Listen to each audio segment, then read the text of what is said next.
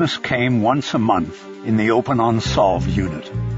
That was when the lieutenant made her way around the squad room like Santa Claus, parceling out the assignments like presents to the squad's 6 detective teams. The cold hits were the lifeblood of the unit. The teams didn't wait for call-outs and fresh kills in Open Unsolved.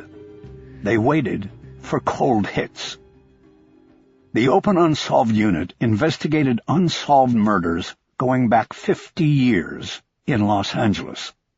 There were 12 detectives, a secretary, a squad room supervisor known as the Whip, and the lieutenant. And there were 10,000 cases. The first 5 detective teams split up the 50 years, each pair taking 10 randomly chosen years. Their task was to pull all the unsolved homicide cases from their assigned years out of the archives, evaluate them, and submit long-stored and forgotten evidence for reanalysis with contemporary technology.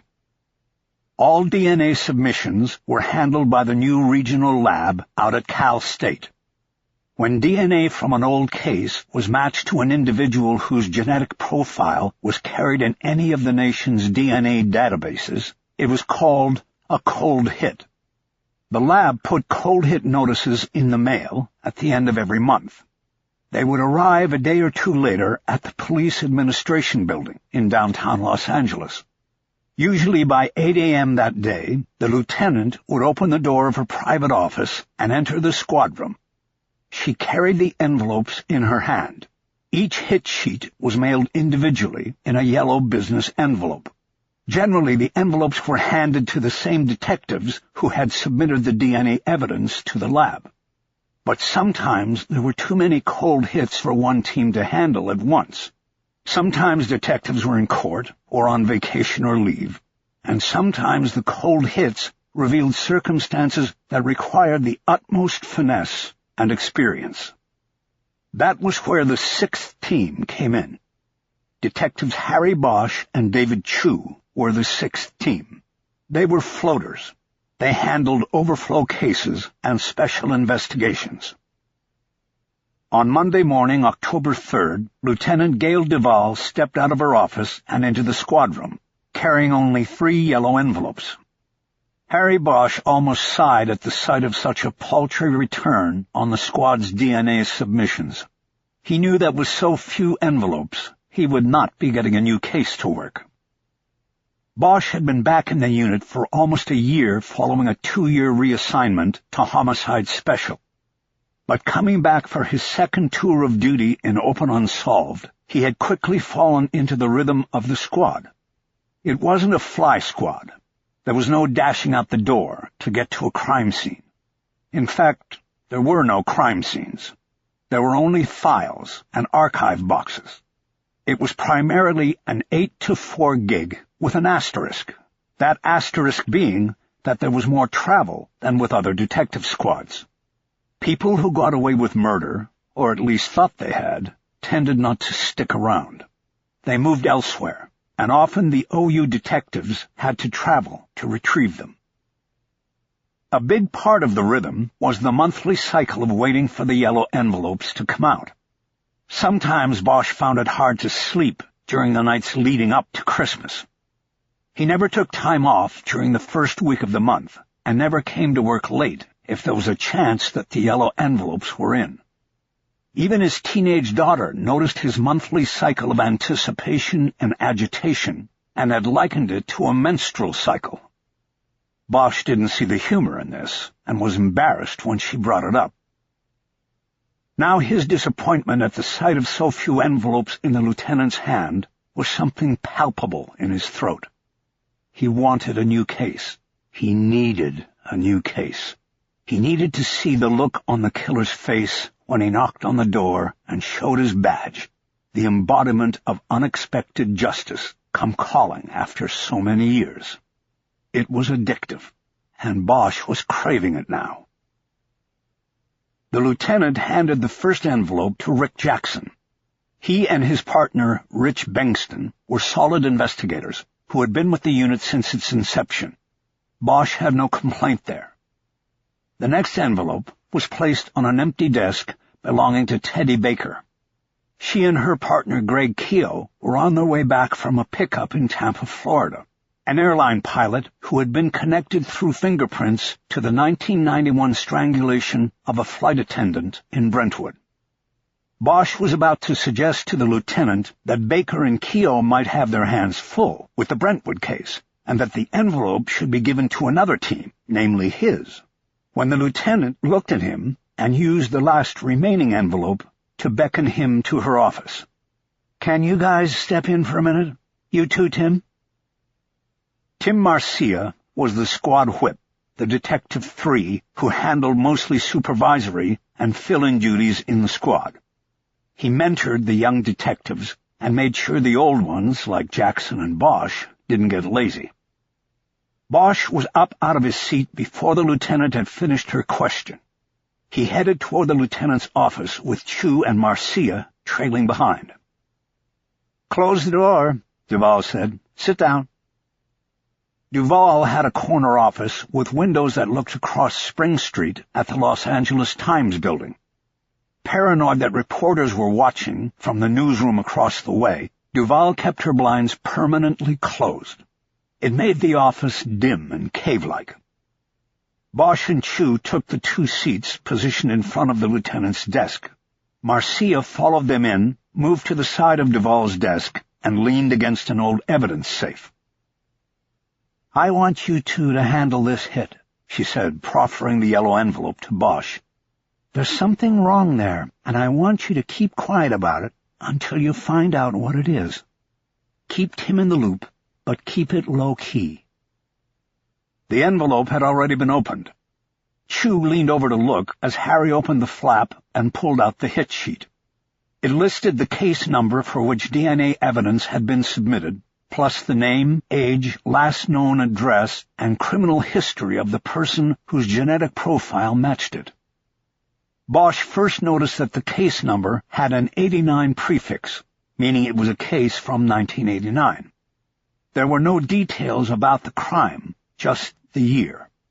But Bosch knew that 1989 cases belonged to the team of Ross Schuler and Adriana Dolan.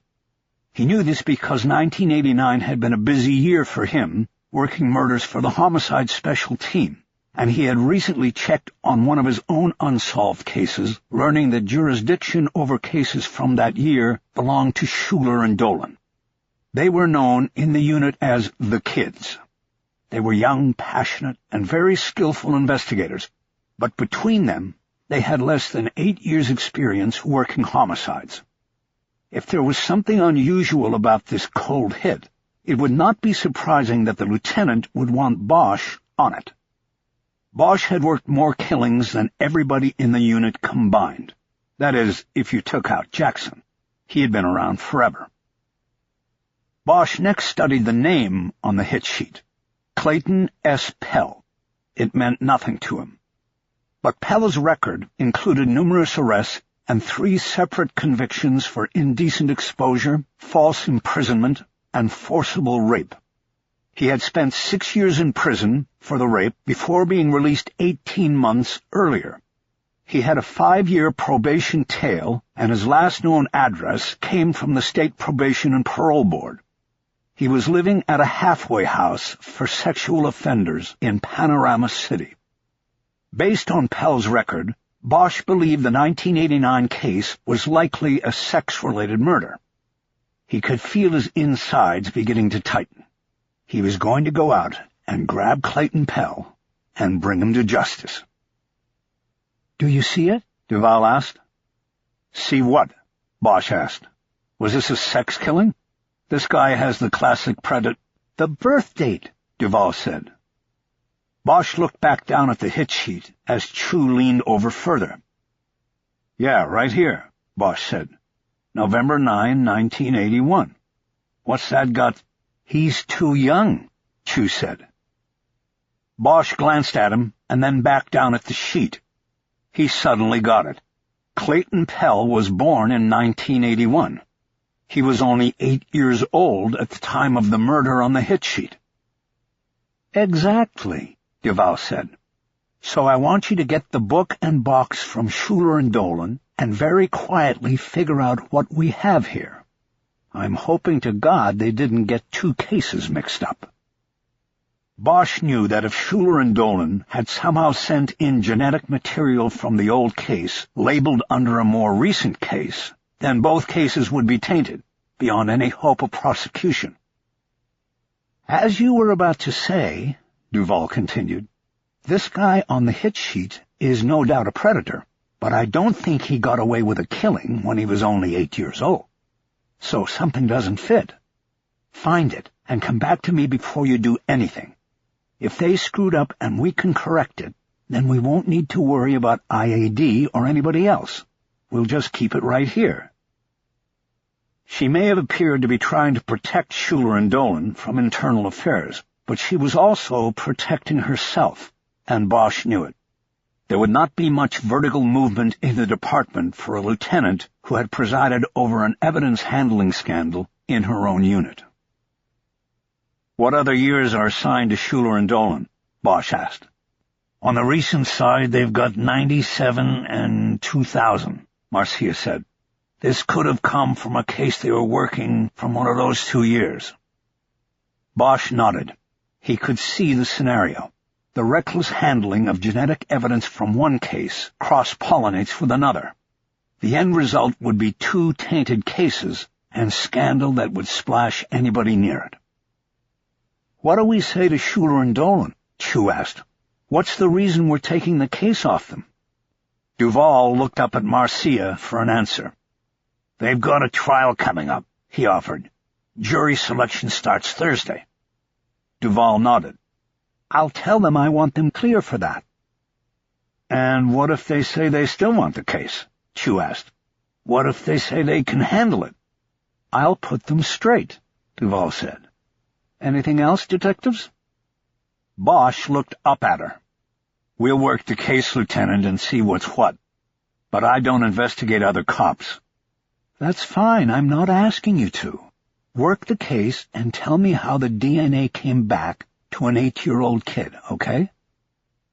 Bosch nodded and started to stand up. "Just remember," Duval added, "you talk to me before you do anything with what you learn." "You got it," Bosch said. They were about to leave the room. "Harry," the lieutenant said, "hang back a second." Bosch looked at Chu and raised his eyebrows. He didn't know what this was about. The lieutenant came around from behind her desk and closed the door after Chu and Marcia had left. She stayed standing and businesslike. "I just wanted you to know that your application for an extension on your drop came through. They gave you 4 years retroactive." Bosch looked at her, doing the math. He nodded. He had asked for the maximum, 5 years non-retroactive, but he'd take what they gave. It wouldn't keep him much past high school, but it was better than nothing. "Well, I'm glad," Duval said. "It gives you 39 more months with us." Her tone indicated that she had read disappointment in his face. "No," he said quickly. "I'm glad. I was just thinking about where that would put me with my daughter. It's good. I'm happy." "Good, then." That was her way of saying the meeting was over. Bosch thanked her and left the office. As he stepped back into the squad room, he looked across the vast expanse of desks and dividers and file cabinets. He knew it was home and that he would get to stay. For now. Chapter 2. The Open Unsolved unit shared access to the 3 fifth-floor conference rooms with all the other units in the robbery-homicide division. Usually, detectives had to reserve time in one of the rooms, signing on the clipboard hooked on the door. But this early on a Monday, all of them were open, and Bosch, Chu, Schuler, and Dolan commandeered the smallest room without making a reservation. They brought with them the murder book and the small archival evidence box from the 1989 case. "Okay," Bosch said, when everyone was seated. "So you are cool with us running with this case. If you're not, we can go back to the lieutenant and say you really want to work it." "No, it's okay," Schuler said. "We're both involved in the trial, so it's better this way." It's our first case in the unit, and we want to see it through to that guilty verdict." Bosch nodded as he casually opened the murder book. "You want to give us the rundown on this one, then?" Schuler gave Dolan a nod, and she began to summarize the 1989 case as Bosch flipped through the pages of the binder. "We have a 19-year-old victim named Lily Price, student from Ohio, good all-around kid. She was snatched off the street while walking home from the beach to her apartment in Venice on a Sunday afternoon. At the time, they narrowed the grab point down to the vicinity of Speedway and Voyage. Price lived on Voyage with 3 roommates. One was with her on the beach, and 2 were in the apartment. She disappeared between those 2 points. She said she was going back to use the bathroom, and she never made it. She left her towel and a Walkman on the beach," Schuler said. "Sunscreen. So it was clear she was intending to come back. She never did. And her 2 roommates in the apartment said she never showed up there either. Her body was found the next morning on the rocks down at the cut," Dolan said. "She was naked and had been raped and strangled. Her clothes were never found. The ligature was removed." Bosch flipped through several plastic pages containing faded Polaroid shots of the crime scene. Looking at the victim, he couldn't help but think of his own daughter, who at 15 had a full life in front of her. There had been a time when looking at photos like this fueled him, gave him the fire he needed to be relentless. But since Maddie had come to live with him, it was increasingly difficult for him to look at victims. It didn't stop him from building the fire, however. "Where did the DNA come from?" he asked. "Semen?" "No, the killer used a condom or didn't ejaculate," Dolan said. "No semen." "It came from a small smear of blood," Schuler said. "It was found on her neck, right below the right ear. She had no wounds in that area. It was assumed that it had come from the killer, that he had been cut or maybe was already bleeding. It was just a drop, a smear, really. She was strangled with a ligature. If she was strangled from behind, then his hand could have been against her neck there. If there was a cut on his hand—" "Transfer deposit," Chu said. "Exactly." Bosch found the Polaroid that showed the victim's neck and the smear of blood. The photo was washed out by time, and he could barely see the blood. A ruler had been placed on the girl's neck so that the blood smear could be measured in the photo. It was less than an inch long. "So this blood was collected and stored," he said, a statement meant to draw further explanation. "Yes," Schuler said. "Because it was a smear, it was swabbed. Back then they typed it, O positive. The swab was stored in a tube, and we found it still in property when we pulled the case. The blood had turned to powder." He tapped the top of the archive box with a pen. Bosch's phone started to vibrate in his pocket. Normally he would let the call go to message, but his daughter was homesick from school and alone. He needed to make sure she wasn't calling. He pulled the phone out of his pocket and glanced at the screen. It wasn't his daughter. It was a former partner, Kisman Ryder, now a lieutenant assigned to the OCP, Office of the Chief of Police. He decided he would return her call after the meeting. They had lunch together about once a month, and he assumed she was free today or calling because she had heard about his drop application getting approved. He shoved the phone back into his pocket. "Did you open the tube?" he asked. "Of course not," Schuler said. "Okay, so 4 months ago you sent the tube containing the swab and what was left of the blood out to the regional lab, right?" he asked. "That's right," Schuler said. Bosch flipped through the murder book to the autopsy report. He was acting like he was more interested in what he was seeing than what he was saying. "And at that time, did you submit anything else to the lab?" "From the Price case?" Dolan asked. "No, that was the only biological evidence they came up with back at the time." Bosch nodded, hoping she would keep talking, But back then, it didn't lead to anything, she said. They never came up with a suspect. Who'd they come up with on the cold hit? We'll get to that in a second, Bosch said. What I meant was, did you submit to the lab from any other cases you were working? Or was this all you had going? No, that was it, Schuler said, his eyes squinting in suspicion. What's going on here, Harry? Bosch reached into his inside coat pocket and pulled out the hit sheet. He slid it across the table to Schuler. The hit comes back to a sexual predator who would look real good for this except for one thing. Schuler unfolded the sheet, and he and Dolan leaned together to read it, just as Bosch and Chu had earlier. What's that? Dolan said, not picking up on the significance of the birth date yet. This guy looks perfect. He's perfect now, Bosch said, but back then, he was only 8 years old. You're kidding, Dolan said. What the fuck? Schuler added. Dolan pulled the sheet away from her partner, as if to see it clearer, and to double-check the birth date. Schuler leaned back and looked at Bosch with those suspicious eyes. So you think we fucked up and mixed up cases, he said. Nope, Bosch said. The lieutenant asked us to check out the possibility, but I don't see any fuck-up on this end. So it happened at the lab, Schuler said. Do you realize that if they screwed things up at regional, every defense lawyer in the county is going to be able to raise doubt about DNA matches that come out of there? Yeah, I kind of figure that, Bosch said, which is why you should keep this under your hats until we know what happened. There are other possibilities. Dolan held up the hit sheet. Yeah, what if there is no fuck-up anywhere in the line? What if it's really this kid's blood on that dead girl?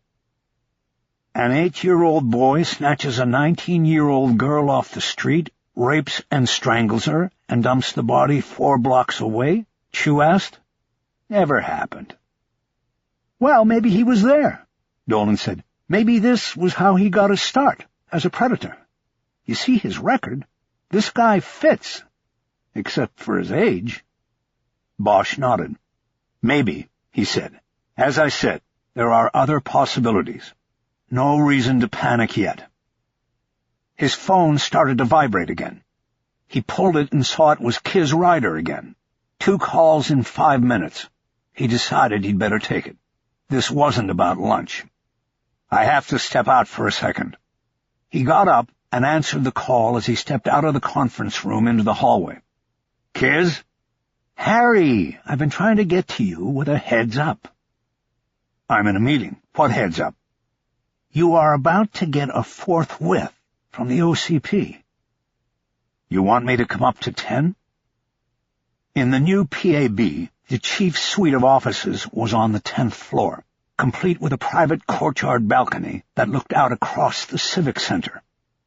No, Sunset Strip. You're going to be told to go to a scene and take over a case. And you're not going to like it. Look, Lieutenant, I just got a case this morning. I don't need another one. He thought that using her formal title would communicate his wariness. Forthwiths and assignments out of the OCP always carried high jingo, political overtones. It was sometimes hard to navigate your way through it. He's not going to give you a choice here, Harry. He being the chief of police. What's the case? A jumper at the Chateau Marmont. Who was it? Harry, I think you should wait for the chief to call you. I just wanted to... Who was it, Kiz? If you know anything about me, I think you know I can keep a secret until it's no longer a secret. She paused before answering. From what I understand, there is not a lot that is recognizable. He came down 7 floors onto concrete. But the initial ID is George Thomas Irving, age 46, of Irving as in Irvin Irving? As in Councilman Irvin Irving? Bosch knew that a case that had involved the OCP so quickly had to have political overtones. The name Irving now made that connection obvious. Yes, one and the same, Ryder said. Scourge of the LAPD in general, and one Detective Harry Bosch in particular. It's his son, and Councilman Irving has insisted to the chief that you take over the investigation. The chief said no problem. Bosch paused with his mouth open for a moment before responding. Why does Irving want me? He spent most of his careers in police and politics trying to end mine. This I don't know, Harry. I only know that he wants you. When did this come in?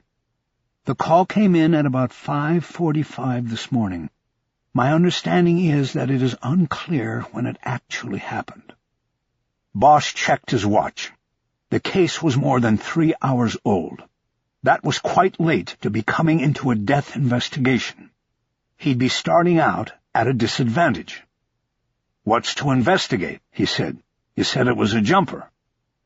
Hollywood originally responded, and we're going to wrap it up as a suicide. The councilman arrived and is not ready to sign off on that. That's why he wants you. And does the chief understand that I have a history with Irving? Yes, he does. He also understands that he needs every vote he can get on the council if we ever want to get overtime flowing to the department again. Bosch saw his boss, Lieutenant Duval, enter the hallway from the Open Unsolved unit's door. She made a there-you-are gesture and started toward him. Looks like I'm about to get the official word, Bosch said into the phone. Thanks for the warning, Kiz. Doesn't make any sense to me, but thanks. If you hear anything else, let me know. Harry, you be careful with this. Irving's old, but he's still got teeth. I know that. Keep in touch. You got it. Bosch closed his phone just as Duval got to him, holding out a piece of paper. Sorry, Harry. Change of plans. You and Chu need to go to this address and take a live case. What are you talking about? Bosch looked at the address. It was the Chateau Marmont. Orders from the chief's office. You and Chu are to proceed Code 3 and take over a case. That's all I know. That, and that the chief himself is there waiting. What about the case you just gave us? Move it to the back burner for now. I want you on it, but just get to it when you can. She pointed to the piece of paper in his hand. That's the priority. You sure about this, Lieutenant? Of course I'm sure. The chief called me directly, and he's going to call you. So grab Chu and get going. Chapter 3. As expected, Chu was full of questions while they were driving out of downtown on the 101 freeway. They had been partnered for nearly 2 years, and by now Bosch was more than used to the manifestation of Chu's insecurities in a non-stop verbal outpouring of questions, comments, and observations. He usually spoke about one thing while his real concern was with something else. Sometimes Bosch took it easy on him and told him what he wanted to know. Sometimes he let things play out till they became excruciating to his young partner. Harry, what the hell is going on? We got one case this morning, and now they say we have another? The LAPD is a paramilitary organization, Chu. That means when someone of higher rank tells you to do something, you do it. The order came down from the chief, and we're following it. That's what's going on. We'll eventually get back to the cold hit, but for now, we have a live one, and it's the priority. Sounds like bullshit politics. Hi, Jingo. What's that? The confluence of police and politics. We are investigating the death of Councilman Irvin Irving's son. You know about Irving, right? Yeah, he was a deputy chief when I came on. Then he quit and ran for the council. Well, he didn't voluntarily quit. He was forced out and ran for the council so he could seek his revenge on the department that spurned him. Pure and simple, he lives for one thing, putting the boots to the LAPD. You should also know that back in the day, he had a particular dislike for me. We had a few collisions, you could say. Then why would he want you on his son's case? We'll be finding that out pretty soon. What did the lieutenant tell you about the case? Is it suicide? She didn't tell me anything. She just gave me the address. He decided not to tell Chu what he knew about the case through Kiz Ryder. To do so would reveal that he had a source inside the OCP. He didn't want to share that with Chu yet, and had always kept his monthly lunches with Kiz private. This all sounds a little spooky. Bosch's phone buzzed, and he checked the screen. The ID was blocked, but he took the call. It was the chief of police. Bosch had known him for years, and had even worked cases with him. He had come up through the ranks, including a long stint in RHD, as both an investigator and supervisor. He had been chief for only a couple years, and still had the support of the rank and file. But the loss of overtime and other budgetary moves, like the shrinking of the department through attrition, were causing grumbles from the troops. The chief was at a pivotal moment. If he lost the ranks, he lost the chance to put his imprint on the department. "Harry, it's Marty. What's your location?" "We're on the 101. We left as soon as I got the word." "I need to clear before the media gets wind of this, which won't be long now. No need to turn this from a one-ring to a three-ring circus. As you no doubt have been told, the victim is the son of Councilman Irving. The councilman insisted that I bring you into this." "Why?" "He hasn't really expressed his reasons to me. I know you two have a history." "But not a good one. What can you tell me about the case?" "Not a lot." He gave Bosch the same summary as Ryder had, with few additional details. "Who's there from Hollywood?" "Glanville and Solomon." Bosch was familiar with them from prior cases and task forces. Both investigators were known for their wide bodies and tall egos. They were called Crate and Barrel, and enjoyed it. They were flashy dressers with big pinky rings, and as far as Bosch knew, they were competent detectives. If they were about to wrap the investigation as a suicide, then they most likely had it right. "They will continue under your direction," the chief said. "I told them personally." "Okay, Chief." "Harry, I need your best work on this. I don't care about your history. Put it aside. We can't have the councilman go off and say we rolled over on this." "Understood." Bosch was silent for a moment as he thought about what else to ask. "Chief, where is the councilman?" "We've got him down in the lobby." "Did he go in the room?" "He insisted. I let him look around without touching anything, and then we walked him right out." "You shouldn't have done that, Marty." Bosch knew he was taking a risk, telling the chief of police he had done something wrong. It didn't matter that they used to roll bodies over together. "I guess you had no choice," he added. "Just get here as soon as you can and keep me apprised. If you can't get directly to me, use Lieutenant Ryder as a go-between." But he didn't offer his cell phone's blocked number, so the message was clear to Bosch. He would no longer be talking directly with his old pal, the chief. What wasn't clear was what the chief was telling Bosch to do about the investigation.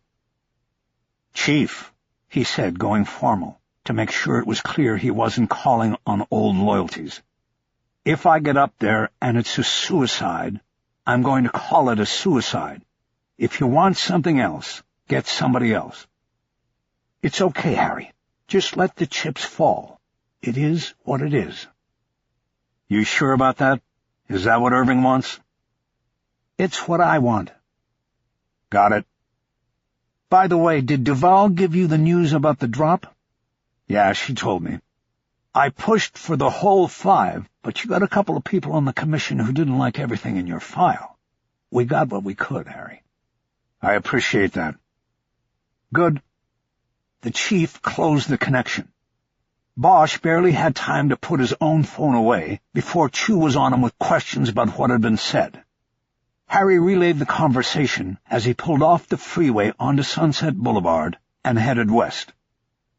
Chu parlayed the report on the chief's call into a question about what had really been bothering him all morning. "What about the lieutenant?" he said. Were you ever going to tell me what that was about?" Bosch acted confused. What was about? "Don't play dumb, Harry. When she held you back in the office, what was she saying?" "She wants me out of the unit, doesn't she? I never liked her either." Bosch couldn't help himself. His partner's glass was always half empty, and an opportunity to needle him was not to be missed. "She said she wanted to move you laterally, keep you in homicide. She said there were some slots coming up in South Bureau, and she's talking to them about a switch. You for somebody down there." Jesus Christ! Chu had recently moved out to Pasadena. The commute to South Bureau would be a nightmare. "Well, what did you tell her?" he demanded. "Did you stick up for me?" "South is a good gig, man. I told her you'd get seasoned down there in 2 years. It would take 5 anywhere else." "Harry!" Bosch started laughing. It was a good release. The impending meeting with Irving was weighing on him. It was coming, and he wasn't sure yet how to play it. "Are you shitting me?" Chu cried, fully turned in his seat now. "Are you fucking shitting me?" "Chu, chill out. All she told me was that my drop came through. You're going to have to put up with me for another 3 years and 3 months, okay?" Well, that's good, right?" "Yes, that's good." Chu was too young to worry about things like the drop. Almost 10 years earlier, Bosch had taken a full pension and retired from the department in an ill-advised decision. After 2 years as a citizen, he came back under the department's deferred retirement option plan, which was designed to keep experienced detectives in the department and doing the work they did best. For Bosch, that was homicide. He was a retread with a 7-year contract. Not everybody in the department was happy with the program, especially divisional detectives hoping for a shot at some of the prestige slots in the downtown robbery homicide division. Department policy allowed for one extension of the drop of 3 to 5 years. After that, retirement was mandated. Bosch applied for his second contract the year before, and bureaucracy being what it was in the department, waited until now for the news the lieutenant gave him, going well past his original drop date. It had been an anxious time while waiting, knowing that he could be dismissed from the department immediately if the police commission did not decide to extend his stay. It was certainly good news to finally get, but he now saw a defined limit on his time carrying a badge. So the good news was tinged with a certain melancholy. When he got the formal notification from the commission, it would have an exact date on it. That would be his last day as a cop. He couldn't help but focus on that. His future had limitations. Maybe he was a half-empty kind of guy himself. Chu gave him a break on the questions after that, and Harry tried to avoid thinking about the drop. Instead, he thought about Irving as he drove west. The councilman had spent more than 40 years in the police department, but had never gotten to the top floor. After a career spent grooming and positioning himself for the chief's job, it had been snatched from him in a political windstorm. A few years after that, he was engineered out of the department, with Bosch's help. A man scorned, he ran for the city council, won election, and made it his business to exact retribution on the department where he had toiled for so many decades. He had gone so far as to vote against every proposed raise in salaries for police officers and every expansion of the department. He was always first to call for an independent review or investigation of any perceived impropriety or alleged transgression committed by officers. His sharpest poke, however, had come the year before, when he had wholeheartedly joined the cost-cutting charge that slashed $100 million in overtime out of the department budget. That hurt every officer up and down the ladder. Irving was running again in the November election, with only token opposition. A young West Side businessman was hoping to juxtapose himself as a youthful outsider against Irving's aging political insider, but it wasn't selling. Irving was going to be re-elected without even having to open a campaign office. Irving had become a master politician, and Bosch had no doubt that the current chief of police had made some sort of deal with him, a quid pro quo. Bosch would be delivered to take over the case in exchange for something else.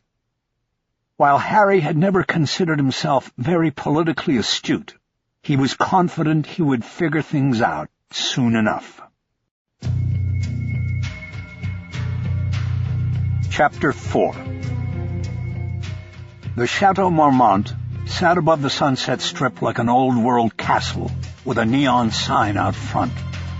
An iconic structure set against the Hollywood hills, it had enticed movie stars, writers, rock and rollers, and their entourages for decades.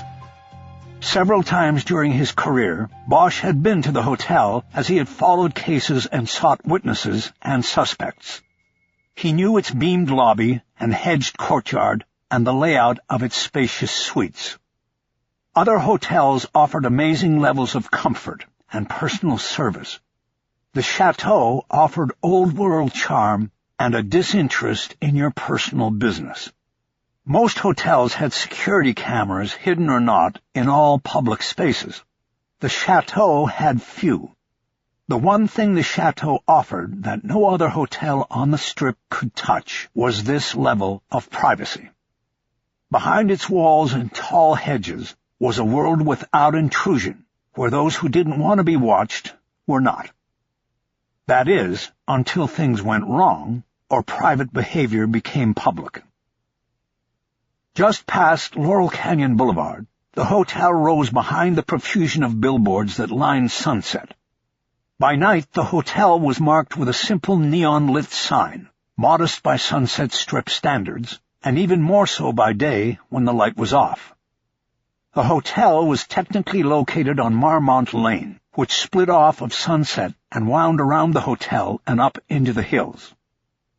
As they approached, Bosch saw Marmont Lane was blocked by temporary barricades. 2 patrol cars and 2 media trucks were parked along the hedge line at the front of the hotel. This told him that the death scene was on the west side or rear of the hotel. He pulled in behind one of the black and whites. "The vultures are already here," Chu said, nodding toward the media vans. It was impossible to keep a secret in this town, especially a secret like this. A neighbor would call, a hotel guest or a patrol officer, maybe somebody down at the coroner's office trying to impress a blonde TV reporter. News traveled fast. They got out of the car and approached the barricades.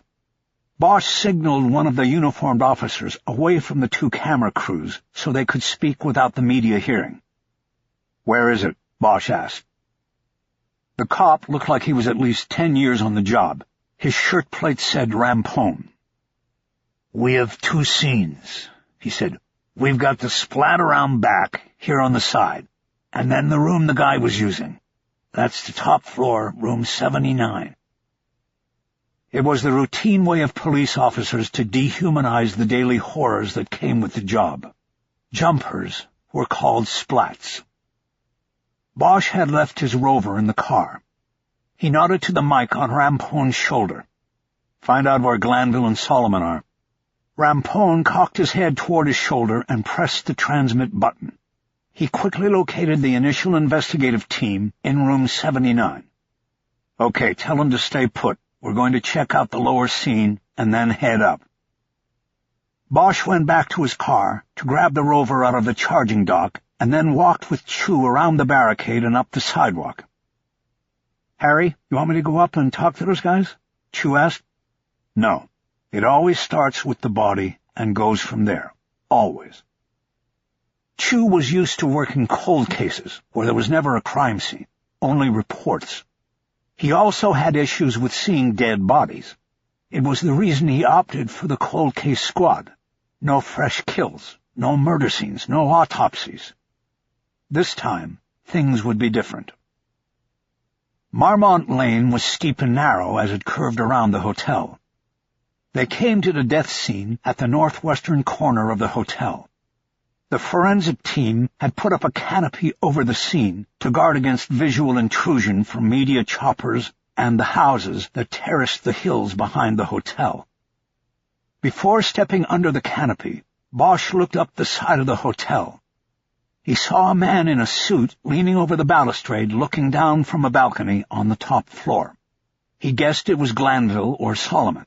He couldn't tell which.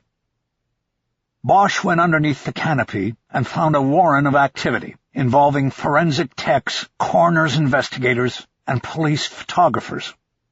At the center of it all was Gabriel Vanatta, whom Bosch had known for years. Vanatta had spent 25 years working for the LAPD as a crime scene tech and supervisor before retiring and taking a job with the coroner. Now he got a salary and a pension and still worked crime scenes. That counted as a break for Bosch.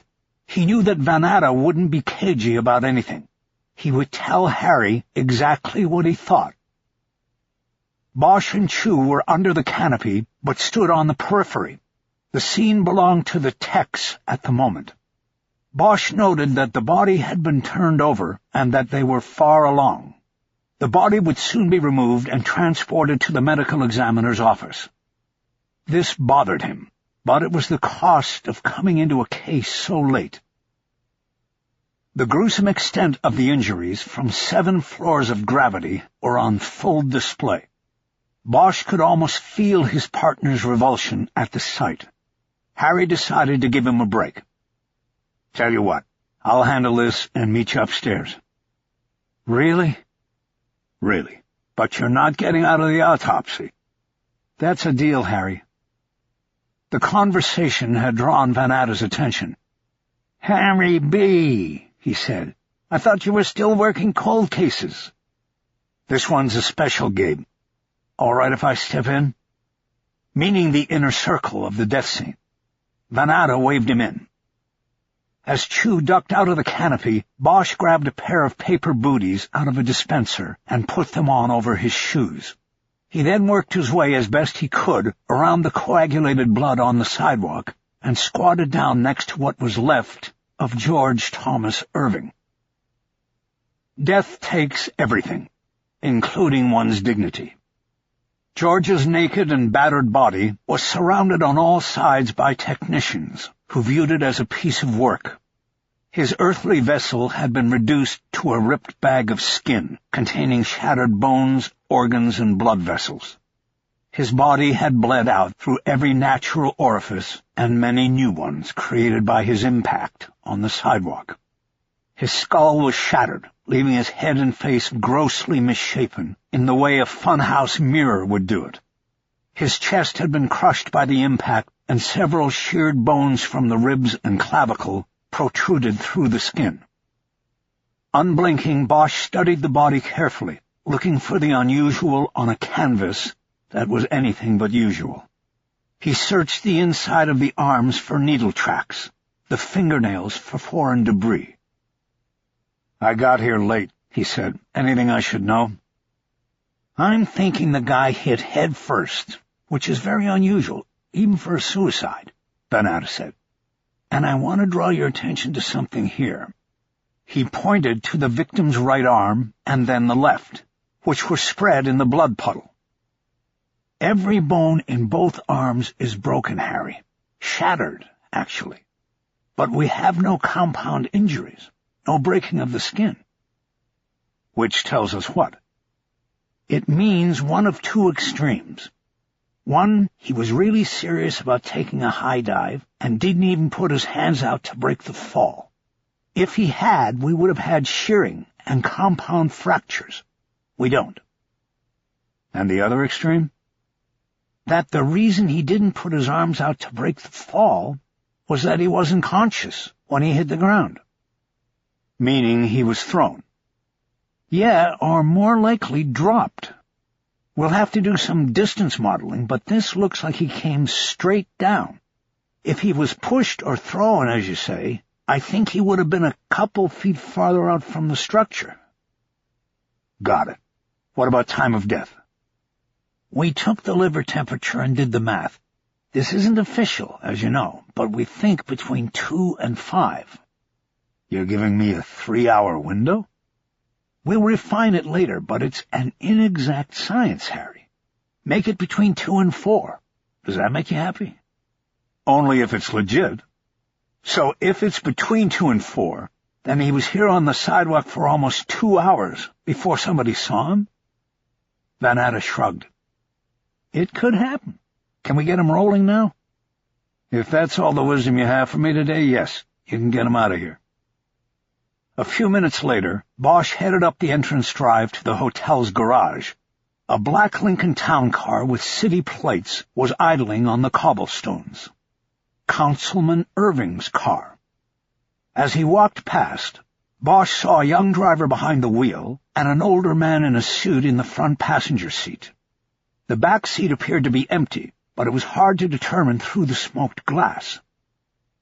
Bosch took the stairs up to the next level, where the front desk and lobby were located.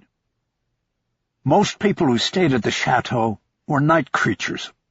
The lobby was deserted, except for Irving, who was sitting by himself on a couch with a cell phone pressed to his ear. When he saw Bosch coming, he quickly ended the call and pointed toward a couch directly opposite his. Harry had hoped to stay standing and to keep momentum, but it was one of those times when he took direction. As he sat down, he pulled a notebook out of his back pocket. "Detective Bosch," Irving said. "Thank you for coming." "I didn't have the choice, Councilman." "I guess not." "First, I'd like to express my sympathy for the loss of your son. Second, I'd like to know why you want me here." Irving nodded and glanced out one of the lobby's tall windows. There was an outdoor restaurant beneath palm trees and umbrellas and space heaters. It was empty, too, except for the waitstaff. "I guess nobody gets up around here till noon," he said. Bosch didn't reply. He waited for the answer to his question. Irving's signature physical trait had always been the shaved and polished scalp. He had the style going long before it was fashionable. In the department, he had been known as Mr. Clean, because he had the look, and he was the guy brought in to clean up the political and social messes that routinely came up in a heavily armed and political bureaucracy. But now Irving's look was shop-worn. His skin was gray and loose, and he looked older than he actually was. "I always heard that losing a child was the most difficult pain," Irving said. "Now I know it's true. It doesn't matter what age or what circumstances. It's just not supposed to happen. It's not the natural order of things." There was nothing Bosch could say to that. He had sat with enough parents of dead children to know there was no debating what the councilman had said. Irving had his head down, eyes on the ornate pattern of the rug in front of him. "I've worked for this city in one capacity or another for over 50 years, he continued. "And here I am, and I can't trust a soul in it. So I reach out to a man I've tried to destroy in the past. Why? I'm not even sure myself. I suppose it's because there was an integrity to our skirmishes, an integrity to you. I didn't like you or your methods, but I respected you." He looked up at Bosch now. "I want you to tell me what happened to my son, Detective Bosch. I want the truth, and I think I can trust you to give it to me." "No matter how it falls?" "No matter how it falls." Bosch nodded. "I can do that." He started to get up, but paused when Irving continued. "You said once that everybody counts or nobody counts. I remember that. This would put that to the test. Does the son of your enemy count? Will you give your best effort for him? Will you be relentless for him?" Bosch just stared at him. Everybody counts or nobody counts. It was his code as a man, but it was never spoken. It was only followed. He was sure he had never said it to Irving. "When?" "Excuse me?" "When did I say that?" Realizing he may have misspoken, Irving shrugged and adopted the pose of a confused old man, even though his eyes were as sharp as black marbles in snow. "I don't remember, actually. It's just something I know about you." Bosch stood up. "I'll find out what happened to your son. Is there anything you can tell me about what he was doing here?" "No, nothing." "How did you find out this morning?" "I was called by the chief of police, personally. I came right away, but they wouldn't let me see him." "They were right. Did he have a family? I mean, besides you?" "A wife and son. The boy just went away to college. I was just on the phone with Deborah. I told her the news." "If you call her back, tell her I'll be coming to see her." "Of course." "What did your son do for a living?" "He was a lawyer, specializing in corporate relations." Bosch waited for more, but that was all that was offered. "Corporate relations? What does that mean?" "It means he got things done. People came to him. He had worked for the city, first as a cop, then for the city attorney." "And he had an office?" "He had a cell phone." "What was the name of his firm?" "It wasn't a law firm. He was a lawyer, but he no longer practiced law. As I told you, he got things done. His company was called Irving and Associates, only there weren't any associates, just a one-man shop." Bosch knew he would have to come back to this, but it wasn't useful to spar with Irving when he had so little basic knowledge through which to filter the councilman's answers. He would wait until he knew more. "I'll be in touch," he said. Irving raised his hand and flipped 2 fingers out with a business card between them. "This is my private cell number. I'll expect to hear something from you by the end of the day." "Or you'll take another $10 million out of the overtime budget," Bosch thought to himself. But he took the card and headed to the elevators. On the way up to 7, he thought about the stilted conversation with Irving. What bothered him most was that Irving knew his code, and Harry had a pretty good idea how he had come by the information. It was something he would have to deal with later.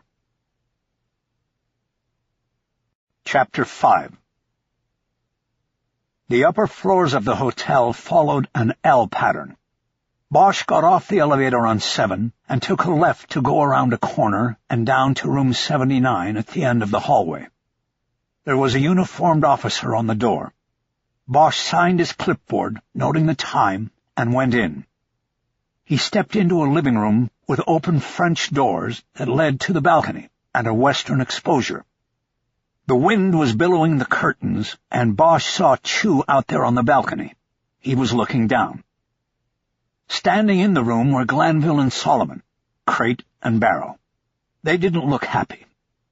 When Jerry Solomon saw Bosch, he stretched his hands out in a what-gives gesture. Actually, Bosch realized it was more of a what-the-fuck gesture. "What can I tell you?" Bosch said. "Hi, Jingo. We do what we're told." "You aren't going to find anything here we didn't find. We have it right. The guy took the dive." "And that's what I told the chief and the councilman. But here I am." Now Bosch spread his hands in a what-can-I-do gesture. "So you want to stand around complaining about it, or you want to tell me what you've got?" Solomon nodded to Glanville, the junior of the 2 partners, and he pulled a notebook out of his back pocket. He flipped through a few pages and then started telling the story. Meantime, Chu came in from the balcony to listen as well. "Last night at 8:50, the front desk gets a call from a man identifying himself as George Irving. He reserves a room for the night and says he's on the way. He specifically asks what rooms with balconies they've got on the top floor. They give him a choice, and he takes 79. He gives an American Express number to hold the room, and it checks out to the card in his wallet, which is in the bedroom in the safe." Glanville pointed down a hallway to Bosch's left. Harry saw an open doorway at the end and a bed. "Okay, so he shows up at 9:40, Glanville continued. "He valets his car in the garage, uses the Amex to register, and then goes up to his room. Nobody sees him alive again." "Until they find him on the sidewalk down below," Solomon said. When? Bosch asked. At 5:50, one of the kitchen guys reports for work. He's heading up the sidewalk to get to the rear entrance where the time card rack is located. He finds the body. Patrol comes out first, then we get called when they make a tentative ID. Bosch nodded and looked around the room. There was a writing table next to the balcony door. No note? Not that we found in here. Having received the basic story, Bosch stepped through the French doors onto the balcony. There was a small table and 2 chairs. A white terry-cloth robe had been left lying across one of the chairs. Bosch looked down over the edge. The first thing he noticed was that the balustrade came up only to the top of his thighs. It seemed low to him, and while he had no idea how tall Irving had been, he immediately had to consider the possibility of an accidental fall. He wondered whether that was what he was here for. Nobody wants a suicide on the family ledger. An accidental tumble over a low balustrade was far more acceptable. He looked directly down and saw the canopy the forensic team had put up. He also saw the body on a gurney and covered in a blue blanket being loaded into the coroner's van. I know what you're thinking, Solomon said from behind him. Yeah? What am I thinking? That he didn't jump, that it was an accident. Bosch didn't respond. But there are things to consider. What are they? The guy's naked. The bed isn't slept in, and he didn't check in with any luggage. He just checked into a hotel room in his own city without a suitcase. He asked for the top floor. He then goes up to his room, takes off his clothes, puts on the bathrobe they give you in a place like this, and goes out on the balcony to contemplate the stars or something. He then takes off the bathrobe and falls face-fucking first off the balcony by accident? And no scream, Glanville added. Nobody reported a scream. That's why they didn't find him till this morning. You don't accidentally fall off a freaking balcony and not scream your lungs out. So maybe he wasn't conscious, Bosch suggested. Maybe he wasn't alone up here. Maybe it wasn't an accident. Oh, man, is that what this is about? Solomon said. The councilman wants a murder investigation, and you're sent out to make sure he gets it? Bosch gave Solomon a look that let him know he was making a mistake, suggesting Harry was carrying out Irving's bidding. Look, nothing personal, Solomon said quickly. I'm just saying we don't see that angle at all here. Suicide note or not, this scene adds up to only one thing, a high dive. Bosch didn't respond. He noticed the fire escape ladder at the other end of the balcony. It led up to the roof and down to the balcony below on the 6th floor. Anybody go up on the roof? Not yet, Solomon said. We were awaiting further instructions. What about the rest of the hotel? Did you knock on any doors? Same thing, further instructions. Solomon was being an ass, but Bosch ignored it. How did you confirm ID on the body? The facial damage was extensive. Yeah, this one's going to be a closed casket, Granville said. That's for sure. We got the name off the hotel registration and the plate on the car in valet, Solomon said. This was before we got the room safe open and found the wallet. We figured we better be sure and we better be quick. I had patrol send over the division's MPR and got it off the guy's thumb. Each of the department's divisions had a mobile print reader that took a digital thumbprint and instantly compared it to the Department of Motor Vehicles database. It was primarily used in the station house jails to confirm IDs, as there had been several incidents in which felons sought on warrants had given false IDs upon arrest and were able to bail out before the jailers knew they'd had a wanted individual in custody. But the department was always looking for other applications of the equipment, and this had been a smart use of the new technology by Crate and Barrel. Good going, Bosch said. He turned and looked at the bathrobe. Anybody check that? Solomon and Glanville looked at each other, and Bosch saw the exchange. Neither had checked, thinking the other had. Solomon went to the robe, and Bosch stepped back into the suite. As he did so, he spotted a small object next to the leg of the coffee table in front of the couch. He squatted down to see what it was without touching it. It was a small black button that had blended in with the dark pattern of the carpet. Bosch pulled a latex glove onto his left hand and took a small plastic evidence bag from his jacket. He then sealed the button in it and stood up. He could tell one of the detectives had come in from the balcony and was behind him. "Where are his clothes?" "Folded and hung nice and neat in the closet," Glanville said. "What was that?" "A button, probably nothing." "Anything in the bathrobe?" "The room key, that's it." Bosch headed down the hallway to the bedroom. Solomon had been right about the bed. The spread was neat and pulled tight at the corners. No one had even sat on the bed since it had been made. There was a closet with a mirrored door. As Bosch approached it, he could see Glanville in the room's doorway behind him, watching. He used the gloved hand to open the door. Irving's clothes were on hangers, shirt, pants, and jacket, and his underwear, socks, and shoes were on a side shelf next to a room safe with a partially open door. Inside the safe, he could see a wallet and a wedding ring, along with a cell phone and a watch. The safe had a 4-digit combination lock. Solomon had said it had been found closed and locked. Bosch knew that the hotel management most likely had an electronic reader that was used to unlock the room safes. People forget combinations or check out, forgetting they've locked the safe. The device quickly goes through the 10,000 possible combinations until it hits the winner. What was the combination? To the safe? I don't know. Maybe Jerry got it from her. Her? The assistant manager who opened it for us. Her name's Tamara. Bosch removed the phone from the safe with his gloved hand. It was an iPhone, and he had the same model himself. But when he tried to access it, he found it was password protected.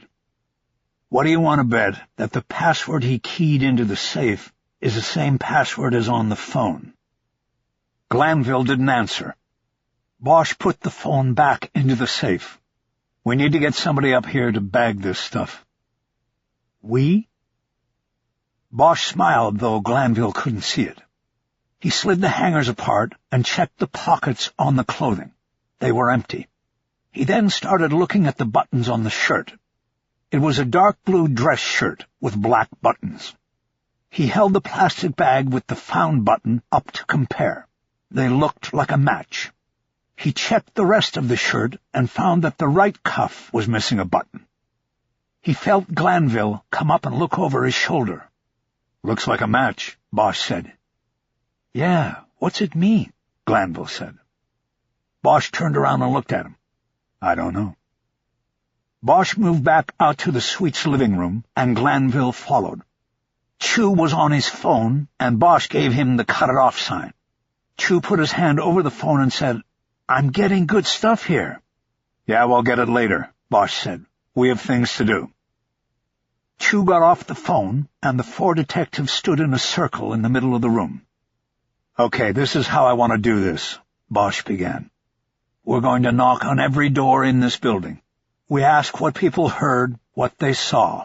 We cover—" "Jesus Christ, what a waste of time," Solomon said, turning from the circle and looking out one of the windows.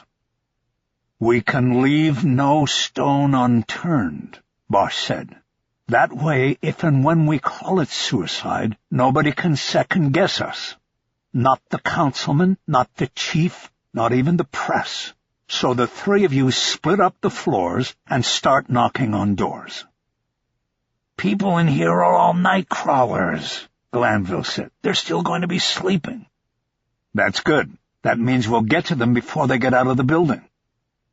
"Okay, so we get to wake everybody up," Solomon said. "What are you going to be doing?" "I'm going down to see the manager. I want a copy of the registration and the combination used to lock the room safe. I'll see about cameras, and after that I'll check Irving's car in the garage. You never know. Maybe he left a note in the car. You two never checked it. "We would have gotten around to it," Glanville said defensively. "Well, I'll get to it now," Bosch said. "The safe combo, Harry?" Chu asked. "What for?" "Because it might tell us whether it was Irving who punched it in." Chu had a confused look on his face. Bosch decided he would explain it all later. "Chu, I also want you to climb that ladder out there and check the roof. Do that first, before you start knocking on doors." "Got it." "Thank you." It was refreshing not to get a complaint. Bosch turned back to Crate and Barrel. "Now here's the part you two aren't going to like." "Oh, really?" Solomon said. "Imagine that." Bosch walked over to the balcony doors, signaling them over. They stepped back out, and Bosch pointed a finger and swept it across the vista of homes that terraced the hillside. Though on the 7th floor, he was on an even level with numerous homes, with windows facing the chateau. "I want all of them canvassed," he said. "Use patrol if they can spare the bodies, but I want all those doors knocked on. Somebody might have seen something." "Don't you think we would have heard from them?" Glanville said.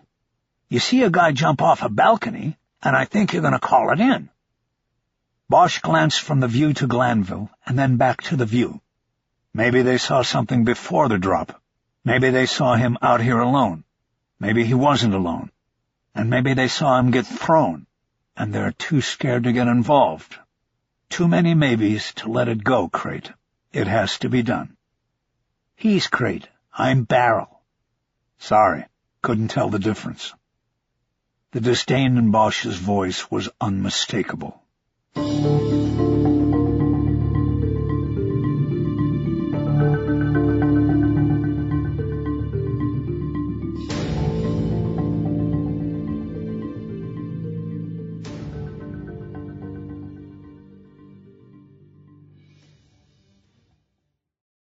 Chapter 6. After finally clearing the scene, they took Laurel Canyon Boulevard over the hill to the San Fernando Valley. Along the way, Bosch and Chu traded reports on their efforts of the previous 2 hours, starting with the fact that the knocking on doors in the hotel had produced not a single guest who had heard or seen anything in regard to Irving's death. Bosch found this surprising. He was sure that the sound of the impact of the body landing would have been loud, and yet no one in the hotel had reported hearing even that. "A waste of time," Chu said. Which, of course, Bosch knew was not the case. There was value in knowing that Irving had not shouted as he came down. This fact lent itself to the 2 scenarios Van Atta had mentioned.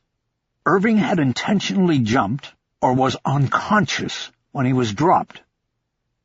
"It's never a waste of time," he said. "Did any of you knock on the doors of the pool bungalows?" "Not me. They're all the way over on the other side of the building. I didn't figure it was—" "What about Crate and Barrel?" "I don't think so." Bosch pulled his phone. He called Solomon. "What's your location?" he asked. "We're on Marmont Lane, knocking on doors like we were told." "Did you get anything out of the hotel?"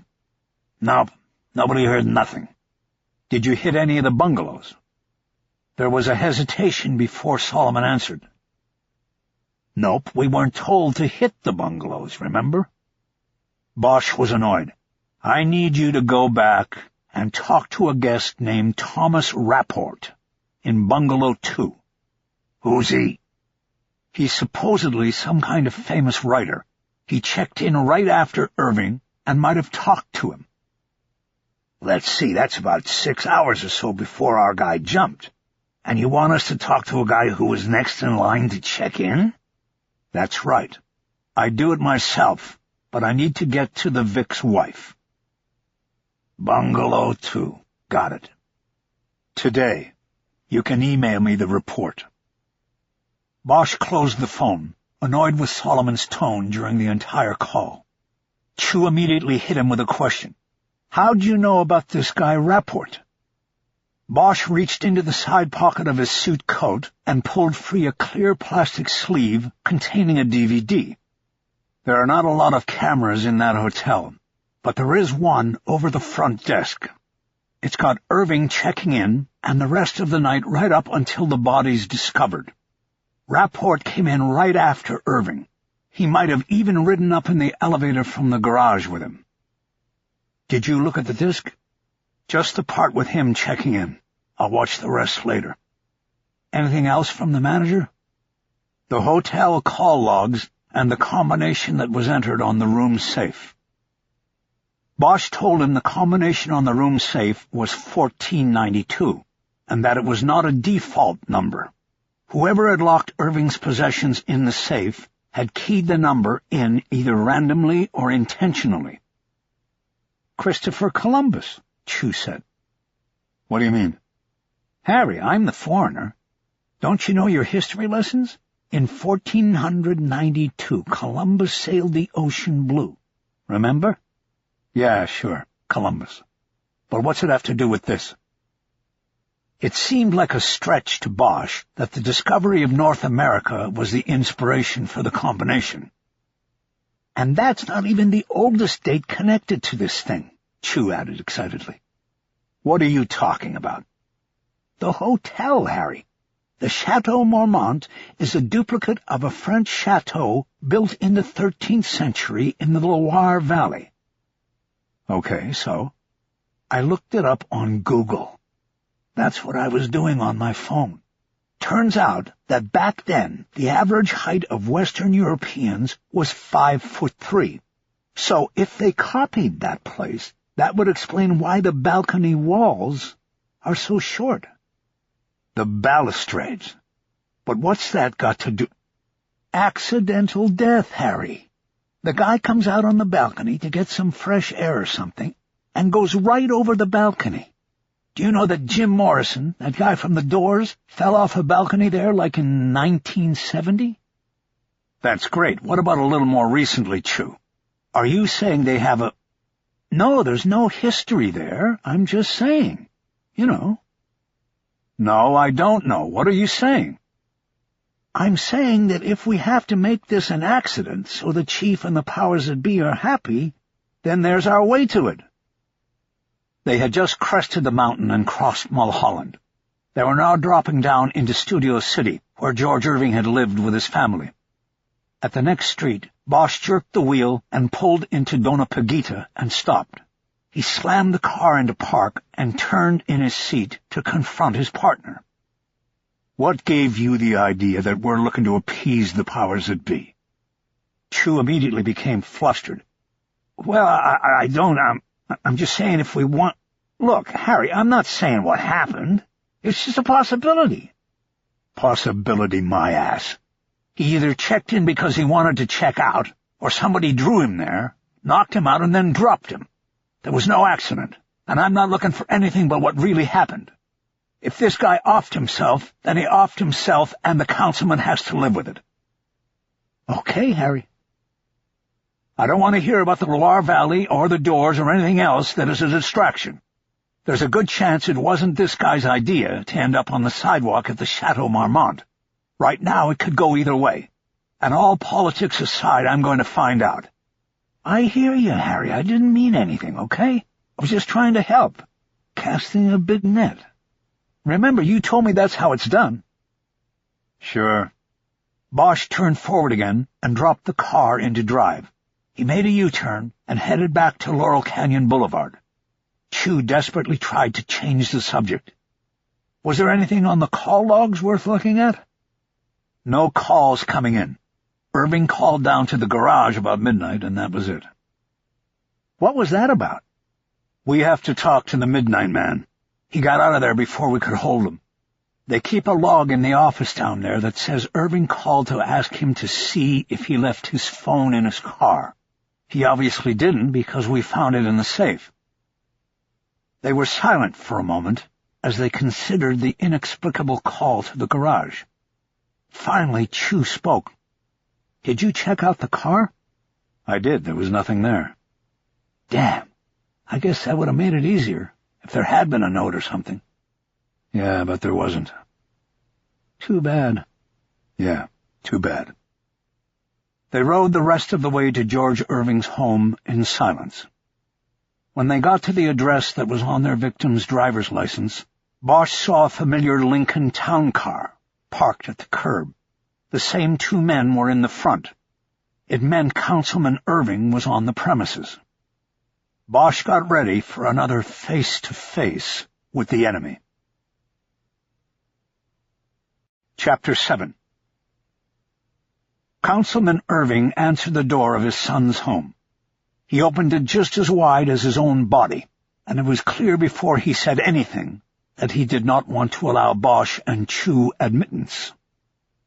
"Councilman," Bosch said, "we'd like to ask your son's wife a few questions." "Deborah's taken this very hard, Detective. It would be better if you could come back at another time." Bosch looked around on the doorstep, even glanced behind him and down at Chu on the lower step before turning back to Irving and answering. "We're conducting an investigation, Councilman. Her interview is important and we can't put it off." They stared at each other, neither yielding. "You asked for me, and you told me to proceed with urgency," Bosch finally said. "This is what I'm doing. Are you going to let us come in or not?" Irving relented and stepped back, opening the door wider. Bosch and Chu entered a vestibule with a table for dropping off keys and packages. "What did you learn from the crime scene?" Irving said quickly. Bosch hesitated, not sure whether to discuss the case with him this soon. "So far, not a lot. A case like this, a lot will ride on the autopsy." "When will that be?" "It hasn't been scheduled." Bosch checked his watch. "Your son's body only got to the morgue an hour ago." "Well, I hope you insisted that they schedule it quickly." Bosch tried to smile, but it didn't work out that way. "Can you take us to your daughter-in-law now?" "So that means you did not insist on any urgency." Bosch looked over Irving's shoulder and saw the room opened into a larger room with a winding staircase. There was no sign of anyone else in the house. "Councilman, don't tell me how to run the investigation. If you want to take me off it, then fine. Call the chief and have me pulled. But as long as I'm on the case, and I'm going to run the investigation the way I see best." Irving backed off. "Of course," he said. "I'll go get Deborah. Why don't you and your partner wait in the living room?" He led them into the house and directed them to the living room. He then disappeared. Bosch looked at Chu and shook his head at the same moment Chu was about to ask a question that Harry knew was going to be about Irving's meddling in the investigation. Chu held his tongue, and just then Irving returned, leading a stunningly beautiful blonde woman into the room. Bosch guessed she was in her mid-40s. She was tall and thin, but not too tall and thin. She looked grief-stricken, but that didn't take much away from the beauty of a woman who was aging as gracefully as a fine wine. Irving led her by the arm to a seat across a coffee table from a couch. Bosch moved into the seating arrangement, but did not sit down. He waited to see what move Irving made, and when it became clear the councilman planned on staying for the interview, Harry objected. "We're here to talk to Mrs. Irving, and we need to do that alone," he said. "My daughter-in-law wants me to be with her at this time," Irving responded. "I'm not going anywhere." "That's fine. If you can be here somewhere in the house in case she needs you, that would be most helpful. But I need you to allow us to talk with Mrs. Irving alone." "Dad, it's okay," Deborah Irving said, diffusing the situation. "I'll be fine. Why don't you make yourself something to eat in the kitchen?" Irving looked at Bosch for a long moment, probably second-guessing his demand that Harry be put on the case. "Just call if you need me," he said. Irving then left the room, and Bosch and Chu sat down, Harry making their introductions. "Mrs. Irving, I want—" "You can call me Deborah." "Deborah, then. We want you to know that you have our condolences for the loss of your husband. We also appreciate your willingness to talk to us at this difficult time." "Thank you, Detective. I am more than willing to talk. It's just that I don't think I have any answers for you." And the shock of this is more than—" She looked around herself, and Bosch knew what she was looking for. The tears were coming again. Harry signaled to Chu. "Find her some tissue. Check the bathroom." Chu got up. Bosch intently watched the woman across from him, looking for signs of genuine emotion and loss. "I don't know why he would have done this," she said. "Why don't we start with the easy questions, the ones where there are answers? Why don't you tell me when you last saw your husband?" "Last night. He left the house after dinner and didn't come back." "Did he say where he was going?" "No, he said he needed air, that he was going to put the top down and take a drive up on Mulholland. He told me not to wait up for him. I didn't." Bosch waited, but nothing else came. "Was that unusual, him going out for a drive like that?" "He had been doing it a lot lately. I didn't think he was really out driving, though." "You mean he was doing something else?" "Connect the dots, Lieutenant." "I'm a detective, not a lieutenant. Why don't you connect the dots for me, Deborah? Do you know what your husband was doing?" "No, I don't. I'm just telling you that I didn't think he was just riding around on Mulholland. I thought he was probably meeting someone." "Did you ask him about it?" "No, I was going to, but I was waiting." "For what?" "I don't know exactly. I was just waiting." Chu came back with a box of tissues and handed them to her. But the moment had passed, and her eyes looked cold and hard now. Even so, she was beautiful, and Bosch found it hard to believe a husband would take to late-night drives when the woman waiting at home was Deborah Irving. "Let's go back a second. You said he left after you two had dinner. Was that at home, or had you been out?" "We were home. Neither of us was very hungry. We just had sandwiches." "Do you remember what time dinner was?" "It would have been about 7:30. He left at 8:30. Bosch took out his notebook and wrote a few things down about what had been said so far. He remembered that Solomon and Glanville had reported that someone, presumably George Irving, had made the reservation at the chateau at 8:50, 20 minutes after Deborah said her husband had left their home. 1492. "Excuse me? Do those numbers mean anything to you? 1492, 1492?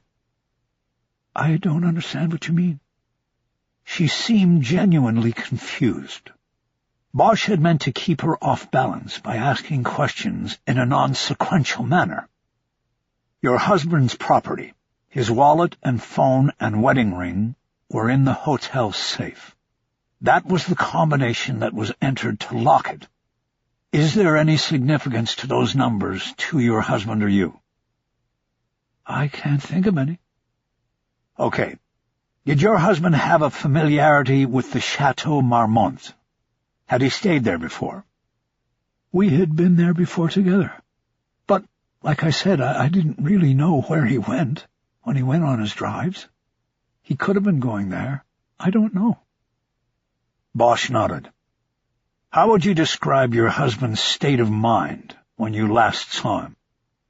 She thought for a long moment before shrugging and saying that her husband seemed normal, not burdened or upset as far as she could tell. "How would you describe the state of your marriage?" She dropped her eyes to the floor for a moment before bringing them up to his. "We would have reached our 20th anniversary in January. 20 years is a long time. A lot of highs and lows, but many more highs than lows." Bosch noted that she did not answer the question he had asked. "What about right now? Were you in a high or a low?" She paused a long moment before answering. "Our son, our only child, left in August for college. It has been a difficult adjustment." "Empty nest syndrome," Chu said.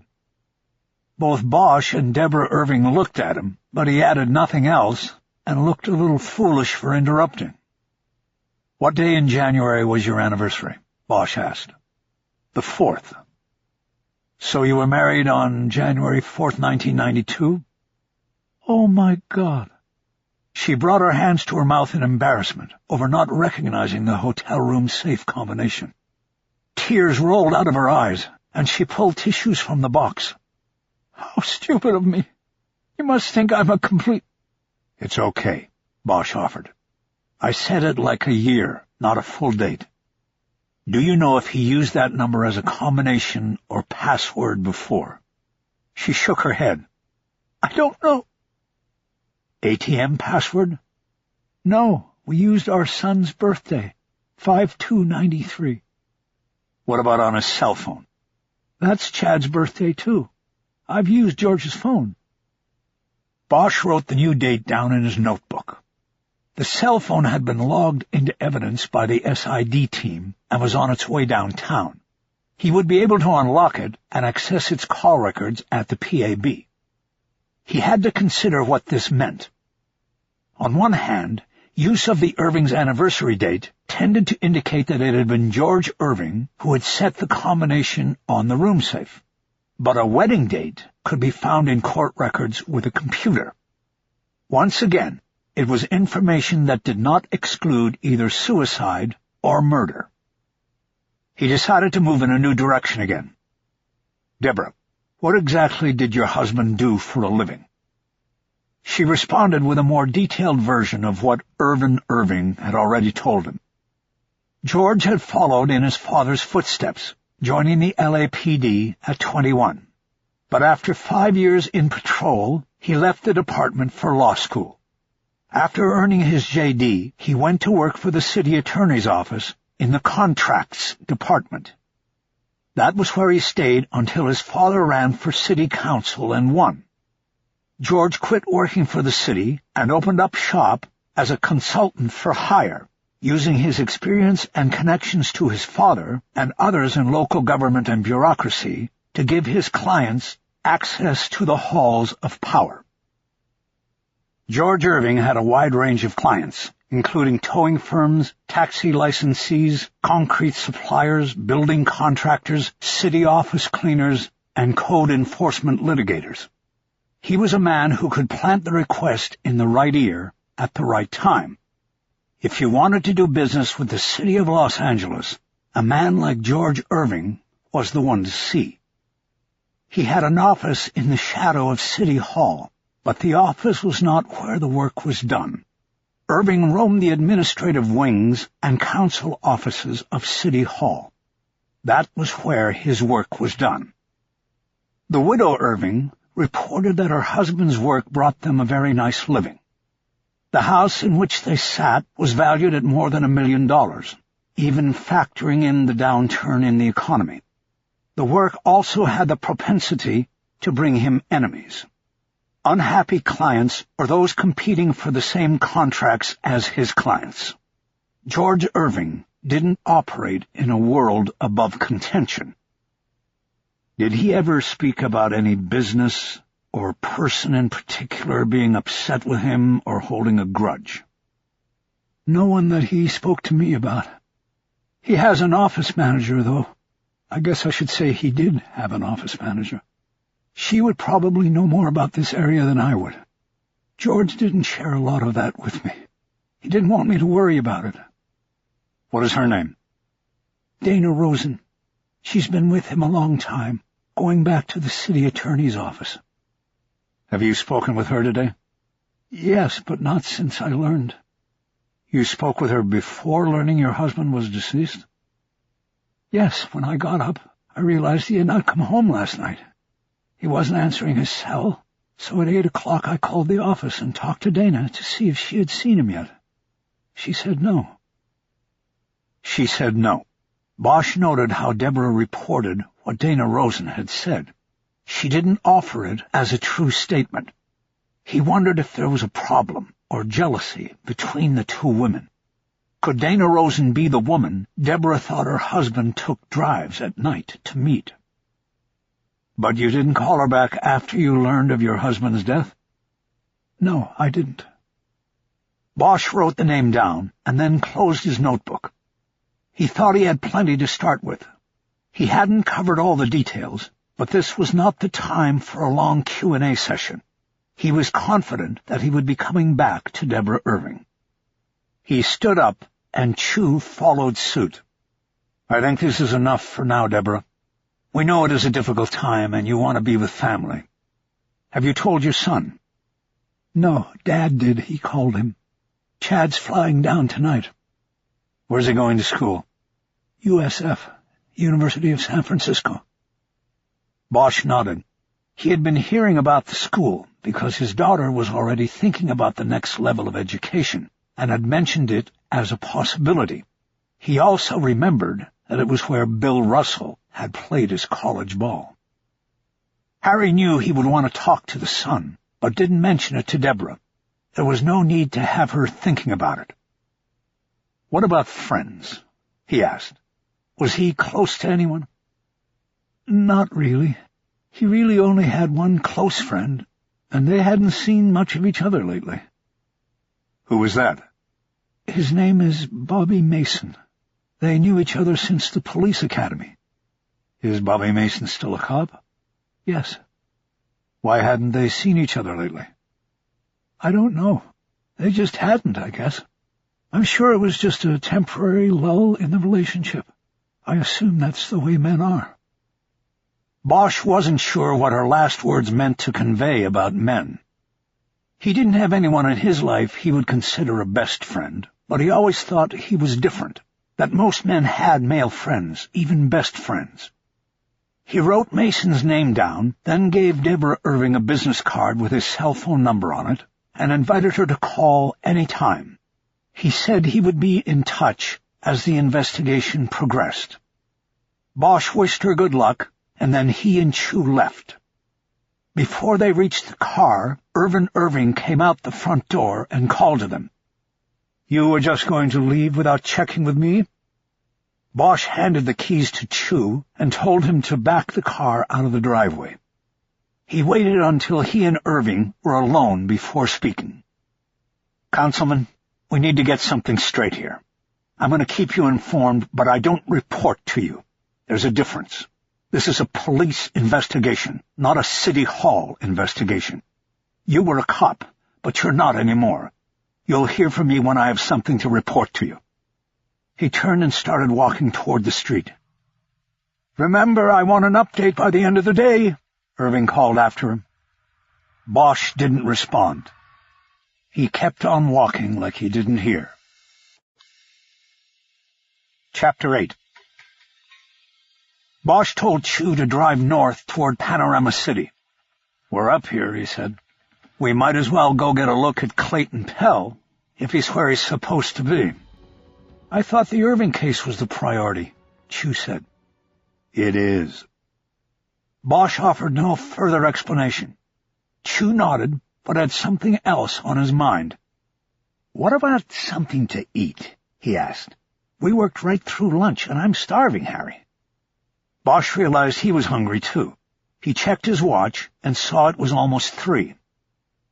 "The halfway house is way up Woodman," he said. "There used to be a pretty good taco truck that parked on Woodman at Nordhoff. I had a trial a few years ago at the San Fernando courthouse, and my partner and I used to hit that truck every day at lunch. It's kind of late, but if we're lucky, he'll still be there." Chu was a partial vegetarian, but usually liked the idea of Mexican food. "Think they'll have a bean burrito on that truck?" "Most likely. If not, they've got shrimp tacos. I've had them." "Sounds like a plan." He goosed the car's accelerator. "Was that Ignacio?" Chu eventually asked. "The partner, I mean?" "Yeah, Ignacio," Bosch said. Bosch contemplated the fate of his last partner, who was murdered in the back room of a food market 2 years earlier, while working the case that introduced Harry to Chu. The 2 current partners maintained silence the rest of the way.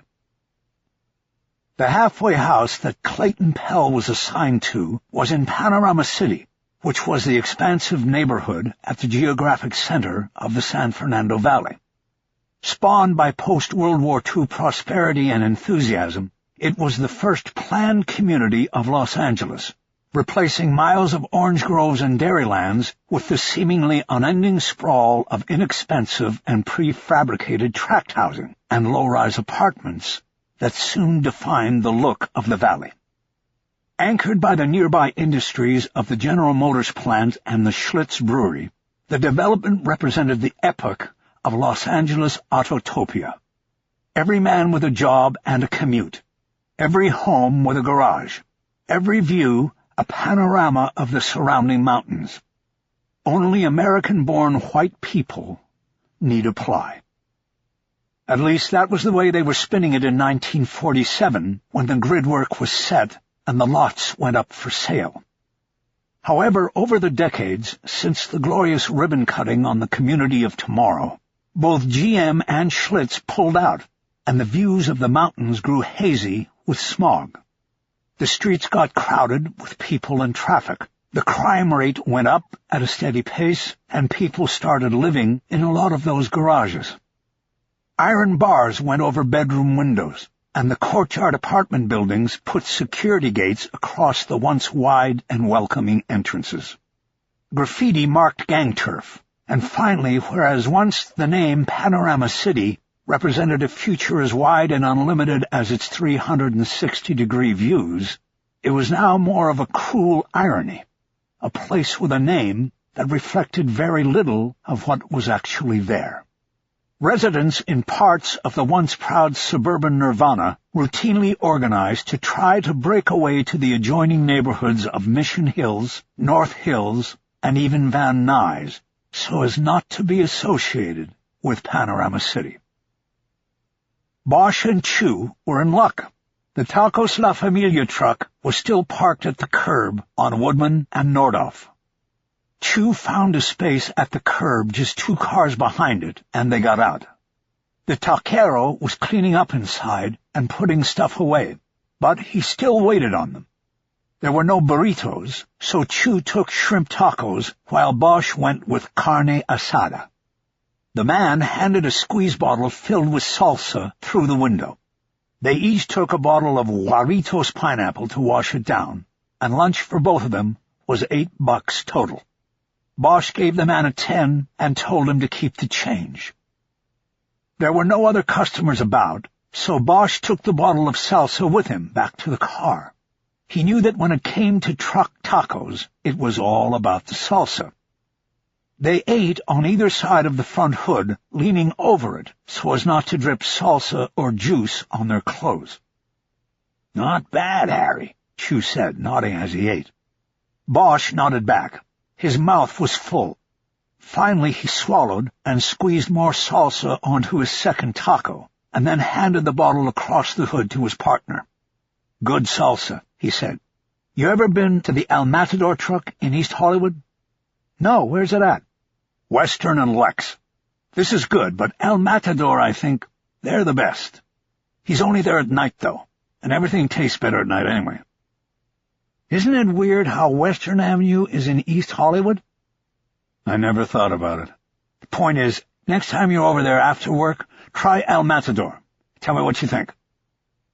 Bosch realized he had not been down to the El Matador truck since his daughter had come to live with him. At the time, he didn't think eating in or on cars and getting food from trucks had been right for her. Now maybe things were different. He thought she might enjoy it, and he made a plan to take Maddie to El Matador over the weekend. "What are we going to do with Pell?" Chu asked.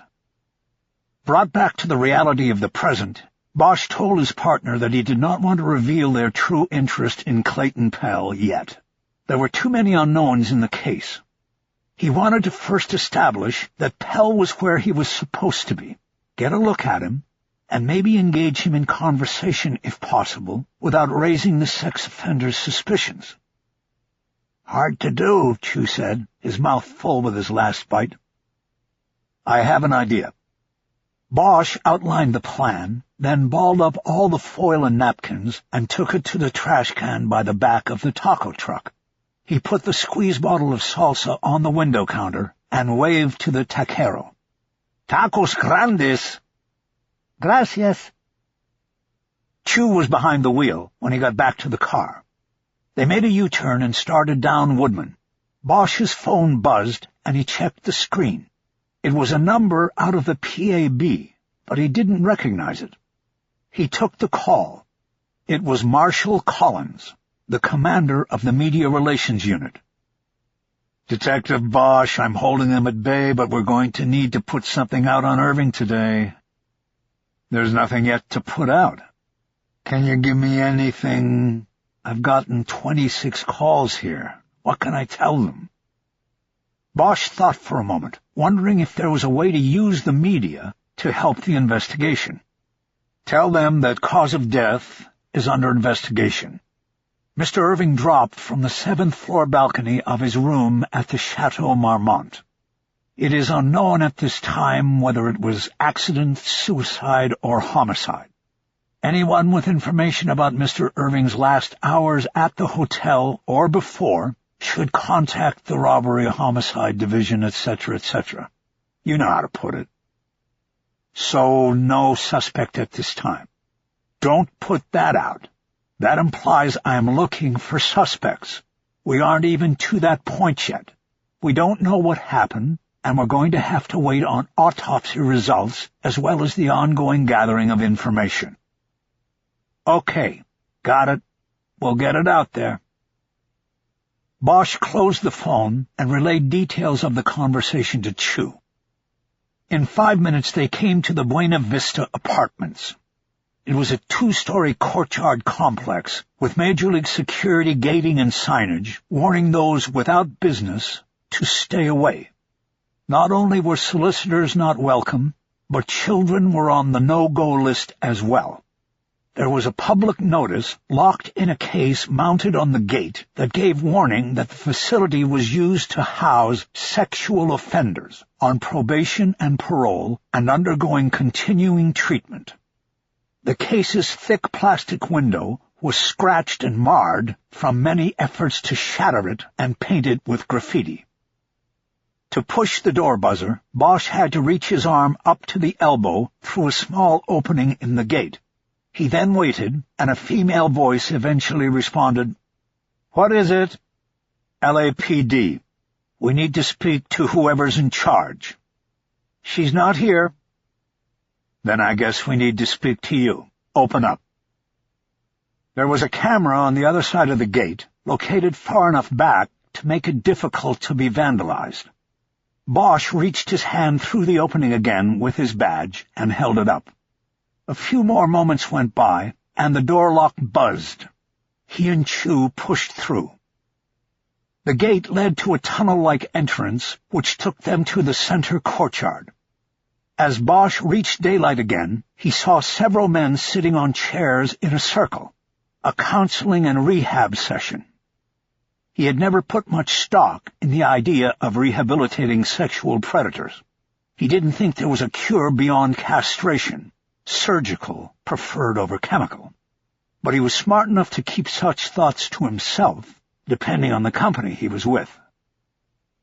Bosch scanned the men in the circle, hoping to recognize Clayton Pell, but to no avail.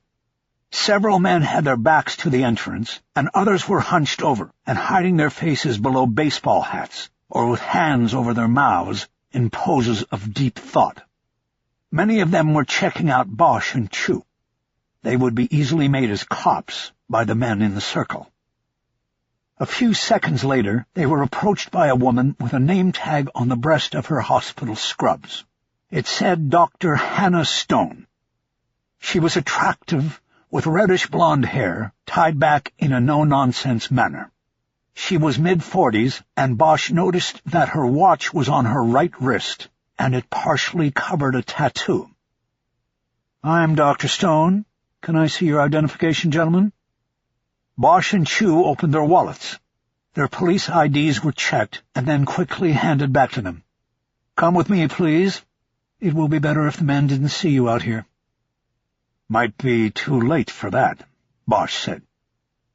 She didn't answer. They were led into an apartment on the front of the building that had been converted into offices and private therapy rooms. Dr. Stone told them that she was the rehabilitation program director. Her boss, the facility manager and director, was downtown at a budget meeting all day. She was very curt and to the point. "What can I do for you, detectives?" There was a defensive tone in every word she had spoken so far, even the words about the budget meeting. She knew that cops didn't appreciate what was done here, and she was ready to defend it. She didn't appear to be a woman who would back down on anything. "We're investigating a crime," Bosch said. "A rape and murder. We have a description of a suspect we think might be in here. White male, 28 to 32 years old. He's got dark hair, and his first or last name might begin with the letter C. That letter was tattooed on the suspect's neck." So far, Bosch had not told a lie. The rape and murder actually happened. He just left out the part about its being 22 years ago. His description matched Clayton Pell to a T, because Bosch had gotten the ex-convict's descriptors off the State Parole Board's computer records. And the DNA hit made Pell a suspect, no matter how unlikely it was that he was involved in the Venice Beach sling. "So, anybody here that meets that description?" he asked. Stone hesitated before speaking. Bosch was hoping she wasn't going to come to the defense of the men in her program. It didn't matter how successful programs claimed to be. Any recidivism among sexual offenders was too high. "There is someone here," she finally said, "but he's made tremendous progress in the last 5 months. I find it hard to—" "What's his name?" Bosch asked, cutting her off. "Clayton Pell. He's out there in the circle right now." "How often is he allowed to leave this facility?" 4 hours a day. He has a job." "A job?" Chu asked. "You just let these people loose?" "Detective, this is not a lockdown facility. Every man here is here voluntarily. They are paroled from prison and have to register with the county and then find a place to live where they are not in violation of rules for sex offenders. We contract with the county to run a living facility that fits within those requirements. But no one has to live here. They do so because they want to assimilate back into society.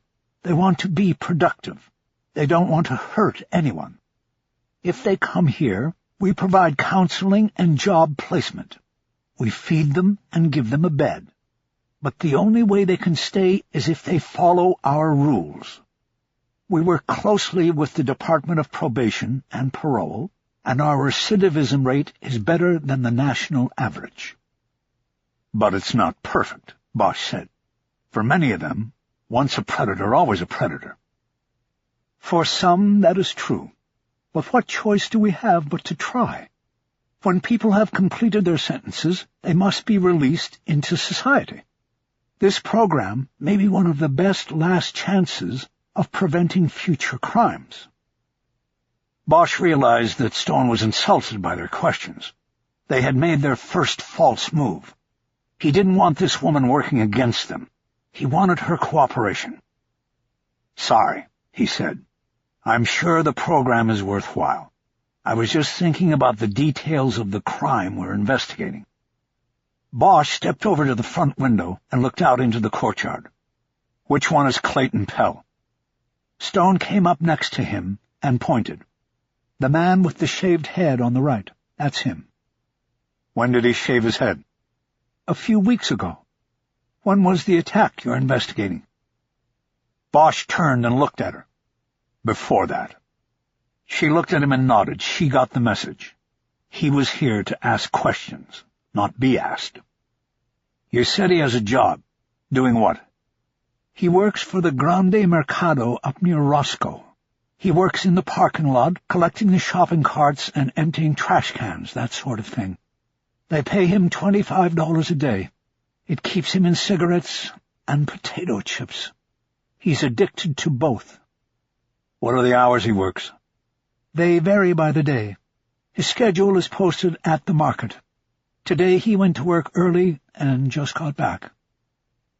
It was good to know about the schedule being available at the market.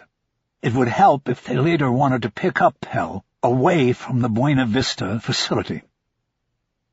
Dr. Stone, is Pell one of your patients? She nodded. I have sessions with him 4 times a week. He works with other therapists here, too.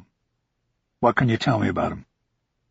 I can't tell you anything about our sessions. The doctor-patient confidentiality bond exists, even in this sort of situation. Yeah, I get that, but the evidence in our case indicates he abducted, raped, and then strangled a 19-year-old girl. I need to know what makes the man sitting out there in that circle tick. Wait a minute. Just wait. She put up her hand in a stop gesture. You said a 19-year-old girl? That's right, and his DNA was found on her. Again, not a lie, but not the whole truth. That's impossible. Don't tell me it's impossible. The science isn't wrong. Well, it is this time. Clayton Pell didn't rape a 19-year-old girl. First of all, he is a homosexual, and he's a pedophile. Almost all of the men here are. They are predators convicted of crimes against children. Second, 2 years ago, he was assaulted in prison by a group of men, and he was castrated. So there is no way that Clayton Pell is your suspect. Bosch heard a sharp intake of breath from his partner. He, too, was shocked by the doctor's revelation, as well as how it echoed the thoughts he had had as he entered the facility. Clayton's sickness is that he is obsessed with prepubescent boys, Stone continued. I would have thought you'd do a little homework before you came here. Bosch stared at her for a long moment as the burn of embarrassment colored his face. Not only had the ruse he had planned been disastrously wrong, but there was now even further evidence that something was seriously amiss in the Lily Price case. Struggling to move away from his gaffe, he blurted out a question. Prepubescent. You're talking about 8-year-olds? 10-year-olds? Why that age? I can't go into it, Stone said. You're crossing into confidential territory. Bosch walked back to the window and looked out at Clayton Pell in the circle session. He was sitting up straight in his chair and looked to be closely following the conversation. He wasn't one of those who hid his face, and there was no outward show of the trauma he had suffered. Does everybody in the circle know? Only I know, and I made a serious breach having just told you. The group sessions are of great therapeutic value to most of our residents. That's why they come here. That's why they stay. Bosch could have argued that they stayed because of the shelter and food, but he raised his hands in surrender and apology. Doctor, do us a favor, he said. Don't tell Pell that we were here asking about him. I wouldn't. It would only upset him. If I'm asked, I will simply say you two were here to investigate the latest vandalism. Sounds good. What was the latest vandalism? My car. Someone spray-painted, I love baby rapers, on the side. They'd like to get us out of the neighborhood, if they could. You see the man opposite Clayton in the circle? One with the patch over his eye? Bosch looked and nodded. He was caught walking from the bus stop back to the center after coming from his job. Caught by the local gang, the T-Dub boys. They put his eye out with a broken bottle. Bosch turned back to her. He knew she was referring to a Latino gang from up around the Tujunga Wash. Latin gangbangers were notorious for their intolerance and violence towards sexual deviants. Anyone get arrested for it? She laughed derisively. To make an arrest, there would have to be an investigation. But you see, none of the vandalism or violence around here ever gets investigated by your department or anyone else. Bosch nodded without looking at her. He knew the score. Now, if there are no other questions, I need to get back to work. No more questions, Bosch said. Go back to your good work, Doctor, and we'll go back to ours.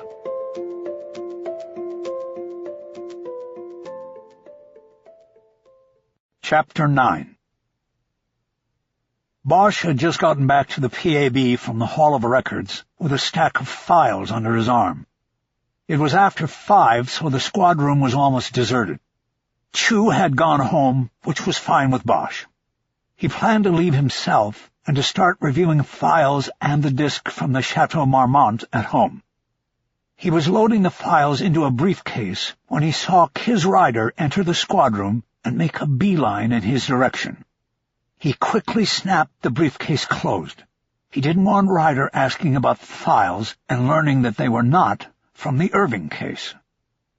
"Harry, I thought we were going to keep in touch," she said by way of greeting. "We are going to when I have something to keep in touch about. Hello to you, too, Kis." "Look, Harry, I don't really have time for niceties. I'm under pressure from the chief, who is under pressure from Irving, and the rest of the city council members he has managed to get behind this." "Get behind what?" "Wanting to know what happened to his son."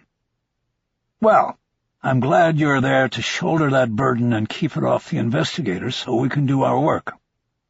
She let out a deep breath in frustration. Bosch could see the jagged edge of a scar on her neck just under the collar of her blouse. It reminded him of the day she got shot, her last day as his partner. He stood up and lifted the briefcase off the desk. "You're leaving already?" she exclaimed. Bosch pointed to the clock on the far wall. "Almost 5:30, and I punched in at 7:30. I ate lunch for 10 minutes on the hood of my car. No matter how you cut it, I got in about 2 hours of overtime that the city doesn't pay anymore. So yeah, I'm going home, to where I have a sick kid waiting for me to bring her some soup. That is, unless you want to call up the city council and see if they'll authorize." "Harry, it's me, Kis. Why are you acting like this?" "Like what? Like I'm fed up with the political intrusion on my case? Tell you what, I've got another one working. A 19-year-old girl raped and left dead on the rocks at the marina. The crabs got to her body. It's funny, but nobody on the city council has called me up about that one." Kis nodded to his point. "I know, Harry, it's not fair. With you, everybody counts or nobody counts. That doesn't work with politics." Bosch stared at her for a long moment. She quickly grew uncomfortable. "What?" "It was you, wasn't it?" "It was me what?" "Everybody counts or nobody counts. You turned it into a slogan and you told it to Irving. Then he tried to act like he'd known it all along." Ryder shook her head in frustration. "Jesus Christ, Harry, what's the big deal? His front man called up and said, 'Who is the best investigator in RHD?' I said you, but then he came back and said Irving didn't want you because of your shared history. I said you would put the history aside because with you, everybody counts or nobody counts. That's all. If that's too political for you, then I offer my resignation as your friend." Bosch looked at her for a few moments. She was half smiling, not taking his upset seriously. "I'll think about it and let you know." He stepped out of his pod and headed down the aisle. "Wait a minute, would you?" He turned back to her. "What?" "If you're not willing to talk to me as a friend, then talk to me as a detective. I am a lieutenant and you are a detective. What is the update on the Irving case?" Now the humor in her face and words was gone. Now she was annoyed. "The update is that we're waiting on the autopsy. There was nothing about the physical scene that leads us to any final conclusion. We have pretty much eliminated accidental death. It's going to go suicide or murder, and my money at the moment is on suicide." She put her hands on her hips. "How has accidental already been eliminated?" Bosch's briefcase was heavy with files. He switched it to his other hand because his shoulder was beginning to ache. Almost 20 years before, he had taken a bullet during a shootout in a tunnel, and it had taken 3 surgeries to repair the rotator cuff. He had gone almost 15 years without its bothering him. But not anymore. I already told Irving most of this. His son checked in without luggage. He took off his clothes and hung them neatly in the closet. A bathrobe was draped over a chair on the balcony. He went down face first, but didn't scream because no one in the hotel heard a thing. He did not put his arms out to break his fall. For these and other reasons, it doesn't look like an accident to me. If you are telling me that you need it to be an accident, then come out and say it, Kiz, and then get yourself another boy. Her face showed the pain of his betrayal. Harry, how can you say that to me? I was your partner. You saved my life once. And you think I would repay you by putting you into something that would compromise you? I don't know, Kiz. I'm just trying to do my job here, and it seems like there's a lot of high jingo on it. There is, but that doesn't mean I haven't been watching out for you. The chief told you he wasn't looking to cook the book on this. I'm not either. All I wanted was an update, and now all of this bile comes out. Bosch realized his anger and frustrations were misdirected. Kiz, if that's the way it is, then I believe you, and I'm sorry to take it out on you. I should have known anything with Irving attached was going to go this way. Just keep him off of me until we get an autopsy. After that, we'll be able to draw some conclusions, and you and the chief will be the first to know. Okay, Harry. I'm sorry, too. Talk to you tomorrow. Bosch was about to step away when he changed direction and came back to her. He gave her a one-armed hug. Are we okay? She asked. Sure, he said. How's your shoulder? I saw you switch hands with your case. It's fine. What's wrong with Maddie? She's got a bug, that's all. Tell her I said hi. I will. See you, Kiz. He left her then and headed home. As he moved in slow traffic on the 101, he wasn't feeling good about either of the cases he was working, and he was upset that those feelings had made him act poorly with Ryder. Most cops would cherish having an inside source in the OPC. At times he certainly had, but he had just treated her badly and had no legitimate excuse. He would have to make it up to her. He was also bothered by Dr. Stone and the way he had arrogantly dismissed her cause. In many ways she was doing more than he was, trying to stop crimes before they happened, trying to save people from becoming victims. He had treated her like a sympathizer of the predators, and he knew that was not the case. It was a city where not enough people cared about making it a better and safer place to live. She did, and he had dismissed her. Shame on me, he thought. He pulled his phone and called his daughter's cell. You doing okay? Yeah, I'm feeling better. Did Ashlyn's mom check on you? Yes, they both came by after school and brought me a cupcake. That morning, Bosch had emailed her best friend's mother to ask for the favor. Did they bring you your homework? Yes, but I'm not feeling that much better. Did you get a case? You never called today, so I'm thinking you did. Sorry about that. Actually, I got 2 cases. He noted her skill in changing the subject from homework. Wow. Yeah, so I'm going to be a little late. I've got one more stop, and then I'll be home. You want soup from Jerry's Deli?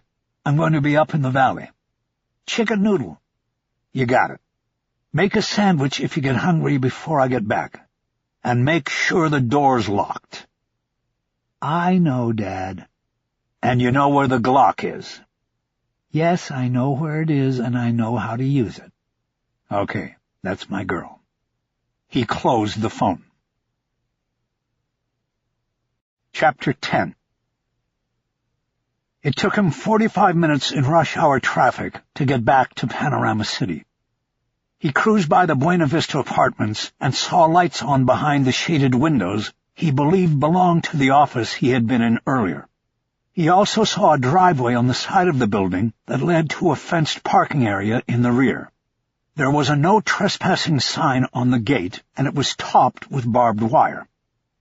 At the next corner, he turned left and soon came to an alley that would take him behind the row of apartment buildings that fronted Woodman. He came to the fenced parking lot behind the Buena Vista and pulled to the side of the alley next to a green trash bin. He surveyed the well-lighted lot and noted the 8-foot security fence that surrounded it. It was topped with 3 strands of barbed wire. There was a walk-through gate for accessing the trash bin, but it was padlocked and also topped with barbed wire. It appeared to be a fully secured compound. There were only 3 cars in the lot, but one was a white 4-door with what looked like paint damage on its side. He studied the car and soon realized the damage was actually fresh paint. A bad match of flat white paint had been sprayed on the driver's side doors to cover the graffiti. He knew it was Dr. Stone's car and that she was still at work inside.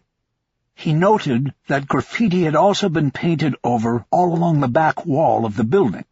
A ladder was leaning against the wall next to a door marked with the same sort of warning signs he had seen up front earlier in the day. Bosch turned off his car and got out. 20 minutes later, he was leaning on the back of the white car in the lot when the rear door of the apartment building opened and Dr. Stone emerged. She was escorted by a man, and they both stopped short when they saw Bosch. The man took a protective step in front of Stone, but then she put her hand on his arm. "It's okay, Rico. He's the detective who was here earlier." She continued walking toward her car. Bosch stood up straight. "I didn't mean to scare you. I just wanted to talk to you." This last part slowed her down as she considered it. She then turned to her escort. "Thank you, Rico. I'll be all right with Detective Bosch. I'll see you tomorrow." "You sure?" "Yes, thank you." "See you tomorrow." Rico headed back to the door and used a key to open it. Stone waited until he was back in the building before addressing Bosch. "Detective, what are you doing? How did you get back here?" "I got back here the same way the gangbangers with the paint did. You have a security problem." He pointed through the fence to the green trash bin. "Kind of defeats the purpose of the fence when you have a dumpster pushed up against it like that. Gives them a climbing platform. If I could get over at my age, it would be a piece of cake for those 15-year-olds. Her mouth opened slightly as she looked at the fence line, and the obvious dawned on her. She then looked at Bosch. "You came back just to check the security of our parking lot?" "No. I came back to apologize." "For what?" "The attitude. You're trying to do a good thing here, and I acted as though you were part of the problem. I'm sorry for that." She was clearly taken aback. "I still can't tell you about Clayton Pell." "I know. That's not why I'm here. I'm already punched out for the day." She pointed to the Mustang on the other side of the fence. "Is that your car? How are you going to get back to it?" "It's mine. Now, if I were a TW boy, I'd take that ladder you've conveniently provided and climb back over. But climbing in was enough for me. I'm hoping you'll just unlock the padlock on that gate and let me out." She smiled, and it was disarming. A few strands of her carefully pulled back hair had come loose and were framing her face. "Unfortunately, I don't have a key to that gate. I wouldn't mind seeing you make that climb, but why don't I just drive you around?" "Sounds good." He got into the passenger side of her car, and they drove out through the gate and onto Woodman. "Who is Rico?" Bosch asked. "He's our overnight orderly," Stone said. "Works 6 to 6. "Is he from the neighborhood?" "Yes, but he's a good kid. We trust him. Anything happens or anybody acts up, he calls me or the director right away." "Good." They came down the alley and she stopped behind his car. "The problem is the trash bin is on wheels," she said. "We can push it away from the fence, but they can push it right back." "Can't you expand that gate and keep it inside the compound?" "If we put that in the budget, we'll probably get it approved in about 3 years. Bosch nodded. Every bureaucracy was in budget crisis. "Have Rico take the lid off the dumpster. Then they'll have nothing to stand on. It might make a difference." She nodded. "Might be worth a try." "And keep having Rico walk you out." "Oh, I do, every night." He nodded and put his hand on the door handle. He decided to go with his instincts. He had seen no ring on her finger. "Where's home from here? North or south?" "Oh, south. I live in North Hollywood." "Well, I'm heading to Jerry's Deli to pick up some chicken noodle soup for my daughter. You want to meet me there and maybe get something to eat?" She hesitated. He could see her eyes in the dim light from the dash. Detective." "You can call me Harry." "Harry, I don't think that would be such a good idea." "Really? Why?" "I'm talking about a quick sandwich. I have to bring soup home." "Well, because—" She paused and then started laughing. "What?" "I don't know." "Never mind. Yes, I'll meet you there." "Good, then I'll see you in a few minutes." He got out of the car and headed to his own. The whole way to Jerry's, he kept checking the rearview mirror. She was following him, and he half expected her to suddenly take a screaming turn to the left or right when she changed her mind. But she never did, and soon they were sitting across from each other in a booth. In the well-lighted deli, he noticed her eyes for the first time. There was a sadness in them he had not noticed before. Maybe it was from the work. She dealt with the lowest form of human life, the predators, those who took advantage of the smaller and the weaker, those the rest of society couldn't stand to look at. "How old is your daughter?" 15 going on 30. She smiled. "She's home sick from school today, and I barely got the chance to check in on her. It's been a busy day." "It's just you and her?" "Yes, her mother, my ex, died a couple years ago. I went from living alone to trying to raise a 13-year-old. It's been interesting." "I bet." He smiled. "The truth is, I've loved every minute of it. It's changed my life for the better. I just don't know if she's better off." "But there's no other choice, is there?" "No, that's the thing. She's stuck with me." "I'm sure she's happy, even if she doesn't express it. It's hard to read teenage girls." "Yeah." He checked his watch. He felt guilty now that he had put himself first. He wouldn't get home till at least 8:30 with the soup. The waiter came and asked for their drink order, and Bosch told him that they needed to order everything to save time. Stone ordered half of a turkey sandwich. Bosch ordered a whole turkey sandwich and the to-go soup. "What about you?" he asked when they were left alone. Stone told him she had been divorced for over 10 years and had had only one serious relationship in the time since. She had a grown son who lived up in the San Francisco area, and she rarely saw him. She was pretty much dedicated to her job at the Buena Vista, where she had worked for 4 years after a midlife change in direction. She went from being a therapist who specialized in treating narcissistic professionals to retooling for a year in school before treating sex offenders. Bosch got the idea that her decision to change her professional life and work with the most hated members of society was some sort of penance, but he didn't know her well enough to go further with his suspicion. It was a mystery he would have to wait to solve, if he got the chance. "Thank you for what you said back in the parking lot," she said. "Most cops, they just think these people should be taken out and shot." "Well, not without a trial." He smiled, but she didn't see the humor in it. "Every one of these men is a mystery. I'm a detective like you. I try to find out what happened to them. People aren't natural-born predators. Please don't tell me you believe that." Bosch hesitated. "I don't know. I sort of come in after the fact to clean things up. All I know is that there is evil out there in the world. I've seen it. I'm just not sure where it comes from." "Well, my job is to find that out. Find out what happened to these people that put them on this path. If I can find it out, I can help them. If I help them, then I'm helping the cause of society. Most police don't get that.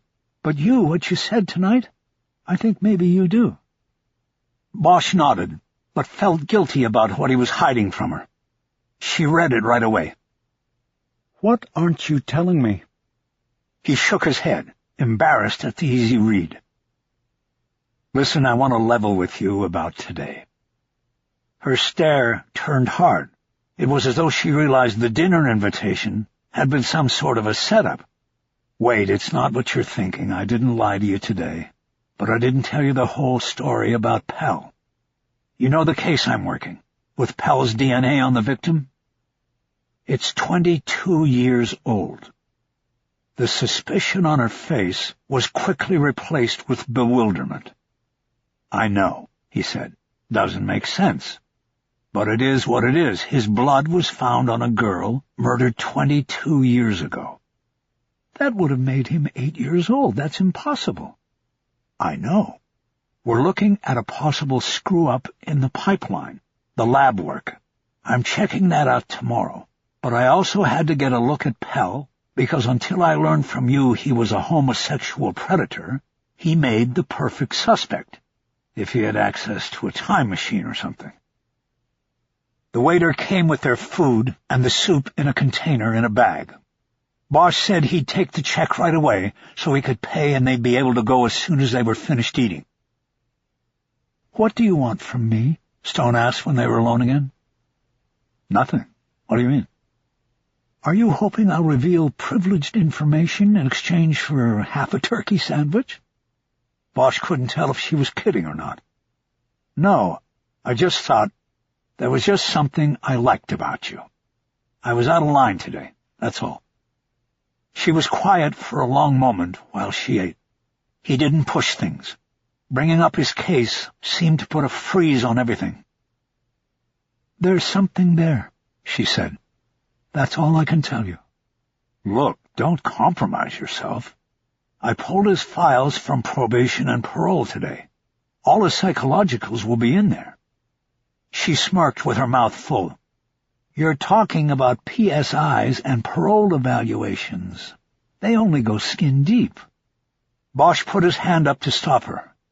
"Look, Doc, this isn't about getting you to break a confidence. Let's talk about something else." "Don't call me Doc." "Sorry, Doctor." "No, I mean just call me Hannah." "Okay, Hannah. Hannah, let's talk about something else." "Okay, what?" Bosch was silent as he tried to think of something to go with. Soon they both started laughing, but they didn't mention Clayton Pell again.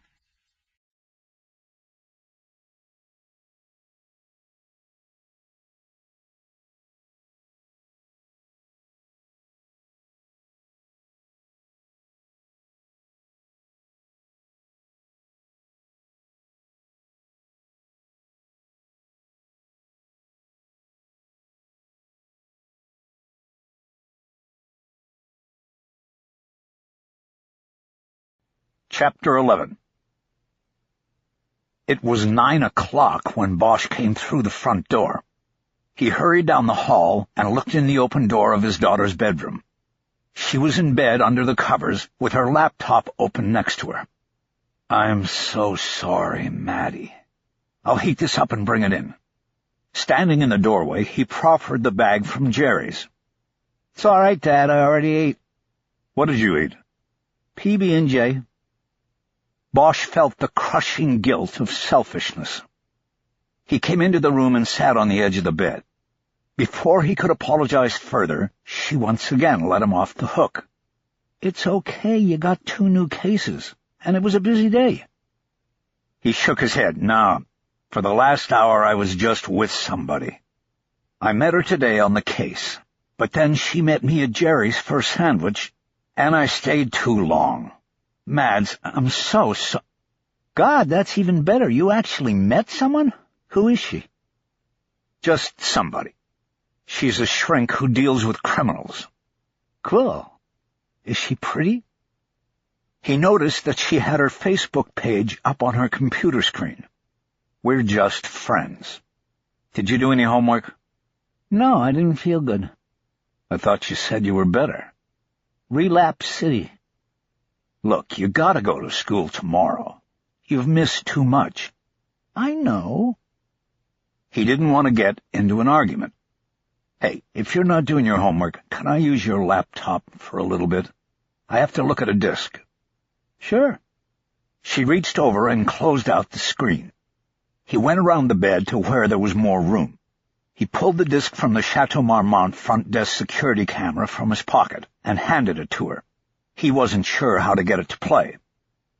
Maddie put the disk into a side slot and went through the commands to make it play. There was a timestamp in the lower corner of the screen, and Bosch told her to fast forward until she got to the time George Irving checked in. The image was clear, but was angled from an overhead camera, so Irving's face was not fully visible. Bosch had only watched the check-in part once and wanted to see it again. "So, what is this?" Maddie asked. Bosch pointed at the screen. "The Chateau Marmont. This guy checking in. He goes up to his room on the 7th floor last night, and this morning he's found on the sidewalk below. I have to figure out if he jumped or if he got dropped." She stopped the playback. "If he was dropped, Dad, please. You sound like a palooka when you talk like that." "Sorry. How do you know what a palooka is anyway?" "Tennessee Williams. I read. A palooka is an old fighter who's like a lout. You don't want to be like that." "You're right. But since you know so much about words, what do you call one of those names that are spelled the same going front and back?" "What do you mean?" "You know, like Otto or Hannah." "It's a palindrome." "Is that your girlfriend's name?" "She's not my girlfriend. I had a turkey sandwich with her." "Yeah, while your sick daughter was starving at home." "Come on, you had peanut butter and jelly, the best sandwich ever invented." He gently elbowed her side. "I just hope being with Otto was worth it." He burst out laughing and reached over and pulled her into a hug. "Don't worry about Otto. You'll always be my girl." "Well, I do like the name Hannah," she conceded. "Good. Can we watch now?" She hit the play button, and they watched the computer screen silently as Irving began the check-in process with the night desk man, named Alberto Galvin. Soon the second guest appeared behind him, waiting to check in. Irving wore the same clothes Bosch had seen in the closet in the suite. He slid a credit card across the desk, and Galvin printed out the room contract. Irving quickly initialed and signed the document and slid it back in exchange for a key. He then left the camera's view in the direction of the elevators, and Galvin began the process all over again with the next guest in line. The video confirmed that Irving had checked in without luggage. He jumped. Bosch looked from the screen to his daughter. "Why do you say that?" Manipulating the controls, she backed the video up to the point where Galvin slid the contract across the desk to Irving. She then hit play. "Watch," she said. "He doesn't even look at it. He just signs where the guy tells him to sign." "Yeah, so?" "This is when people check to see if they're getting ripped off. You know, they check what they're getting charged, but he doesn't even look. He doesn't care because he knows he'll never pay that bill." Bosch watched the video. She was right about what she saw, but it wasn't conclusive. Still, he was proud of her read. He had noticed that her powers of observation were increasingly impressive. He often quizzed her on what she could remember from different places they had been to and scenes they had encountered. She always picked up and retained more than he expected. She had told him a year earlier that she wanted to be a cop when she grew up, a detective like him. He didn't know if it was just a passing idea, but he rolled with it and began passing on what he knew. One of their favorite things to do was to go to a restaurant like Dupar's and watch the other patrons and pull reads off their faces and mannerisms. Bosch was teaching her to look for tells. "That's a good read," he said. "Play it again." They watched the video for the third time, and this time Bosch picked up something new. "You see that? He looks at his watch real quick there after he signs. So, what's time to a dead man? If he was going to jump, why would he wonder what time it was? It makes me think he was going to meet somebody, or someone was going to call, but no one did. Bosch had already checked with the hotel, and no call had gone in or out of Suite 79 after Irving checked in. He and Chu had also examined Irving's cell phone after returning to the PAB with the password his widow had provided.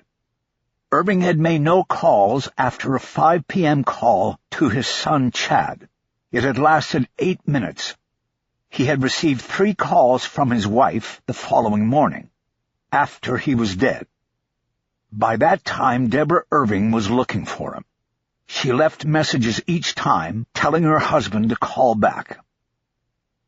Bosch took over the controls of the video and played the check-in sequence once again. He then continued on, using the fast-forward control to move quickly through the chunks of time during the night when there was nothing happening at the front desk. His daughter eventually got bored and turned on her side to go to sleep.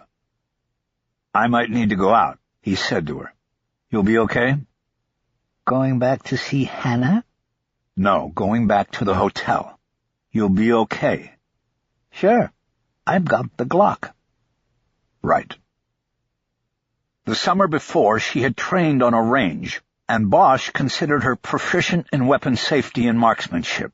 In fact, she was scheduled to compete for the first time the following weekend. More important than her skills with the gun was her understanding of the responsibility of the weapon.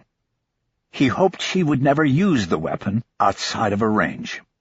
But if the time came, she'd be ready. He stayed on the bed next to her and continued to watch the video. He saw nothing on it that intrigued him or that he felt he had to follow up on. Finished with the disc, he got up quietly, turned out the light, and went out to the dining room. He was going to jump from the Irving case back to the Lily Price investigation. He opened his briefcase and spread out the files he had pulled that afternoon from the state's Department of Probation and Parole. Clayton Pell had 3 convictions on his record as an adult. They were sexually motivated crimes that escalated over the 10 years of his continued interaction with the justice system. He started at age 20 with indecent exposure, moved up to false imprisonment and indecent exposure at age 21, and then 3 years later hit the big time with the abduction and forcible rape of a minor below the age of 12. He got probation and county jail time for the first 2 convictions, but served 6 years out of a 10-year sentence at Corcoran State Prison for the 3rd fall. It was there that a barbaric justice was carried out by his fellow inmates. Bosch read through the details of the crimes. In each case, the victim was a boy aged 8 to 10 years old. The first victim was a neighbor's child. The second was a boy Pell had taken by the hand on a playground and led into a nearby restroom. The third crime involved lying in wait and more strategic planning. The victim was a boy who had gotten off a school bus and was walking home, a stretch of only 3 blocks, when Pell pulled up in his van and stopped. He told the boy he was with school security and showed him a badge. He said he needed to take the boy home because there had been an incident at school he had to inform his parents about. The boy complied and got in the van. Pell drove to a clearing and committed several sex acts upon the child in the van before releasing him and driving away. He did not leave DNA on the victim and was only caught because he blew through a red light after pulling out of the neighborhood. A camera took a picture of his van's license plate in the intersection just minutes before the boy was found wandering in a daze a few blocks away. Because of his past record, he became a suspect. The victim made an identification at a lineup, and the case was filed. But the ID, as with any made by a 9-year-old, was shaky, and Pell was offered a deal. He pleaded guilty and got a 10-year sentence. He probably felt he had gotten the better side of things until the day he was cornered in the laundry at Corcoran, held down, and castrated with a shank. With each conviction, Pell was psychologically evaluated as part of the PSI, or pre-sentence investigation. Bosch knew from experience that these tended to piggyback on each other.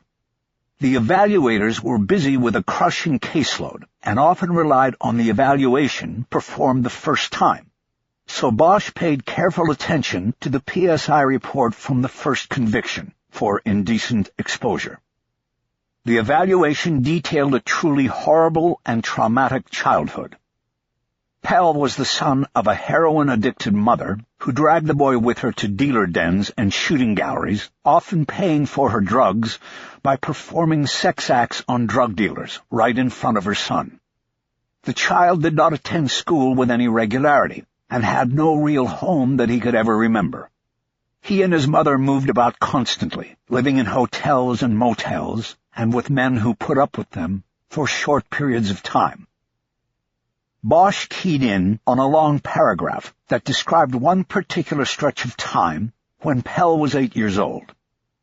He described for the evaluator an apartment where he lived for what he believed was the longest period of time he'd ever had under one roof. His mother had hooked up with a man named Johnny, who used her for sex and to buy drugs for him. Often the boy was left in Johnny's care, while his mother went out to sell sex in order to buy drugs. Sometimes she was gone for days, and Johnny became angry and frustrated. He alternately left the boy locked in a closet for long periods of time, or beat him brutally, often whipping him with a belt. The report noted that Pell still had the scars on his back and buttocks that supported the story. The beatings were horrible enough, but the man also took to sexually abusing the boy, forcing him to perform oral sex and threatening him with harsher beatings if he dared tell his mother or anyone else.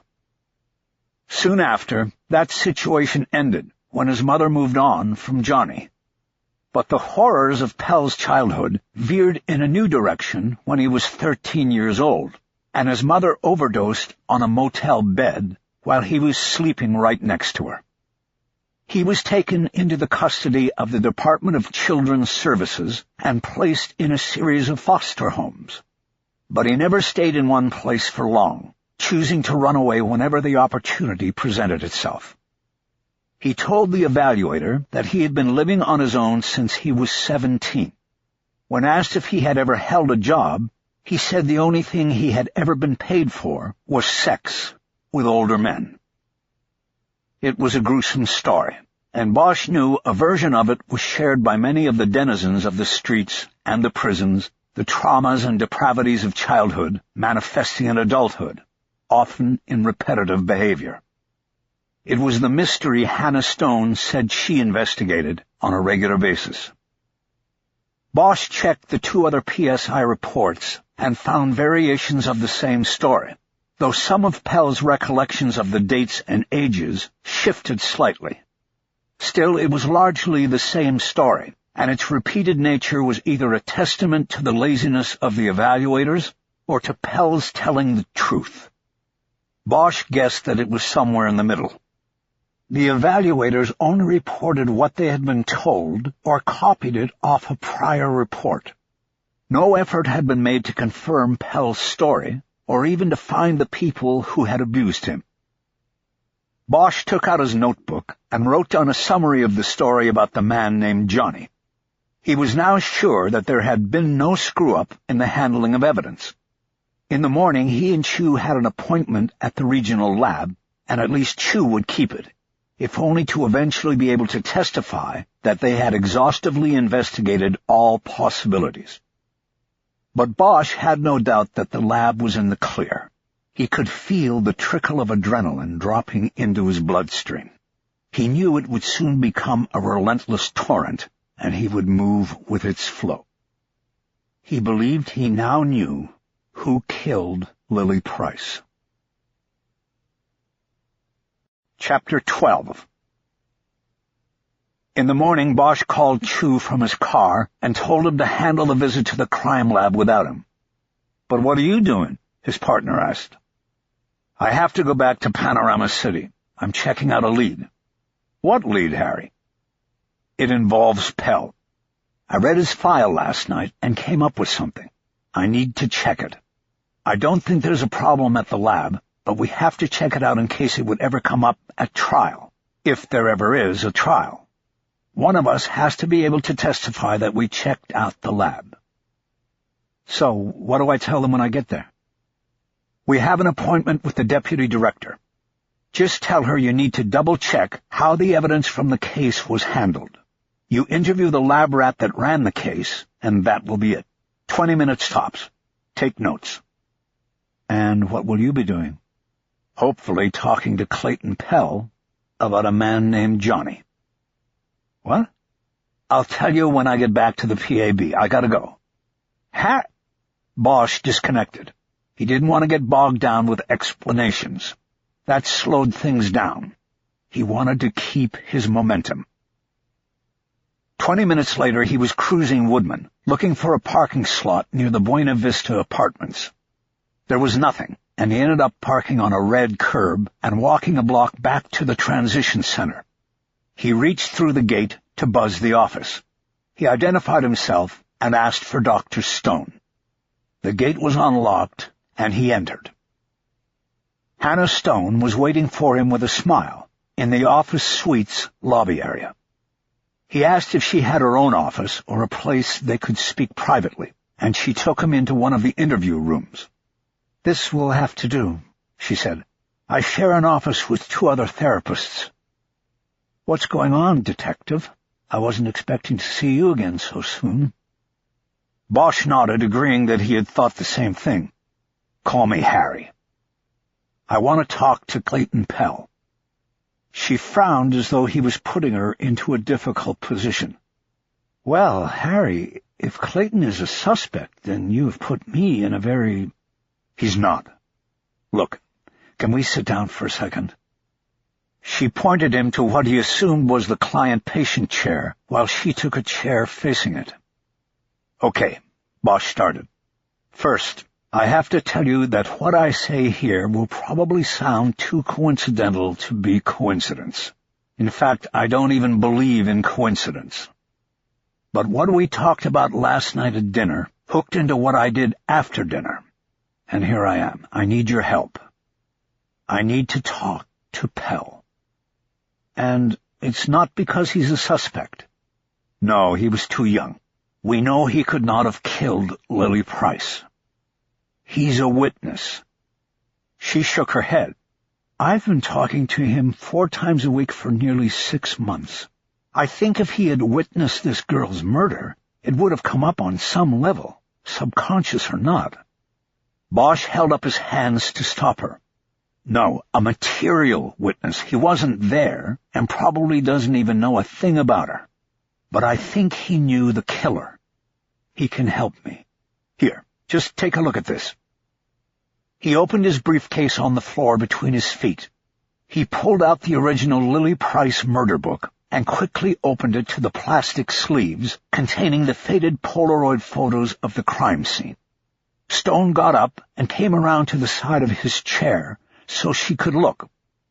"Okay, these are really old and faded, but if you look at the victim's neck, you can make out the pattern left by the ligature. She was strangled." Bosch heard her sharp intake of breath. "Oh, my God," she said. He closed the binder quickly and looked up at her. She had brought one hand to her mouth. "I'm sorry. I thought you were used to seeing stuff like—" I am. It's just that you never get used to it. My specialty is sexual deviancy and dysfunction. To see the ultimates—" She pointed to the closed binder. "That's what I try to stop. It's awful to see it." Bosch nodded, and she told him to go back to the photos. He opened the binder and returned to the plastic sleeves. He chose a close-up of the victim's neck and pointed out the vague indentation on Lily Price's skin. "You see what I'm talking about?"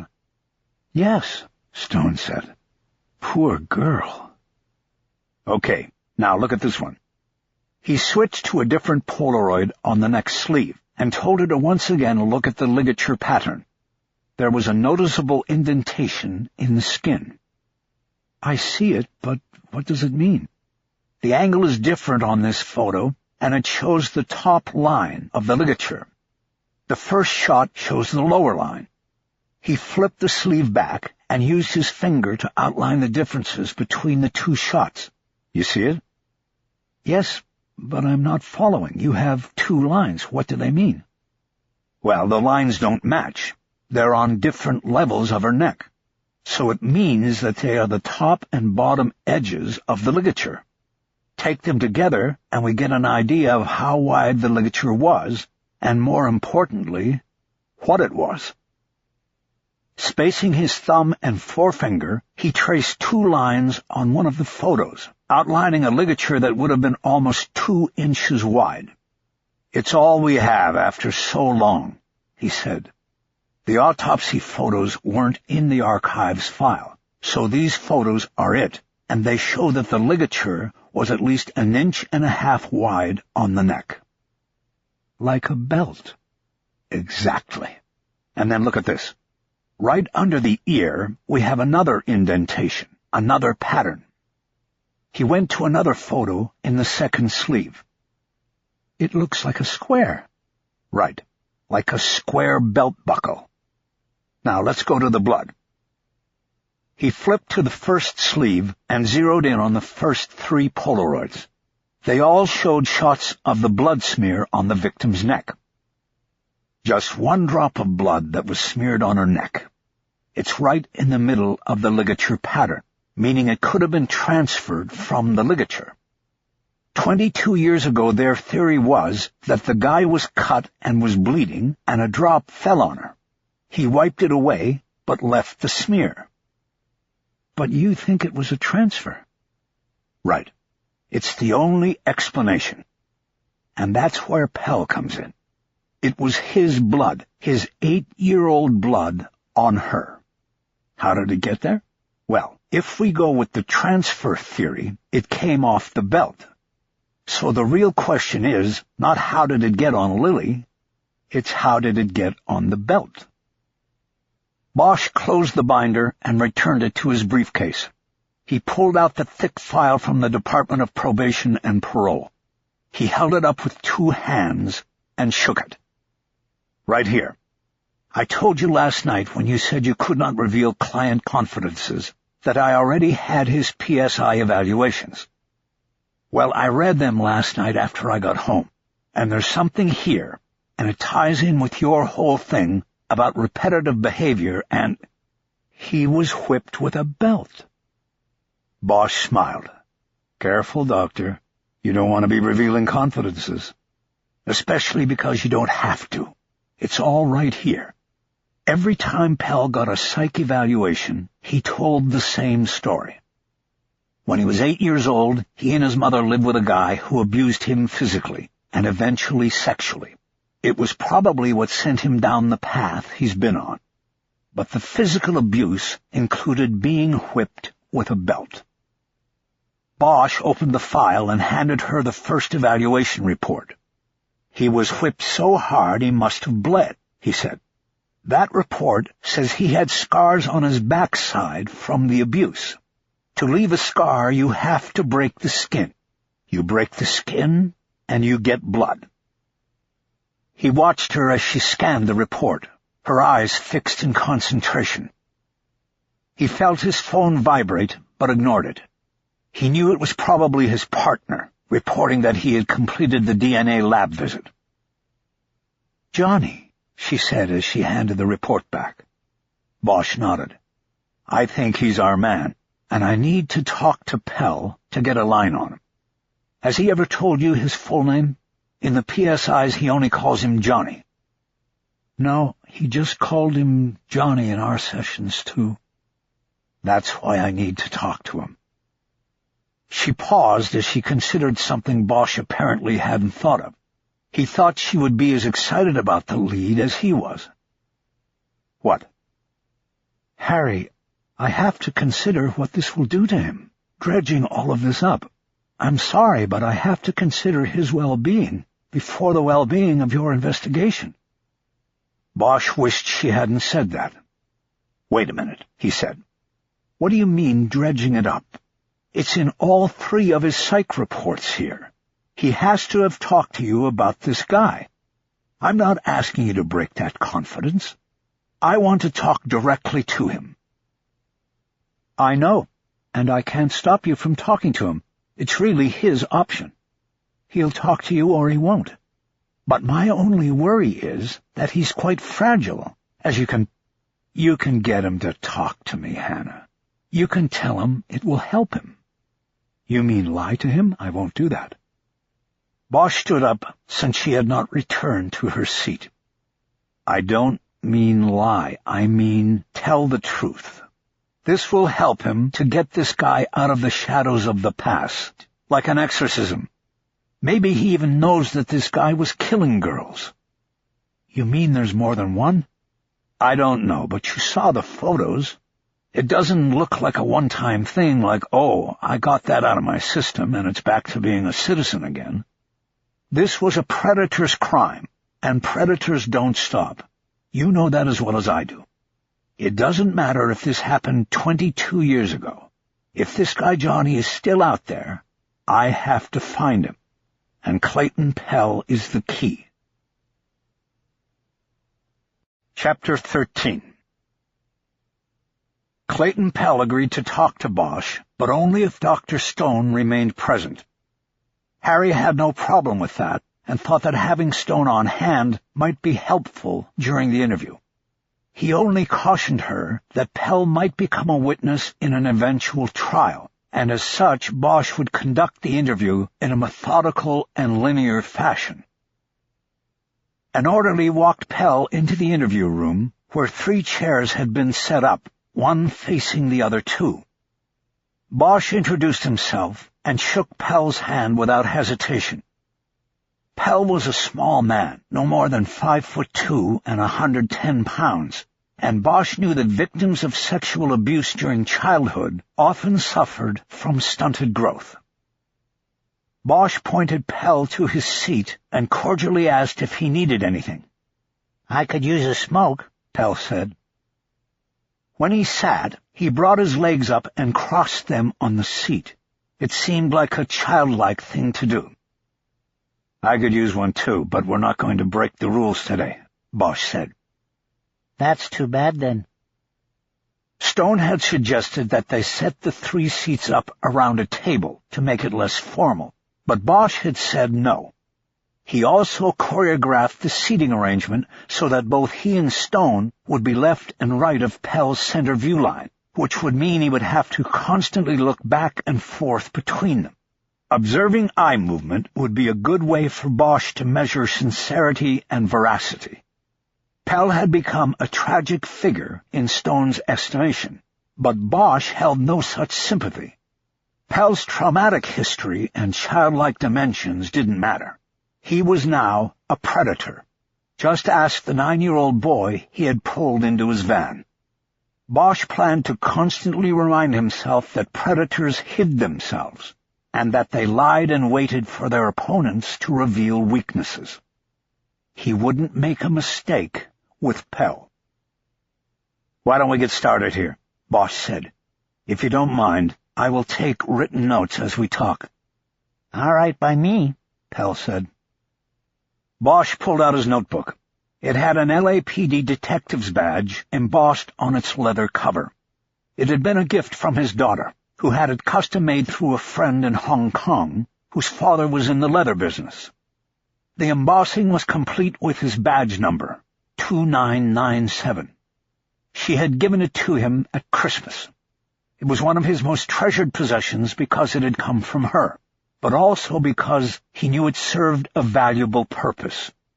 Every time he flipped it open to jot down a note, he was showing the badge to his interview subjects and reminding them that the power and might of the state was before them. "So, what's this about?" Pell asked in a high nasal voice. "Doc didn't tell me nothing about nothing."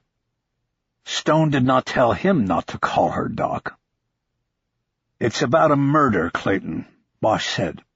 "From way back when you were just a boy of 8 years old." "I don't know nothing about no murder, sir." The voice was grating, and Bosch wondered if it had always been that way, or was the byproduct of the prison attack. "I know that, and you should know that you are not suspected in this crime in any way." "Then why come to me?" "Good question, and I'm going to just answer it straight, Clayton. You are in this room because your blood and your DNA were found on the victim's body." Pell shot straight up out of his chair. "Okay, I'm out of here." He turned to head toward the door. "Clay," Stone called out, "hear him out. You are not a suspect. You are 8 years old. He just wants to know what you know. Please." He looked down at her, but pointed at Bosch. "You can trust this guy, but I don't. The cops don't do anybody any favors, only themselves." Stone stood up to make her pitch. "Clayton, please, give it a chance." Pell reluctantly sat back down. Stone followed, and he stared at her, while refusing to look at Bosch. "We think the killer had your blood on him," Bosch said, "and it somehow got transferred to the victim. We don't think you had anything to do with the crime." "Why don't you just get it over with?" he replied, holding his wrists out and together for cuffing. "Clay, please," Stone said. He waved both hands in an enough-already gesture. He was small enough that he could completely turn his body in his seat and put both legs over the chair's left arm, giving Bosch the cold shoulder, like a child ignoring his parent. He folded his arms across his chest, and Bosch could see the top edge of a tattoo peeking out of his collar on the back of his neck. "Clayton," Stone said sternly, "don't you remember where you were when you were 8? Don't you remember what you've told me over and over?" Pell tucked his chin down toward his chest, and then relented. "Of course I do." "Then answer Detective Bosch's questions." He milked it for 10 seconds, and then nodded. "Okay." "What?" Just as Bosch was about to ask a question, his phone buzzed in his pocket. Pell heard it. "If you answer that, I'm fucking walking out of here." "Don't worry, I hate cell phones." Bosch waited for the buzzing to stop, and then proceeded. "Tell me about where you were and how you were living when you were 8 years old, Clayton." Pell turned back straight in his chair to face Bosch. "I was living with a monster. A guy who liked to beat the shit out of me whenever my mother wasn't around." He paused. Bosch waited and then prompted. "What else, Clayton?" "He decided that just beating me up wasn't good enough. He decided he liked for me to suck him off, too, a couple of times a week. So that's how I was living, Detective." "And this man was named Johnny?" "Nah, I just call him that. Now, I mean.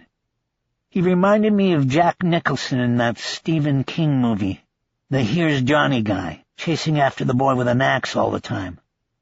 That was what it was like for me, only no axe. He didn't need no axe." "What about his real name? Did you know it?" "Nope, never did." "Are you sure?"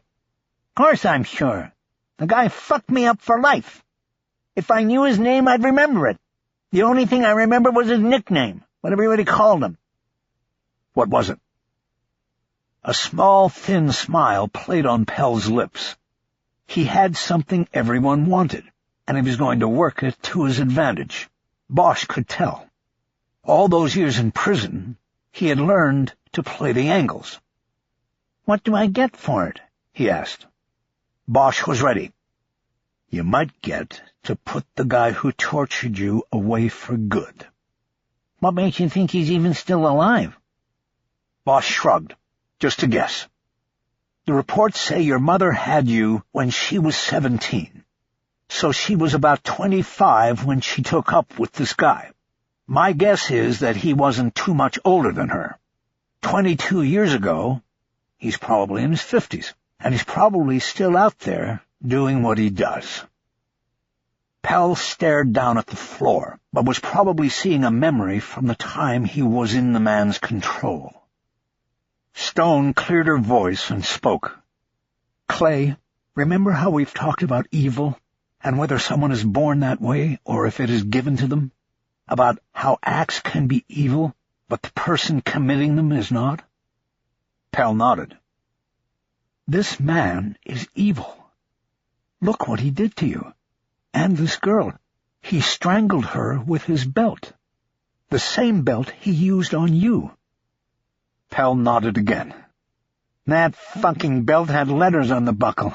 He used to hit me with that buckle, the fucker. After a while, I just didn't want to get hit anymore. It was just easier to give him what he wanted. Bosch waited. There was no need to ask another question. Stone seemed to sense it as well. After a long moment, Pell nodded a third time and spoke. Everybody called him Chill, including my mother. Bosch wrote it down. You said the belt buckle had letters on it. You mean like initials? What were they? C.H. Bosch wrote it down. His adrenaline started to kick in. He might not have a full name, but he was getting close. For a split second, an image came to him.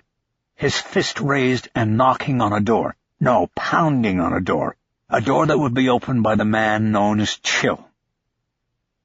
Pell continued to talk unbidden. I thought of Chill last year when I saw all that stuff on the news about the Grim Sleeper. Chill had photos like that guy, too. The Grim Sleeper was the name given to a serial killer suspect and the task force investigation that sought him. The same killer was suspected in multiple murders of women, but there were large spaces of time between killings, and it was as though he had gone to sleep and was hibernating. When a suspect was identified and captured the year before, investigators found hundreds of photos of women in his possession. Most of the women were naked and in sexually suggestive poses in the shots. The investigation was ongoing as to who the women were and what had happened to them. He had photos of women? Bosch asked. Yeah, the women he'd fucked. Naked pictures, his trophies. He took pictures of my mother, I saw him. He had one of those cameras where the picture just came right out, so he didn't have to worry about taking film to the drugstore and getting found out. Back before they had digital. A Polaroid? Yeah, right. Polaroid. It's not unusual, Stone said. For men who physically hurt women or not, it's a form of control, ownership. Skins on the wall, keeping score. A symptom of a very controlling personality. In today's world of digital cameras and internet porn, you see this more and more. Yeah, well, then I guess Chill was a pioneer, Pell said. He didn't have no computer. He kept his pictures in a shoebox. That's how we moved away from him. What do you mean? Bosch asked. Pell tightened his lips for a moment before answering. He took a picture of me with his dick in my mouth, and he put it in his shoebox. One day I stole it and left it out where my mom would see it. We moved out that day. Were there other photos of boys or men in that shoebox? Bosch asked. I remember seeing one other. It was a kid like me, but I didn't know who it was. Bosch wrote down a few more notes. He then asked if Pell could remember where they lived when he and his mother were with the man called Chill. He could only remember that they were close to Travel Town at Griffith Park, because his mother used to take him there to ride on the trains. Could you walk there or did you drive? We took a taxi, and I remember it was close. We went there a lot. I liked being on those little trains. It was a good note. Bosch knew Travel Town was on the north side of the park, and it probably meant Pell had lived with Chill in North Hollywood or Burbank. It would help narrow things. He then asked for a description of Chill, and Pell only described him as being white, tall, and muscular. Did he have a job? Not really. I think he was like a handyman or something. He had a lot of tools he kept in his truck. What kind of truck? Van, actually. Ford Econoline. That was where he made me do things to him. and a van would be the kind of vehicle Pell would use later to commit the same sort of crime. Bosch didn't mention this, of course. "How old would you say Chill was back then?" he asked. No idea. You're probably right about what you said before, about 5 years older than my mother. You don't happen to have a photo of him with your things or in storage or something? Pell laughed and looked at Bosch like he was an imbecile. You think I'd keep his picture around? I don't even have a picture of my mother, man. Sorry, had to ask. Did you ever see this guy with any women other than your mother? You mean like to have sex with? Yes. No, not really. Clayton, what else do you remember about him? I just remember I tried to stay away from him. Do you think you could identify him? What, now, after 20 years? Bosch nodded. I don't know, but I won't ever forget the way he looked back then. Do you remember anything else about the place where you lived with him? Anything that might help me find him? Pell thought about it and then shook his head. No, man, just what I said. Did he have pets? No, but he beat me like a dog. I guess I was his pet. Bosch glanced over at Stone to see if she had anything. What about hobbies? She asked. I think his hobby was filling up that shoebox, Pell said. But you never saw any of the other women from the pictures, right? Bosch asked. But that didn't mean anything. You could tell most of the pictures were taken in the van. He had an old mattress back there. He wasn't bringing any of them home, you know. It was good information. Bosch wrote it all down. Tell me something, Clayton. If I catch this guy and he goes on trial, would you be willing to testify to the things you've told me today? Pell considered the question. What would I get? He finally asked. Prison had taught him not to give anything away for free. Satisfaction. You'd help put this guy away for the rest of his life. So what? That's nothing. Well, I can't promise. Look what he did to me! Everything is because of him! He pointed to his chest as he yelled it. The raw emotion in his outburst was full of an animal ferocity that belied his diminutive frame, and it got through to Bosch. He realized how powerful it might be if it was put on exhibit in a trial. If he yelled out the same way and the same thing in front of a jury, it would be devastating for the defense. Clayton, I'm going to find this guy, he said, and you'll get the chance to tell him that to his face. It may help you with the rest of your life. The rest of my life? Well, that's great. Thanks for that. The sarcasm was unmistakable. Bosch was about to offer a comeback when there was a sharp knock on the interview room door. Stone got up to open it, and another therapist stood there. She whispered to Stone, and then Stone turned to Bosch. There are 2 police officers at the front gate asking for you. Bosch thanked Pell for his time and said he would be in touch about the investigation. He headed out to the gate, pulling his phone as he went. He saw that he had ignored 4 calls, 1 from his partner, 2 from a 213 number he didn't recognize, and the last from Kiz Ryder. The 2 uniformed cops were from Van Nuys division. They said they had been sent by the OPC. You're not answering your phone or the radio in your car, the older one said. You're supposed to contact a Lieutenant Ryder in the chief's office. She says it's urgent. Bosch thanked him and explained that he was in an important interview with his phone turned off. As soon as they walked away, he called Ryder, and she answered right away. Harry, why aren't you answering your phone? Because I was in the middle of an interview. I usually don't stop to take calls. How did you find me? Through your partner, who is answering his phone. What does that halfway house have to do with the Irving case? There was no getting around the answer. Nothing, it's another case. There was a silence while she probably worked to contain her frustration and fury with him.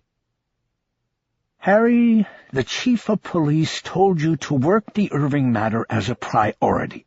Why would you— Look, I'm waiting on the autopsy. There's nothing I can do about Irving until I get the autopsy and get going from there. Well, guess what? Bosch now understood where those 213 calls he missed had come from. What? The autopsy started a half hour ago. If you leave now, you might catch the end of it. Is Chu there? As far as I know, he is. He's supposed to be. I'm on my way. Embarrassed with himself, he disconnected with no further discussion. Chapter 14. By the time Bosch was gowned, masked, gloved, and had entered the autopsy suite, Dr. Kendall Marks was already sewing George Irving's body closed with thick waxed twine. "Sorry I'm late," he announced. Marks pointed to the microphone hanging from the ceiling and over the autopsy table, and Bosch realized his mistake. The details of the autopsy were being recorded, and now it would be formally noted that Bosch had all but missed the post-mortem medical examination. If the case ever came to a point where there was a trial, a defense attorney would be able to insinuate much from that to the jury. It didn't matter that Chu was in attendance. The fact that the lead investigator was not where he was supposed to be could take on a sinister, even corrupt connotation in the hands of the right attorney. Bosch took a position next to Chu, who had his arms folded and was leaning against a work table, across from the foot of the autopsy table. It was about as far from the autopsy as you could get, and still say you were there. Even through the plastic germ guard, Bosch could tell Chu was not happy. He had once confided to Bosch that he wanted to be in the Open Unsolved unit because he wanted to investigate murders, but had trouble viewing autopsies. He couldn't stand the sight of the human body being mutilated. That made working cold cases a perfect assignment. He reviewed autopsy reports but didn't actually attend them, and he still got to work murders. Harry wanted to ask him if anything of interest had come up during the cut, but decided to wait to ask Marks directly, and off the tape. Instead, he checked the work table at the pathologist's back and counted the vials in the tox rack. He saw that Marks had filled 5 tubes with Irving's blood, meaning he was requesting a full toxicological screening.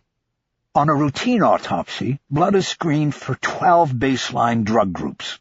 When the county is sparing no expense, or there is suspicion of a drug involvement that is off the usual trail, then a full screen widens the net to 26 groups, and that takes 5 vials of blood. Marks ended the autopsy by describing his closing of the Y incision, and then took one of his gloves off to turn off the microphone. "Glad you could make it, Detective," he said sarcastically. "How were you hitting them?" "I was 2 under at the turn," Bosch said, rolling with it. "But hey, I knew my partner could handle things here. Right, partner?" He gave Chu a rough clap on the shoulder. By referring to him directly as partner, Bosch was sending a coded message to Chu.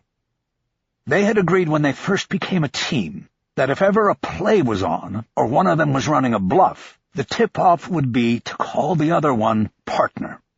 The code word meant that the receiver should play along.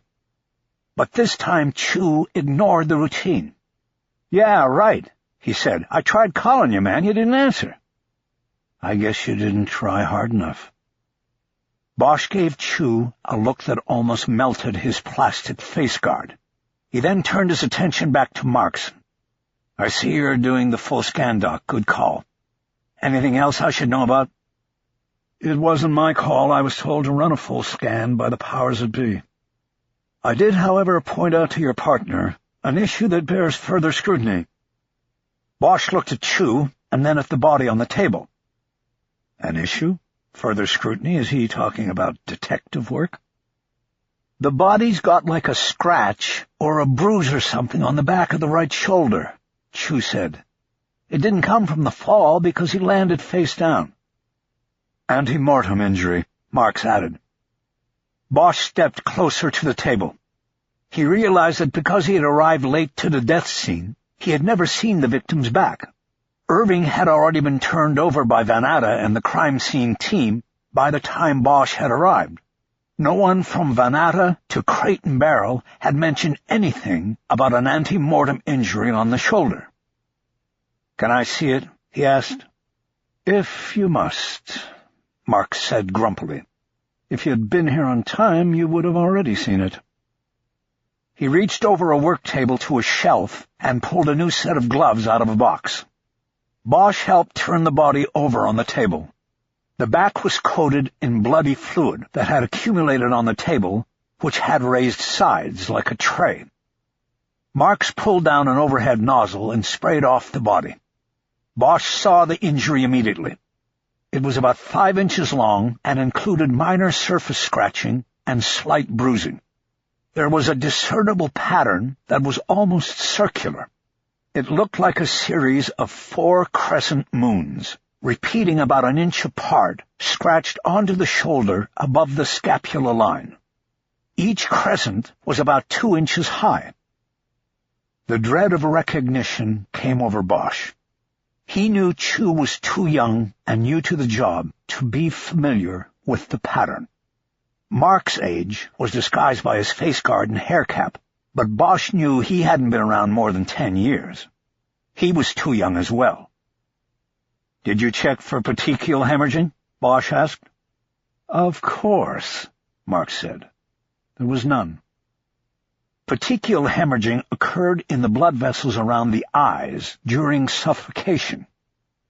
"Why do you ask about petechial hemorrhaging after seeing this abrasion on the back of the shoulder?" Marks asked. Bosch shrugged. "Just covering all the bases." Marks and Chu were both staring at him, expecting more, but he didn't give it. They stood there silently for a long moment before Bosch moved on. He pointed to the abrasion on the body's back. "You said ante-mortem. How close to death are we talking about?" "You see that the skin is broken? I took a culture.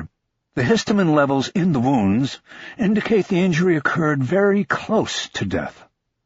I was telling Detective Chu, you need to go back to the hotel. He may have scratched his back on something while climbing over the balcony. You can see there is a pattern to the wound." Bosch knew the pattern already, but wasn't going to say anything yet. "Climbing over the balcony? So you're calling this a suicide?" "Of course not yet.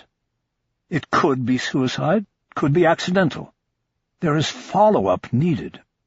We'll do the full toxicological scan, and this injury needs to be explained. You see the pattern. That should help you narrow it down at the hotel." "Did you check the hyoid?" Bosch asked. Marks put his hands on his hips. "Why would I check the hyoid on a jumper? I thought you just said you weren't ready to call him a jumper." Marks didn't answer. He grabbed a scalpel from a rack. "Help me turn him back over." "Wait," Bosch said. "Can I get a picture of this first?" "I took photos. They should be in the printer by now. You can pick them up on the way out." Bosch helped him turn the body back over. Marks used the scalpel to open the neck and remove the small and fragile bone that guarded the windpipe. He carefully cleaned it in a sink and then studied it for fractures under a lighted magnifying lens on the counter. "Hyoid's intact," he said. Bosch nodded. It didn't prove anything one way or the other. An expert could have choked Irving out without cracking the bone or causing bleeding in the eyes. It didn't prove anything at all. But the marks on the back of the shoulder were something. Bosch felt things changing about the case, changing rapidly. And it was bringing new meaning to High Jingo. Chapter 15. Chu waited until they were halfway through the parking lot before erupting. "Okay, Harry, what's going on? What was that all about in there?" Bosch pulled his phone. He had to make a call. "I'll tell you when I can tell you. I want you to go back to... That's not good enough, Harry. We're partners, man, and you're constantly doing the lone wolf number on me. You can't do that anymore. Chu had stopped and turned to him, his arms spread. Bosch stopped as well. Look, I'm trying to protect you. I need to talk to somebody first. Let me do that, and then we'll talk. Unsatisfied, Chu shook his head. You're killing me with this shit, man. What do you want me to do? Go back to the office and just sit on my thumbs? No, there's a lot I want you to do. I want you to go to property and pull out Irving's shirt. Have somebody in SID check the inside shoulder for blood. It's a dark shirt, and nobody noticed anything on it yesterday. So, if there's blood, we'll know he got those marks while he was still wearing the shirt. That's right. And what will that tell us? Bosch didn't answer. He was thinking about the shirt button found on the floor in the hotel suite. There could have been a struggle, with Irving being choked out and the button being pulled loose. When you're finished with the shirt, get the search warrant going. The search warrant for what?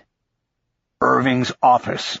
I want to seal the place and have a warrant before we go in and start looking at files. They're his files and he's dead. What do we need a warrant for? Because the guy was a city hall lobbyist. What that means is that his job was to sell access to his father and his father's faction on the council. You never know what we might find in his office, and I want to make sure we're covered no matter what.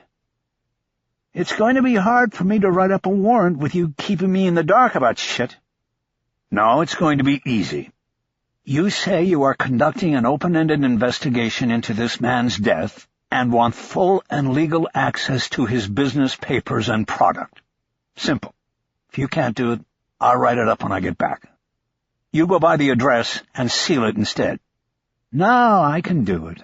I'm the writer. It was true. In their usual division of labor and responsibilities, Chu always did the warrant work. There is an additional wrinkle to work out. Great. What's that? Irving was a lawyer. Call the California bar and see if he was current. He wasn't practicing as a lawyer, but I want to make sure we aren't looking at files in the office that are covered by attorney-client privilege. I want everything clean on this, Chu. Got it? Yeah, I got it. Okay, then go do it, and stop moping about it.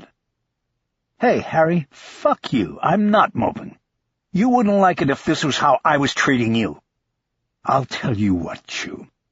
If I had a partner who had a lot more years and experience than me, and who said, trust me on this until the time is right, then I think I would. And I would thank him for watching out for me. Bosch let that sink in for a moment before dismissing Chu. I'll see you back there. I gotta go. They started walking to their separate cars. Bosch glanced back at his partner and saw him walking with his head down, a hangdog expression on his face. Chu didn't understand the complexities of high jingo, but Bosch did. By the time he was behind the wheel, Harry had his rider on the phone. Meet me at the academy in 15 minutes, in the video room. Harry, there's no way. I'm about to go into a budget meeting. Then don't complain to me about not knowing what's going on with the Irving case. Can't you just tell me? No, you have to be shown. When can you meet? There was a long pause before she responded. Not before 1.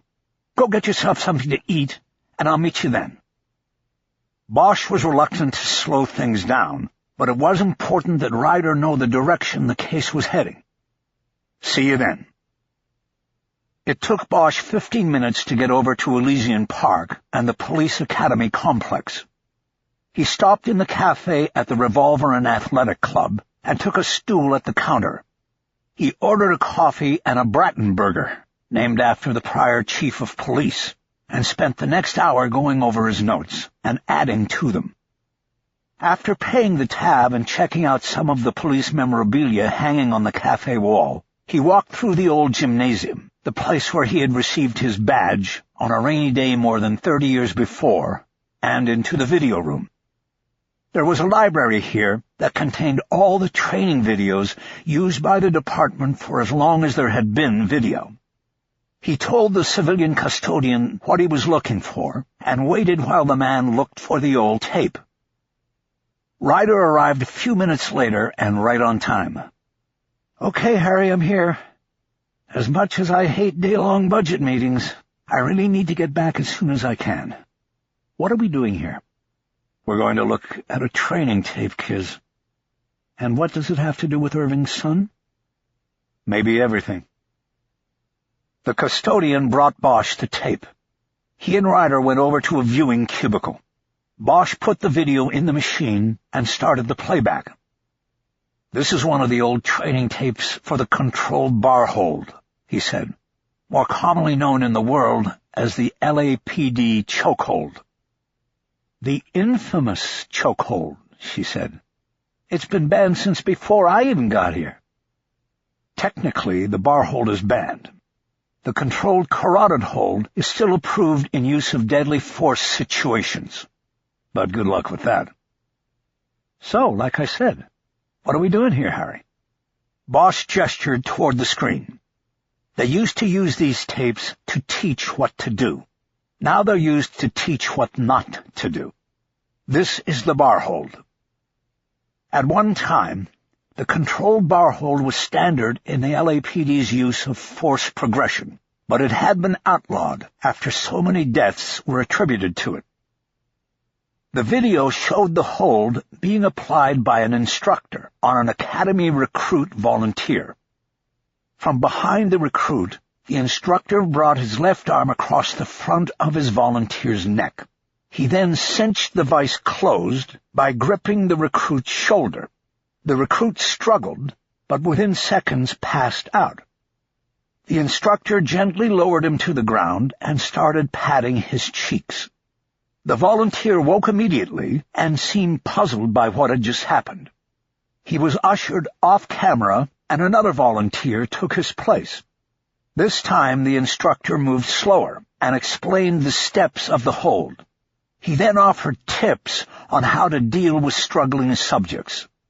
The second tip was what Bosch was waiting for. "There," he said.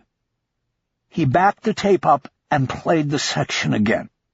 The instructor called the move the hand creep. The left arm was locked across the volunteer's neck, the hand up at his right shoulder. To guard against the arm being pulled away by the struggling volunteer, the instructor gripped his hands together like hooks at the top of the shoulder and extended his right forearm down the volunteer's back. Then, little by little, he tightened the vise on the volunteer's neck. The second volunteer passed out. "I can't believe they actually choked these guys out like that," Ryder said.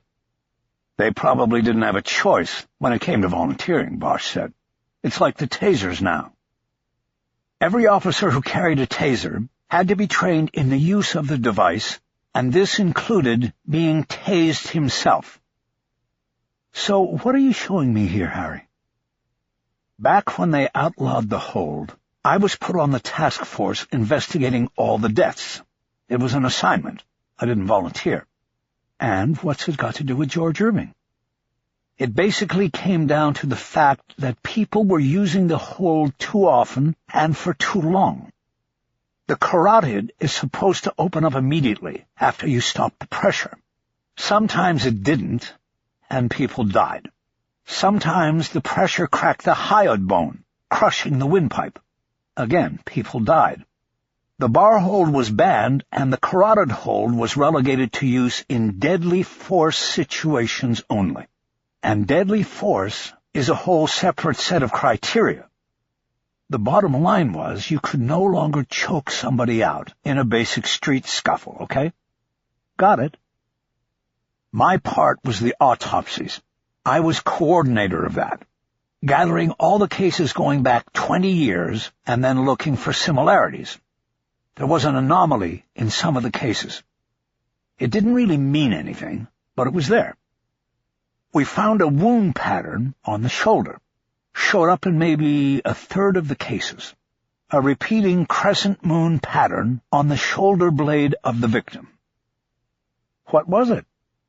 Bosch gestured to the video screen. The training tape was frozen on the hand creep move. It was the hand creep. A lot of cops wore military watches with the big chrono bezels. During the chokehold, if they made that move and walked the wrist lock up the shoulder, the watch bezel cut the skin or left a bruise. It didn't really have to do with anything other than to help prove there had been a struggle. But I remembered it today.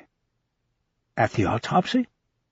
From his inside pocket, he pulled out an autopsy photo of George Irving's shoulder. That's Irving's shoulder. Could this have happened in the fall? He hit the ground face first. There shouldn't be an injury like that on his back. The M.E. confirmed it was ante-mortem. Ryder's eyes darkened as she studied the photo. So we have a homicide? It's looking that way.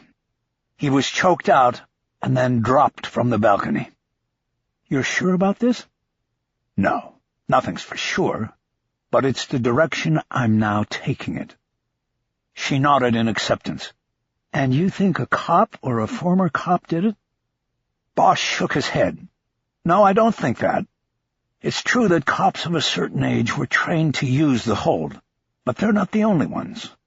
Military, mixed martial arts fighters, any kid who watches YouTube can learn how it's done. There's one thing that's sort of a coincidence, though. Coincidence? You always said there was no such thing as coincidence. Bosch shrugged. What's the coincidence, Harry?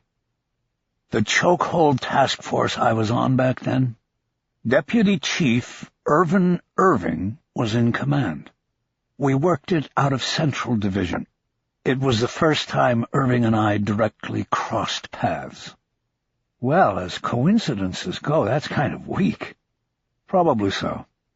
But it means Irving will recognize the significance of the crescent marks on his son's back if he is told about them or shown a photo. And I don't want the councilman to know about this yet. Ryder looked at him sharply. Harry, he's all over the chief about this. He's all over me. He's already called 3 times today about the autopsy, and you want to withhold this from him? I don't want it out there in the open. I want whoever did this to think they're in the clear. That way they won't see me coming. Harry, I don't know about this. Look, who knows what Irving will do with it if he knows? He might end up talking about it with the wrong person, or having a press conference, and then it gets out, and we've lost our edge on it.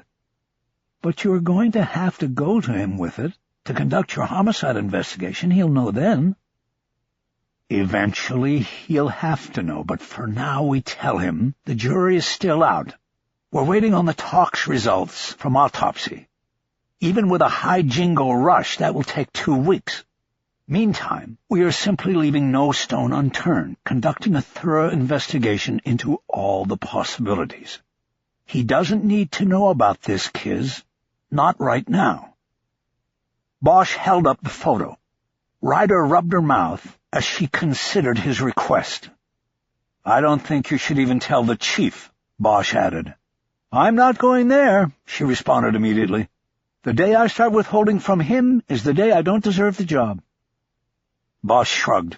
Suit yourself. Just keep it from leaving the building. She nodded, having come to a decision. I'll give you 48 hours, and then we reevaluate. Thursday morning, I want to know where you are on this, and we decide again then. It was what Bosch was hoping to get. Just a head start. Fine, Thursday. That doesn't mean I don't want to hear from you till Thursday. I want to be kept up to date. If something else breaks, you call me. Got it. Where do you go from here on it? We seal Irving's office until we get a warrant. He had an office manager who probably knew a lot of the secrets and the enemies. We need to sit down with her, but I want to do that in the office so she can show us the files and whatnot. Ryder nodded in approval. Good. Where's your partner? He's working on the search warrant. We're making sure we're clean, every step of the way." "That's smart. Does he know about the chokehold?" "Not yet. I wanted to talk to you first, but he'll know by the end of the day." "I appreciate that, Harry. I have to get back to my budget meeting and figuring out how to do more with less." "Yeah, good luck with that." "And you be careful. This could lead to some dark places." Bosch ejected the tape. "Don't I know it," he said.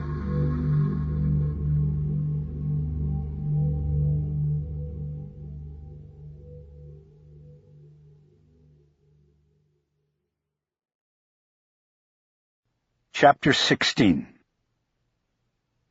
Because George Irving had kept his bar ticket active, getting a search warrant allowing the investigators access to his office and files took most of Tuesday afternoon and evening. The legal document was finally signed and issued by Superior Court Judge Stephen Fluharty, after a special master was appointed to review what documents were viewed or seized by the police. The special master was an attorney himself, and as such was not beholden to the need for speed that homicide investigators working on an active case were accustomed to.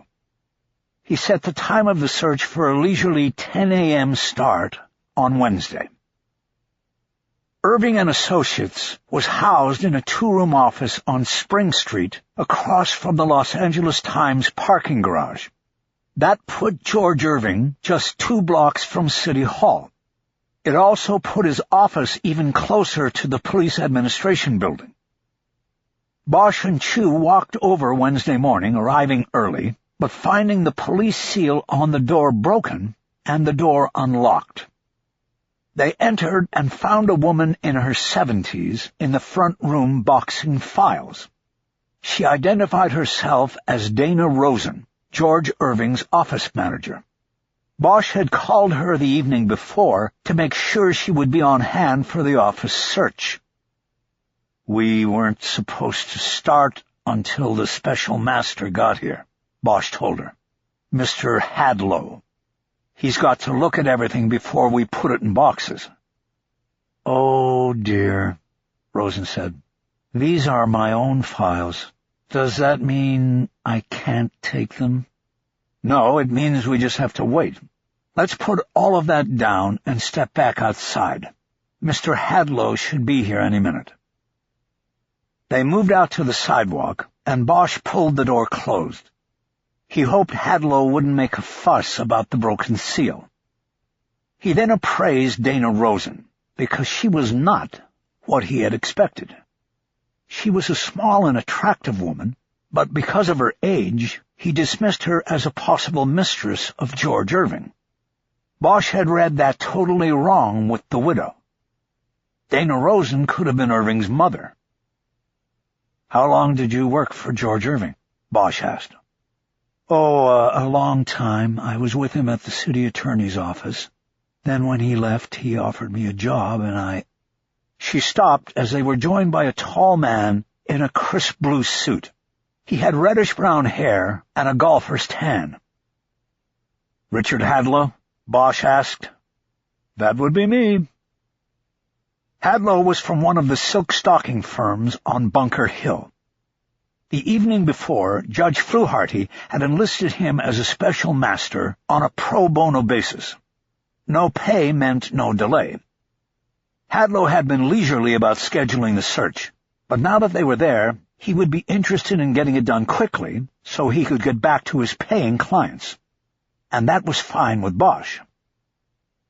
They moved into the offices, Hadlow saying nothing about the broken seal. They then set a plan into motion. Hadlow would go to work on the office files, making sure there was no privileged content, before turning them over to Chu for review.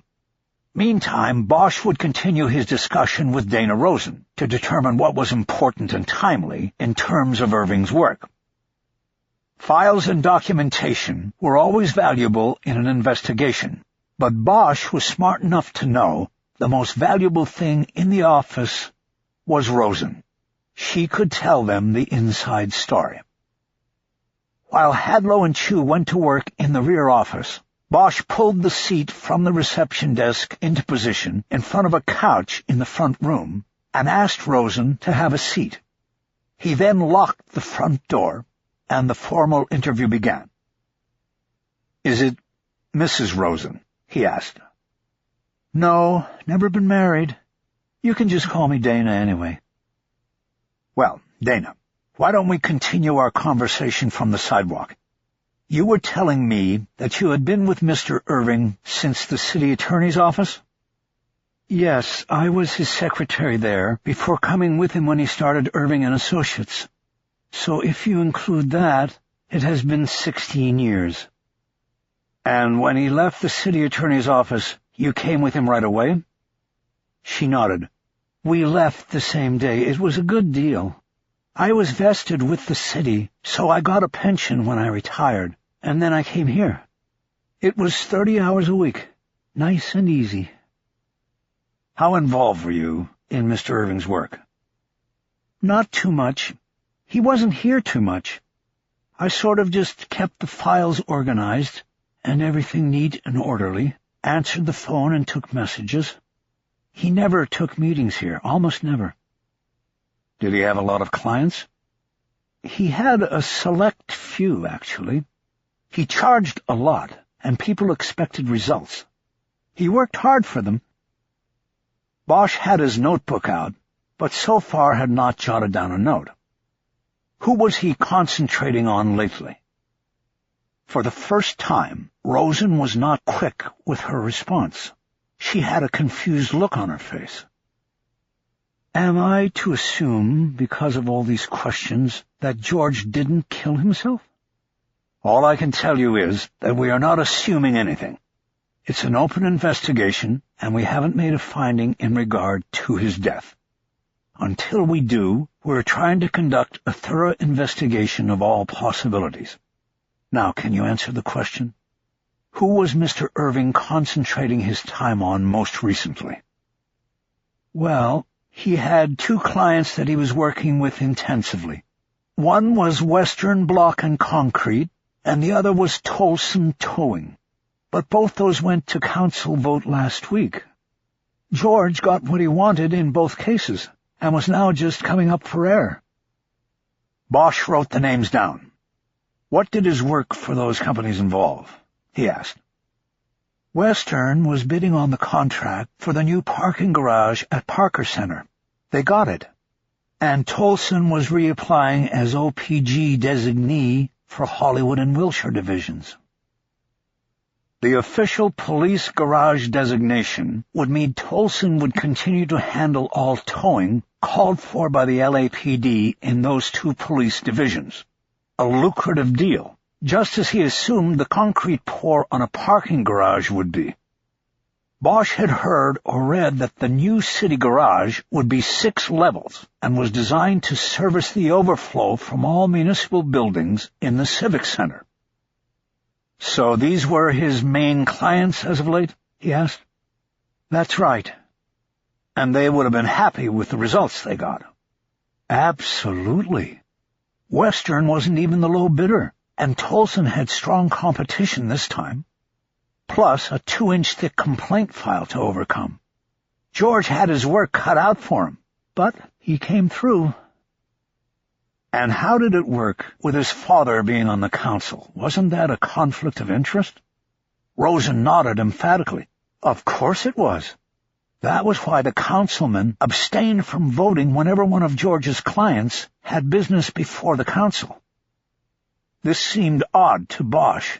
Having a father on the council seemed to give George Irving the inside edge. But if his father excused himself from voting on such matters, the edge disappeared. Or did it? Bosch assumed that even if the older Irving made a show of abstaining from voting, the other council members knew they could curry his favor for their own pet projects if they supported his sons. "What about clients who were unhappy with the work George did?" he asked Rosen. She said she could not think of a client who was ever upset with George Irving's efforts. Conversely, the companies competing with his clients for city contracts would be upset. Anything you remember from these situations that Mr. Irving considered to be a threat? Offhand, not that I know of. You said Western Block and Concrete was not the low bidder on the garage. Who was? A company called Consolidated Block Incorporated. They underbid just to try to get the contract. It happens a lot. But the city planners usually see through that. In this case, George helped them. The planning division recommended Western to the council. And no threat came out of it. No bad blood. Well, I doubt they were happy about it over at CBI, but as far as I know, we didn't hear anything. It was just business. Bosch knew that he and Chu would have to review both contracts and Irving's work on them, but he decided to move on. What did Mr. Irving have coming up next on his work schedule? There wasn't a lot. He had been talking about slowing down a little bit. His son went away to college, and George and his wife were going through the empty nest phase. I know George really missed his son. He was depressed about it. So he had no active clients? He was talking to people, but he only had one under contract. That was Regent Taxi. They're going to try to get the Hollywood franchise next year, and they hired us to work with them. Under Bosch's questioning, Rosen explained that the city awarded geographic franchises for taxi service. The city was divided into 6 taxi zones. Each zone had 2 or 3 lease or franchise holders, depending on the population of the district. The franchising controlled where in the city a company could pick up fares. Of course, a taxi with a fare on board could go anywhere instructed. The designation allowed them to sit on taxi stands and at hotels or cruise for fares and take phone requests within their franchise zone only. Competition on the streets for fares was sometimes fierce. Competition for a franchise designation was equally so. Rosen explained that Regent Taxi already had a franchise in South LA, but was seeking a more lucrative assignment in Hollywood. When was that going to come up? Bosch asked. Not till after the new year, Rosen said. George was just getting started on the application. How many franchises are given in Hollywood? There are only 2, and they are 2-year terms. They stagger them, so one comes up for renewal or reassignment every year. Regent has been waiting for this upcoming year because the current franchise holder coming up for renewal has problems and is vulnerable. George told the clients that their best shot was in the coming year. What's the name of the company that's vulnerable? Black and White, better known as B&W. Bosch knew that there had been an issue a decade or so ago with B&W Taxi, painting its cars so that they looked a little too much like police cars. The LAPD had complained, and the company changed their design to a black and white checkerboard scheme.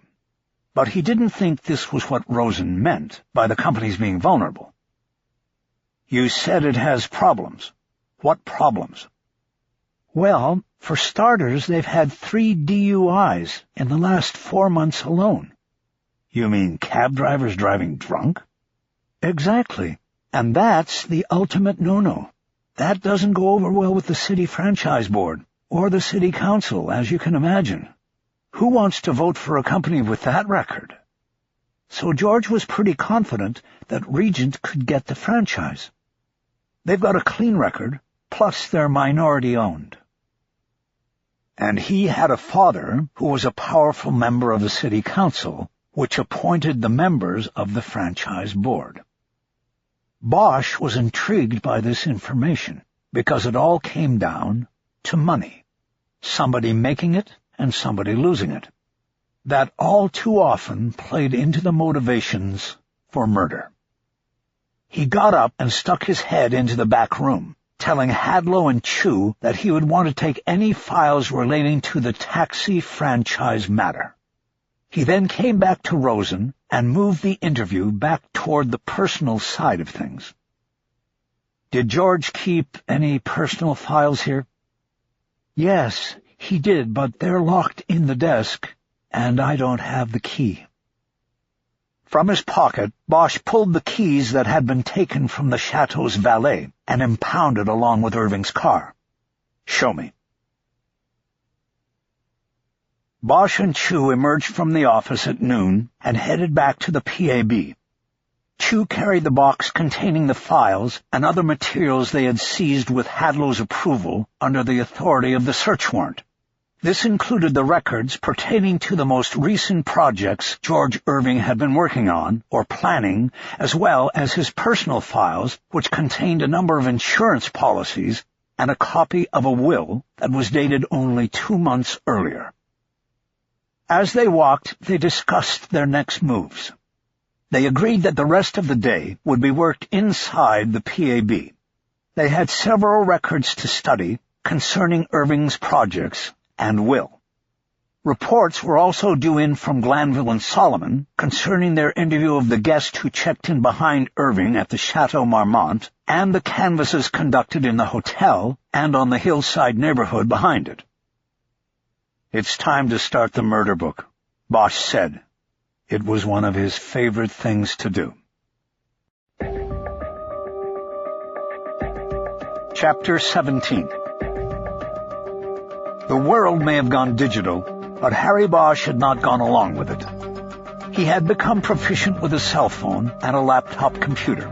He listened to music on an iPod and every now and then read the newspaper on his daughter's iPad. But when it came to a murder book, he was still, and always would be, a plastic and paper man. He was a dinosaur. It didn't matter that the department was going to digital archiving, and there was no space in the new PAB for shelves to hold the thick blue binders. Bosch was a man who kept traditions, especially when he believed those traditions helped catch killers. To Bosch, a murder book was a key part of an investigation, as important as any piece of evidence. It was the anchor of the case, a compendium of every move made, interview taken, piece of evidence or potential evidence gathered. It was a physical component with weight and depth and substance. Sure, it could be reduced to a digital computer file and put on a thumb drive, but somehow that made it less real to him, more hidden, and this felt disrespectful to the dead.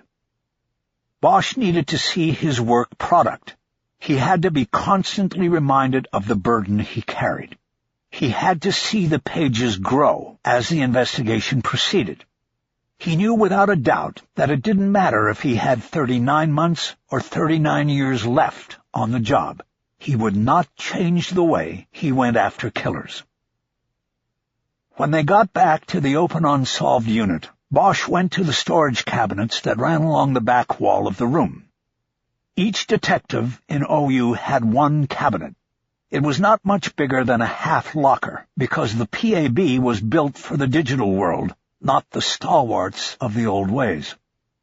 Bosch used his storage space primarily to hold old blue binders from solved murder cases past. Those cases had been pulled from archives and digitized in an effort to create space. The documents were scanned and shredded, and the empty binders destined for the city dump. But Bosch had rescued a dozen and hid them away in his storage locker so that he would never have to go without. He now took one of the precious binders, its blue plastic faded by time, from the locker and went to the work cubicle he shared with Chu. His partner was removing Irving's files from the box and stacking them on top of the file cabinet that adjoined their 2 desks. "Harry, Chu said when he saw the binder. "When are you going to change? When are you going to let me join the digital world?" "In about 39 months, Bosch said. "After that you can put your murder files on the head of a pin for all I'll care. But until then, I'm going to do it the way you've always done it, right? Yeah, I get it. You know it." Bosch sat down at his desk and opened the binder. He then opened his laptop. He had already prepared several reports for inclusion in the book. He started sending them to the unit's communal printer. He thought of something and scanned their cubicle for an inter-office envelope. "You get anything from Hollywood?" he asked. "Nope," Chu said. "Check your email." Of course. Bosch went online and found that he had 2 emails from Jerry Solomon at Hollywood Division. Each contained an attachment that he downloaded and sent to the printer. The first was a summary of the canvass of the hotel conducted by Solomon in Glanville. The second summarized the canvass of the nearby neighborhood. Bosch went over to the printer and grabbed his pages out of the tray. On his way back, he saw Lieutenant Duval standing outside his cubicle. Chu was nowhere in sight. Bosch knew that Duval wanted an update on the Irving case. In the last 24 hours, she had left him 2 messages and an email, which he had failed to return. "Harry, have you gotten my messages?" she asked as he approached. "I got them, but every time I was going to call, somebody called me first, and I got distracted. Sorry, Lieutenant. Why don't we go into my office so you won't get any more of these distractions?" It wasn't asked like a question. Bosch dropped the printouts on his desk and followed the lieutenant to her office. She told him to close the door. "Is that a murder book you were putting together?" she asked before even sitting down. "Yes." "Are you saying George Irving was murdered?"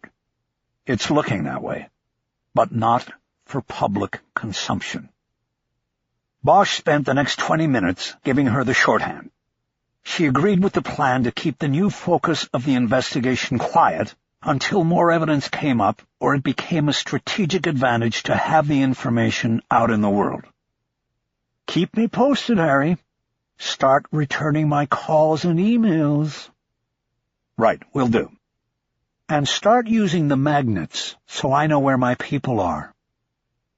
The lieutenant had put a squadroom attendance board up with magnets that could be moved to illustrate whether a detective was in or out of the office.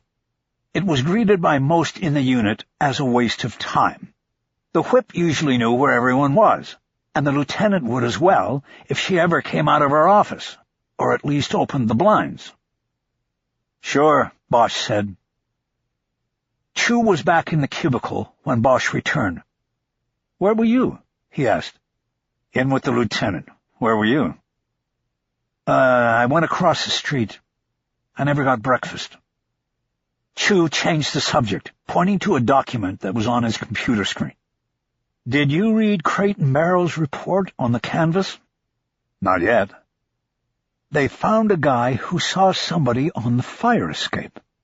The timing's off, but, man, what are the chances?" Bosch turned back to his desk and found the printout of the report on the hillside canvas. It was essentially a list of consecutive addresses on Marmont Lane. After each address, it said whether the door was answered and a resident interviewed. They used abbreviations Bosch had read in LAPD canvas reports for more than 2 decades. There were a lot of NBHs, meaning nobody home, and a lot of DSATs, meaning the residents didn't see a thing, but one entry was several sentences long. Resident Earl Mitchell, WMDOB 41361, had insomnia and went to the kitchen to get a bottle of water.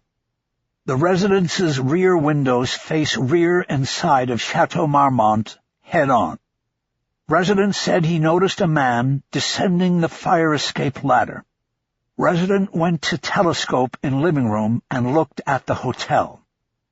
The man on the fire escape was no longer in view. Resident did not call PD. Resident stated that this sighting occurred at approximately 12:40 a.m., which was the time on the bedroom clock when he decided to get up to get water. To the best of his memory, Resident believes the figure on the fire escape was between the 5th and 6th floor and descending when seen. Bosch didn't know whether it was Crate or Barrel who had written the report. Whoever it was, he had employed short sentences in a staccato fashion, but he was no Hemingway. He had simply employed the policeman's KISS rule. Keep it simple, Sherlock. The fewer words in a report meant the fewer chances and angles of attack from critics and lawyers. Bosch pulled his phone and called Jerry Solomon. When Solomon answered, it sounded like he was in a car with the windows open. "It's Bosch.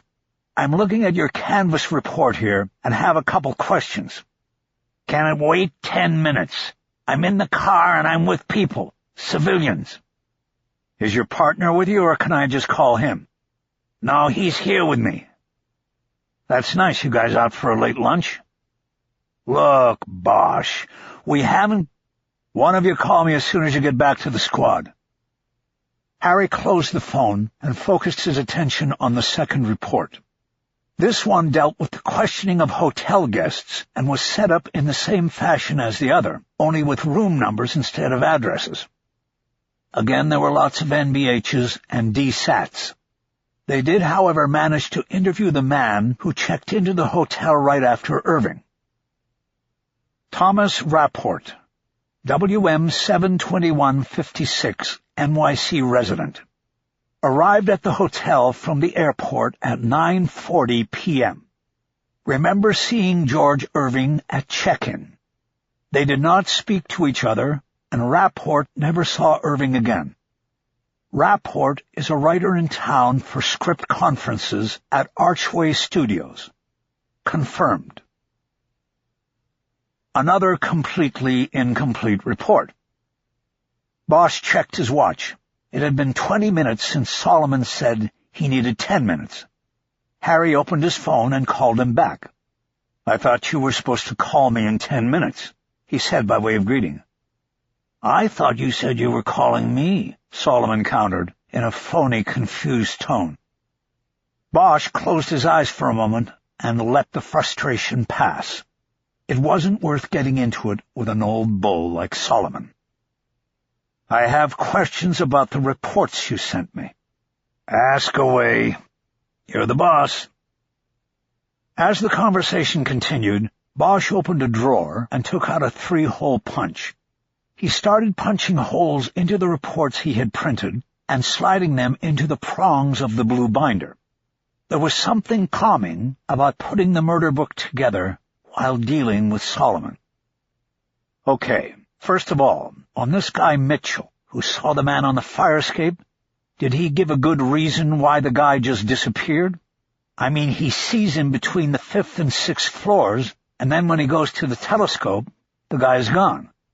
What happened to floors 1 through 4? "That's simple. He said by the time he swung the scope around and got it in focus, the guy was gone. He could have gone all the way down, or he could have gone inside on one of the landings." Bosch almost asked him why that wasn't in the report, but he knew why, just as he knew that George Irving's death would have been written off as a suicide with Crate and Barrel in charge. "How do we know it wasn't Irving?" Bosch asked. It was a curveball, and it took Solomon a moment to respond. "I guess we don't. But what would Irving be doing out there on the ladder?" "I don't know."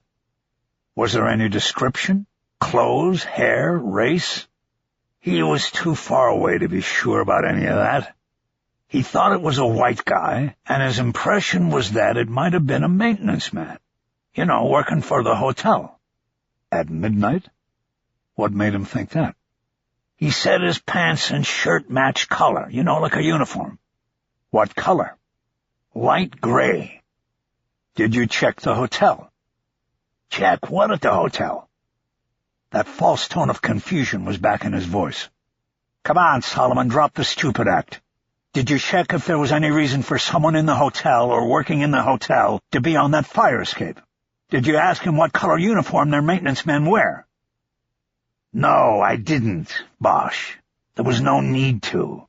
The guy was going down the fire escape a good 2 to 4 hours before our guy took the high dive. They are unrelated matters. You sending us up that street was a complete waste of our time. That was what was stupid." Bosch knew that if he lost his temper with Solomon, the detective would be completely useless for the rest of the investigation. He wasn't ready to lose him yet. Once again, he moved on. Okay, on the other report, your interview with this writer, Thomas Rapport. Why is he in L.A.? I don't know. He's some kind of a big screenwriter. The studio put him up in one of those bungalows in the back where Belushi died. That's $2,000 a night, and he said he was in town for the whole week. At least that answered one question before Bosch had to ask it. How long would they have local access to Rapport if they needed him? So, did the studio pop for a limo? How'd he get to the hotel? No. He took a cab in from the airport. His plane landed early, and the studio car wasn't there yet, so he grabbed a cab. He said that's why Irving got in front of him at the check-in. They arrived at the same time, but Rapport had to wait for the cab driver to print out a receipt, and it took forever. He was sort of pissed about that. He was on East Coast time and dead tired. He wanted to get into his bungalow. Bosch felt a brief stirring in his gut. It was a mixture of instinct and knowing that there was an order of things in the world. The truth was revealed to the righteous. He often felt it at the moment things started to tumble together on a case. Jerry, he said, did Rapport tell you which cab company brought him to the hotel? You mean what kind? Yeah, you know, Valley Cab, Yellow Cab, which company? It says it on the door of the taxi. He didn't say, but what's that got to do with anything? Maybe nothing. Did you get a cell phone for this guy?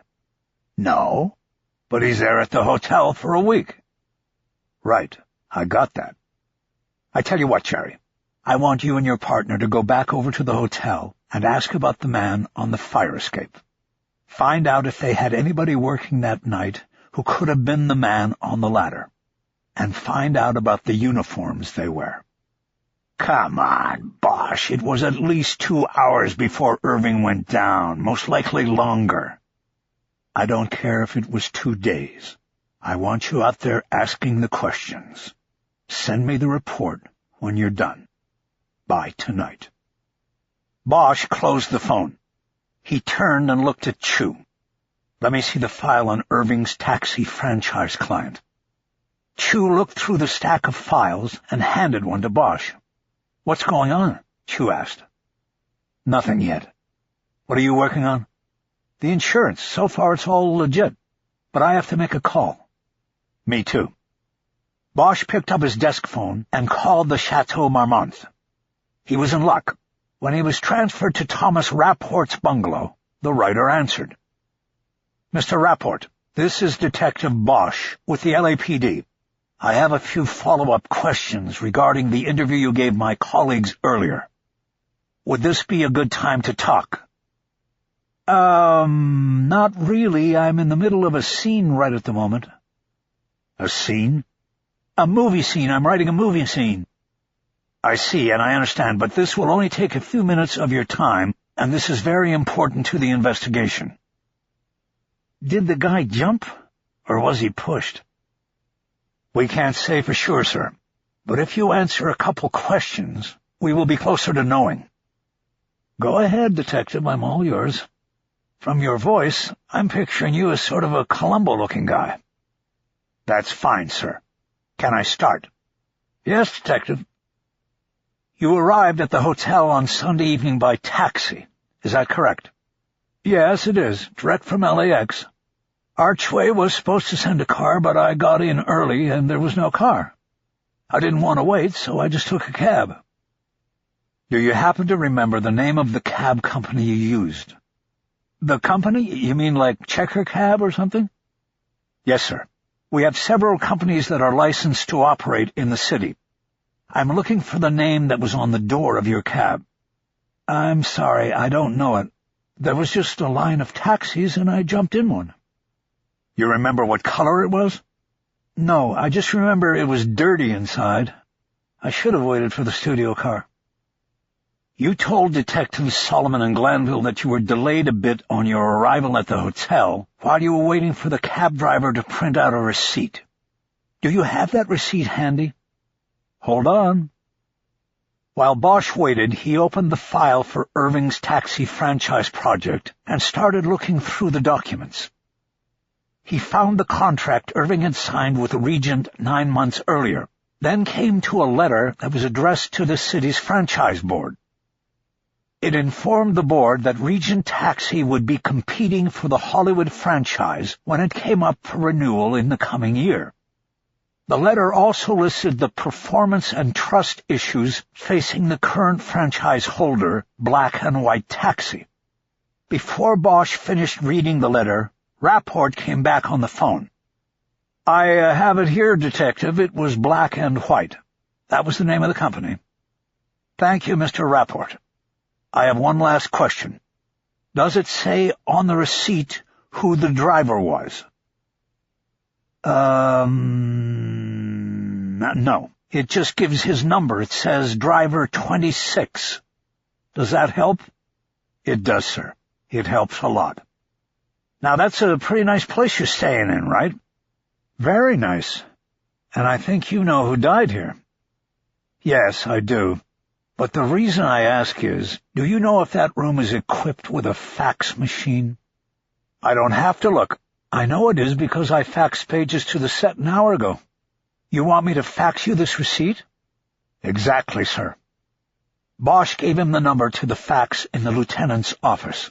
No one would be able to look at the receipt, except Duval. "It will be on its way as soon as I hang up, Lieutenant," Rapport said. "That's detective. I keep forgetting you're not Columbo." "No, sir, I'm not. But I am going to hit you with another question." Rapport laughed. "Go ahead." "It's a tight space in the garage area where you come in. Did your taxi pull in ahead of Mr. Irving's car, or was it the other way around?" "Other way. We pulled in right behind him." "So when Irving got out of his car, did you see him?" "Yeah, he stood there and gave his keys to the valet guy, and they wrote his name on a receipt and gave him a copy. The usual thing." "Did your driver see this?" "I don't know, but he had a better view through the windshield than I did in the back." "Thank you, Mr. Rapport, and good luck with the scene you're writing." "I hope I've helped." "You have." Bosch hung up, and while he waited for the receipt to arrive via fax, he called George Irving's office manager, Dana Rosen, and asked her about the letter to the city's franchise board that was in the Regent Taxi file. "Is this a copy or the original that was not yet sent out?" he asked. "Oh, no, that was sent out. We sent it individually to every member of the board. That was the first step in announcing the plans to go for the Hollywood franchise." Bosch was looking at the letter as they spoke. It was dated 2 Mondays earlier. "Was there any response to this?" he asked. "Not yet. It would have been in the file if there was." "Thank you, Dana." Bosch hung up and went back to looking through the Regent file. He found a paperclip batch of printouts that must have been the backup Irving used for the allegations contained in the letter. There was a copy of a story that had been in the Times and reported that the third Black and White driver in 4 months had been arrested for driving drunk while operating a taxi.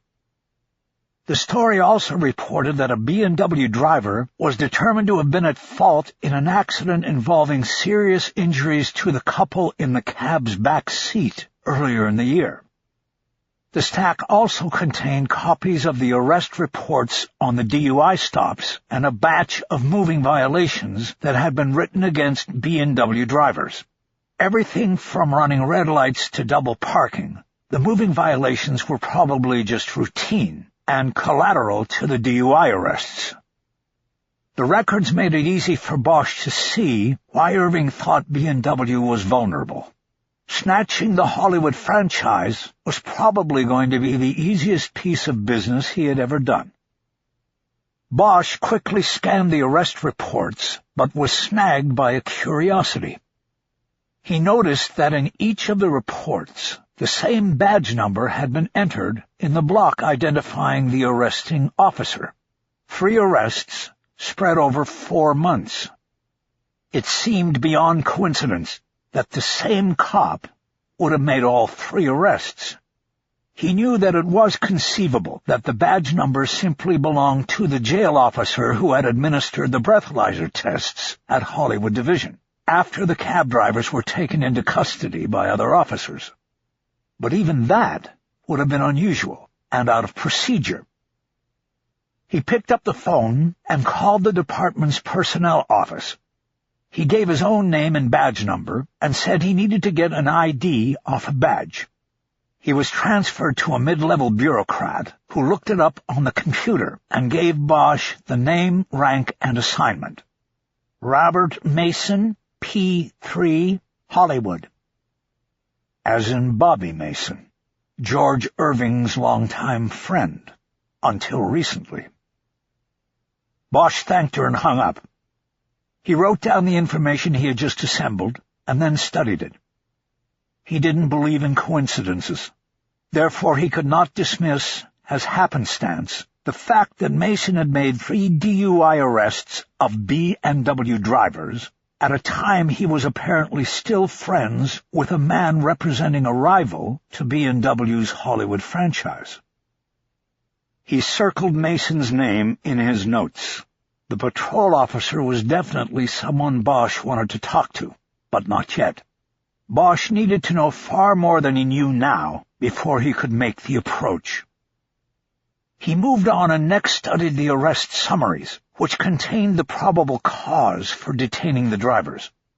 In each case, the driver had been observed driving erratically. In one of the cases, the summary noted that a half-empty bottle of Jack Daniel's bourbon had been found under the driver's seat of the taxi. Bosch noted that the report did not mention the size of the bottle, and for a moment he mused over the choice of the words half-empty over half-full, and the different interpretations the descriptions might bring. But then Chu rolled his chair over and leaned against his desk. "Harry, sounds like you got something going." "Yeah, maybe. You want to take a ride?" Chapter 18. Black and White Taxi was located in an old soundstage on Gower, south of Sunset. It was an industrial neighborhood full of businesses that catered to the movie industry: costume warehouses, camera houses, prop houses. B&W was in one of the 2 side-by-side sound stages that looked old and worn out. The cab company operated out of one, and the other was a storage and rental facility for movie cars. Bosch had been in the car storage facility before on a case. He had taken his time walking through. It was like a museum, with every car that had ever caught his eye as a teenager. The 2 hangar doors of B&W were wide open. Bosch and Chu walked in. In the moment of blindness, when their eyes adjusted from the transition of sunlight to shadows, they were almost hit by a taxi heading out to the street. They jumped back and let the black and white checked Impala go between them.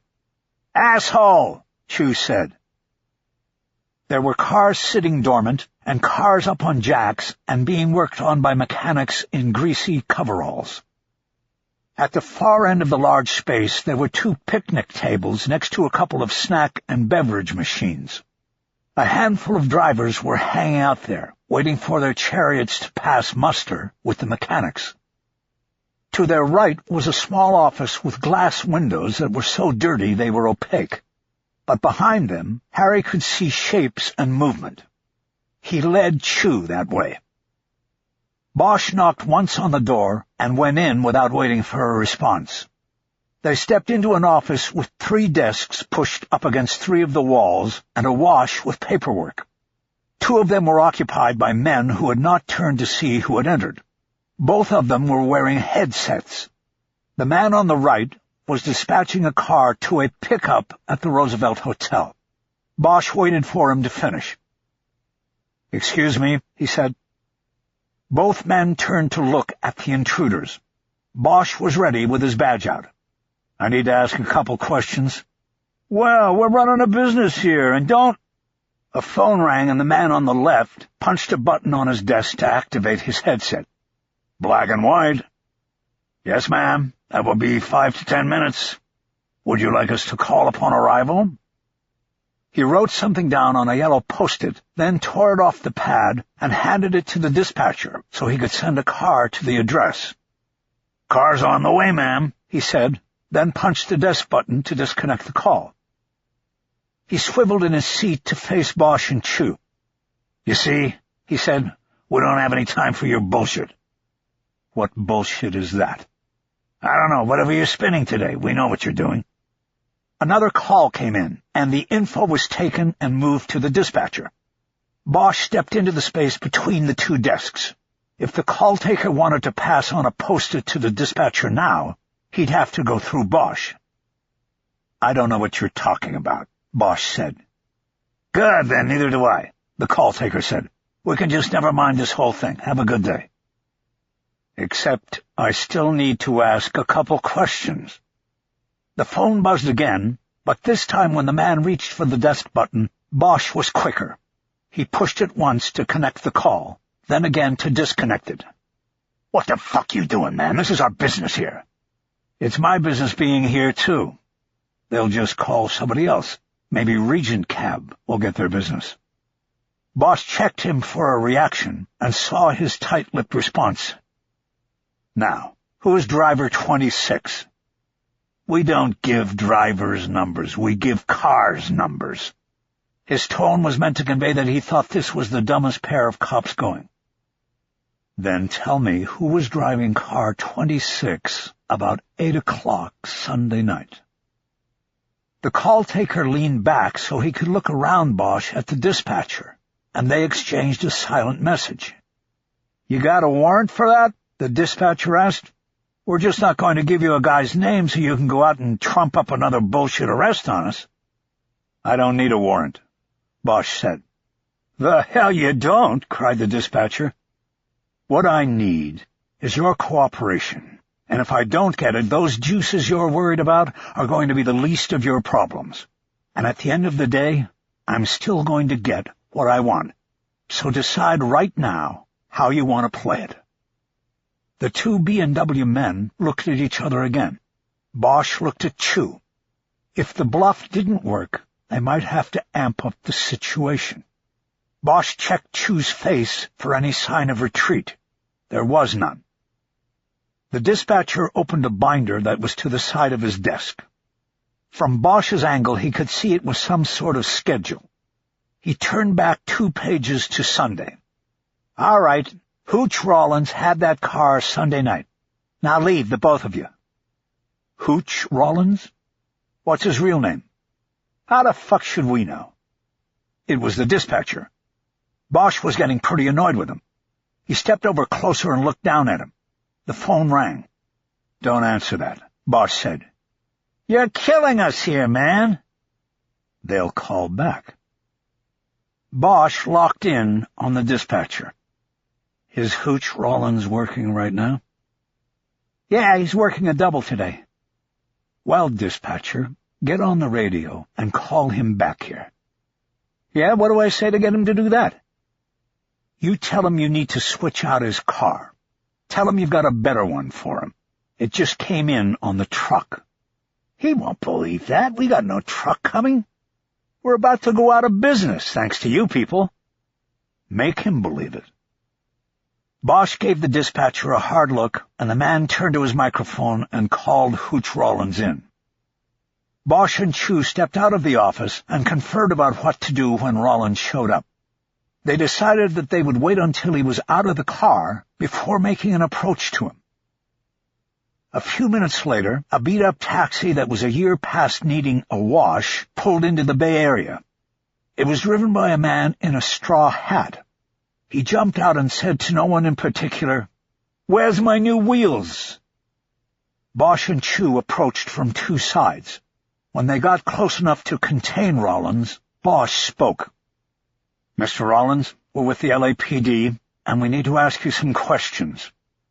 Rollins looked confused. Then the fight-or-flight look entered his eyes. "What?" "I said we need to ask you a few questions." Bosch badged him then, so that he would know that it was formal and official. There was no running from the law. "What'd I do?" As far as we know, nothing, Mr. Rollins. We want to talk to you about something you may have seen. You're not going to jack me up like the other fellas, are you? We don't know anything about that. Would you please accompany us to the Hollywood police station so we can sit in a quiet room and talk? Am I under arrest? Not now, no. We were counting on you wanting to cooperate and just answer some questions. We'll get you back here right after.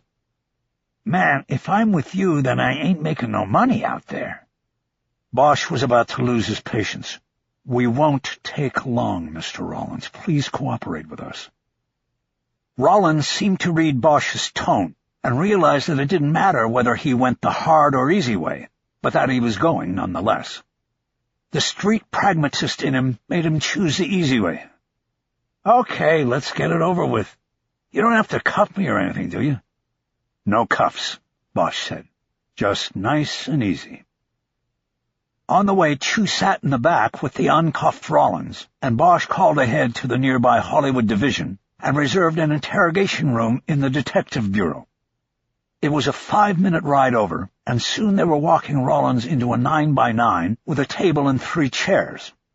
Bosch made him sit on the side with only 1 chair. Can we get you something before we start? Bosch asked. How about a Coke, a smoke, and a poke? He started to laugh. The detectives didn't. How about just a Coke? Bosch said. Bosch reached into his pocket for his change and then picked 4 quarters off his palm. He handed them to Chu. Chu was the junior partner here. He would go out to the machines in the back hallway. So, Hooch, why don't we start with you telling me your real full name? Richard Alvin Rollins. How did you get that name, Hooch? I don't know, man. I just always had it. What did you mean back at the shop when you said you didn't want to get jacked like the other fellows? That was nothing, man. Sure it was. You said it. So tell me who's getting jacked up. Jacked up by cops? You tell me, and it doesn't leave this room. Ah, man, you know, it just looks to us like they coming after us all of a sudden with the DUIs and everything. And you think those were setups? Come on, man, it's politics. What do you expect? I mean, look at what they did to that Armenian bastard. Bosch remembered one of the drivers arrested was named Ratch Tartarian. He assumed Rollins was referring to him. What about him? He was just sitting on the stand, and they pull up and pull him out of the car. He refuses to blow, but then they find the bottle under the seat, and he's toast. That bottle, man, is always under there. It stays in that car, and nobody be driving drunk. You take a couple of sips a night to make yourself right. But everybody wants to know how those officers knew about that bottle, you know? Bosch sat back in his chair and tried to follow and decipher what had been said. Chu came back in and put a can of Coke down in front of Rollins. He then took a seat at the corner of the table and to Bosch's right. This conspiracy to set you guys up, who's behind it? Who's running it? Rollins raised his hands in a gesture meant to say, isn't it obvious? It's the councilman, and he just lets his son do the dirty work and run things. I mean, he did. Now he's dead. How do you know that? I seen it in the paper. Everybody knows that. Did you ever see the son before, in person? Rollins didn't speak for a long moment. His mind was probably working, dancing around the trap being set for him. He decided not to lie. For like 10 seconds. I was on a drop Sunday at the chateau and saw him there going in. That was it. Bosch nodded. How did you know who he was? Because I seen a picture of him. Where, the newspaper? No, somebody had a picture of him after we got the letter. What letter? B&W, man. We got a copy of a letter from the Irving guy telling the city people that they were coming after our ticket. They were going to shut us down. Somebody Googled the motherfucker in the office. They got his picture and showed it around. It was on the bulletin board with the letter. They wanted us drivers to know what was up and what was at stake. that this guy was leading the charge against us, and we better shape up and fly straight. Bosch understood the strategy. So you recognized him when you pulled into the Chateau Marmont on Sunday night? Damn right. I knew he was the asshole trying to run us out of business. Have some Coke. Bosch needed to break momentum to think about this. While Rollins opened the can and started to drink, Harry thought of the next set of questions. There were a number of things going on here that he had not seen coming. Rollins took a long drink and put the can down. "When did you get off shift Sunday night?" Bosch asked. "I didn't. I need doubles on account of my girl about to drop a kid without no insurance. I took a second shift just like I'm doing today and worked on through to the light of day. That'll be Monday." "What were you wearing that night?" "What is this shit, man? You said I'm not a suspect." "You're not as long as you keep answering questions. What were you wearing, Hooch?" "My usual thing, Tommy Bahama and my cargoes. You sit in a car 16 hours and you want to be comfortable." "What color was the shirt?" He gestured to his chest. "This is the shirt." It was bright yellow with a surfboard design on it. Bosch was pretty sure of one thing. It was a Tommy Bahama knockoff, not the real thing. Either way, it seemed to him to be a stretch to consider the shirt gray. Unless Rollins had changed clothes, he wasn't the man on the fire escape ladder. "So who did you tell that you had seen Irving at the hotel?" Bosch asked. "No one." "Are you sure about that, Hooch? You don't want to start lying to us. That would make it tough for us to let you go." "Nobody, man." Bosch could tell by the sudden lack of eye contact that Rollins was lying. "That's too bad, Hooch. I figured you were smart enough to know we wouldn't ask a question we didn't already know the answer to." Bosch stood up. He reached under his jacket and pulled his handcuffs off his belt. "I only told my shift supervisor," Rollins said quickly, just like in passing, on the radio. I said, "Guess who I just saw?" Like that. "Yeah, and did he guess it was Irving?" "No, I had to tell him, but that was it." "Did your shift supervisor ask where you just saw Irving?"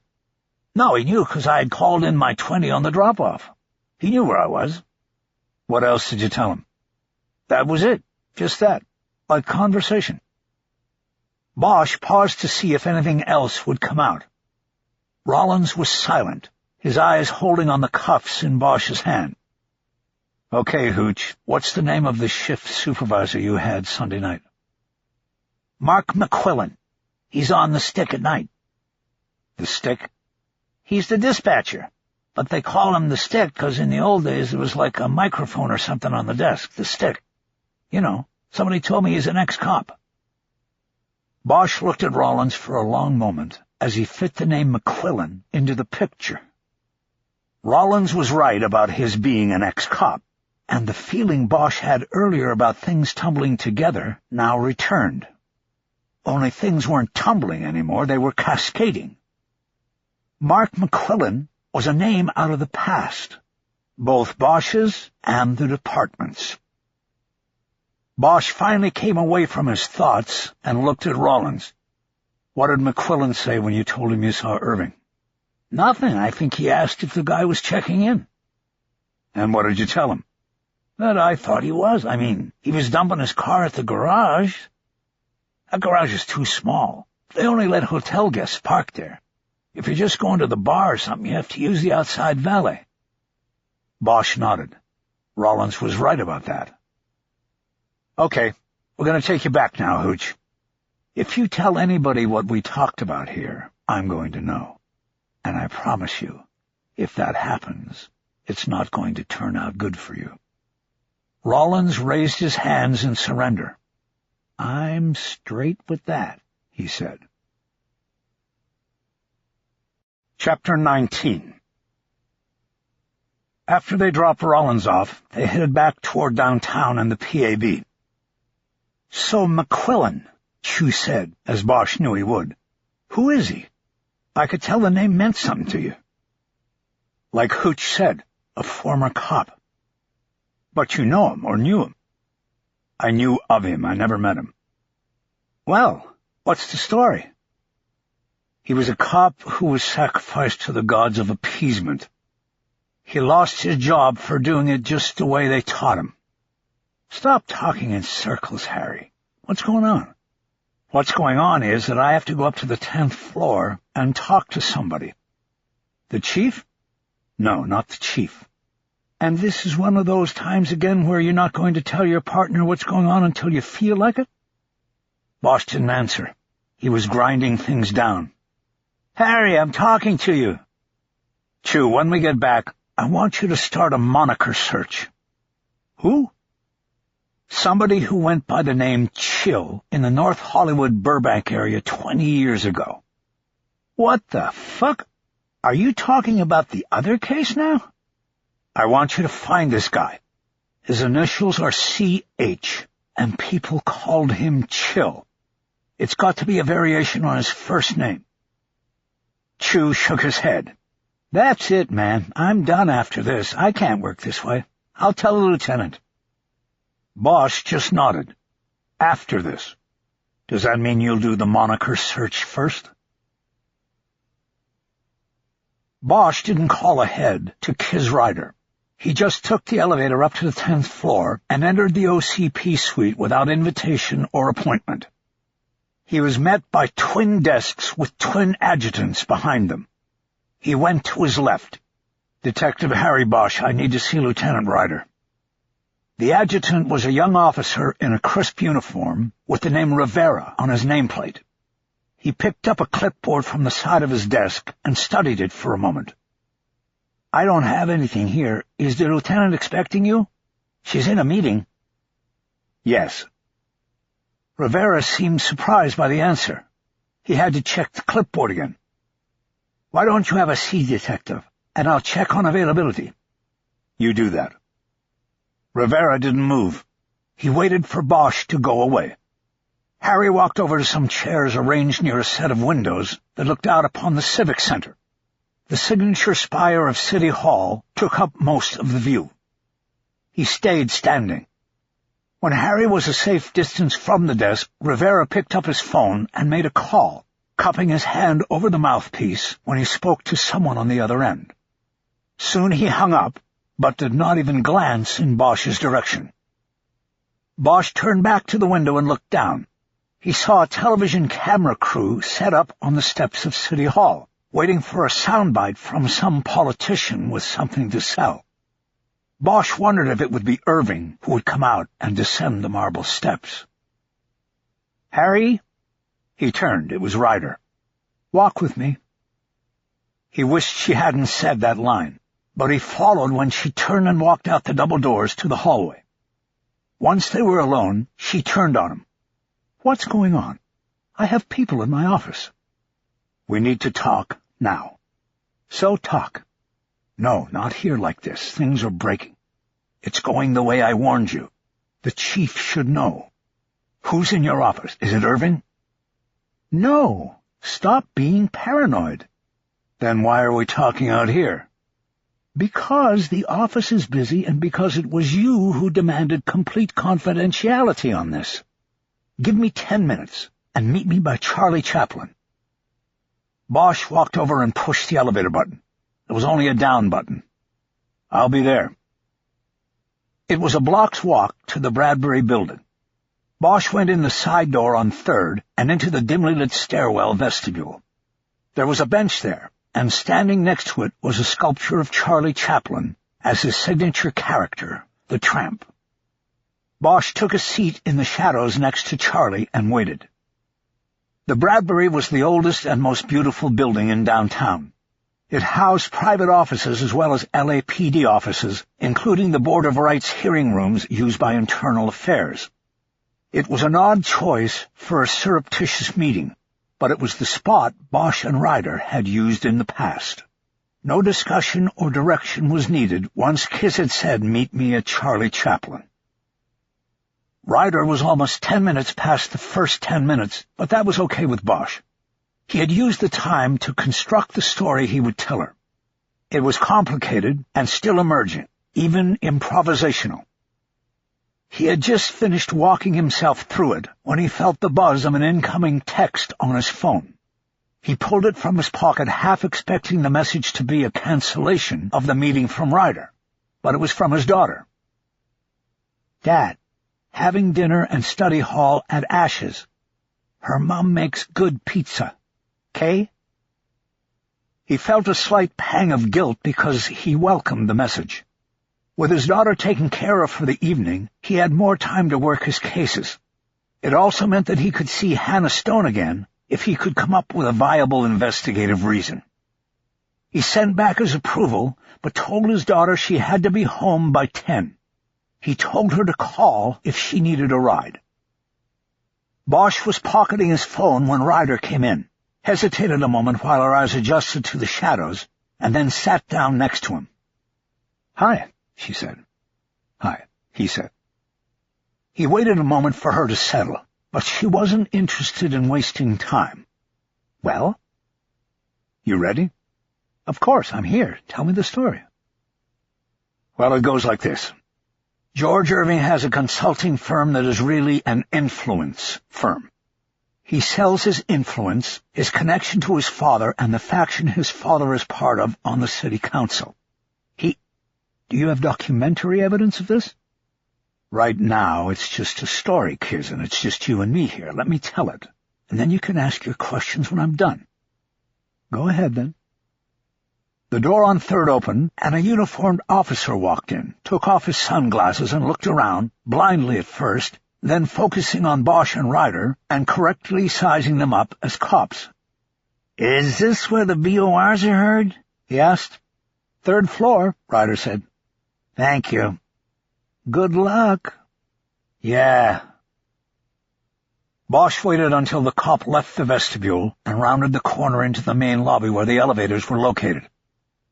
"Okay, so George sells influence with the council, and by extension all the different boards the council appoints. In some cases he can do even more than that. He can tilt the game." "I don't get it. How so?" "Do you know how taxi franchises are awarded in this city?" "Not a clue." "By geographic zones and on 2-year contracts. You come up for review every 2 years. "All right. So I don't know if George goes to them or they come to George, but there's a franchise holder in South L.A. called Regent Taxi, and they hire George to help them get a more lucrative franchise up in Hollywood, where there are high-line hotels and tourists on the streets and lots more money to be made. The current franchise holder is Black and White Taxi." "I think I know where this is going, but wouldn't Councilman Irving have to be transparent on this?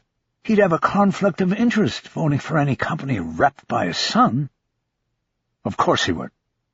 But the first vote is with the Taxi Franchise Board, and who puts the people on that board? The council. And when it next comes before the council for ratification, sure, Irving nobly cites conflict of interest and steps out on the vote, and it all looks completely above board. But what about the backroom trade-offs? You vote for me when I step out, and next time I'll vote for you. You know what goes on, Kiz. But what George offers is even more of a sure thing. He offers a fuller service, shall we say. Regent says, yes, we'll take the full package, and a month after he's hired by Regent, things start going sideways for the current holder of the franchise, B&W. What do you mean sideways? I'm trying to tell you. Less than a month after George Irving is hired by Regent, B&W drivers start getting popped on deuce wraps and traffic citations, and suddenly the company's not looking so good. How many arrests? 3. The first coming a month after Irving signed on. And then there's an auto accident where the B&W driver is held at fault. There are several traffic violations, all moving violations that give the appearance of reckless driving, speeding, running traffic lights, and stop signs. I think the Times wrote about this. The DUIs, anyway. Yeah, I have the story, and I'm pretty sure George Irving's the one who tipped them to it. It was all part of an organized plan to get the Hollywood Taxi franchise. So you're saying that the son went to the father and said put some pressure on B&W? The father then, in turn, reached into the department? I'm not exactly sure how it worked yet, but both of them, father and son, still have connections in the department. The councilman has sympathizers, and his son was a cop for 5 years. Until recently, a close friend of his worked patrol in Hollywood. I have all the B&W arrest reports and the traffic citations. The same cop, George Irving's friend, made all 3 DUI arrests and wrote 2 of the moving violations. A guy named Robert Mason. What are the chances of that? That he'd get all 3 deuces? It could happen. You make 1 arrest, and then you know what to look for after that. Sure, Kiz, whatever you say. One of these guys wasn't even pulled over. He was parked at a cab stand on La Brea when Mason rolled up on him. Well, were these legit busts or not? Did they blow? They blew, and the busts were legit as far as I know. But 3 busts starting a month after Irving was hired. The DUIs, the moving violations, and the accident report then become the centerpiece of Regent's application to the franchise board to take Hollywood away from B&W. He had it completely greased, and it just doesn't smell right, Kiz. She finally nodded, a tacit agreement with Bosch's point of view. Okay, even if I agree with you, there's still the question. How does all of this get George Irving killed? And why? I'm not sure why, but let me move to the... Bosch stopped when there was a loud explosion of voices from the lobby. After a few seconds, they were gone. Okay, let me move to the night Irving took the high dive. He arrives by car at 9:40, gives his keys to the valet, and goes upstairs to the lobby to check in. Also arriving at that time is a writer from the East Coast named Thomas Rapport. He comes by cab from the airport and pulls in right behind Irving. Don't tell me he was in a black and white cab. You know, Lieutenant, you really ought to be a detective. I tried it, but my partner was an asshole. I heard about that. Anyway, yes, it was a B&W cab, and the driver actually recognized Irving as he was turning his car over to the valet. His picture had been shown around the garage when the application letter to the franchise board got copied to B&W. This driver, a guy named Rollins, recognizes Irving and gets on his radio and says, "What do you know? I just saw public enemy number 1, or words to that effect. And on the other end of that radio call is the shift supervisor, the night man, a guy named Mark McQuillan." Bosch stopped there and waited for her to recognize the name. She didn't. McQuillan as in McKillen, he said. That ring a bell? It still didn't break through. Ryder shook her head. Before your time, Bosch said. Who is he? A former cop, maybe 10 years younger than me. Back in the day, he became the poster boy for the whole chokehold thing, the controversy. And he got sacrificed to the mob. I don't understand, Harry. What mob? What sacrifice? I told you I was on the task force. The task force was formed to appease the citizenry of South LA, who claimed that the chokehold was legalized murder. Cops used it, and an inordinate number of people in the South End died. The truth was, they didn't need a task force to change policy. They could have just changed it. But instead, they go with a task force so they could feed the media the story about how the department was serious in its effort to respond to the public outcry. All right, so how does this lead to McQuillan? I was just a grunt on the task force, a gatherer. I handled the autopsies. I know this, though. The statistics matched up across racial and geographic lines. Sure, there were more chokehold deaths in the South End. Far more African Americans died than other races. But the ratios were even. There were far more incidents involving use of force in the South End. The more confrontations, scuffles, fights, resisting arrests you get, the more uses of the chokehold. The more you use the chokehold, the more deaths you will have. it was simple math. But nothing is simple when racial politics are involved. Ryder was black and had grown up in South L.A., but Bosch was speaking to her cop to cop, and there was no awkwardness in his telling the story. They had been partners and had operated as a team under extreme pressures.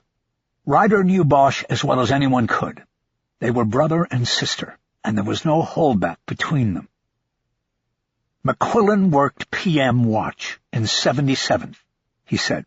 He liked action, and he got it almost every night.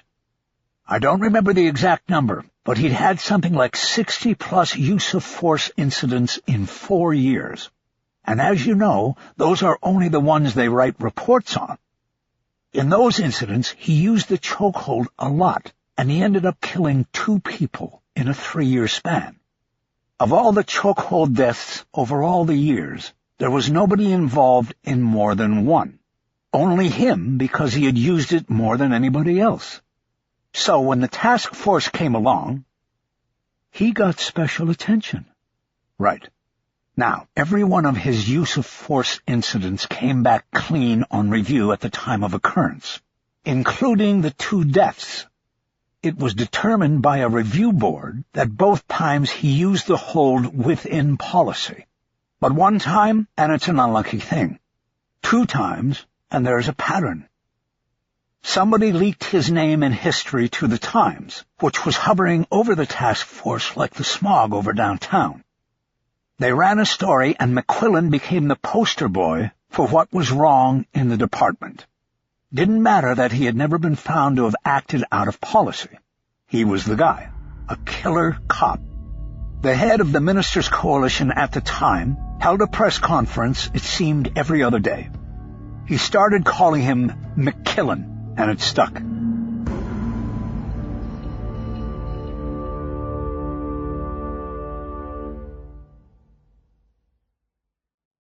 Bosch got up from the bench so he could pace a little bit as he continued. The task force recommended that the bar hold be dropped from the use-of-force progression, and it was.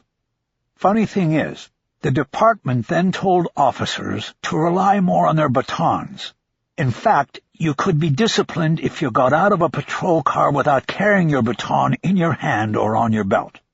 Added to that, tasers were coming into use just as the chokehold went out. And what did we get? Rodney King. A video that changed the world. A video of a guy being tased and wailed on with batons when a proper chokehold would have just put him to sleep. Huh, Ryder said. I never looked at it that way. Bosch nodded. Anyway, dropping the chokehold wasn't enough. There had to be an offering to the angry mob, and it was McQuillan. He was suspended on what I always thought were trumped-up, politically motivated charges.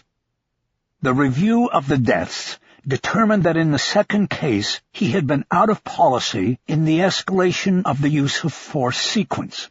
In other words, the chokehold that killed the guy was okay, but everything he did up until he used it was wrong. He was brought up on a board of rights and fired. The case was referred to the DA, and the DA took a pass. At the time, I remember thinking McQuillan was lucky they didn't ride the wave and prosecute him. He sued to get his job back, but that was a non-starter. He was done. Bosch ended it there for the moment to see if Ryder had a response. She had folded her arms across her chest and was staring into the shadows. Bosch knew she was grinding it down, seeing how all of this played out in the present. So, she finally said, 25 years ago, a task force headed by Irvin Irving results in McQuillan losing his job and career in a process that, at least in his view, was unfounded and unfair. Now we have what appears as an attempt by Irving's son, and possibly the councilman himself, to grab the franchise from the business where McQuillan now works as, a night dispatcher? Shift supervisor, which I guess really means dispatcher. And this adds up to him murdering George Irving. I can connect the dots, but I'm having trouble with the motive, Harry. Well, we don't know anything about McQuillan, do we? We don't know if he's been carrying this grudge around like a festering wound, and the opportunity simply presented itself. A driver calls in and says, "Guess who I just saw?" We have the abrasion pattern on the shoulder. It's unmistakable evidence of the chokehold. We also have a witness who saw somebody on the fire escape. What witness? You didn't tell me you had a witness. I just found out today. The hillside behind the hotel was canvassed, and they came up with a resident who saw a man on the fire escape ladder Sunday night. But he says it was 12:40 a.m., and the coroner puts TOD no earlier than 2 and as late as 4. So we have almost a 2-hour discrepancy. The guy on the ladder was going down at 12:40, not up. There is this, though. The witness described the guy on the ladder as wearing some sort of uniform, gray top and gray pants. I was in B&W's taxi barn today. It's where the dispatch office is. The mechanics who work on the fleet wear gray coveralls. McQuillan could have put on coveralls before going up the ladder. Bosch flipped his hands out at his sides as if to say that was it. That was all he had. Ryder was silent for a long moment before asking what Bosch knew she would ask. "You always taught me to ask where the holes were. Look at your case and find the holes, because if you don't find them, a defense attorney will do it for you." "So, Harry, where are the holes?" Bosch shrugged. "The time discrepancy is a hole, and we don't have anything that would put McQuillan in Irving's room. All prints found in there and on the fire escape ladder were run through the computer. McQuillan's would have come up." "How do you deal with the time discrepancy?" "He was casing the place. The witness saw that. He didn't see when McQuillan came back." Ryder nodded. "What about the marks on Irving's shoulder? Can they be matched to McQuillan's watch?" "It's possible, but it won't be conclusive. We might get lucky and even find DNA on the watch. But I think the big hole here is Irving. Why was he at the hotel in the first place? The McQuillan angle relies upon chance. Taxi driver sees Irving. He tells McQuillan. McQuillan's deep-seated anger and bitterness take over.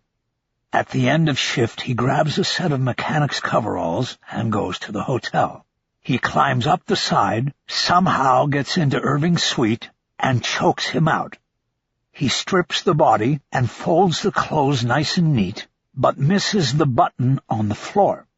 He then drops him off the balcony, and it looks like suicide. It works well enough in theory, but what was Irving doing there? Was he meeting someone, waiting for someone? And why did he put his stuff, his wallet and phone and everything, in the room safe?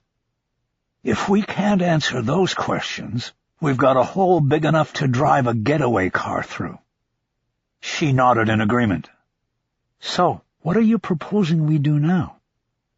"We do nothing. I continue to work this. But you have to know, and the chief has to know, that as this goes forward, it's going to get close to the councilman. If I squeeze Robert Mason to find out why he started pulling over B&W drivers, it might come back directly to Irving himself. The chief should know that." "He will. Is that your next move?" "I'm not sure yet, but I want to know as much as there is to know before I take on McQuillan." Ryder stood up. She was impatient to go. "Are you going back now?" she asked. "No, I think I'm going to make a few phone calls," Bosch said. "All right, Harry. Good luck. Be careful out there." "Yeah, you too. Be careful up there." She looked at him. She knew he meant on the 10th floor of the PAB. She smiled, and he smiled back. Chapter 20. Bosch sat back down on the bench and composed himself. He then pulled his phone and called Hannah Stone's cell number. She had given it to him when they had parted ways the evening before. She answered right away, even though Bosch's number was blocked. "It's Harry Bosch." "I thought it might be you.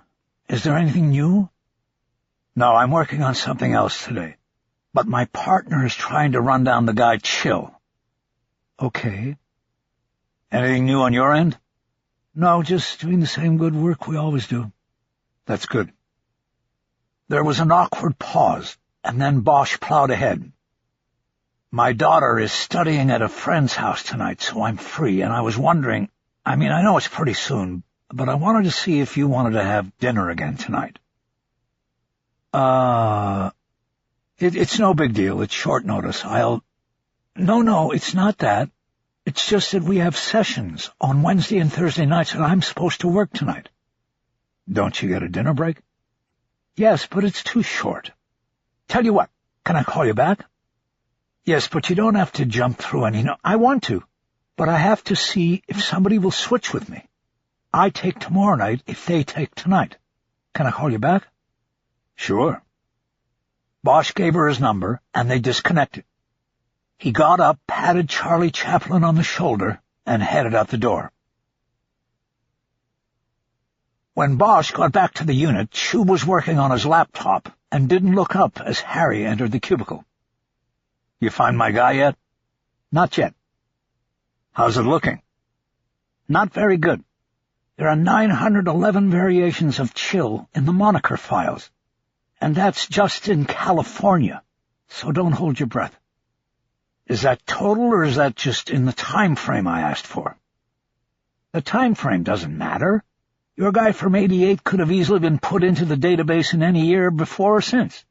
It would depend on whether he was arrested, was the subject of a field interview, or was a victim. There are a lot of possibilities. I have to look at all of them. Chu was speaking in a clipped tone. Bosch knew he was still angry about being boxed out of the Irving investigation. All of that might be true, but let's prioritize by narrowing the focus to, let's say, pre-92. My hunch is that if he's in the box, he went in before then. Fine. Chu started typing. He still had not looked up or acknowledged Bosch with his eyes. When I came in, I saw that the lieutenant's alone in her office. You could go talk to her about the transfer. I want to get this done. Bosch was calling Chu's bluff, and they both knew it. Good. Bosch's cell buzzed, and he saw it was an 818 call, the Valley. As he answered, he left the cubicle and headed out to the hallway so he could talk privately.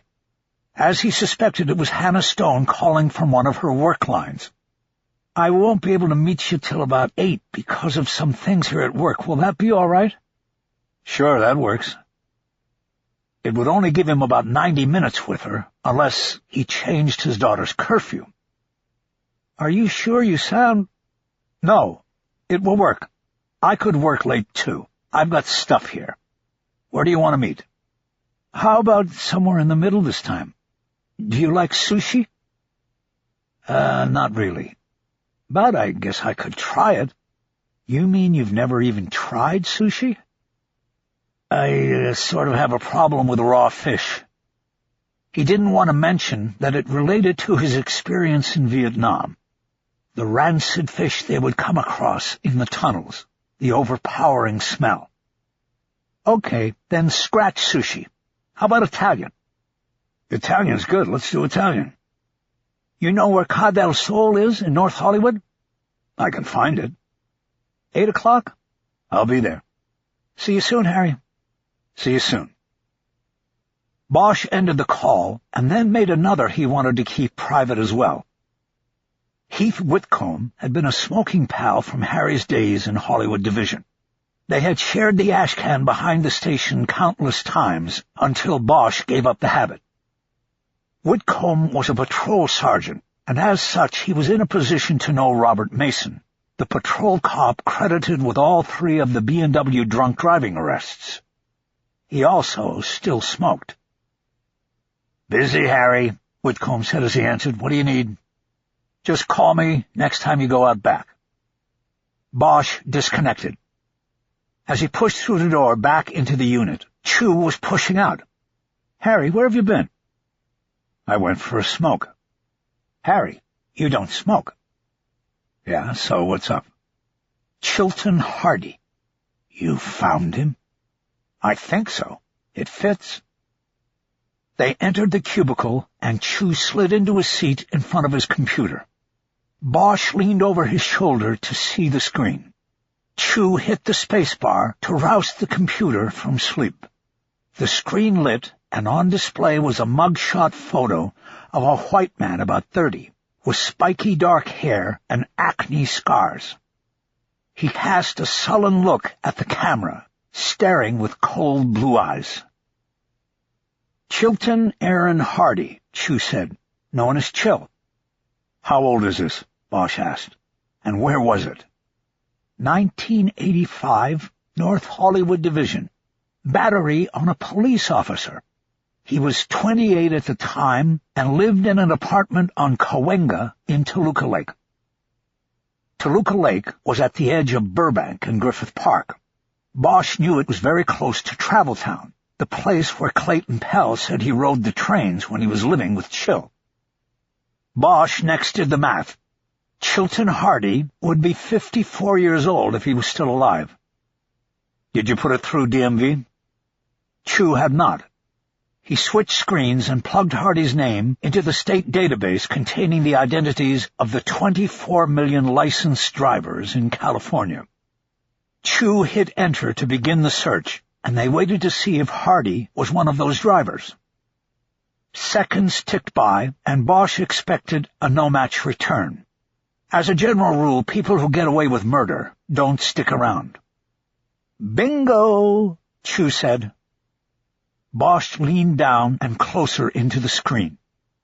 There were 2 matches. Chilton Aaron Hardy, age 77, and still licensed with an address down in Los Alamitos. And Chilton Aaron Hardy, Jr., age 54, of Woodland Hills, a suburb of Los Angeles. "Topanga Canyon Boulevard," Bosch said, reading the address of the younger Hardy. "He didn't go too far." Chu nodded. "West Valley. Seems a little too easy. Why'd this guy hang around?" Chu didn't answer because he knew Bosch was just thinking out loud. "Let's see the photo," Bosch said. Chu pulled up the driver's license photo of Chilton Hardy, Jr. In the 26 years since his arrest in North Hollywood, he had lost most of his hair, and his skin had turned sallow. His face was lined by years of hard living, but the eyes were still the same, cold and unforgiving. Bosch looked at the photo for a long moment before speaking. "All right, good work. Print it." "We going up to see Mr. Hardy?" "Not yet. We go slow and deliberate on this one. Hardy's felt safe enough to stay in town all these years. We need to approach with preparation and caution. Print out both the old and new photos and make 2 6-packs. We're going up to show Pell?" "Yeah, and maybe take him for a little ride." While Chu got busy pulling mugshots and building the photo lineups, Bosch moved back to his desk. He was about to call Hannah Stone to inform her of their plan when a text came in from his daughter. "I told Ashlyn's mom that you're on a hot case. She says I can stay over. Cool?" Bosch thought for a long moment before responding. It was a school night, but Maddie had stayed with Ashlyn before, on occasions when Bosch was traveling on cases. Ashlyn's mother was very accommodating and believed she was in some way helping the cause of justice by taking care of Maddie while Bosch pursued murderers. But he had to wonder if there wasn't something else at work here. Was his daughter clearing the way for him to be with Hannah? He almost called her, but stuck with the texting conversation because he didn't want Chu overhearing. "Are you sure? I won't be that late. I could pick you up on my way home." She quickly answered that she was sure and wanted to stay over. She said they had gone by the house after school to pick up clothes. Bosch finally sent her back his approval. He then called Hannah to tell her she would be seeing him before 8 o'clock. She said that Bosch and Chu could use one of the counseling rooms to show Pell the photo lineups. What if we want to take Pell for a ride? Are there any rules about that? Where would you take him? We have an address. We think it's where he lived with his mother and this guy. I want to see if he recognizes the place. It's an apartment building. She was quiet for a moment, probably considering whether it was a good or bad thing for Pell to see the place where he was abused as a child. There are no rules, she finally said. He can leave the facility, but I think I should go too. He could have a bad reaction. Maybe I should be there. I thought you had meetings. You have work till 8. I just need to get my hours in. I came in late today because I thought I would have sessions tonight. We get audited on our hours. I don't want there to be ever an issue about my working a 6-hour day. Got it. Well, we should be there in about an hour. Will Pell be back from work? He's already back. We'll be ready for you. Does this change our dinner plans? Not on my end. I was looking forward to it. Good. Me too. Chapter 21. Bosch and Chu drove separately out to the valley so that they would not have to fight their way back downtown in rush-hour traffic after the excursion. Chu could simply head east on the 134 freeway to his home in Pasadena, and Bosch could remain in the valley until his dinner with Hannah Stone. On the way up on the 101 freeway, Bosch finally heard back from Whitcomb of Hollywood Division Patrol. Sorry, Harry, I was in the middle of something, and then I just sort of forgot to call you back. What can I do you for? You know a P3 in the station named Robert Mason? Bobby Mason, yeah, I know him. But he's nights and I'm days, so I don't know him that well, if you know what I mean. What's up with him? I'm looking at some arrests he's made that have something to do with something I'm working, and I need to talk to him about it. You're working the Chateau case with Irvin Irving's kid, right? It sounded odd to Bosch to call George Irving a kid. That's right. What kind of arrests are we talking about? 3 deuces. What do 3 deuces have to do with the Chateau? Bosch was silent for a moment, hoping the hesitation would send a message to Whitcomb that he was seeking information, not looking to distribute it. It's just an angle, he finally said. What have you heard about Mason? Is he doing okay? Bosch was largely talking in code, trying to find out if Mason had a reputation, one way or the other, in terms of being bent or corrupt in any way. What I heard was that he was upset yesterday, Whitcomb said. About what? About the Chateau. I guess he was old pals with the councilman's son. I heard they were in the same academy class, even. Bosch moved his car into the exit lane for Lancashire Boulevard. The plan was to pick up Chu in the commuter lot next to the Metrolink station in Studio City. He played it cool with Whitcomb, not wanting to reveal the importance of things. Yeah, I heard they knew each other back then, he said. Looks that way, Whitcomb said. But that's all I know, Harry. Like I said, Mason's nights and I'm days. Speaking of which, I'm just about out of here. You got anything else?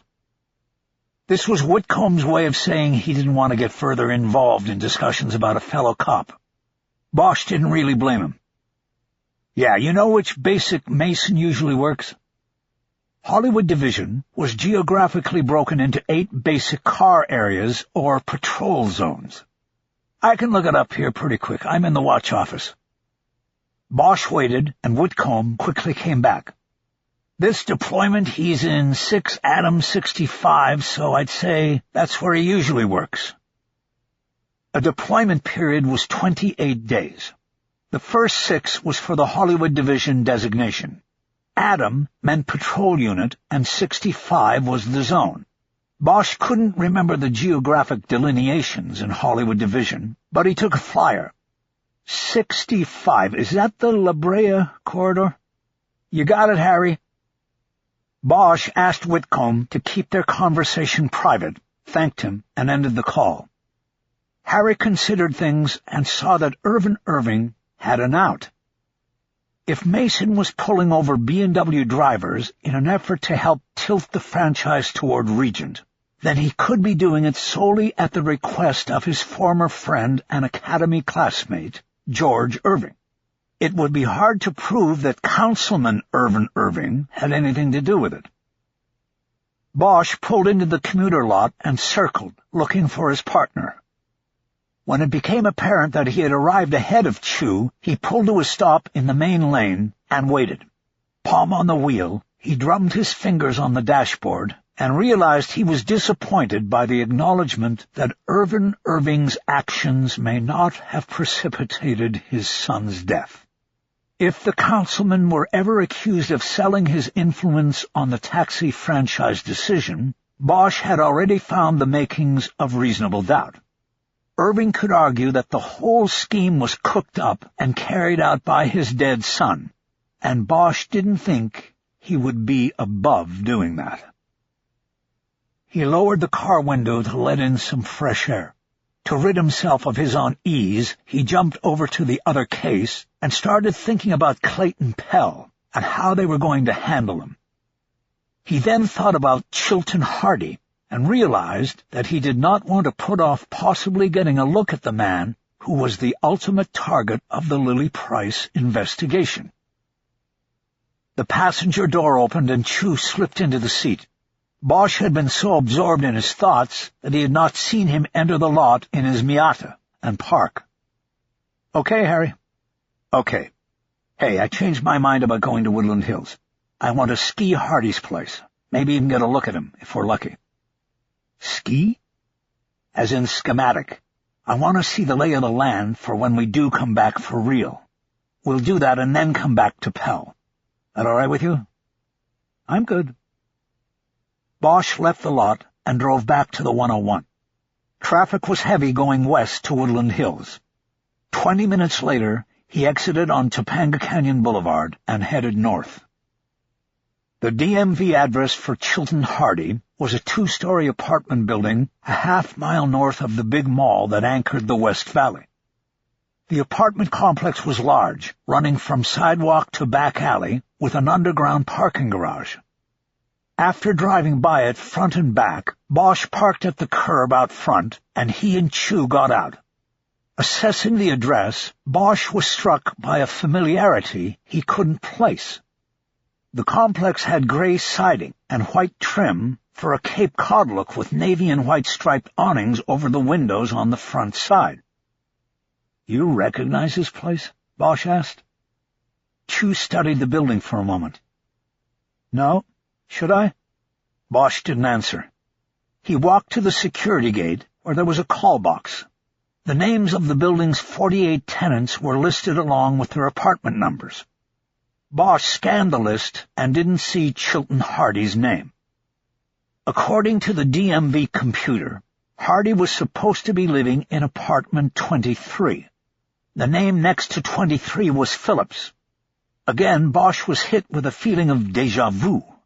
Had he been here before? "What do you think?" Chu asked. "When was the driver's license issued?" 2 years ago. He could have been here then. He could have come and gone. Or never been here. Yeah, he picks a random address to hide his trail. Maybe not so random.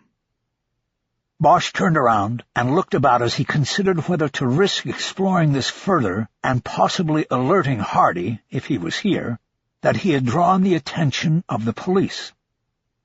He saw the sign planted near the curb. Arcade Luxury Apartments. Apartment for rent. 2-bedroom, 2-bath, first month free.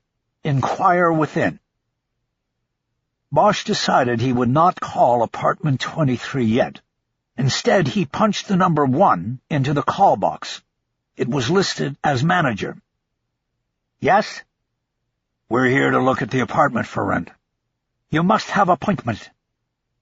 Bosch looked at the call box and for the first time saw the camera lens next to the speaker. He realized the manager was probably looking at him and didn't like the vibe he was getting. "We're here now. Do you want to rent it or not?" "Must have appointment, sorry." Fuck it, Bosch thought. "Open up, it's the police." He pulled his badge and held it up to the camera. A moment later the security gate buzzed and Bosch pushed through. The gate led to a central area where there was a bank of mailboxes and a bulletin board with notices about the complex. Almost immediately they were approached by a small, dark man of what appeared to be South Asian descent. "Paris," he said. "How can I do for you?" Bosch identified himself and Chu, and the man introduced himself as Irfan Khan and said he was the manager. Bosch told him they were conducting an investigation in the area and were looking for a man who may have been the victim of a crime. "What crime?" Khan asked. "We can't tell you that at the moment," Bosch said. "We need to simply know if this is where the man lives." "What's his name?" "Chilton Hardy. He may use the name Chill." "No, not here." "You're sure, Mr. Khan?" "Yes, sure. I manage building. He not here." "Take a look at a picture of him." "Okay, you show it." Chu pulled out a photo from Hardy's current driver's license and showed Khan. He looked at it for a good 5 seconds and then shook his head. "See, I tell you, this man not here." "Yeah, I got it, this man not here." "How about you, Mr. Khan? How long have you been here?" "I work here 3 years now. I do a very good job." "And this guy never lived here? What about 2 years ago?" "No, I remember him, if he live." Bosch nodded. "Okay, Mr. Khan. Thank you for your cooperation." "I cooperate fully." "Yes, sir." Bosch turned and headed back toward the gate. Chu followed. When they got back to the car, Bosch looked over the car roof at the building for a long moment before ducking into the driver's seat. "Do you believe him?" Chu asked. "Yeah," Bosch said, "I guess I do." "So then what do you think?" "I think we're missing something. Let's go see Clayton Pell." He turned the car on and pulled away from the curb. As he steered back toward the freeway, he had the navy and white striped awnings in his mind's eye. This audiobook has been broken into multiple parts to make the download faster. You have reached the end of a part, but not the end of the complete audiobook. So please check your library for the next part of this audiobook.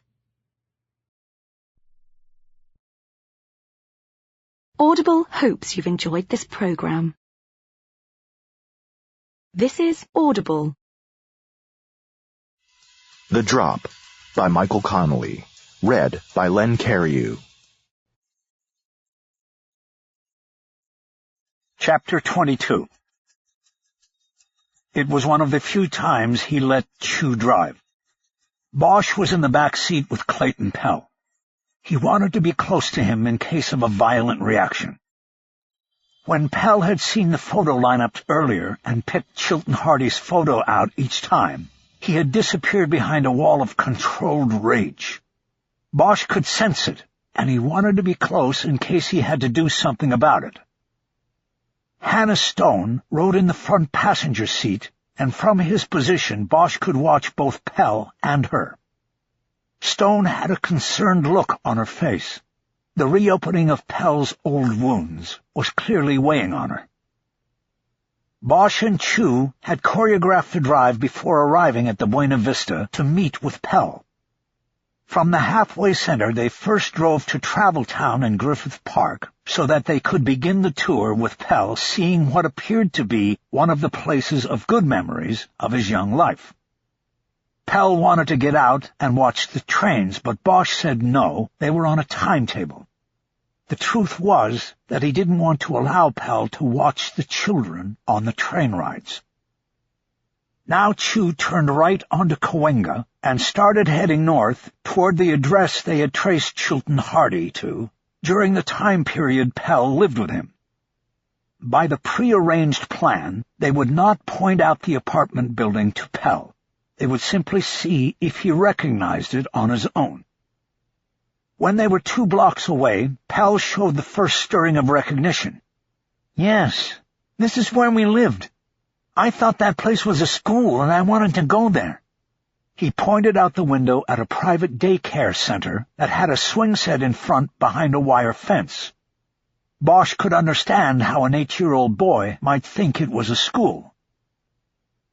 They were coming up to the apartment building now. It was on Pell's side. Chu took his foot off the gas pedal and started to coast, which Bosch thought was a giveaway, but they went right by the address without a word from Pell. It wasn't a case catastrophe, but Bosch was disappointed. He was thinking in terms of a prosecution. If he was able to testify that Pell pointed out the apartment building without any help, that would bolster Pell's story. If they had to specifically point the place out to Pell, a defense attorney would be able to contend that Pell was manipulating the police and creating his testimony out of a revenge fantasy. "Anything yet?" Bosch asked. "Yeah, I think we might have just passed it, but I'm not sure." "You want us to turn around?" "Is that all right?" "Sure. Which side were you looking at?" "My side." Bosch nodded. Now things were looking good. "Detective Chu," he said, "rather than turn around, let's go right and go around so it's on Clayton's side again." "Got it." Chu turned right at the next block, then took his first right and drove 3 blocks down. He then turned right and came back to Cahuenga at the corner where the daycare center was. He turned right again, and they were only a block and a half from the address. "Yeah, right up here," Pell said. Chu drove well below the speed limit. A car blasted its horn from behind and then passed. Everyone in the police car ignored it. "This is it," Pell said. "I think." Chu pulled to the curb. It was the right address. Everyone was silent while Pell looked out the window at the Camelot Apartments. It was a 2-story stucco affair with rounded faux turrets at the 2 front corners. It was typical of the urban blight apartments that sprouted in the city in the boom times of the 50s. They were designed and built to last 30 years and were going on twice that now. The stucco was cracked and discolored, the roofline was no longer straight, and the flap of a blue plastic tarp was tied over the top of one of the turrets as a makeshift remedy for a leaking roof. "It was nicer back then," Pell said. "Are you sure it's the right place?" Bosch asked. "Yeah, this is it. I remember it sort of looking like a castle, and I was excited about living here. Except I didn't know." His voice trailed off, and he just looked at the building. He had turned halfway in his seat, so his back was to Bosch. Harry saw Pell lean his forehead against the window. His shoulders then began to shake, and there was a low sound, almost like a whistle, as he began to cry. Bosch raised a hand and reached over to Pell's shoulder, but then he stopped. He hesitated and pulled his hand back. Stone had been turning in her seat, and she saw the move. In that split second, Bosch saw her disgust with him. "Clayton," she said, "it's all right. It's good to see this, to confront the past head-on." She reached over the seat and put her hand on Pell's shoulder, doing what Bosch could not. She didn't look at Bosch again. "It's all right," she said again.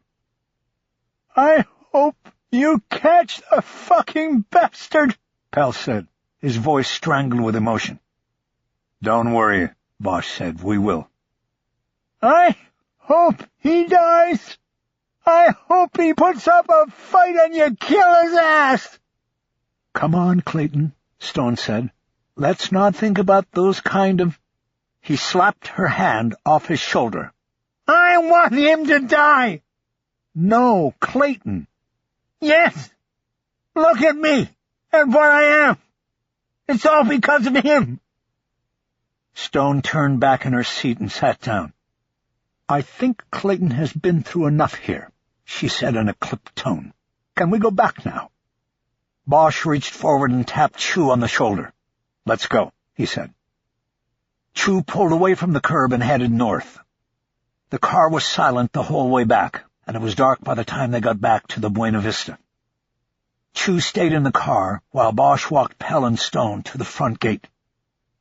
"Clayton, thank you," Bosch said as Stone used her key to open the passage. I know that was tough on you. I appreciate your willingness to do it.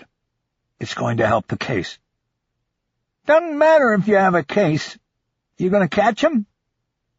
Bosch hesitated and then nodded. I think so. We still have some work to do, but we'll get it done, and then we'll go find him. I promise you that. Pell walked through the open gate without another word. Clayton, you should go to the kitchen and see if there's dinner, Stone instructed. Pell raised a hand and waved, indicating he had heard her, as he walked off into the center courtyard. Stone turned to close the gate, but Bosch was standing there. She looked up at him, and Harry could read the disappointment. I guess we're not having dinner, he said. Why not? Your daughter? No, she's at her friend's, but I just thought...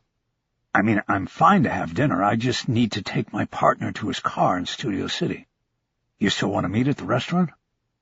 Sure, but let's not wait till 8. After that ride, I think I'm finished for the day. All right, I'll drop Chew off and then head over there and meet you. That okay, or do you want me to come back here? No, I'll meet you there. Perfect. Chapter 23. They got into the restaurant more than a half hour before their reservation time and were given a quiet booth in a back room near a fireplace. They ordered pastas and a Chianti Hannah chose. Through the dinner, the food was good and the talk small, until Stone put Bosch directly on the spot. Harry, why couldn't you comfort Clayton in the car today? I saw you. You couldn't touch him. Bosch took a long drink of wine before attempting an answer. I just didn't think he wanted to be touched. He was upset. She shook her head. No, Harry, I saw. And I need to know why a man like you cannot have any sympathy for a man like him.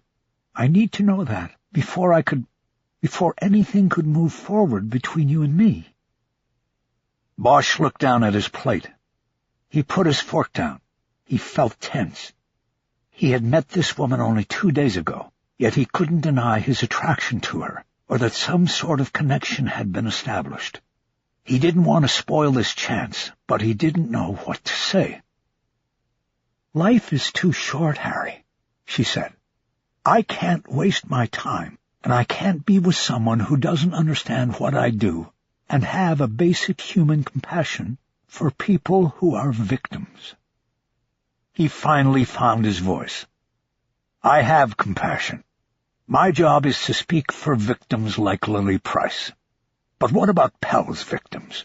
He's damaged people as badly as he has been damaged. Am I supposed to pat him on the back and say, there, it's going to be okay? It's not okay now, and it's never going to be okay. And the thing is, he knows it. He made an open palms gesture as if to say, this is me. This is the truth.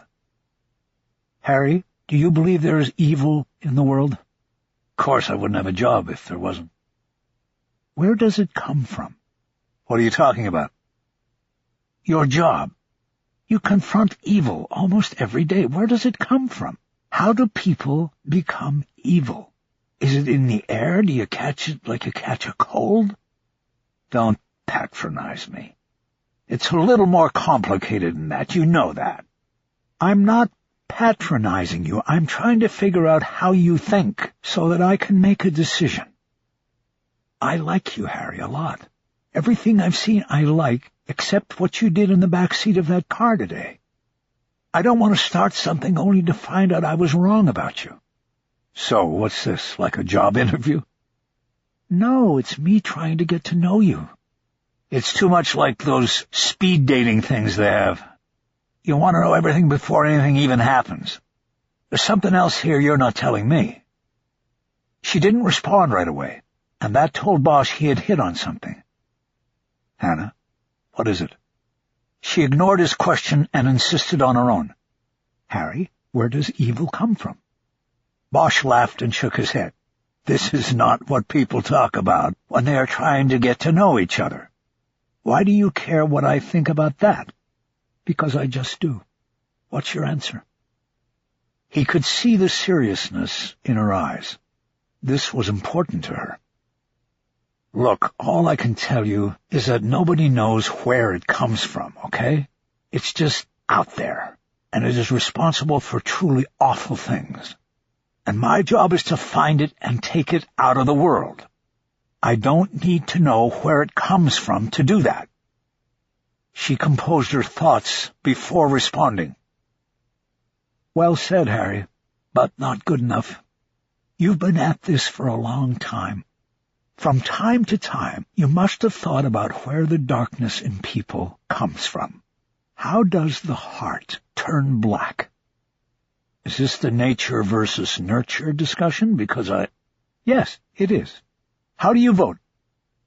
Bosch wanted to smile, but somehow knew it would not be received well. I don't vote because it doesn't...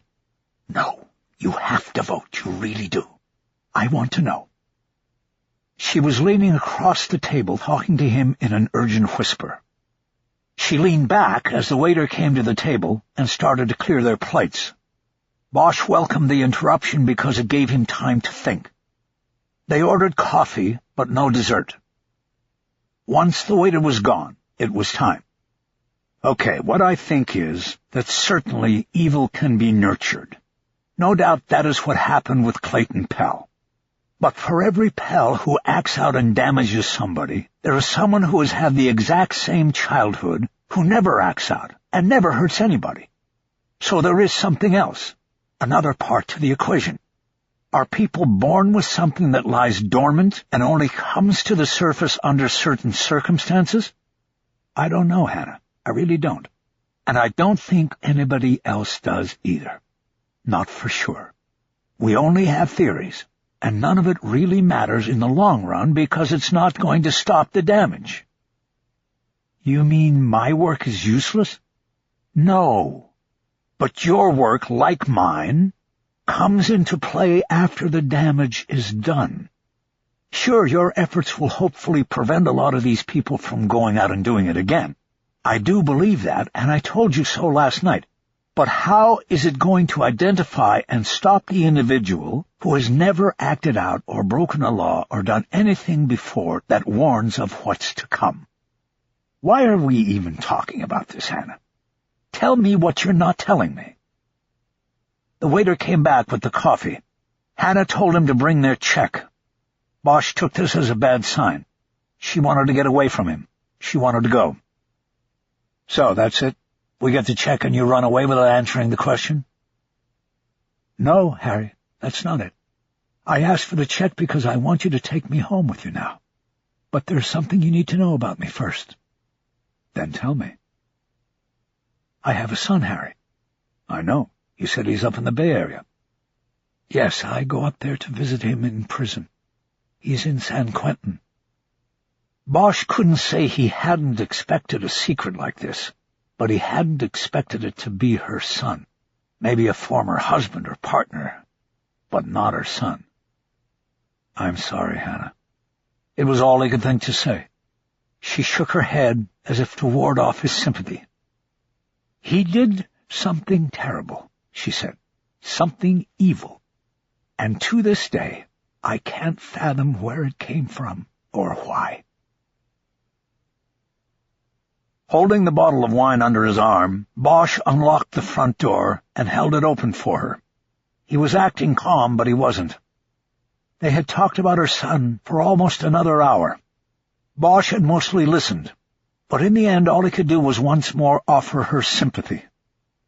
Are parents responsible for the sins of their children?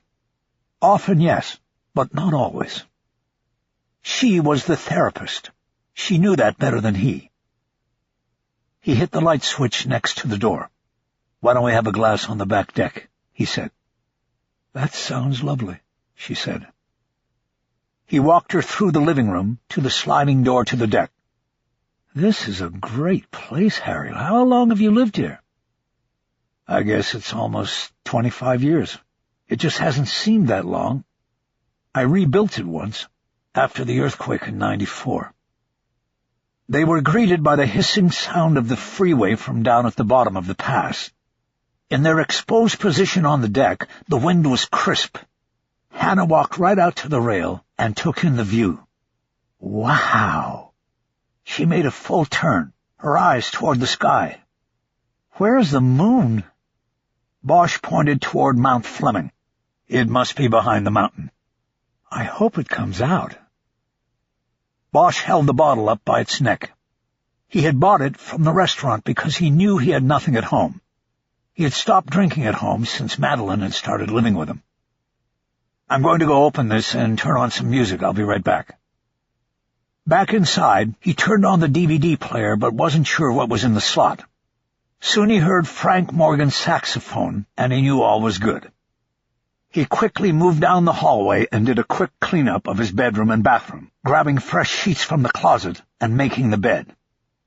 He then went into the kitchen to open the wine. He carried 2 glasses and the bottle back out to the deck.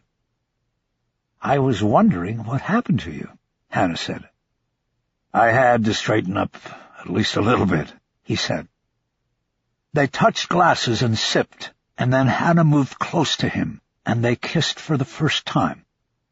They held it until Hannah broke away from him and put her hand over his mouth.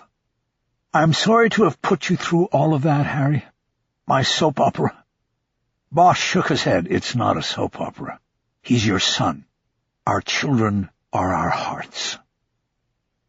Our children are our hearts. That's nice. Who said that? I don't know. Me, I guess. She smiled. It doesn't sound like something a hard-boiled detective would say. Bosch shrugged. Maybe I'm not. I live with a 15-year-old girl. I think she keeps me soft. Have I put you off by being so forward tonight? Bosch smiled and shook his head. I like what you said about not wasting time. We both felt the connection last night. So here we are. If it's right, then I don't want to waste time either. She put her glass down on the railing and moved closer to him. Yes, here we are. Bosch put his glass down next to hers. He then stepped into her and put his hand on the back of her neck. He moved even closer and kissed her, using his other hand to hold her body tightly against his. Eventually she slipped her lips off of his, and they stood cheek to cheek. He felt her hand go inside his jacket and up his side. Forget about the moon and the wine, she whispered. I want to go inside now. Me too, he said. Chapter 24. At 10:30 p.m., Bosch drove Hannah Stone back down the hill to her car, which they had left in the valet lot at Ca del Sol. She had told him she could not spend the night, and he was okay about that. While waiting for the valet to bring her car, they held each other in a long embrace. Bosch felt good. The time with her in his bedroom had been wonderful. He had waited a long time for someone like Hannah. Call me when you get home, okay? I'll be all right. I know, but call me anyway. I want to know you're home safe. Okay. They looked at each other for a long moment. The valet pulled up. I had a nice time, Harry. I hope you did too. You know it. Good, I want to do it again. He smiled. Yeah, me too. She broke away and went to her car. She tipped the valet with a 5 Bosch had given her, and then looked at Harry over the car roof before getting in. Soon, she said. He nodded. They smiled, and she got in the car and drove off. Bosch pulled into the rear lot of Hollywood Division and parked in the first slot he found open. He hoped he was not too late. He got out and walked toward the back door of the station. His phone buzzed, and he pulled it from his pocket. It was Hannah. You're home? Made it. Where are you? Hollywood Division. I need to see somebody on PM watch. So that's why you pushed me out the door. Actually, I think you were the one who said you needed to go. Oh, well, then okay. Have fun. It's work. I'll call you tomorrow. Bosch walked through the double doors and down the hall to the watch office. There were 2 custodies cuffed to the bench that ran down the middle of the hall. They were waiting to be processed into the jail. They looked like a couple of Hollywood hustlers who came up short on the hustle. "Hey, man, you help me out?" one of them asked as Bosch went by. "Not tonight," Bosch replied. Bosch ducked his head into the watch office. There were 2 sergeants standing side by side, looking at the deployment chart for AM watch. No lieutenant. This told Bosch that the next shift was still upstairs in roll call, and he hadn't missed the shift change. He knocked on the glass window next to the door. Both sergeants turned to him. "Bosch, RHD. Can you call Adam 65 in? I need 10 minutes with him." "He's already on the way. He's first in." They staggered the shift change, 1 car at a time, so the division would not be left with no one on patrol. Usually the first in was the car containing the most senior officer or the patrol team that had had the toughest night. "You think you can send him over to detectives? I'll wait over there." "You got it." Bosch walked past the custodies and then took a left down the back hallway, past the kit room, and into the detective squad room. He had worked in Hollywood Division for many years before his RHD assignment and knew the station well. As expected, the D Bureau was deserted. At most, Bosch thought he might find a patrol officer writing up his reports, but there wasn't anyone in the room at all. There were wooden signs hanging from the ceiling above the pods for the different crime units. Bosch went over to the homicide pod and looked for his old partner Jerry Edgar's desk. He identified it because of a photo taped to the back of the cubicle of Edgar with Tommy Lasorda, the former manager of the Dodgers. Bosch sat down and tried the pen drawer, but found it unlocked. This gave him an idea, and he quickly stood back up and scanned all the desks and counters in the squad room until he saw a stack of newspapers on a break table near the front of the room. He walked over and looked through the stack until he found the sports section. He then leafed through it until he found one of the ubiquitous advertisements for pharmaceutical treatment of erectile dysfunction. He tore the ad out and then went back to Edgar's desk. Bosch had just finished slipping the ad through the crack above Edgar's locked desk drawer when a voice surprised him from behind. "RHD?" Bosch swiveled around on Edgar's chair. A uniformed cop was standing by the entrance from the back hallway. He had gray, close-cropped hair and a muscular build. He was in his mid-40s, but looked younger, even with the gray hair. "Yeah, that's me." "Robert Mason?" "That's me." "What is—" "Come on over here so we can talk, Officer Mason." Mason came over. Bosch noticed that his short sleeves were tight on his biceps. He was the breed of cop who wanted any potential challengers to see the guns and know what they would be up against. "Have a seat," Bosch said. "No, thanks," Mason said. "What's going on? I am EOW, and I want to get out of here." "3 juices." "What?" "You heard me. 3 juices." Bosch was watching his eyes, looking for any sort of tell. "Okay, 3 juices. You got me. What does it mean?" "It means there are no coincidences, Mason. And you writing up 3 juices last summer on 3 different B&W taxi drivers, all in Adam 65, stretches the limits of possible coincidence. My name isn't RHD. It's Bosch, and I'm investigating the murder of your buddy, George Irving." Now he saw the tell, but it came and went. Mason was about to make a bad choice, but when he did, Bosch was still surprised. "George Irving was a suicide." Bosch looked at him for a moment. "Really? You know that?" "I know it's the only way it could have happened. Him going there, to that hotel, he killed himself, and it had nothing to do with black and white. You're barking up the wrong tree, dog." Bosch started to get annoyed with this arrogant asshole. "Let's cut the bullshit, Mason. You've got a choice here. You can take a seat and tell me what you did and who told you to do it, and maybe you'll get out of this okay. or you can stand there and keep spinning bullshit, and then I won't really care what happens to you." Mason folded his arms across his thick chest. He was going to turn this into a mano-a-mano battle of who backs down first, and it wasn't a game where big biceps gave you the edge. He was ultimately going to lose. "I don't want to sit down.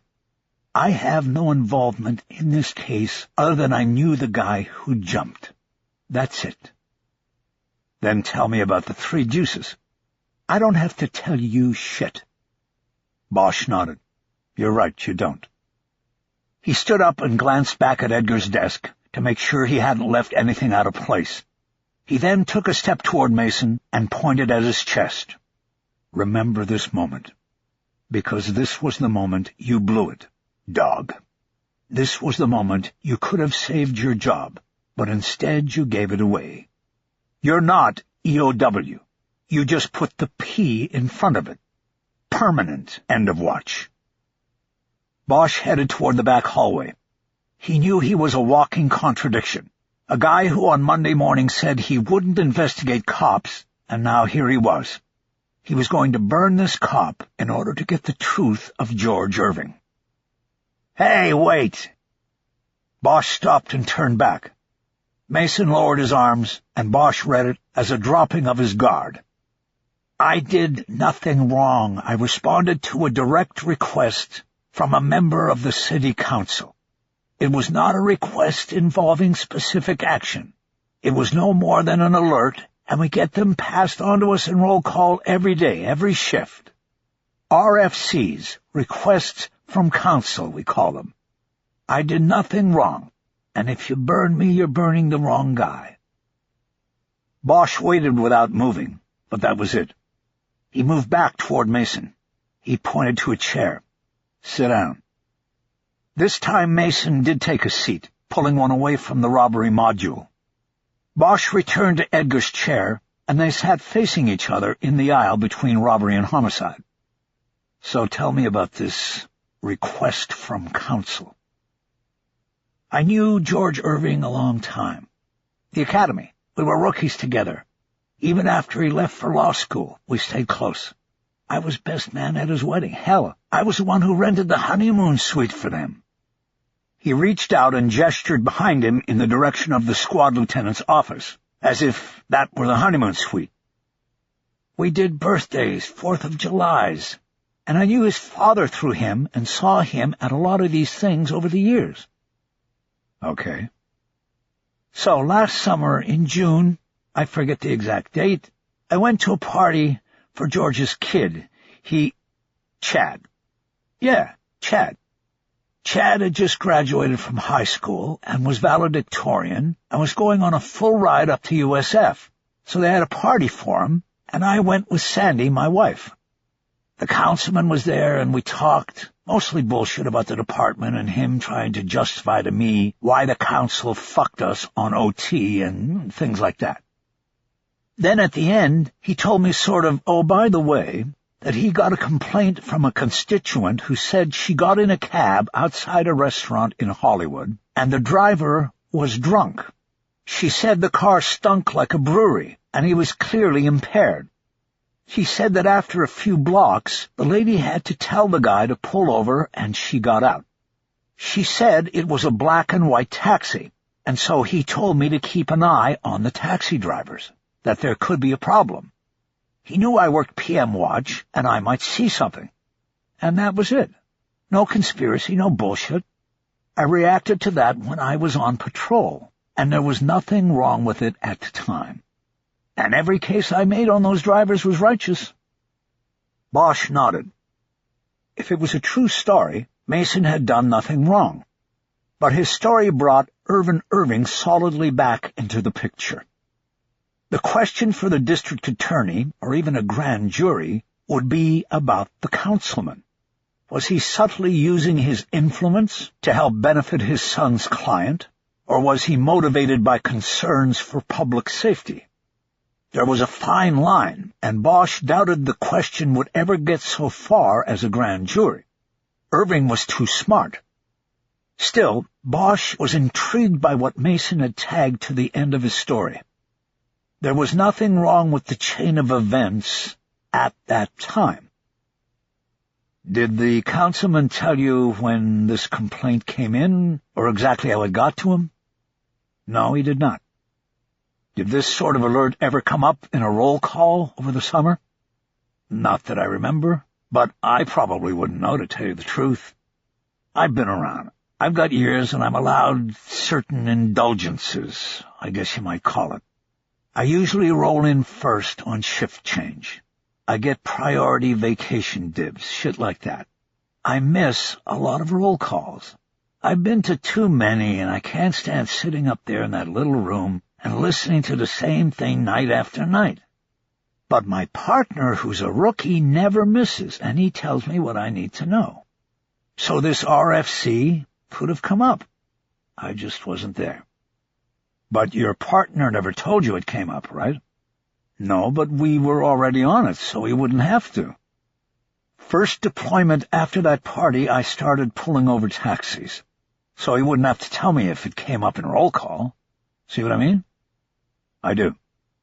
Bosch pulled out his notebook and flipped it open. There was nothing written on the pages concerning Mason, but he wanted time to collect his thoughts and consider what to ask next. He started flipping through his pages of notes. Nice, Mason said. That's your number on the badge? He pointed to the notebook. Yeah. Where do you get something like that? Hong Kong. Did you know that your friend George Irving was repping a taxi company that was hoping to take the franchise away from Black and White? Did you know that the DUIs you put on the company's record were going to help George succeed? Like I said, not at the time, not last summer. Mason rubbed his palms up and down his thighs. They were now moving towards something that was uncomfortable for him. So at some point you did come to know this? He nodded but didn't speak. When? Bosch prompted. That would have been about 6 weeks ago. Tell me. One night I pulled over a taxi, saw the guy roll a stop sign and pulled him over. It was a Black and White, and right away the guy starts giving me the shit about collusion and all this. And I'm thinking, yeah. Just touch your nose with your forefinger, asshole. But then he says, you and Irving Jr. are doing this to us. And I'm like, what the hell? So I get in his face, and I tell him to tell me exactly what he means by that. And that's when I found out my friend Georgie was repping another cab company, putting the move on Black and White. Bosch leaned forward, closer to Mason, and put his elbows on his knees. They were getting to the center of it now. What did you do? I confronted him. I went to George and gave him every way out, but at the end of the day there was no way out. I felt he and his father had used me, and I told him that. I told him we weren't friends anymore, and that was the last time I saw him. Bosch nodded. And this is why you think he killed himself? Mason scoffed. No, man. If he used me like that, then I wasn't really that important in his life. I think he killed himself for other reasons. I think Chad leaving was a big thing. Maybe there were other things. The family had secrets. You know what I mean? Mason didn't know about McQuillan or the marks on George Irving's back. Bosch decided that this wasn't the time for him to find out. Okay, Mason, you have anything else for me? Mason shook his head. You didn't confront the councilman about all of this, did you? Not yet. Bosch thought about that. You going to the funeral tomorrow? I hadn't decided yet. Tomorrow morning, right? Yeah. I guess I'll decide then. We were friends a long time. Things just sort of went wrong at the end. Well, maybe I'll see you there. You can go now. I appreciate you telling the story. Yeah. Mason stood up and headed toward the back hallway, his head down. Bosch watched him go and wondered about the vagaries of relationships and investigations. He had come to the division expecting to confront a cop who was bent, who had crossed the line. Instead, he He now viewed Mason as another victim of Irvin Irving. And on the top of the list of Irving's victims was his own son. Mason might not have to worry about confronting the councilman. Bosch might get there first. Chapter 25. George Irving's Thursday morning funeral was crowded, but it was hard for Bosch to tell if all the people were there to mourn the loss of George Irving or to buttress their ties to his father, the city councilman. Many of the city's political elite were there along with the command staff of the police department. Even Councilman Irving's opponent in the upcoming election, the guy who didn't have a chance, was present.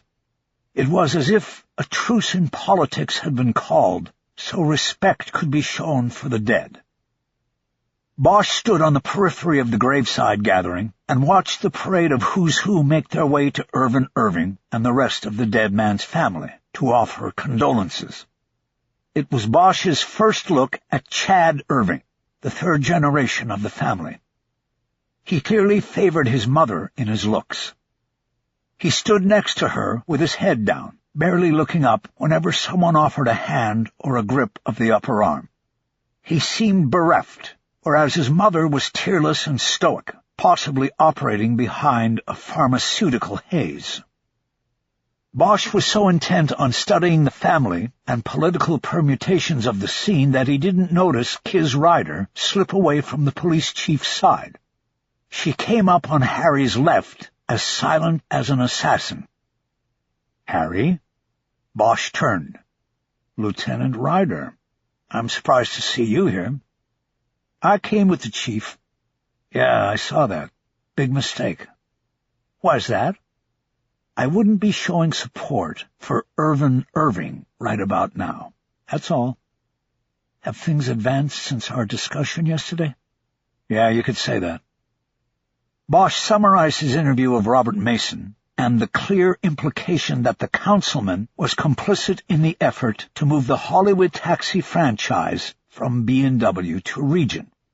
He said that effort likely triggered the events that led to George Irving's death. "Will Mason testify?" Bosch shrugged. "I never asked him, but he knows the score. He's a cop, and he likes his job. Enough to end his friendship with George Irving when he realized he was being used. He knows if he's called to testify and he refuses, then his career is over. I think he'll testify. I'm surprised he's not here today. I thought maybe there might be some fireworks." Ryder scanned the crowd. The service was over and people were starting to drift off amidst the tombstones, heading to their cars. "We don't want fireworks here, Harry. If you see him, you head him off." "It's over. He didn't come." "So what's your next move?" "Today's the big day. I'm going to bring McQuillan in for a conversation." "You don't have enough to charge him." "Probably not. I've got a forensic team at the hotel right now with my partner. They're taking a second run at it. If we can put McQuillan in that suite or on the fire escape, it's over." "A big if." "There's also his watch and the possibility of matching it to the wounds on the back." Ryder nodded. "That might work, but as you mentioned before, it won't be conclusive. We'll have our experts say it's a match. He'll have his experts say it's not." "Yeah. Listen, Lieutenant, I think I'm about to have some company. You might want to move out of the way." She scanned the remaining crowd. "Who?" "Irving's been watching me without really watching me. I think he's going to come over. He's waiting for you to leave, I think." "All right, then I'll leave you to it. Good luck, Harry." "If that's what it takes. See you, kids." "Stay in contact." "Roger that." She walked off and headed toward a clot of people surrounding the chief of police. Almost immediately, Irvin Irving took advantage of seeing Bosch alone and headed toward him. Before Bosch could address him, Irving said what was on his mind. "It's a devastating thing to put your son in the ground and not even know why he was taken." Bosch had to hold himself back. He had decided that now was not the time to confront Irving. There was still work to be done. McQuillan first, then Irving. "I understand," he said. "I hope to have something for you soon, the next day or two." "That's not good enough, Detective. I've not heard from you, and what I hear about you is not comforting. Are you working another case besides the investigation of my son's death?" "Sir, I have a lot of open cases, and things don't come to a standstill because a politician pulled strings and put me on a new one. All you need to know is that I am working the case, and will have an update for you before the week is out." "I want more than an update, Bosch. I want to know what happened, and who did this to my son. Are we clear?" "Sure, we're clear. And what I would like now is to speak to your grandson for a few minutes. Could you—" "It's not a good time. It's never going to be a good time, Councilman. But if you're going to demand results, then you can't stop me from throwing the net. I need to talk to the victim's son. He's looking at us right now. Would you please wave him over?" Irving looked back at the gravesite and saw Chad standing by himself. He signaled him over. The young man walked up to them, and Irving made the introduction. "Do you mind if I speak with Chad alone for a few minutes, Councilman?" Irving looked like he had been betrayed, but didn't want to reveal it in front of his grandson. "Of course," he said. "I'll be at the car. We'll be leaving soon, Chad. And, Detective, I want to hear from you." "You will, sir." Bosch put his hand on Chad Irving's upper arm and steered him away from his grandfather. They walked toward a stand of trees in the center of the cemetery. There was shade there and privacy. "Chad, I'm sorry about your father's death. I'm looking into it and hope to know what happened very soon." "Okay. I hate to bother you at this difficult time, but I have a few questions, and then I can let you go." "Whatever. I don't really know anything." "I know, but we need to talk to everybody in the family. It's routine. Let's start with, when was the last time you spoke to your father? Do you remember?" "Yeah, we talked on Sunday night." "About anything specific?" "Not really. He just called, and we sort of shot the shit for a few minutes about school and stuff. But it was sort of bad timing. I had to go, so that was it." "Where did you have to go?" "I had a study session set up, and I had to go." "Did he say anything about his work, or any sort of pressure he was under, anything that was bothering him?" "No." "What do you think happened to your father, Chad?" The boy was big and gangly, his face scattershot with acne. He shook his head violently at the question. "How should I know? I had no idea what was going to happen." "Do you know why he would have gone to the Chateau Marmont and rented a room?" "I don't know." "Okay, Chad. That's all. I'm sorry for the questions, but I am sure you want to know what happened." "Yes." Chad looked down at the ground. "When do you go back to school?" "I think I'll stay with my mother for at least the weekend." "She'll probably need that." Bosch pointed to the cemetery lane where the cars were waiting. "I think she and your grandfather are waiting for you. Thanks for your time." "Okay. Good luck, Chad." "Thanks."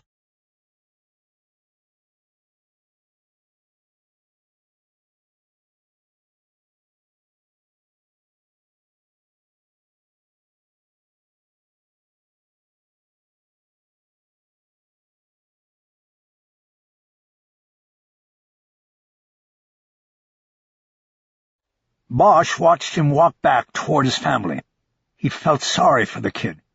He seemed to be walking back to a life of demands and expectations that he had no part in conjuring. But Bosch couldn't think about it too long. He had work to do. As he started walking toward his own car, he pulled his phone and called his partner. It took Chu 6 rings to answer his phone. "Yeah, Harry." "What have they come up with?" Bosch had requested and received the department's top forensic team to go back into the chateau and look for interpretations, as well as evidence that might link Mark McQuillan to the homicide. "We got nothing," So far, at least. Okay, were they out on the fire escape yet? They started there. Nothing. Bosch couldn't say he was disappointed because he knew it was a long shot in the first place, especially on the fire escape, which had been exposed to outside elements for nearly 4 days. Do you need me there? No, I think we're going to wrap soon. How was the funeral? It was a funeral. Not much else to say. In order to bring Chu in and oversee the second forensic examination of the crime scene, Bosch had told him in general terms where the investigation was moving. Then what's next? Bosch climbed into his car and started the engine. I think it's time we spoke to Mark McQuillan. All right, when? Bosch had been thinking about that, but wanted to consider the how, when, and where questions further. We'll work it out when you get back to the PAB. Bosch disconnected and dropped the phone into his coat pocket. He loosened his tie slightly as he drove out of the cemetery. Almost immediately, his phone buzzed and he assumed Chu was calling back with another question. But instead it was Hannah Stone's name on the ID screen. Hannah. Hello, Harry. How are you? I just left a funeral. What? Whose? Somebody I never met. It was work. How are things at the center? They're fine. I'm on a break. Good. He waited. He knew she wasn't calling just to pass the time. I was wondering if you've been thinking about last night. The reality was that Bosch had been consumed by the Irving case since he had confronted Robert Mason the night before. Of course, he said. That was pretty wonderful for me. It was wonderful for me, too. But I didn't mean that. I meant about what I told you before. I'm not sure what you mean. About Sean, my son. This felt jagged and awkward. He wasn't sure what she wanted. Well, I don't know, Hannah. What am I supposed to be thinking about? Never mind, Harry. I need to go. Wait, Hannah, come on. You called me, remember? Don't go, and don't get upset. Just tell me, what am I supposed to be thinking about with your son? Bosch felt something gripping his insides. He had to consider that for her the night before may have been some sort of means to a hopeful end that was about her son and not them. To Bosch, her son was lost. When he was 20 years old, he had drugged a girl and raped her. A sad and terrible story. He pleaded guilty and went to prison. That was 5 years ago, and Hannah had dedicated her life since then to trying to understand where the impulse in him had come from. Was it genetic? Was it nature? Was it nurture? It was a form of prison in itself for Hannah, and Bosch felt sympathy as she had told him the ugly story. But now he wasn't sure what she wanted from him besides his sympathy. Was he supposed to say her son's crime was not her fault, or that her son wasn't evil? Or was she hoping for some sort of concrete help in terms of her son's incarceration? Bosch didn't know because she hadn't said. Nothing, she said. I'm sorry. I just don't want it to ruin anything, that's all. That eased things for him a small bit. Then don't let it, Hannah. Just let things happen. We've only known each other a few days. We like to be with each other, but maybe we moved too quickly. Let's just let things happen, and don't bring this other stuff into it, not yet. But I have to. He's my son. Do you have any idea what it's like to live with what he did, and to think about him up there? The grip inside tightened again, and he understood he had made a mistake with this woman. His loneliness and his own need for connection had led him down the wrong path. He had waited so long, and now had chosen so wrong. Hannah, he said, I'm in the middle of stuff here. Can we talk about all of this later? Whatever. It was said as an invective. She might as well have said, fuck you, Bosch. The message was the same. But he acted like he had not received it. Okay, I'll call you as soon as I'm clear. Goodbye, Hannah. Goodbye, Harry. Bosch disconnected and fought the urge to throw the phone out the car window. His thinking that Hannah Stone could be the one he brought into the life he shared with his daughter had been a fool's dream. He had moved too quickly. He had dreamed too quickly. He shoved the phone into his coat pocket and buried thoughts about Hannah Stone and failed romance as deep as George Irving had just been put in the ground. Chapter 26. Bosch entered the empty cubicle and immediately saw the stack of large envelopes on Chu's desk. He put his briefcase down on his own desk, but then went over to Chu's and spread the envelopes across his blotter. Chu had received the statements and other records from George Irving's credit cards. Going back and checking all credit card purchases was an important component of a thorough death investigation. Their findings would become part of the victim's financial profile. The bottom envelope was the thinnest and was from the crime lab. Bosch opened this one, wondering which case it was in regard to. The envelope contained the report on the analysis of George Irving's shirt. Forensic testing determined that the navy blue dress shirt contained blood and cellular material, skin, on the inside right shoulder panel. This was consistent with the crescent moon-shaped bruises and lacerations found on Irving's shoulder during the autopsy. Bosch sat down at Chu's desk and studied the report and considered what it meant. He realized it could indicate at least two scenarios. One was that Irving was wearing the shirt when he was choked out, and the injury to the skin on his shoulder occurred when the choker's watch pushed through the material of the shirt. The second was that the shirt was put on after the wounds occurred and the blood and skin was transferred. Two things led Bosch to discount the second scenario. The button found on the floor indicated there may have been a struggle while Irving was still wearing the shirt.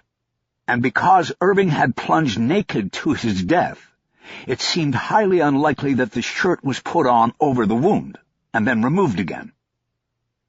Bosch zeroed in on the first scenario. It suggested that Irving was surprised from behind and locked into a chokehold. There was a struggle.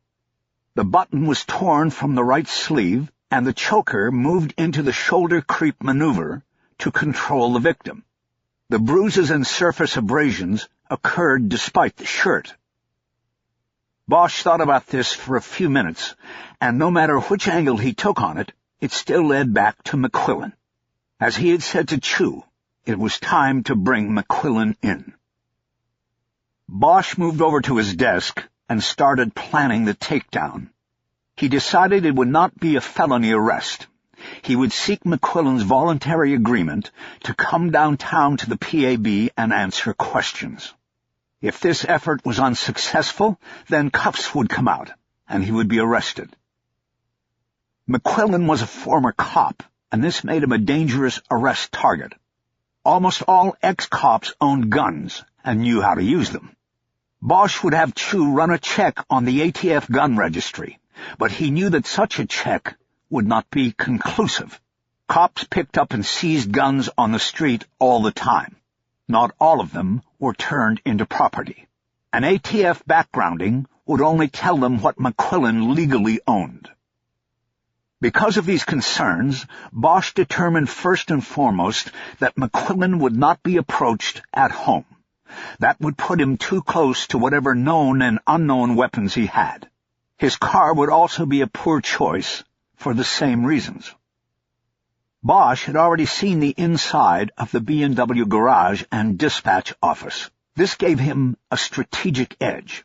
It would also be the least likely place for McQuillan to be armed.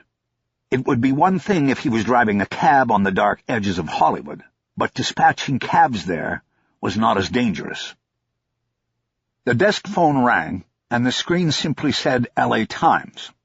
Bosch was tempted to let it go to message, but then thought better of it. Open unsolved. Is Detective Bosch there?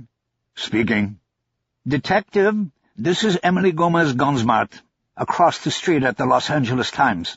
I'm working on a story about the murder investigation of George Irving, and I want to ask you a few questions." Bosch froze for a long moment. He had a sudden desire for a cigarette. He knew of the reporter. She was nicknamed Go-Go because she relentlessly pursued the stories she was following. "Detective?" "Yes, sorry, I'm in the middle of something here." "You called it a murder.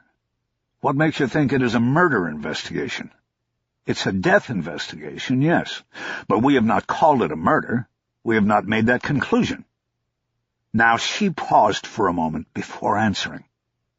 "Well, my information is that it is a murder investigation, and there is a suspect who will be arrested soon if he has not already been taken into custody.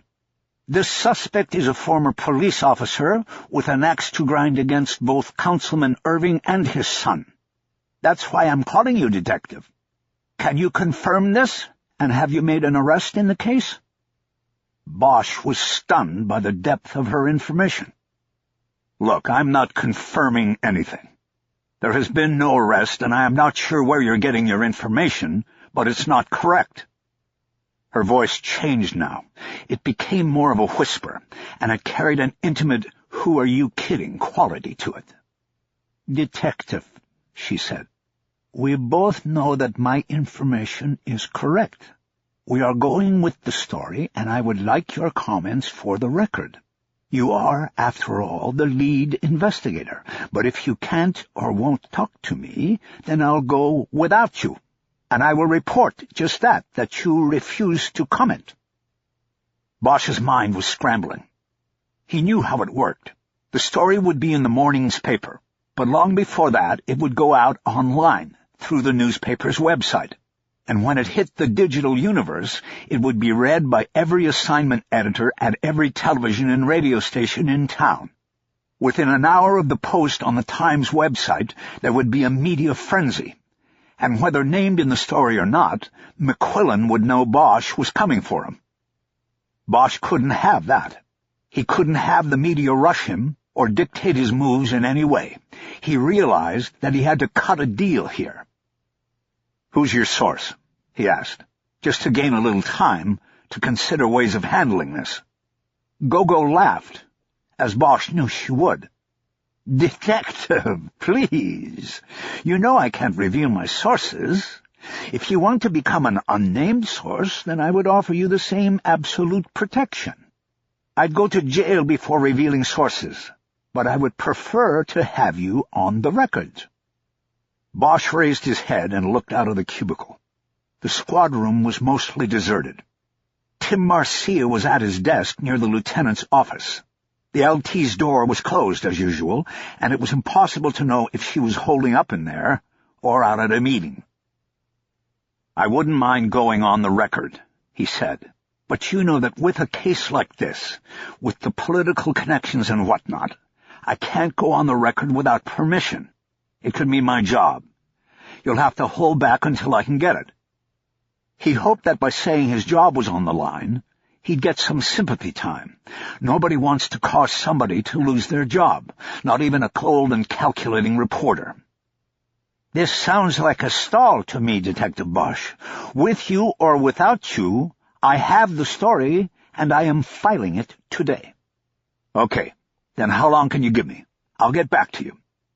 There was a pause, and Bosch thought he could hear her typing on a computer keyboard. "My deadline is at 5. I need to hear from you before then." Bosch checked his watch. He had just gotten 3 hours from her. He believed that would give him enough time to take down McQuillan. Once he was in custody, it didn't matter what was on the Internet or how many reporters and producers called him or the media relations office. "Give me your direct number," he said. "I'll get back to you before 5. Bosch had no intention of calling her back, but he wrote her name and number down in his notebook anyway. As soon as he hung up, he called Kiz Ryder on his cell. She answered right away, but sounded like she was in a car. "Yes, Harry." "Are you alone?" "Yes." "The Times has the story. It came from either the chief or the councilman. Either way, I'm fucked if it gets out too soon." Hold on. How do you know?" Because the reporter just called me, and she knew we're working it as a murder, and that we have a suspect who's an ex-cop. She's been told everything. Who's the reporter? Emily Gomez-Gonsmart. I've never talked to her before, but I've heard of her. Supposedly they call her Go-Go, because she doesn't give up on a story. Well, she isn't one of ours. Meaning Go-Go wasn't on the list of approved and trusted reporters the chief of police dealt with. This meant her source was Irvin Irving, or someone on the city councilman's staff. But you're saying that she knew you had a suspect? Ryder said. That's right. She knows everything but the name. She knew it was either about to go down or it already did. Well, reporters often act like they know more than they do, as a way of tricking you into confirming things. She knew we had a suspect, and he's an ex-cop, Kiz. That wasn't a bluff. I'm telling you, she knows it all. You people up there better get on the phone and jump on Irving's shit for this. It's his own son, and he's damaging the case for what? Is there a political advantage to putting this out now? No, there isn't. That's why I'm not convinced it went through him. And the thing is, I was in the room when the chief got him on the phone and updated him. He held back on the suspect because he knew Irving would demand to know the name, so he left that out. He did tell him about the marks on the shoulder and the chokehold connection, but he did not say that there was a named suspect. He said we were still working on it. Bosch was quiet as he contemplated the meaning of all of this. It fell under the heading of high jingo, and he knew there was no one to trust other than Kiz Ryder. Harry, I'm in the car. What I suggest you do is go online and get into the Times website. Put in a search with the reporter's name. See what comes up in previous stories. See if she's done stories involving Irving before. Maybe there's a staffer she's connected to, and it's obvious from previous stories. It was a good and savvy idea. Okay, I'll do it, but I don't have a lot of time. This is forcing the issue with McQuillan. As soon as my partner gets in, we're going to go grab him. You sure you're ready? I don't think we have a choice. This story hits the internet at 5 o'clock. We need to grab him before that. Let me know the moment it goes down. You got it. Bosch disconnected and immediately called Chu, who should have already cleared the Chateau Marmont. Where are you? Heading in. We got nothing, Harry. Doesn't matter. We grab McQuillan today. Your call. Yeah, my call, and I'm making it. See you back here. He disconnected and put his phone down on the desk. He drummed his fingers. He didn't like this. His case actions were being dictated by outside influences.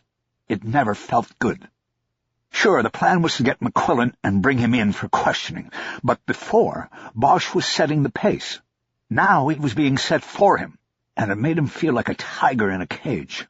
Confined and angry, ready to put a paw out through the bars and take a swipe at the first thing that goes by. He got up and went over to Tim Marcia's desk. Is the LT in? Yeah, she's in there. Can I go in? I need to give her an update. She's all yours, if you can get her to open up. Bosch knocked on the agoraphobic lieutenant's door. After a pause, he heard Duval give the okay, and he went in. She was at her desk working on the computer. She glanced up to see who it was, but then finished typing something as she spoke. What's up, Harry?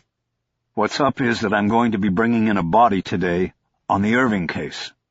This made her look up. The plan is to get him to come in voluntarily, but if that doesn't work, we'll hook him up. Thanks for keeping me in the loop. It was not said as a sincere thanks. Bosch had not updated her in 24 hours, and a lot had happened in that time. He pulled out the chair in front of her desk and sat down. He gave her the short version, taking 10 minutes to lead her up to the phone call from the reporter. My bad for not keeping you updated, he said. Things have just been breaking quickly. The chief's office is up to speed. I just spoke to his adjutant today at the funeral, and they'll let the councilman know. Well, I guess I should be glad you kept me in the dark. Now I won't be a suspect in the leak to the Times. Any idea about that? I'm assuming it was Irving or someone in his camp. But what does he get out of this? He's not going to end up looking good here. It was the first time Bosch considered this. The lieutenant was right. Why would Irving leak a story that was ultimately going to taint him with, at minimum, the whiff of corruption? That didn't make sense. Good question, Bosch said, but I don't have an answer. All I know is that it got across the street somehow. Duval glanced at the blinds that covered the window, looking out at the Times building. It was as if her paranoia about reporters watching had been confirmed. Bosch stood up. He had said what he needed to say. "What about backup, Harry?" Duval asked. "You and Chu can handle this by yourselves?" "I think so. McQuillan won't see us coming, and like I said, we want him to come voluntarily." She thought about this and then nodded. "Okay, let me know. In a timely manner this time." "Right. That means tonight." "You got it." Bosch went back to the cubicle. Chu still wasn't back. Harry was consumed by the suggestion that the leak hadn't come from the Irving camp. This left the chief's office and the possibility that moves were being made, that Kiz Ryder didn't know about, or that she was hiding from him. He went to his computer and opened up the Times website. In the search box, he typed Emily Gomez Gonsmart and hit return. Soon he had a page full of citations, the headlines of stories that carried the reporter's byline in reverse chronological order. He started scrolling through, reading the headlines and quickly coming to the conclusion that Gogo did not cover politics or city government. There were no stories in the last year that put her in proximity to Irvin or George Irving. She appeared to be a feature writer who specialized in crime stories, the day-later kind of stories in which she expanded on a crime, reporting on victims and their families. Bosch clicked on a few of these, read the opening paragraphs, and then went back to the list. He scrolled backward through more than 3 years of stories, not seeing anything that would connect Gomez Gonsmart to anyone involved in the George Irving case. And then a headline from early 2008 caught his eye. Triads exact toll on local Chinese. Bosch opened the story. It was an anecdotal lead about an old woman who owned an apothecary store in Chinatown and who had been paying a monthly protection fee to a triad boss for more than 30 years. The story then widened into a report on the cultural history of local small business owners, continuing the age-old Hong Kong-based tradition of paying triad crime syndicates for protection. The story was spawned by the then-recent murder of a Chinatown landlord that was suspected to have been a triad hit. Bosch froze when he got to the 9th paragraph of the story. "The triads are alive and well in L.A., said Detective David Chu, a member of the LAPD's Asian Gang Unit. They prey on people like they've preyed on people in Hong Kong for 300 years. Harry stared at the paragraph for a long moment. Chu had transferred to the Open Unsolved unit and to partnering with Bosch 2 years earlier. Before that, he worked in AGU, where he had crossed paths with Emily Gomez Gonsmart, and it seemed he had continued the relationship. Bosch killed the screen and turned in his seat. Still no sign of Chu. He rolled over to his partner's side of the cubicle and opened the laptop Chu had left on his desk. The screen lit up, and Bosch clicked on the email icon. He glanced around again to make sure Chu had not entered the squad room. He then opened a new email and typed in Gogo in the address box. Nothing happened. He deleted it and typed Emily. The automatic feature that completed email addresses that had been previously used took over and filled in emilygg@latimes.com. Bosch felt a rage building. He looked around once more, and then went into the email account's sent file and searched for all emails to Emily G.G. There were several. Bosch started reading them one at a time, and quickly realized they were innocuous. Chu only used email to set up meetings, often at the Times cafeteria across the street. There was no way to determine the kind of relationship he had with the reporter. Bosch closed out the email screens and closed the laptop. He had seen enough. He knew enough. He rolled in his chair back to his own desk and contemplated what to do. The investigation had been compromised by his own partner. The ramifications of this could extend all the way into court if McQuillan was eventually prosecuted. A defense attorney with knowledge of Chu's impropriety could destroy his credibility as well as the credibility of the case. That was just part of the case damage. It didn't even speak to the irrevocable damage that had just been dropped on their partnership. As far as Bosch was concerned, that relationship had just ended. "Harry, you ready to rock?"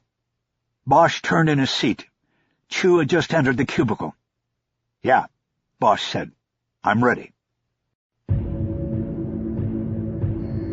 Chapter 27. A taxi garage was much like a police station. It operated solely as a hub for the refueling, maintenance, and direction of vehicles that endlessly spread out across a geographic jurisdiction.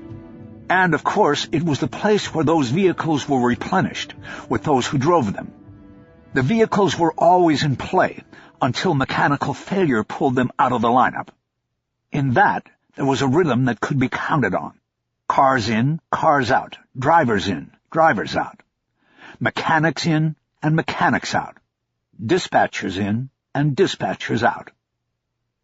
Bosch and Chu sat on Gower and watched the front of the black-and-white taxi garage for nearly an hour before they saw the man they believed was Mark McQuillan park a car on the curb and then walk in through the open garage door. He wasn't what Bosch expected. In his mind's eye, he was thinking of the McQuillan he remembered from 25 years earlier, the McQuillan whose photo was splashed across the media as the scapegoat of the chokehold task force, the 28-year-old stud with the buzz cut and the biceps that looked strong enough to crush a man's skull, let alone his carotid artery. The man who sauntered into B&W Taxi was thicker in the hips than the shoulders, had straggly hair in an unkempt gray ponytail, and walked with the pace of a man going where he didn't really care to go. "That's him," Bosch said. "I think." They were his first words in 20 minutes. He had very little to say anymore to Chu. "You sure?" Chu asked. Bosch looked down at the copy of the driver's license photo Chu had printed. It was 3 years old, but he was sure he had it right. "Yeah, let's go." Bosch didn't wait for his partner's response. He got out of the car and headed diagonally across Gower toward the garage. He heard the other door slam behind him and Chu's shoes on the pavement as he scurried to catch up. "Hey, are we going to do this together, or is it one-man army time?" Chu called out. "Yeah," Bosch said. "Together. For the last time," he thought. It took a moment for their eyes to adjust to the dim lighting of the garage. There was more activity than on their previous visit. Shift change. Drivers and cars coming and going. They headed directly to the dispatch office, not wanting anyone to get the news to McQuillan before they got to him.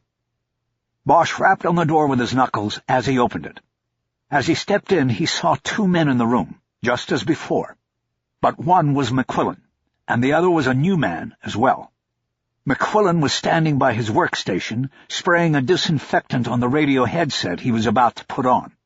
He seemed unfazed by the appearance of the 2 men in suits. He even nodded as if to signal that they were expected. "Detectives," he said. "What can I do for you?" "Mark McQuillan?" Bosch asked. "That would be me." "Detectives Bosch and Chu, LAPD. We want to ask you a few questions." McQuillan nodded again and turned to the other dispatcher. "Andy, you hold the fort. Hopefully this won't take long." The other man nodded and gave the smooth seas signal with his hand. "Actually," Bosch said, "it might. Maybe you should see if you can get someone in." This time McQuillan spoke while looking directly at Bosch. "Andy, call Jeff. Get him out. I'll be back as soon as I can." Bosch turned and gestured toward the door. McQuillan started out of the office. He was wearing a baggy shirt that was not tucked in. Bosch stayed behind him and kept his eyes on his hands the whole time. When they got into the garage, he put his hand on McQuillan's back and directed him toward a taxi that was on Jack's. "Do you mind putting your hands on the hood for a minute?" McQuillan complied, and when he did so, his wrists extended past the cuffs of his shirt sleeves. Bosch saw the first thing he was hoping to see, a military-style watch on his right wrist. It had a large steel bezel with grip ridges. "Not at all," McQuillan said, "and I'll tell you right now that in my right front waistband you will find a little two-shot popper I like to carry. It's not the safest job in the world. I know you have it tougher, but we work in there through the night, the garage door always open. We take each driver's bank at the end of shift, and sometimes the drivers themselves aren't the nicest guys, if you know what I mean." Bosch reached around McQuillan's substantial girth and found the weapon. He pulled it out and held it up to show Chew. It was a Cobra Derringer with a big-bore barrel.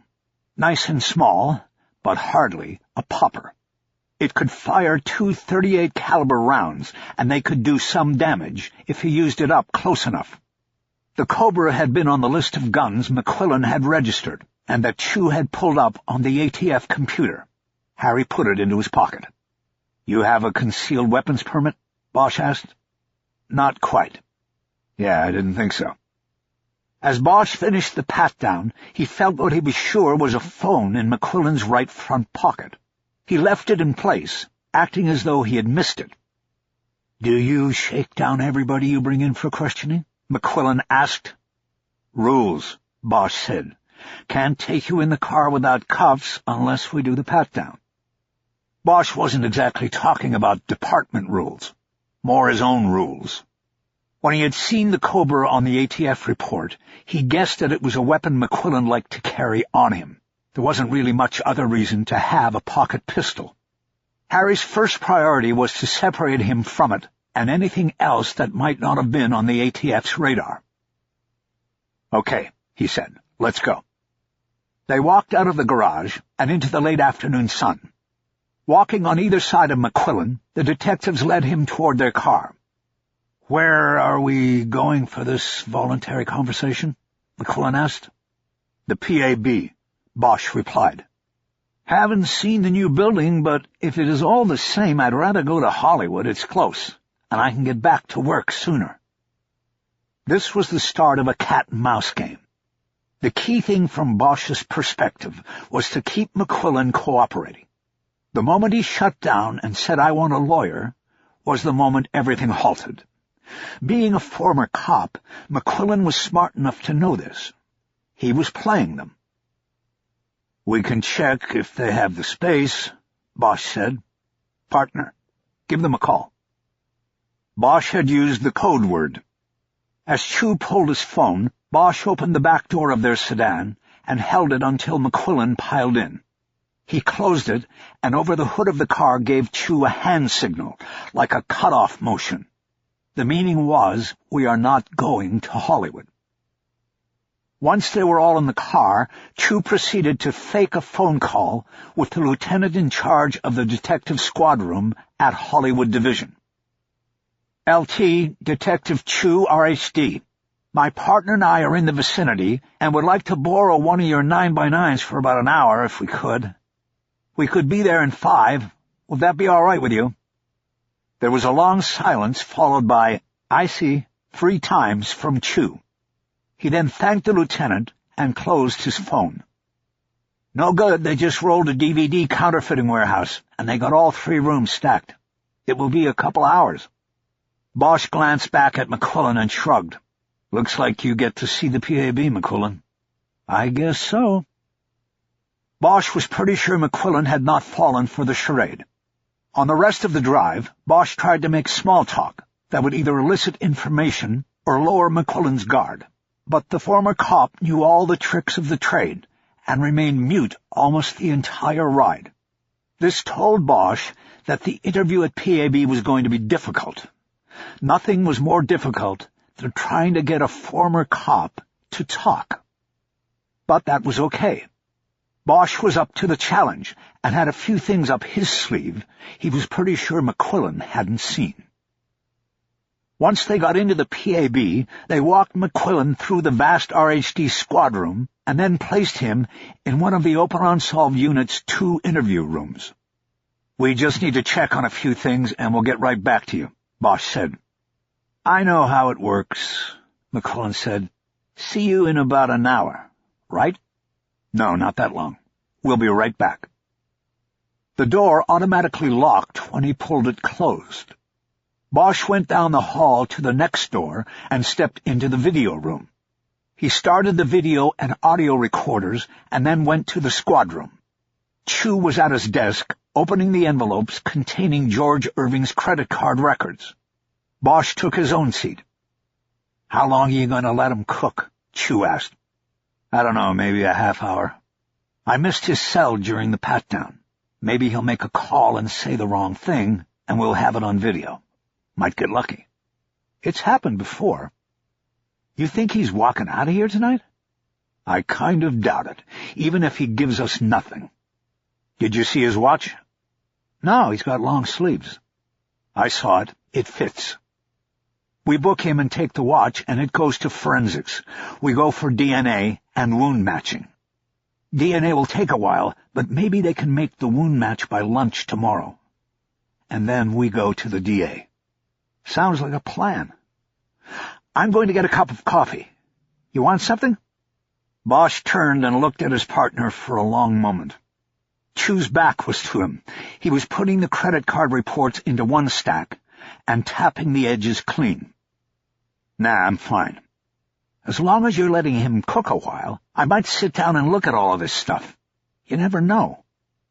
Chu got up, putting the credit card data into a fresh green file.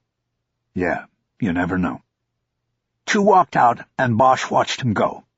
He then got up and went to the lieutenant's office, popping his head in and telling Duval that they had placed McQuillan in interview room 1 and that he was there voluntarily. He then went back to his desk and texted his daughter, making sure she had gotten home safely from school. She replied quickly, as her phone was an extension of her right hand, and they had a rule that they never delayed responses to each other. "Home safe. Thought you were working last night." Bosch wasn't sure what she was getting at. He had taken pains that morning to erase any indication that Hannah Stone had been there. He sent back an innocent response, and then she nailed him. 2 wine glasses in the Bosch. They always called the dishwasher after its manufacturer's name. Bosch realized he had left one detail uncovered. He thought for a moment, and then typed out a text. "They were getting dusty on the shelf. I just washed them, but I am glad to know you are doing your chores." He doubted it would get by her, but he waited 2 minutes, and there was no reply. He felt bad about not telling her the truth, but it wasn't the right time to open up a discussion with his daughter about his romantic life.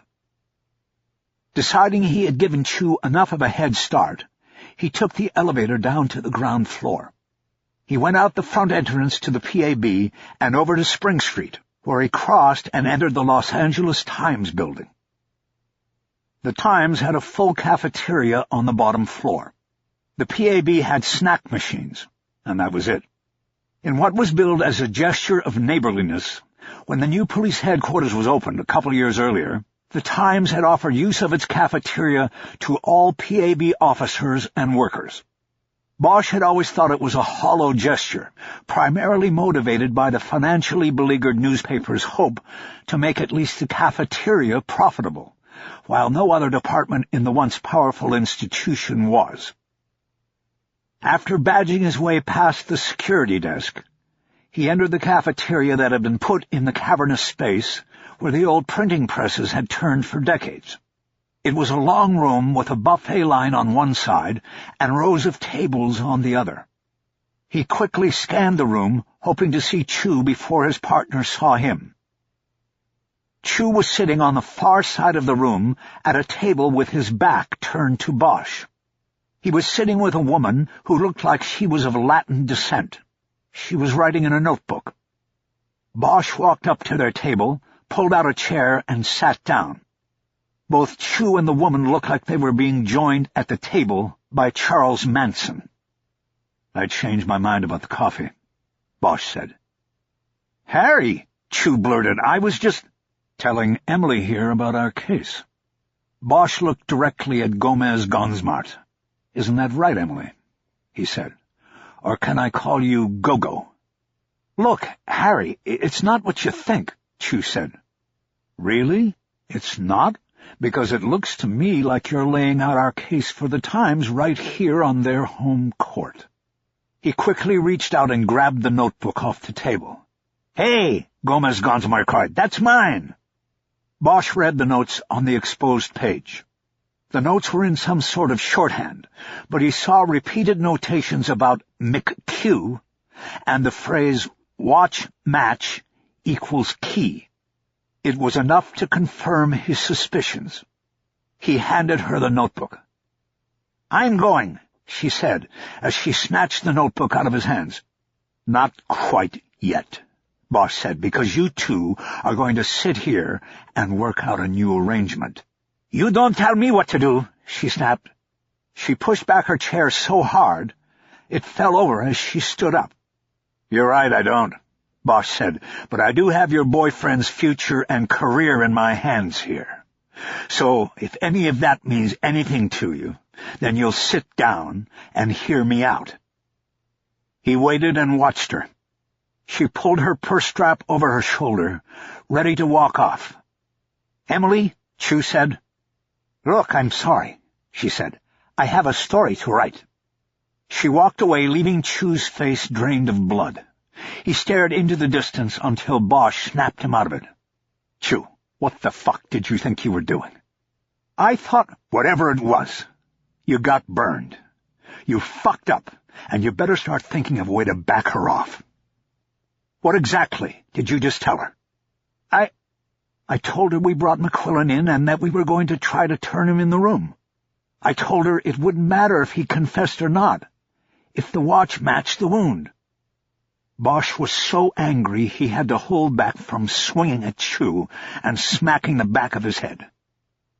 "When did you start talking to her?" "The day we got the case. I knew her from before. She did a story a few years ago, and we had a few dates. I always liked her." "So she calls up this week and starts leading you by the dick right into my case." Chu turned and looked at him for the first time. "Yeah, you got it, Harry. Your case, not our case. Your case."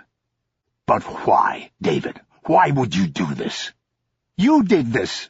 And don't start calling me David. I'm surprised you even know my first name." "What, I did this? Are you—" "Yeah, you.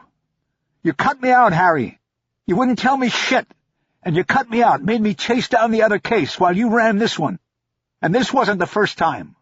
More like every time. You don't do that to a partner. If you had treated me right, I would never have done it." Bosch composed himself and calmed his voice. He sensed they had drawn the attention of people sitting at nearby tables, newspaper people. "We're not partners anymore," he said. "We finish out these two cases, and then you put in for a transfer. I don't care where you go, but you're out of OU. If you don't do it, I'll make it known what you did, how you sold out your own partner and your case for a piece of tail. Then you'll be a pariah, and nobody and no unit outside of IAD will take you. You'll be outside looking in." Bosch stood up and walked away. He heard Chu call his name weakly, but he didn't turn back around. Chapter 28. McQuillan was waiting with his arms folded on the table when Bosch re-entered interview room 1. He checked his watch, apparently not realizing its importance to the coming conversation, and then looked up at Bosch. 35 minutes, he said. I thought you'd go over an hour easy. Bosch sat down across from him, putting a thin green file on the table. Sorry, he said. I had to bring a few people up to date on things. No problem. I called the job. They've got me covered for the whole night if necessary. Good. So I guess you know why you're here. I was hoping we could have a conversation about Sunday night. I think that to protect you and to make this formal, I should let you know about your rights. You've come here voluntarily, but it's my practice to always let people know where they stand. Are you saying I'm a murder suspect? Bosch drummed his fingers on the file. That's a hard one to say. I need some answers from you, and then I will make a conclusion about that. Bosch opened the file and took out the top sheet. It was a rights waiver containing a printout of McQuillan's constitutional protections, among them the right to have an attorney present during questioning. Bosch read it out loud and then asked McQuillan to sign it. He handed him a pen, and the ex-cop turned cab dispatcher signed without hesitation. Now, Bosch said, are you still willing to cooperate and talk to me about Sunday evening? To a point. What point is that? I don't know yet. But I know how this is done. It's been a while, but some things don't change. You're here to talk me into a jail cell. I'm only here because you have some wrong ideas, and if I can help you without snagging my nuts on a rusty nail, then I will. That's the point. Bosch leaned back. Do you remember me? He asked. Remember my name? McQuillan nodded. Of course. I remember everybody on the task force. Including Irvin Irving. Of course. Man at the top always gets the most attention. Well, I was the man at the bottom, so I didn't have a lot of say. But for what it's worth, I thought you got screwed. They needed to sacrifice somebody, and it was you. McQuillan clasped his hands together on the table. All these years later, that doesn't mean a thing to me, Bosch, so don't bother trying the sympathy angle. Bosch nodded and leaned forward. McQuillan wanted to play it hard. He was either smart enough or stupid enough to think he could go one-on-one without calling for a lawyer. Bosch decided to give him just what he wanted. Okay, so let's skip the foreplay, McQuillan. Why'd you throw George Irving off the hotel balcony? A small smile played on McQuillan's face. Before we have this conversation, I want some assurances. What assurances? No charges on the weapon, no charges on any of the small stuff I tell you about. Bosch shook his head. You said you know how it works. Then you know I can't make deals like that. That's the DA. I can tell them you've been cooperative. I can even ask them to give you a break. But I can't make deals. And I think you know that. Look, you're here because you want to know what happened to George Irving. I can tell you, and I will, but not without these conditions. That being the gun and the small stuff, whatever the small stuff is. That's right, just some bullshit stuff that happened along the way. It didn't make sense to Bosch. If McQuillan was going to admit to killing George Irving, then charges like carrying a concealed firearm were strictly collateral and expendable. That McQuillan was concerned about them told Bosch that he wasn't going to admit to any culpability in Irving's death. That made it a question of who was playing whom, and Bosch had to make sure he came out on top. All I can promise is that I'll go to bat for you, he said. You tell me the story about Sunday night, and if it's the truth, I'm not going to be too worried about the small stuff. That's the best I can do right now. I guess I'll just have to take you at your word on that, Bosch. You have my word. Can we start? We already did. And my answer is, I didn't throw George Irving from the balcony at the Chateau Marmont. George Irving threw himself off the balcony. Bosch leaned back and drummed his fingers on the tabletop. Come on, McQuillan. How do you expect me to believe that? How do you expect anybody to believe that? I don't expect anything from you. I'm just telling you I didn't do it. You have the whole story wrong. You have a set of preconceived ideas, probably mixed around with a little bit of circumstantial evidence, and you put it all together and come up with, I killed the guy. But I didn't. And you can't prove I did. You hope I can't prove it. No, hope's got nothing to do with it. I know you can't prove it because I didn't do it. Let's start at the beginning. You hate Irvin Irving for what he did to you 25 years ago. He hung you out to dry, destroyed your career, if not your life. Hate is a difficult word. Sure, I've hated him in the past, but it's been a long time. What about Sunday night? Did you hate him then? I wasn't thinking about him then. That's right. You were thinking about his son George, the guy trying to take away your job this time. Did you hate George on Sunday night? McQuillan shook his head. I'm not going to answer that. I don't have to. But no matter what I thought about him, I didn't kill him. He killed himself. What makes you so sure of that? Because he told me he was going to. Bosch was ready for just about anything he thought McQuillan could parry with. But he wasn't ready for that. He told you that. That's right. When did he tell you that? Sunday night. In his room. That's what he was there for. He said he was going to jump. I got out of there before he did. Bosch paused again, mindful that McQuillan had several days to prepare for this moment. He could have concocted an elaborate story that would cover all the facts. But in the file in front of him, Bosch still had the photograph of the wound on George Irving's shoulder blade. It was a game-changer. McQuillan wouldn't be able to explain it away. Why don't you tell me your story and how you came to have this conversation with George Irving? And don't leave anything out. I want the details. McQuillan took in a big breath and then slowly exhaled. You realize the risk I'm taking here, talking to you? I don't know what you have or think you have. I could tell you the God's honest truth, and you could twist it and use it to fuck me over. And I don't even have a lawyer in the room. It's your call, Mark. You want to talk, then talk. You want a lawyer, we get you a lawyer, and all talk ends. Everything ends, and we play it that way. You were a cop, and you're smart enough to know how this really works. You know there's only one way for you to get out of here and get home tonight. You gotta talk your way out. Bosch made a gesture with his hand as though he was passing the choice to him. McQuillan nodded. He knew it was now or never. A lawyer would tell him to sit tight and keep quiet. Let the police put up or shut up in the courtroom. Never give them something they don't already have.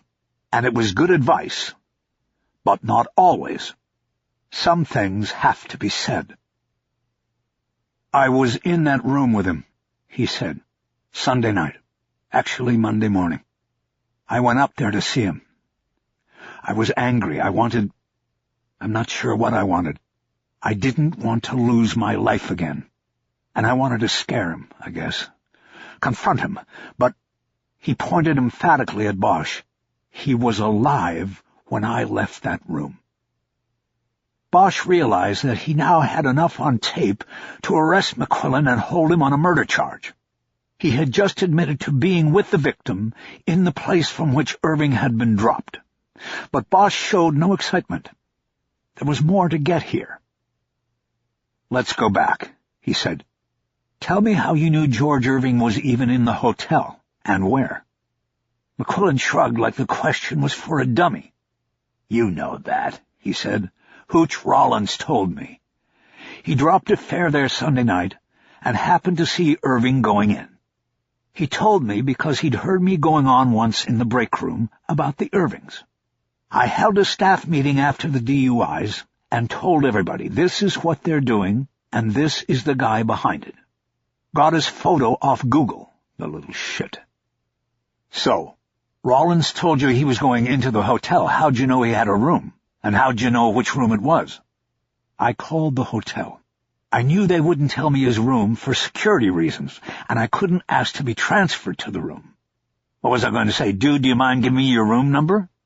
No, so I called up and asked for the garage. Hooch had told me he saw him valeting his car, so I called the garage, and said I was Irving, and wanted them to check and see if I left my phone in the car. I said, you know my room number. Can you bring it up if you find it? And the guy said, yes, you're in 79. And if I find the phone, I'll send it up. So there, I had his room. Bosch nodded. It was a clever plan, but it also showed some of the elements of premeditation. McQuillan was talking himself into a first-degree murder charge. All Bosch seemingly had to do was direct him with general questions, and McQuillan provided the rest. It was a downhill path. I waited until the end of shift at midnight and went over there. McQuillan said, I didn't want to be seen by anybody or any cameras, so I went around the hotel and found a fire escape ladder that was on the side.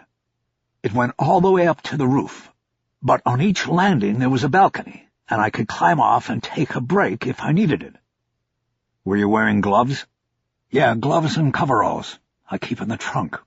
In my business, you never know whether you'll be crawling under a car or something. I thought if somebody saw me, I'd look like a maintenance guy. You keep that stuff in the trunk, you're a dispatcher. I'm a partner, man. My name isn't on the franchise with the city because I didn't think we'd get the franchise way back when if they knew I was part of it. But I've got a third of the company. Which helped explain why McQuillan would go to such lengths with Irving. Another potential pothole in the case filled in by the suspect himself. So you took the fire escape to the 7th floor. What time was this? I went off shift at midnight, so it was like 12:30 or thereabouts. What happened when you got to the 7th floor? I got lucky. On the 7th floor, there wasn't an exit. No door to the hallway. There were just 2 glass doors on the balcony to 2 different rooms. I looked in one of the doors, and there he was. Irving was sitting right there on the couch. McQuillan stopped there. It looked as if he was staring at the memory of that night, at what he had seen through the balcony door. Bosch was mindful of needing to keep the story going, but with as little from himself as possible. So you found him? Yeah, he was there.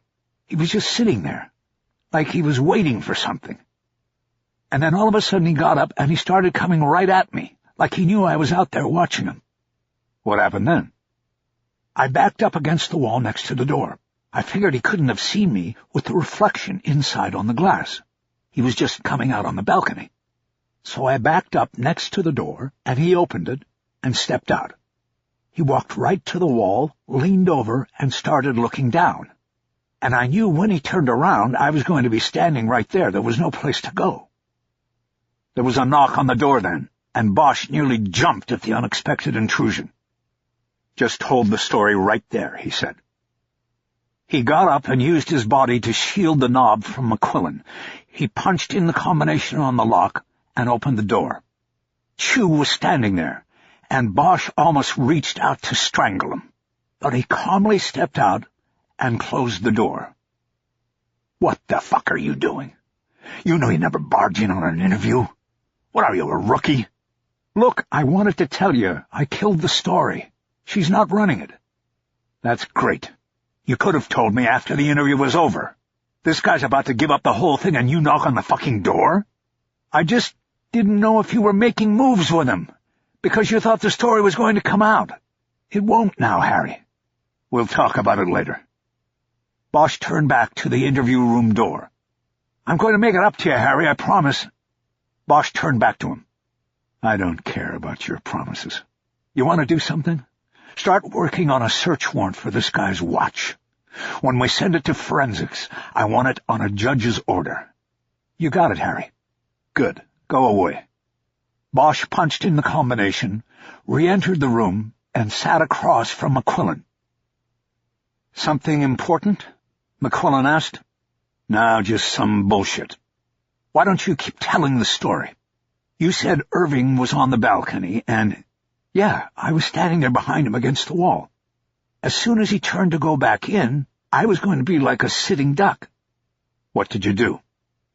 I don't know. Instincts took over. I made a move. I came up behind him and grabbed him. I started dragging him back into the room. All those houses on the hillside. I thought somebody might see us out there. I just wanted to get him back into the room.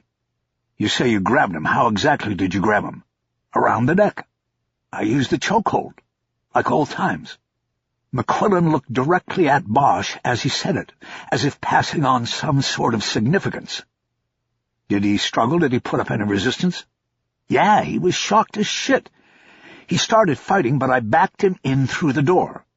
He fought like a fucking marlin, but it didn't take long. It never did. He went to sleep. Bosch waited to see if he would continue, but that was it. He was unconscious then, he said. That's right, McQuillan said, but not for long. He came to in about 30 seconds. He was confused, and when he saw me, he didn't know me from Adam. I had to tell him who I was and why I was there. He was on the floor, sort of propped up on his elbow, and I was standing over him like God. What did you say to him? I told him he was fucking with the wrong guy, and that I wasn't going to let him do what his father had done to me. And that's when things sort of went screwy, because I didn't know what he was going to do. I'm not tracking that. What do you mean by things going screwy? He started laughing at me. I had just jumped the fucker and choked him out, and he thinks it's funny. I'm trying to scare the shit out of him, and he's on the floor laughing his ass off. Bosch thought about this a long moment. He didn't like the way this was going, because it was not in any direction he could have expected. Is that all he did, was laugh? He didn't say anything? Yeah, eventually he got over laughing, and that's when he told me I didn't have anything to worry about anymore. What else? That's pretty much it. He said I had nothing to worry about, and that I could go on home. Did you ask him how he was sure there was nothing to worry about? I didn't think I had to. Why not? Because I just sort of got it. He was there to off himself. When he went out on the balcony, he was out there to pick his spot. His plan was to jump. So I left, and that's what he did. Bosch said nothing at first. McQuillan's story was either an elaborate cover story or just strange enough to be true. Sit tight, he finally said. Bosch got up, punched in the combo again, and left the room. He started down the hall toward Open Unsolved. He needed to bring someone in on this. Maybe Marcia or Jackson, someone with some experience who could give him a second opinion on McQuillan's story. As he passed the video room, the door came open and Kiz Ryder stepped out. She had been watching the interview. Bosch wasn't surprised. She knew he was bringing McQuillan in. Holy shit, Harry. Yeah. Well, do you believe him? Bosch stopped and looked at her. The story hangs together. When he went into the interview room, he had no idea what we had.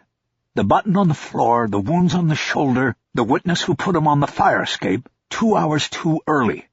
And his story hit every marker. Ryder put her hands on her hips. And at the same time, he puts himself in that room. He admits choking the Vic out. It was a risky move, putting himself in the dead guy's room. So you believe him? I don't know. There's something else.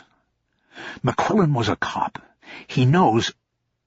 Bosch stopped cold and snapped his fingers. What? He's covered by an alibi. That's what he hasn't said. He's got an alibi, and he's waiting to see if we jack him up. Because if we do, he can ride it out, then drop the alibi and walk. It would embarrass the department, maybe give him a little payback for all that happened to him. Bosch nodded. That had to be it. Look, Harry, we've already primed the pump.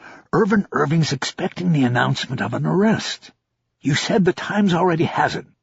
Fuck Irving. I don't care what he's expecting. And my partner claims we don't have to worry about the Times. How's that? I don't know how, but he got them to kill the story. Look, I need to go back in there and get the alibi. He turned back toward the interview room. Ryder called after him. Harry, I can't stay down here. You call me as soon as you're finished with him. I need to know. You got it. Bosch punched in the combo and opened the door. He swiftly moved back to his seat. Back so soon? McQuillan asked. Yeah, I forgot something. I didn't get the full story from you, McQuillan. Yes, you did. I told you exactly what happened in that room. Yeah, but you didn't tell me what happened after. He jumped. That's what happened after. I'm not talking about him. I'm talking about you, what you did.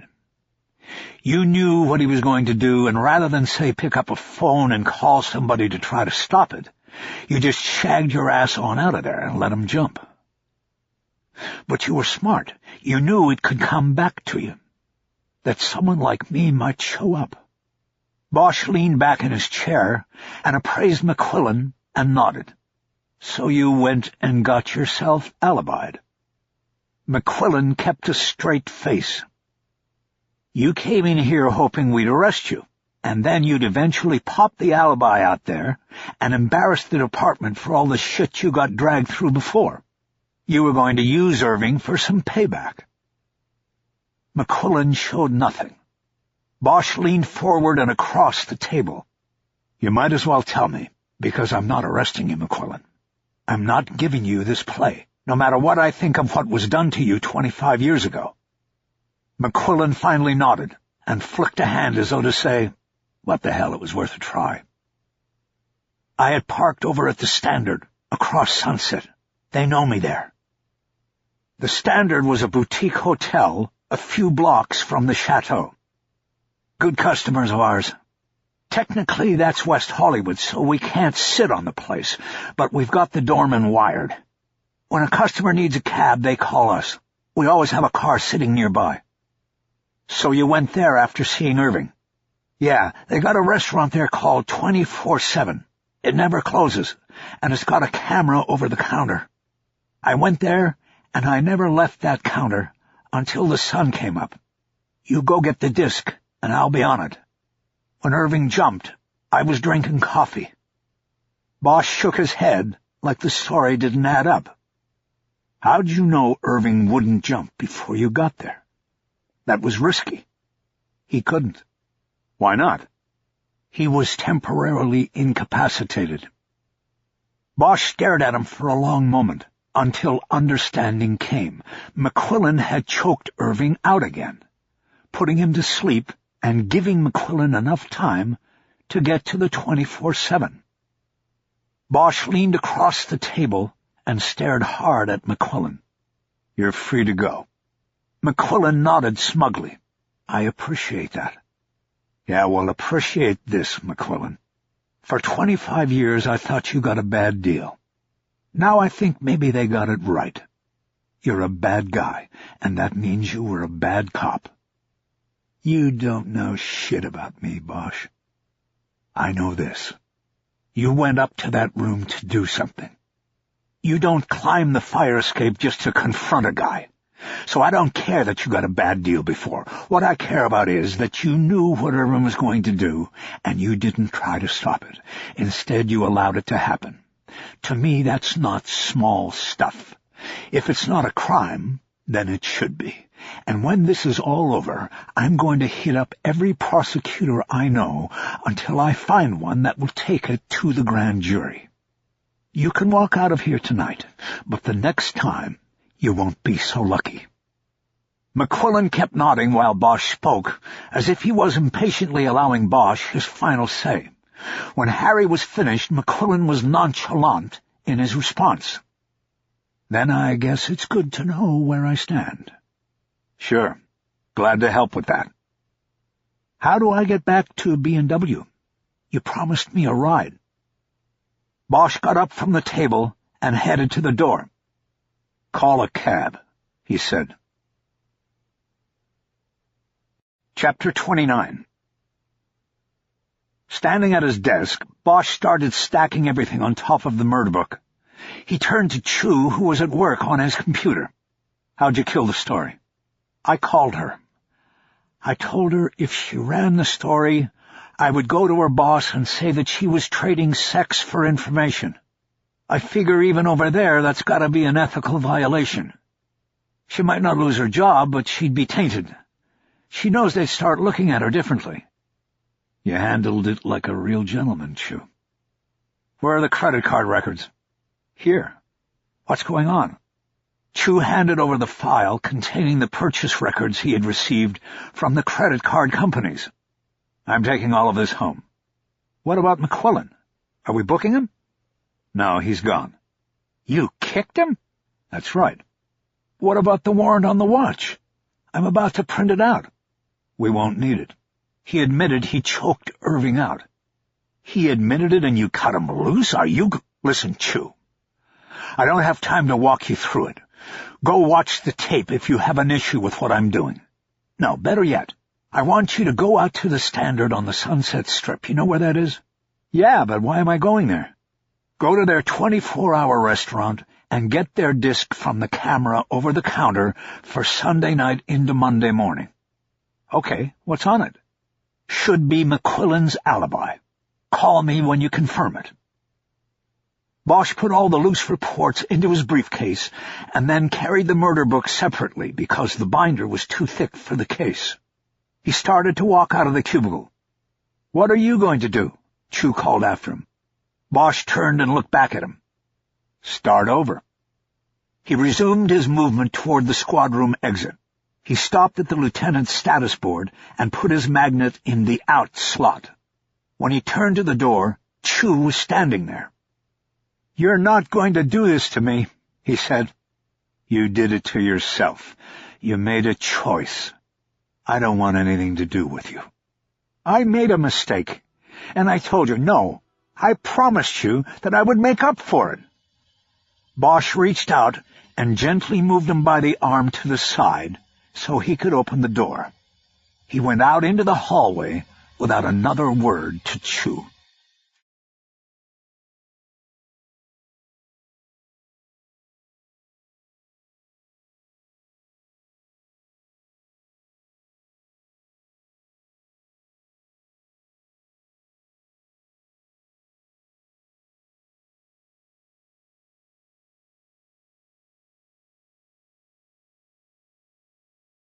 On his way home, Bosch drove into East Hollywood and stopped behind the El Matador truck on Western. He remembered Chu's comment about the incongruity of Western Avenue being in East Hollywood. Only in L.A., he thought, as he got out. There was no one in line at the truck because it was still early. The taquero was just setting up for the night. Bosch had him put enough carne asada for 4 tacos into a to-go cup and asked him to roll the flour tacos up in foil. He added sides of guacamole, rice and salsa, and the man put it all in a bag for transport. While Bosch was waiting, he sent a text to his daughter, telling her he was coming home with dinner because he would be too busy working to cook something. She answered that was okay because she was starved. 20 minutes later, he walked through the front door of his home to find his daughter reading a book and playing music in the living room. He stood there frozen in the entranceway, taco bag in one hand, briefcase in the other, murder book under his arm. "What?" she said. "You're listening to Art Pepper?" "Yeah, I think it's good music to read by." He smiled and went into the kitchen. "What do you want to drink?" "I have water already."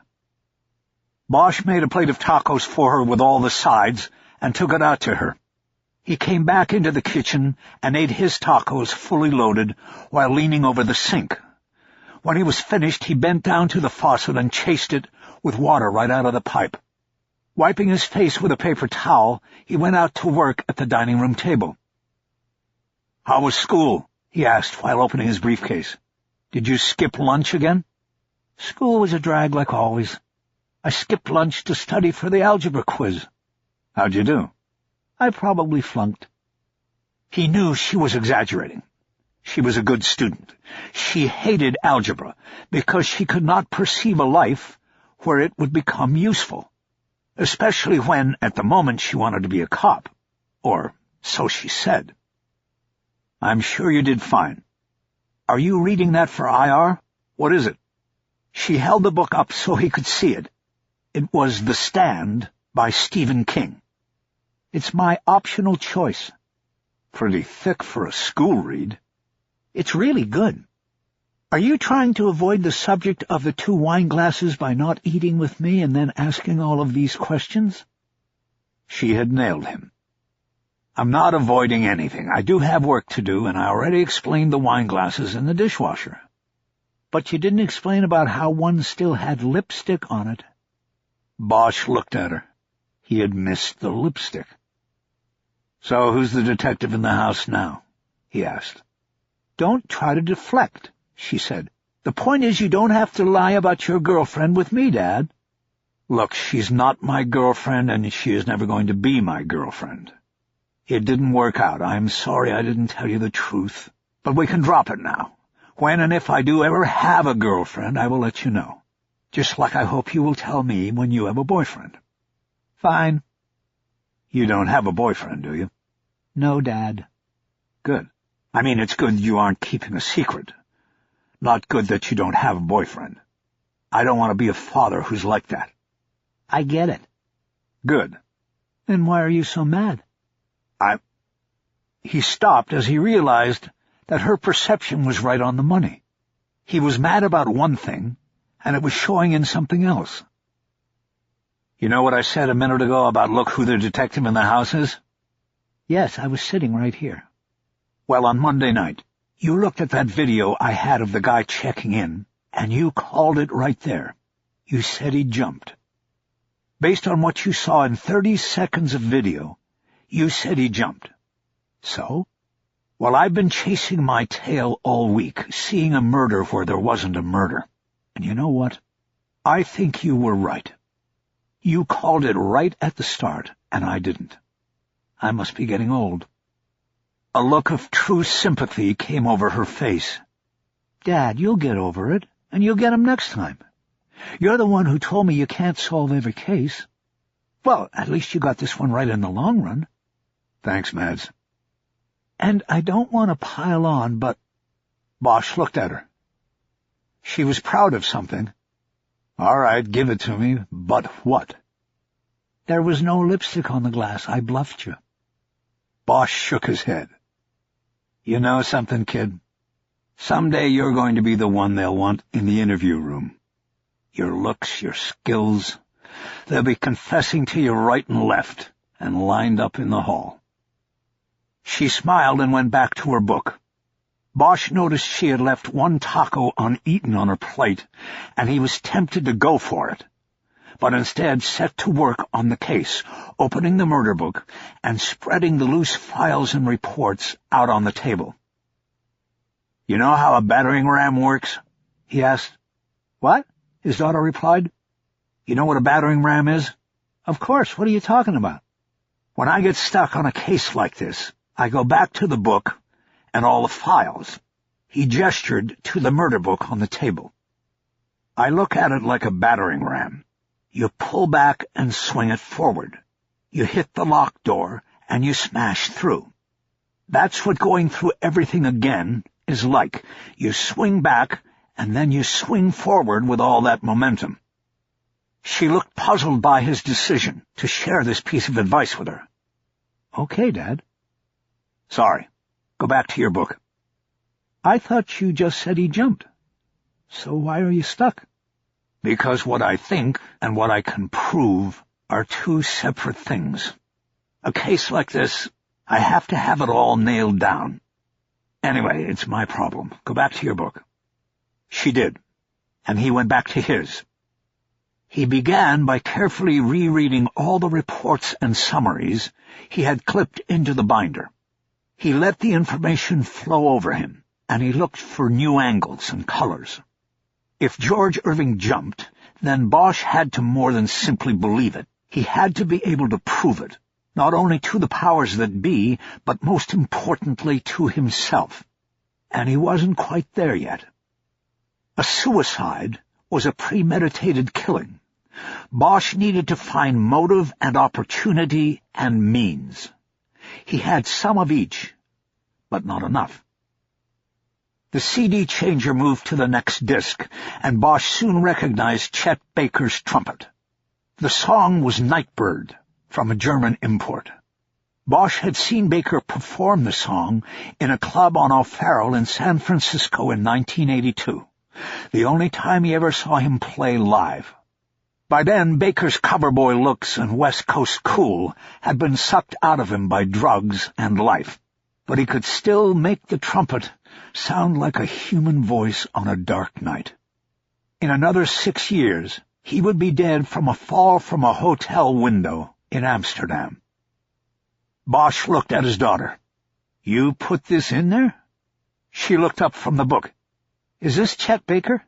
"Yeah, I wanted to hear him because of your case. And the poem in the hallway." Bosch got up and went into the bedroom hallway, flicking the light on. Framed on the wall was a single-page poem. Almost 20 years earlier, Bosch had been in a restaurant on Venice Beach, and by happenstance the author of the poem, John Harvey, was giving a reading. It didn't seem to Bosch that anybody in the place knew who Chet Baker was, but Harry did, and he loved the resonance of the poem. He got up and asked Harvey if he could buy a copy. Harvey simply gave him the paper he had read from. Bosch had probably passed by the poem 1,000 times since he had last read it. Chet Baker looks out from his hotel room across the Amstel to the girl cycling by the canal, who lifts her hands and waves, and when she smiles, he is back in times when every Hollywood producer wanted to turn his life into that bittersweet story where he falls badly, but only in love with Pierre Angeli, Carol Lindley, Natalie Wood. That day he strolled into the studio, fall of '52, and played those perfect lines across the chords of My Funny Valentine. And now, when he looks up from his window and her passing smile into the blue of a perfect sky, he knows this is one of those rare days when he can truly fly. Bosch went back out to the table and sat down. "I looked him up on Wikipedia," Maddie said. "They never knew for sure if he jumped or just fell. Some people said drug dealers pushed him out." Bosch nodded. "Yeah, sometimes you never know." He went back to work and continued his review of the accumulated reports.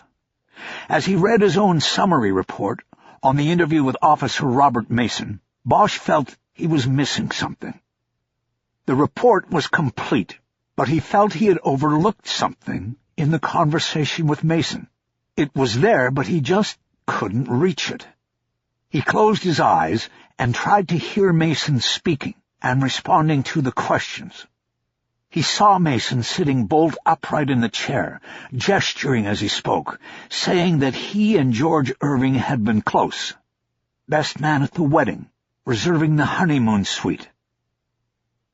Harry suddenly had it. When Mason had mentioned reserving the honeymoon suite, he had gestured in the direction of the squad lieutenant's office. He was pointing west, the same direction as the Chateau Marmont.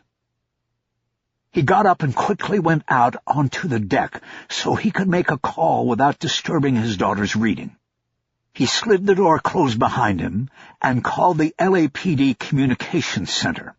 He asked a dispatcher to radio 6 Adam 65 in the field and asked him to call Bosch on his cell.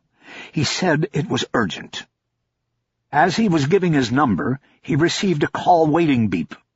Once the dispatcher correctly read back the number, he switched over to the waiting call. It was Chu. Bosch didn't bother with any niceties. "Did you go to the body shop?" "Yeah, McQuillan checks out. He was there all night, like he knew he needed to sit under that camera. But that's not why I'm calling. I think I found something." "What?" "Remember that thing you told me about the battering ram? About how when you get stuck, you go backward and then forward in the files? You go through everything again?" Bosch looked in through the glass at his daughter. "Yeah, so?" "That's what I'm doing. I'm going through everything, and I found something that doesn't make sense. The kid was already coming down." "What are you talking about? What kid?" "Irving's kid. He was already coming down from San Francisco." It's on the Amex account. I checked it again tonight. The kid, Chad Irving, had an airplane ticket to come home before his father was dead. Hold on a second. Bosch went back inside the house and over to the table. He looked through the spread of documents until he found the American Express report. It was a printout of all charges Irving had made on the card going back 3 years. It was 22 pages long, and Bosch had looked at every page less than an hour earlier and seen nothing that grabbed his attention. Okay, I've got the Amex here. How are you looking at it? I have it online, Harry. On the search warrant, I always ask for printed statements and digital account access. But what I'm looking at is not on your printout. This charge was posted to the account yesterday, and by then the printout was already in the mail to us. You have the live account online. Right. The last charge you have on the printout is the hotel room at the chateau, right? Yeah, right here. Okay. Well, American Airlines posted a charge yesterday for $309. Okay. So I was doing the battering ram like you taught me, Harry, going back and looking at everything again. And I went online to look at Amex again. I still have digital access. I saw that a new billing had come through yesterday from American. So Chad's using his father's card. Maybe he was given a duplicate card. No, I thought maybe that was the case at first, but it's not. I called Amex Security to follow up on the warrant. Amex just took 3 days to post the charge on his record, but George Irving made the purchase online Sunday afternoon, about 12 hours before he took the high dive. I got the record locator from Amex and went on American's website. It was a round-trip ticket, SFO to LAX and back. Fly down Monday afternoon at 4, back today at 2, except that return got changed to Sunday. It was good work, but Bosch wasn't going to compliment you just yet. But don't they send out email confirmations for online purchases? We looked at Irving's email. There was nothing from American. I fly American, and I buy the tickets online. You only get the email confirmation if you click the box. You can also have it sent to someone else. Irving could have had the confirmation and itinerary sent directly to his son, since he was the one flying. Bosch had to think about this. It was a significant new piece of information. Irving had bought his son a ticket to L.A. before his death. It could have been a simple plan to bring his son home for a visit, but it also could have meant Irving knew what he was going to do and wanted to ensure that his kid could get home to be with family. It was another piece that fit with McQuillan's story, and with Robert Mason's. I think it means he killed himself, Chu said. He knew that he was going to jump that night, and he bought his kid a ticket so he could come down to be with his mother. It also explains the call. He called the kid that evening to tell him about the ticket. Bosch didn't respond. His phone started beeping. Mason's call was coming in. I did good, didn't I, Harry? Chu said. I told you I'd make it up to you. It was good work, but it doesn't make up for anything, Bosch said. Bosch noticed his daughter look up from her book. She had heard what he'd said. Look, Harry, I like my job, Chu said. I don't want... Bosch cut him off. I've got another call coming in. I've got to take it. He disconnected and switched to the other call. It was Mason, responding to the dispatch from the comm center. The honeymoon suite you rented for the Irvings. It was at the Chateau Marmont, wasn't it? Mason was quiet for a long moment before he responded. So I guess Deborah and the councilman didn't mention that, did they? No, they didn't. That's why you knew he jumped. The suite. That was the suite. Yeah. I figured things sort of all went wrong for him. And he went up there. Bosch nodded, more to himself than to Mason. Okay, Mason. Thanks for the call. Bosch hung up. He put the phone down on the table and looked at his daughter on the couch reading. She seemed to feel his gaze and looked up at him from the words of Stephen King. Everything okay? she asked. No, he said, not really. Chapter 30. It was 8:30 by the time Bosch pulled up in front of the home where George Irving had lived. The lights were still on inside, but the garage doors were closed, and there were no cars in the driveway. Bosch watched for a few minutes and saw no activity behind any of the lighted windows. If Deborah Irving and her son were inside, they weren't showing it. Bosch pulled his phone and, as agreed, texted his daughter. He had left her at home alone, telling her he would not be gone more than 2 hours and that he would check on her upon arrival to and departure from his destination. She responded quickly.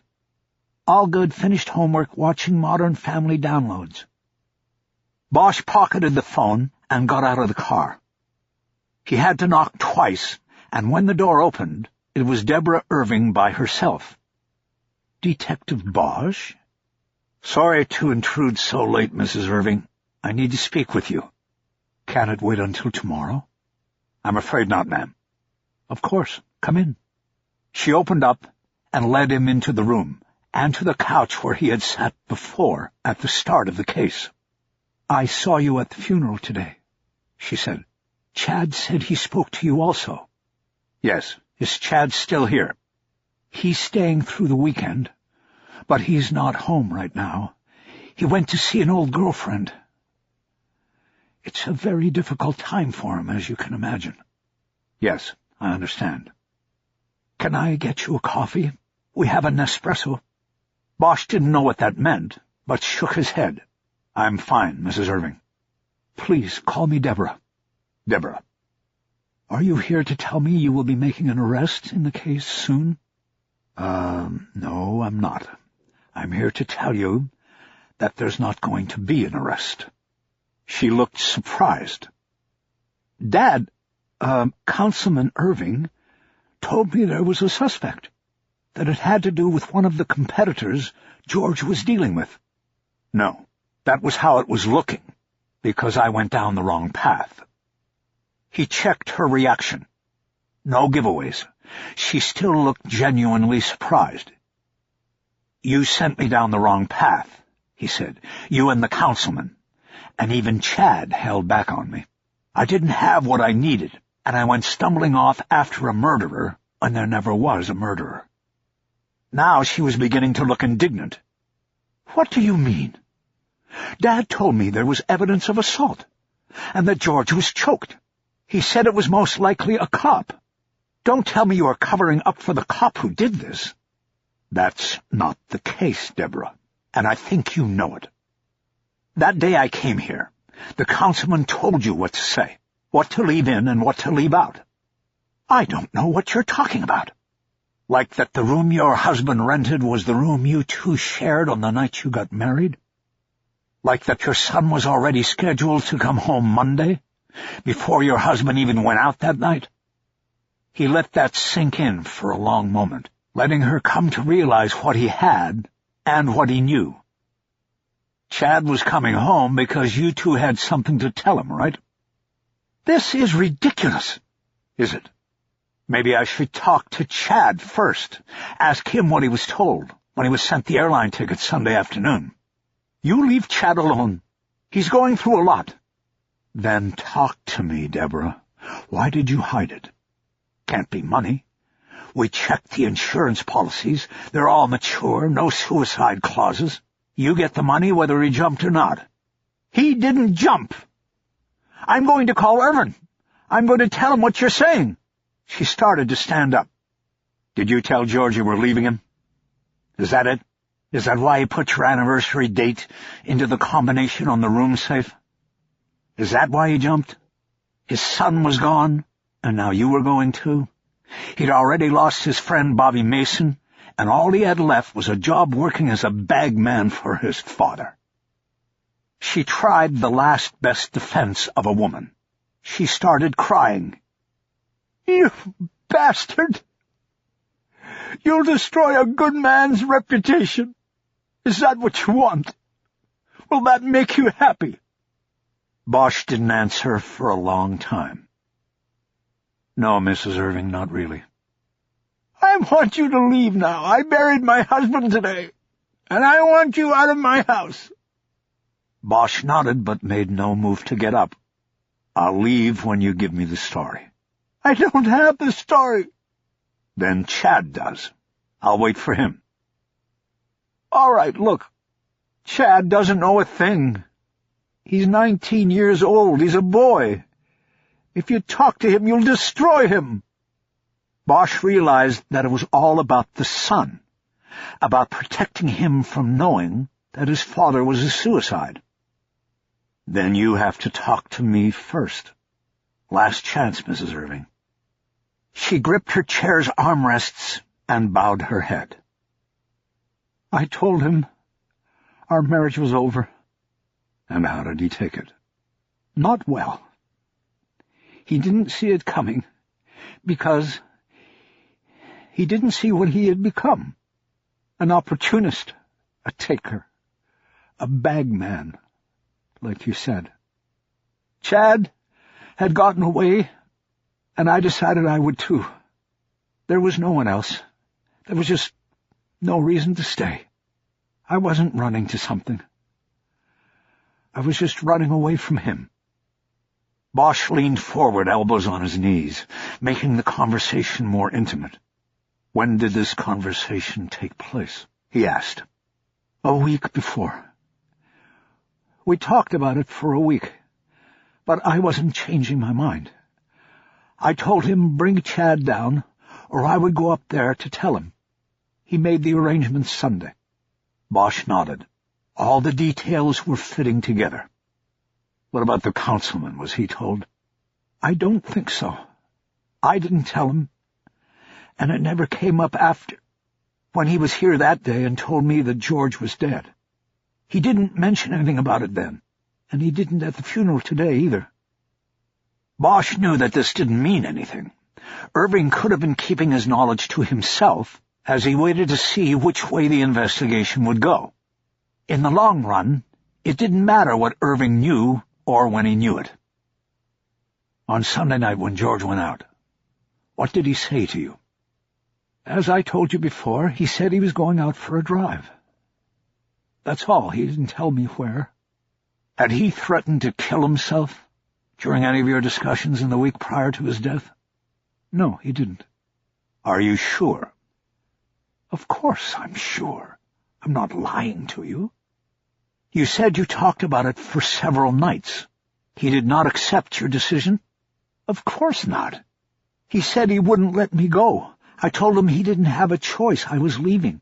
I was prepared. It wasn't a rash decision. I've been in a loveless marriage for quite a long time, Detective. The day Chad got the acceptance letter from USF, that was the day I started planning. Did you have a place you were going to go? A place, a car, a job, everything. Where? San Francisco, close to Chad. Why didn't you tell me all of this from the start? What's the point of hiding it? My son. His father was dead, and it wasn't clear how. He didn't need to know that the marriage of his parents had been coming to an end. I didn't want to put that on him. Bosch shook his head. She apparently didn't care that her deception had almost resulted in McQuillan's being accused of murder. There was a noise from somewhere in the house, and Deborah became alert. That's the back door. Chad is home. Do not tell him this, I beg you. He's going to find out. I should talk to him. His father must have told him something when he told him he needed to fly home.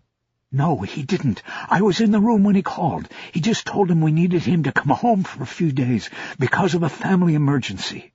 He assured him that everybody was fine health-wise, but that he needed to come home. Do not tell him about this. I will tell him. Mom? It was Chad calling from somewhere in the house. In the living room, Chad, his mother called back. Then she looked at Bosch with beseeching eyes. Please, she whispered. Chad Irving entered the living room. He was dressed in blue jeans and a golf shirt. His hair was unkempt, and looked startlingly different than the carefully combed look he'd had at the funeral. "Chad," Bosch said, "how are you doing?" The boy nodded. "Fine. What are you doing here?" "Did you arrest someone for killing my father?" "No, Chad," his mother said quickly.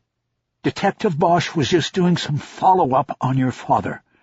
I had to answer a few questions about the business. That's all, and, in fact, Detective Bosch was just about to leave." The time was rare that Bosch would allow someone to speak for him and lie and even push him out the door. But Bosch played along. He even stood up. "Yes, I think I have what I need for now. I do want to talk a little more with you, Chad, but that can wait till tomorrow. You are still around tomorrow, right?" Bosch looked at Deborah the whole time he spoke. The message was clear. If you want to be the one who tells him, then tell him tonight. Otherwise, Bosch will be back in the morning. "Yes, I'm staying until Sunday. I told you that already at the funeral." Bosch nodded. "That's right. I guess I forgot." He moved out of the seating area. "Mrs. Irving, you have my number. Call me if anything else comes up. I'll show myself out." With that, Bosch headed through the living room and then out of the house. He went off the front walkway and crossed the lawn diagonally to his car. He received a text as he walked. It was from his daughter, of course. No one else ever texted him. "Going to read in bed. Night, Dad." He stood next to his car and answered her right away. "On my way home now." "Oh?" Her response was quick. "Ocean." It was a game they played, though a game with a higher purpose. He had taught her the LAPD's phonetic alphabet and often tested her in texts, or while out driving together he'd point out a license plate and have her call it out in phonetic code. He texted her back, "TMG. That's my girl." Once he was in the car, he lowered the window and looked up at the Irving house. The lights had been turned off now in the downstairs rooms, but the family, what was left of it, was still awake upstairs dealing with the debris George Irving had left behind. Bosch started his car and headed toward Ventura Boulevard. He opened his phone and called Chu's cell. He checked the dash clock and saw it was only 9:38. There was plenty of time. The Times deadline for the morning print edition was 11. "Harry? Everything all right?" "Chu, I want you to call your girlfriend at the Times. She's not my girlfriend, Harry. I made a mistake, and I resent how you keep sticking the knife in and turning it." "Well, I resent you, Chu. But I need you to do this. Call her and give her the story. No names. It's got to come from informed sources. The LAPD. Harry, she won't trust me. I killed the story before by threatening to ruin her. She won't even talk to me anymore." "Yes, she will, if she wants the story. Send her an email first that says you want to make it up to her and give her a story. Then call her. Just no names. Informed sources. The LAPD will announce tomorrow that the George Irving case has been closed. His death has been ruled a suicide. Make sure you say to her that a week's investigation has determined that Irving was facing marital issues and tremendous job pressures and difficulties. You got that? I want it said that way." "Then why don't you call her?" Bosch turned onto Ventura and headed toward the Cahuenga Pass. "Because she's yours, Chu. Now call her, or text her, or send her an email, and give it to her exactly the way I said." "She'll want more. This is generic. She'll want what she calls the telling details." Bosch thought for a moment. "Tell her that the room Irving jumped from had been his honeymoon suite 20 years ago." "Okay, that's good. She'll like that." "What else?" "Nothing else. That's enough." "Why now? Why not in the morning?" "Because if it's in tomorrow's print edition, it's going to be hard to change, and that's what I'm guarding against. Hi, Jingo, Chu. This isn't the conclusion that's going to make the city councilman happy. That, in turn, won't make the chief happy. But it's the truth. Yeah, it's the truth, and the truth gets out. Tell Gogo that if she does this right, there's going to be a follow-up she'll want to get a piece of. What follow-up? I'll tell you about it later. Just get this going. She has a deadline. Is this how it's always going to be, Harry? You just tell me what to do and when to do it? I never get a say? You'll have a say, Chew, with your next partner. Bosch closed the phone. As he drove the rest of the way home, he thought about the things he was setting in motion. With the newspaper, with Irving, and with Chew. He was making risky moves, and he couldn't help but wonder if this was because he had been led so far astray on the investigation. Was he punishing himself or those who had led him astray? Just as he started climbing Woodrow Wilson toward his home, he got another call. He expected it to be Chew confirming that he had made the call, and that the story would be in the morning print edition of the Times. But it wasn't Chew. Hannah, I'm working. Oh, I thought maybe we could talk. Well, I'm alone now and have a few minutes, but like I said, I'm working. Is it a crime scene? No, an interview, you could call it. What's up, Hannah? Well, two things. Is there any update on the case involving Clayton Pell? Clayton asks me about it every time I see him. I wish there was something to tell him. Well, there really isn't. It kind of got backburnered while I work on this other thing. But that is ending now, and I'll be back on the Pell case pretty quick. You can tell Clayton that. We'll find Chilton Hardy. I guarantee it. Okay, that's good, Harry. What's the other thing you wanted to talk about? He knew what it was, but it was her call. She had to ask it. Us, Harry. I know I messed things up with my issues about my son. I am sorry about that, and I hope it didn't completely spoil things. I like you a lot, and I hope we can see each other again. Bosch pulled to a stop in front of his house. His daughter had left the porch light on. He stayed in the car. Hannah, the truth is all I've been doing is working. I've got 2 cases here, and I'm trying to work them both. Why don't we see how we feel over the weekend? Or early next week. I'll call you then, or you can call me if you want. Okay, Harry. We'll talk next week. Yes, Hannah. Good night, and have a good weekend. Bosch opened the car door and practically had to roll out of the car. He was tired. The burden of knowledge was heavy, and all he wanted was to crash into a black dream where nothing could find him. Chapter 31. Bosch got into the squad room late Friday morning because his daughter had been late in getting ready for school. By the time he entered and headed toward his cubicle, the rest of the Open Unsolved unit was in place.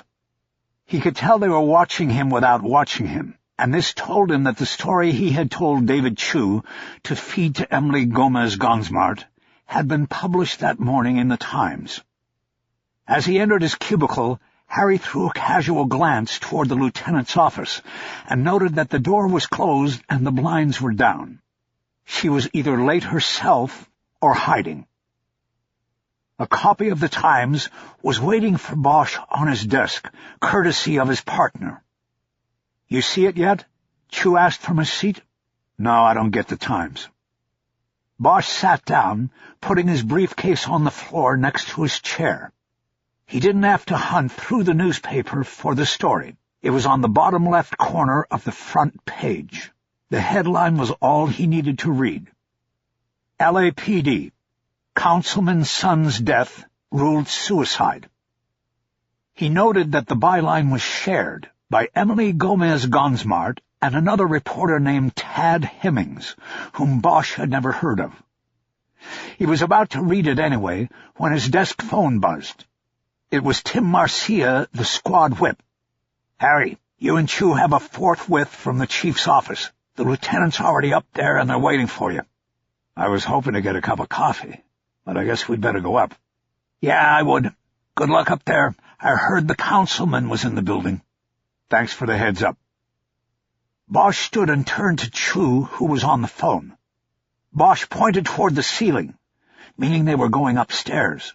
Chu got off his call and got up, grabbing his sport coat off the back of his chair. "The chief's office?" he asked. "Yeah, they're waiting for us." "How do we play this?" "You talk as little as possible. Let me answer the questions. If you don't agree with something I say, don't show it or say it. Just agree with it." "Whatever you say, Harry." "Yeah, whatever I say." There was no need for further discussion.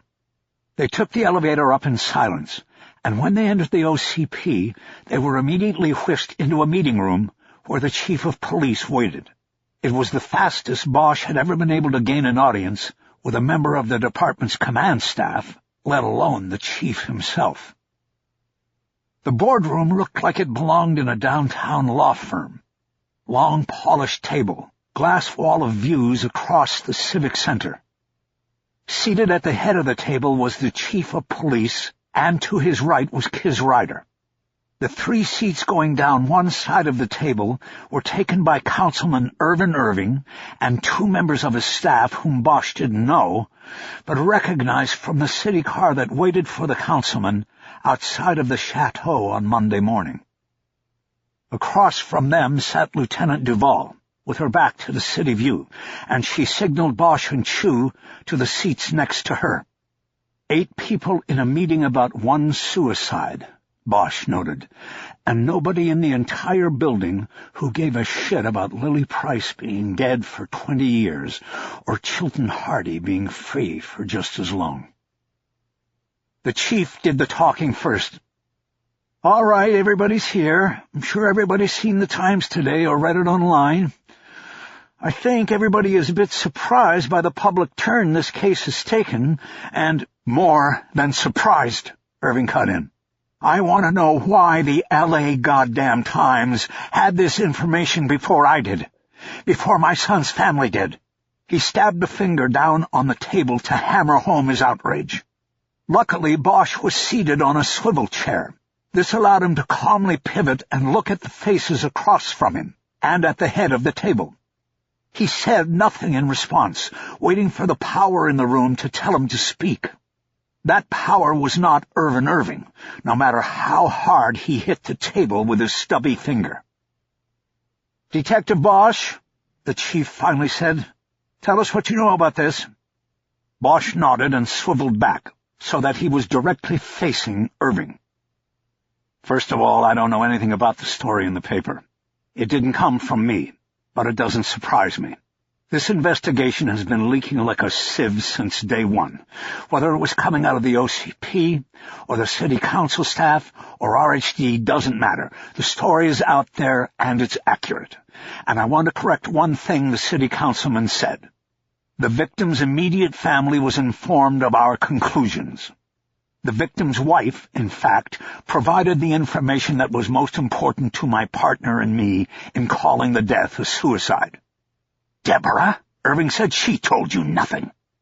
"In your presence, she told us nothing." "That is correct.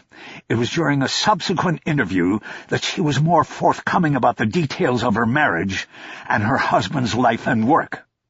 Irving leaned back, dragging a balled fist on the table.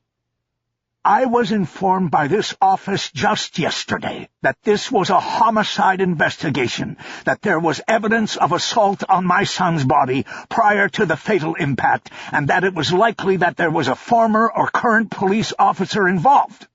Now today I pick up the paper and read something completely different. I read that it's a suicide. You know what this is? This is a payback, and it's a cover-up, and I will formally petition the council for an independent review of your so-called investigation, and I will ask the district attorney, whoever that may be after next month's election, to also review the case and its handling." "Irv," the chief said, "you asked for Detective Bosch to be put on the case. You said let the chips fall. And now you don't like how they have fallen? So you want to investigate how it was investigated?" The chief went back long enough in the department to call the councilman by his first name. No one else in the room would even dare. "I chose him because I thought he had the integrity not to be swayed from the truth. But what obviously has... Harry Bosch has more integrity than anybody I've ever met. Anybody in this room. It was Chu, and the whole room looked at him, shocked by his outburst. Even Bosch was taken aback. "We're not going to get into personal attacks here," the chief said. "We first want to..." "If there is an investigation of the investigation," Bosch said, daring to cut the chief off, "it will most likely lead to your indictment, councilman." That stunned the group, but Irving recovered quickly. "How dare you?" Irving said, his eyes full of growing rage. "How dare you say such a thing about me in front of other people? I will have your badge for this. I have served this city for nearly 50 years, and not once has anyone accused me of any impropriety. I am less than a month from being re-elected to my seat for the 4th time, and you won't stop me or the will of the people who want me to represent them."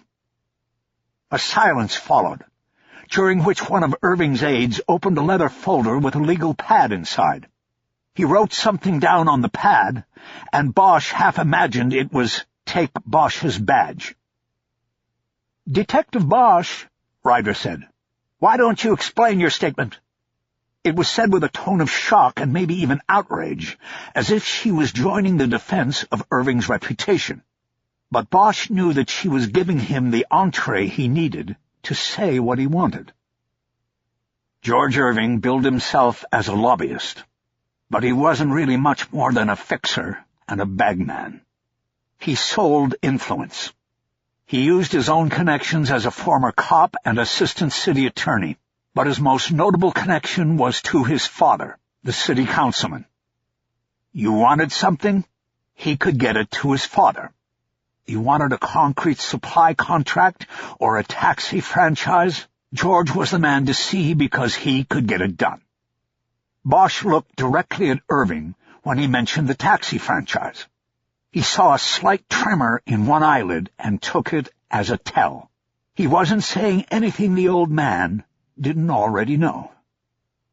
"This is outrageous," Irving bellowed. "I want this stopped. This man is using a long-held grudge to tarnish what I have worked for all my life." Bosch stopped and waited. He knew this was the moment when the police chief would choose sides. It was going to be him or Irving. "I think we need to hear what Detective Bosch has to say," the chief said. He shared his own hard stare with Irving, and Bosch knew that the chief was taking a major gamble. He was positioning himself against a powerful force in city government. He was banking on Bosch, and Harry knew he had Kiz Ryder to thank for that. "Go ahead, Detective," the chief said. Bosch leaned forward so he could look directly down the table at the chief. A couple months ago, George Irving parted ways with his closest friend, a cop he had known since the police academy. The friendship ended when the cop realized George and his father had been using him without his knowledge to help swing a lucrative taxi franchise toward one of George's clients. The cop was asked directly by the councilman to start hitting the existing franchise holder with DUI spot checks, knowing that a file full of such stops or arrests would damage their efforts to retain the franchise. Irving leaned across the table and pointed a finger at Bosch. "This is where you are way off base," he said. "I know who you are talking about, and that was a request made in response to a complaint to my office. It was a request passed on in a social setting, nothing more. In fact, it was my grandson's graduation party." Bosch nodded. "Yes, a party that occurred 2 weeks after your son signed a $100,000 service contract with Regent Taxi, which would later announce plans to seek the city franchise currently being held by the company you complained about. I'm just guessing, but I think a grand jury would find the coincidence of that hard to believe. I am sure your office would be able to provide the name of the citizen who made the complaint, and she and her story would be vetted." Bosch pointedly looked at the aide with the legal pad. You might want to write that down." He turned his attention back to the head of the table. The officer in question learned that he was being used by the Irvings and confronted George Irving. Their friendship ended there. In the course of 4 weeks, George lost 3 of the most important people in his life. His friend exposed him as a user, if not a criminal. His only child left his home for college and life after, and last week his wife of 20 years told him she was leaving. She had stayed in the marriage until their son was gone, and now she, too, was finished. Irving reacted as if slapped in the face. He clearly knew nothing about the implosion of the marriage. George tried for a week to talk Deborah out of her decision, Bosch continued, to no avail. On Sunday, 12 hours before his death, he bought his son an airplane ticket to come home the next day. The plan was to tell the boy of the split. But instead, that night, George checked into the Chateau Marmont with no luggage. He specifically asked for Suite 79 because that was the suite he and Deborah shared on their honeymoon. He spent about 5 hours in that room, probably considering his life and where it had led him. He was visited by a former cop named Mark McQuillan, who knew by happenstance that he was in the hotel.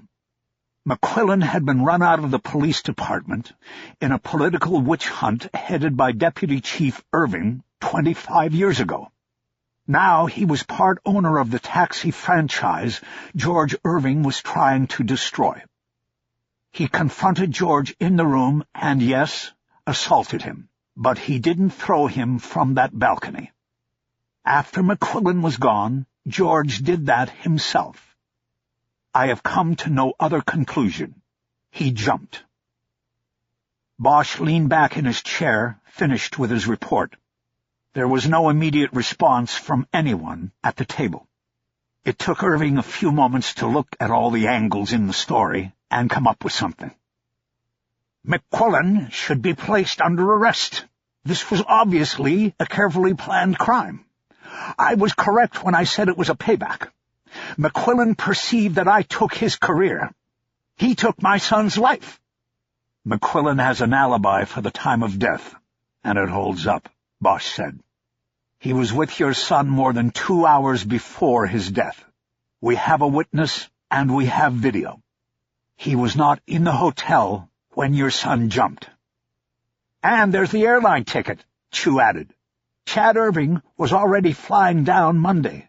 It wasn't because his father had died, as the family suggested to us Monday. He had the ticket before, and there is no way McQuillan could have made that play.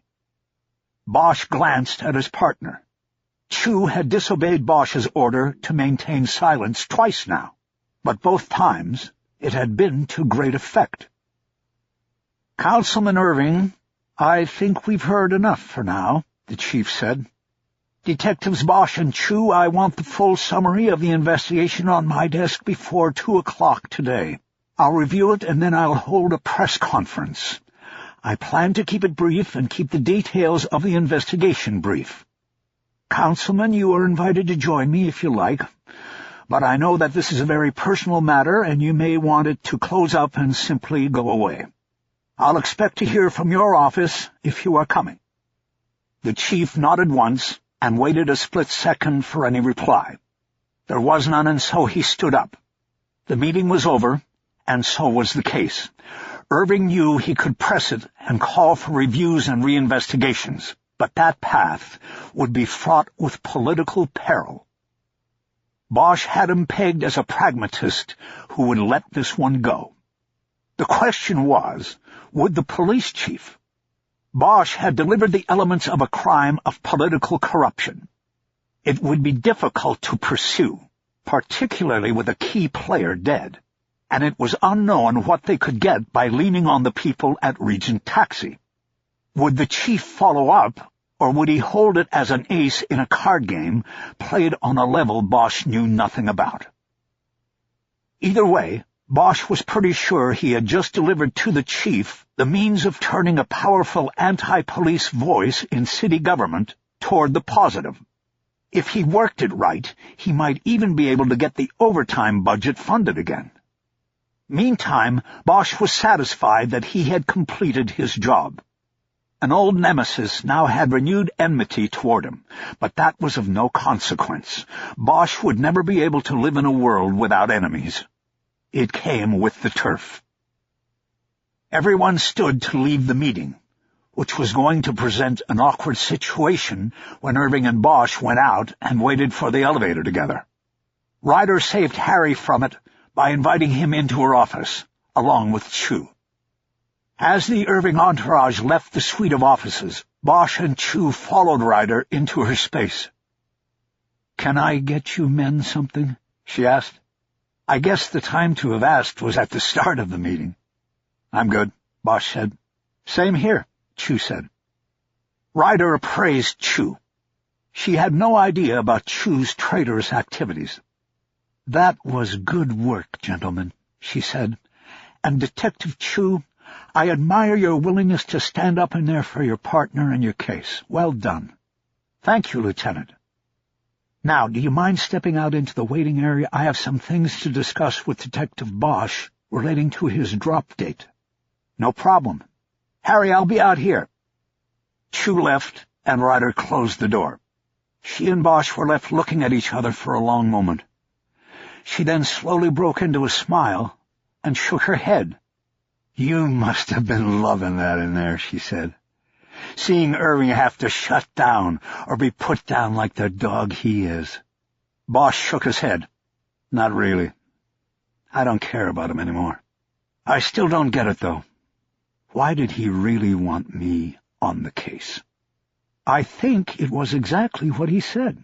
He knew you would be relentless, and he needed to know if somebody went through his son to get to him. The only thing is, he didn't think you'd get to the place you got to." Bosch nodded. "Maybe." "Now, the chief didn't show it in front of Irving, but you just gave him the golden ticket. And the good news is he's going to be happy to reward you. I was thinking I'd start by getting your drop moved up to the whole 5 years. How would that be, Harry?" She smiled, anticipating that Bosch would be delighted by the additional 21 months on the job. "Let me think about that," he said. "You sure? You might want to strike while the iron's hot." "Tell you what. See if you can get Chu moved out of OU, but keep him in RHD. Get him a good gig over there." She narrowed her eyes, and he continued before she could speak. "And do it, no questions asked." "You sure you don't want to talk to me about this?" "No, Kiz, I don't." "Okay, I'll see what I can do. Irving's probably down the elevator by now. You should get back down to OU to work on your report. By 2:00, remember?" "See you at 2." Bosch stepped out of the office and closed the door behind him. Chu was waiting there, smiling with pride over the stand he had made, and completely unknowing that his career path had just been set without a word of input or preference from him. Chapter 32. Saturday started early for Bosch and his daughter. While still in darkness, they drove down out of the hills, took the 101 freeway into downtown, and then pivoted south on the 110 toward Long Beach. They caught the first ferry over to Catalina, Bosch never letting go of the locked gun case as they rode into a cold gray dawn. Once on the island, they ate breakfast at the Pancake Cottage in Avalon, the only place Harry had ever thought compared favorably to Dupar's back in L.A. Bosch wanted his daughter to eat a full breakfast because the plan was to eat lunch late in the day, after the pistol competition. He knew that the little tickle of hunger she'd get in the early afternoon would help her stay focused and keep her aim tight. A year earlier, when she had announced to him that her plan was to become a police officer, she had begun learning about guns and their safe use and storage. There was no philosophical debate about it. Bosch was a cop, and there were guns in the house. It was simply a given, and he considered it good parenting to teach his daughter how to use and safeguard the weapons. He supplemented his mentoring by enrolling her in courses at a firing range up in Newhall. But Maddie had taken it far past a rudimentary knowledge of practice and safety.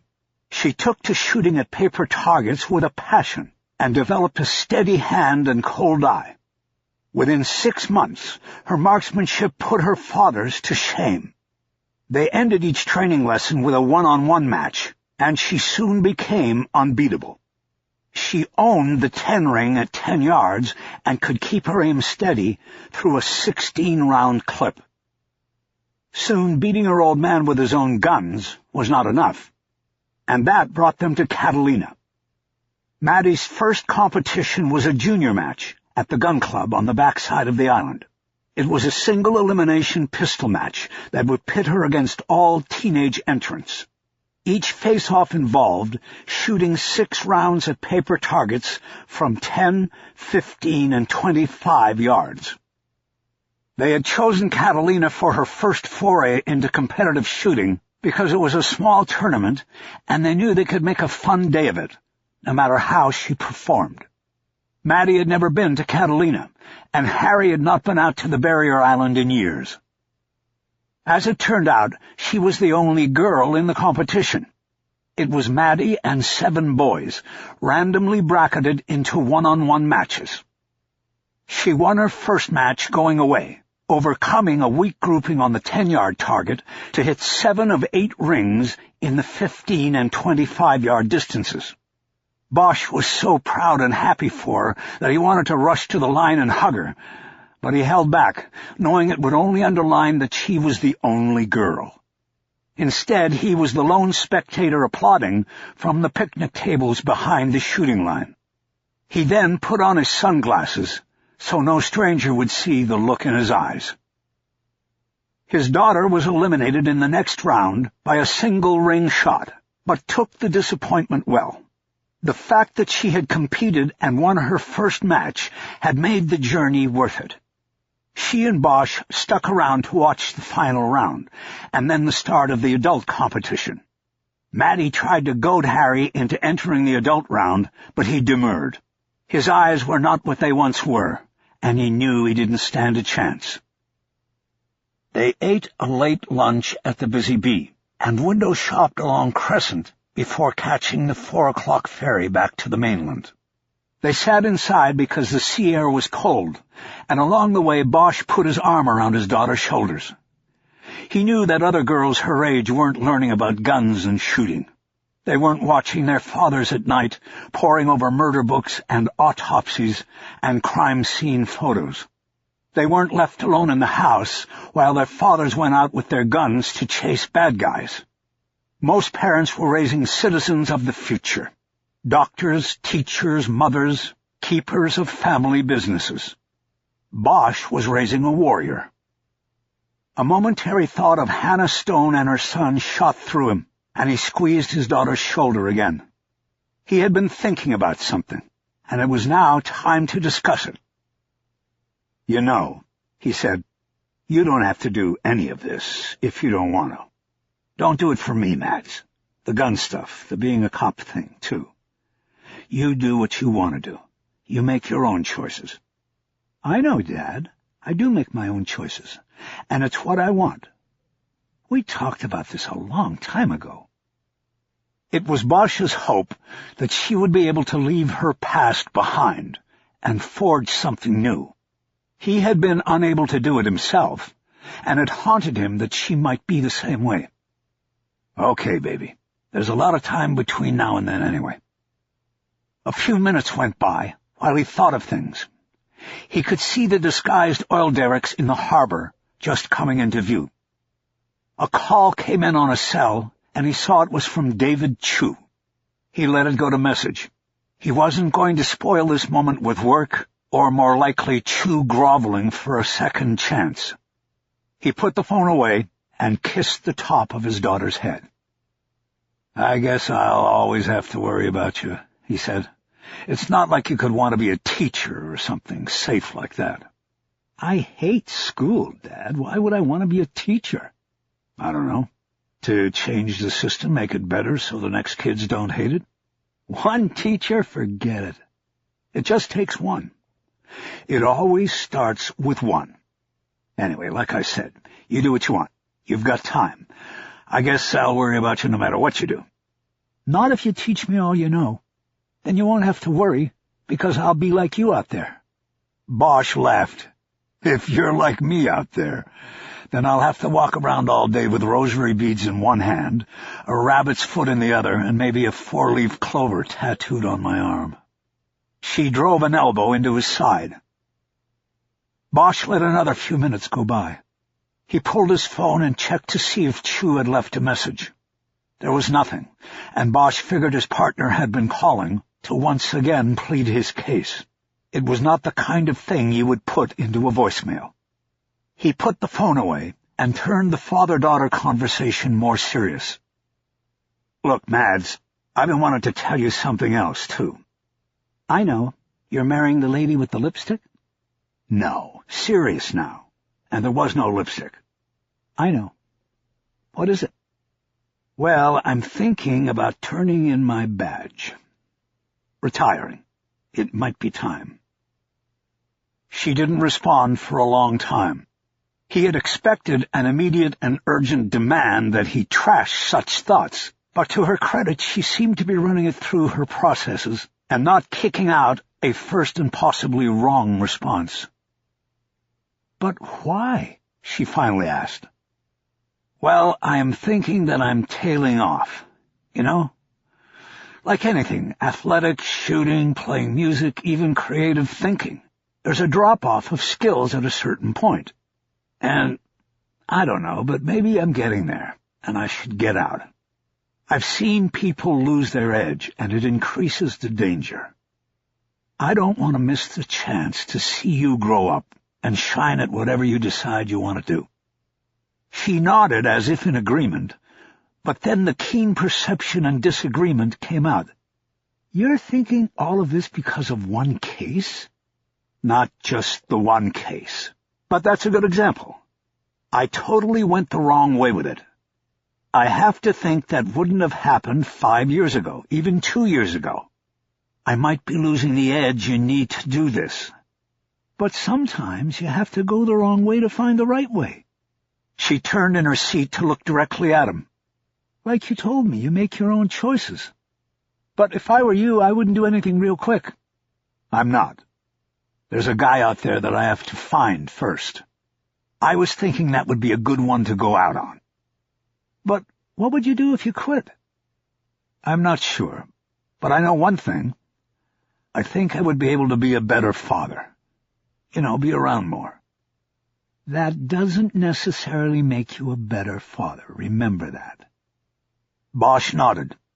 He sometimes had a hard time believing he was talking to a 15-year-old. This was one of those times. Chapter 33. On Sunday morning, Bosch dropped his daughter off at the mall in Century City. The day had been reserved a week earlier for her and her friends Ashlyn and Connor to meet at the mall at 11 and then spend the day shopping, eating, and gossiping. The girls scheduled mall days once a month and targeted a different shopping center each time. This time, Bosch felt the most comfortable leaving them on their own. No mall was safe from predators, but he knew that security would be at its maximum on a Sunday, and the Century City Mall had a good record of vigilance. They had undercover officers posing as shoppers all through the place, and much of the weekend security force was comprised of moonlighting cops. On most mall Sundays, Bosch would head downtown after the daughter drop and work in the deserted OU squad room. He liked the stillness of the place on the weekends, and it usually brought a strong focus to his casework. But this time, he wanted to stay away from the PAB. He had picked up the Times early that morning when he went down the hill to buy milk and coffee at the convenience store. Standing in line, he had noticed that there was another front-page story related to George Irving's death. He bought the paper and read the story in the car. Reported by Emily Gomez-Gonsmart, it focused on George Irving's work for Regent Taxi and raised questions about the seeming coincidence of his representation of the company and the rise of legal issues that befell Black and White, its competitor for the Hollywood area franchise. The story made the leap to Irvin Irving. Arrest records led them to Officer Robert Mason, who told the same tale of being directly asked by the councilman to crack down on B&W. Bosch guessed that the story was going to cause a stir at the PAB, as well as City Hall. He would steer clear of the place until he had to go into work the next morning. As he drove away from the mall, Bosch pulled his phone to make sure it was on. He was surprised he had not heard from Chu, if only to deny that he was the source who had steered Gogo toward the story. He was also surprised not to have received a call from Kiz Ryder. The fact that it was closing in on noon and she had not called him about the story told him one thing, that she was the story's source and was laying low herself. Either on her own, or more likely in concert with the chief's tacit direction, the play had been to out Irvin Irving rather than coerce his cooperation through silence. It was hard not to agree with the choice. Dangling him out there in the media, tainting him with the brush of corruption, could serve to eliminate him as a threat to the department. A lot could happen in the final month of an election campaign. Maybe the chief had decided to take his best shot now and see if the story might gather steam and affect the outcome of the election. Maybe he wanted to take the chance that Irving's opponent would be a friend to the department rather than a compromised and coerced enemy. It didn't really matter to Bosch either way. It was all high jingo. But what did matter to him was that Kiz Ryder, his friend and former partner, was now fully ensconced on the 10th floor as a political operative. He knew he had to keep that in mind as he had further dealings with her, and that conclusion hit him like a deep loss. He knew his best move at this point was to keep his own head down. He was sure now that he was marking his last days in the department. The 39 months he had been so happy to receive a week ago now seemed almost like a sentence to be served. He'd take the afternoon off and steer clear of the PAB and everything else about the job. While he had the phone out, he took a flyer and called Hannah Stone's cell. She answered right away. "Hannah, are you at home or work?" "Home. No therapy on Sundays. What's up?" "Did you find Chilton Hardy?" There was an excited tone of anticipation in her voice. No, not yet. But he'll be the priority starting tomorrow. Actually, I was calling because I sort of have the afternoon free, until I pick my daughter up around 5 at the mall. I thought if you were off and had the day free, we could have lunch or something. I want to talk about things. See if we can't find a way to try this." The truth was, Bosch couldn't quite dismiss her. He had always been drawn to women hiding tragedy behind their eyes. He had been thinking about Hannah and believed that if they just set certain boundaries in regard to her son, then they might be able to carve out a chance for themselves. "That would be great, Harry. I want to talk, too. Do you want to come here?" Bosch checked the dash clock. "I'm in Century City. I think I can be there by about 12 to pick you up. Maybe you can think of a place to go on Ventura Boulevard. Hell, I'm even willing to try sushi." She laughed, and Bosch liked the sound of it. "No, I meant come here," she said, "for lunch and to talk. We can just stay here and be private, and I can just make something. Nothing fancy. And then we'll just see what happens." "You sure?" "Of course." Bosch nodded to himself. "Okay, then I'm on my way."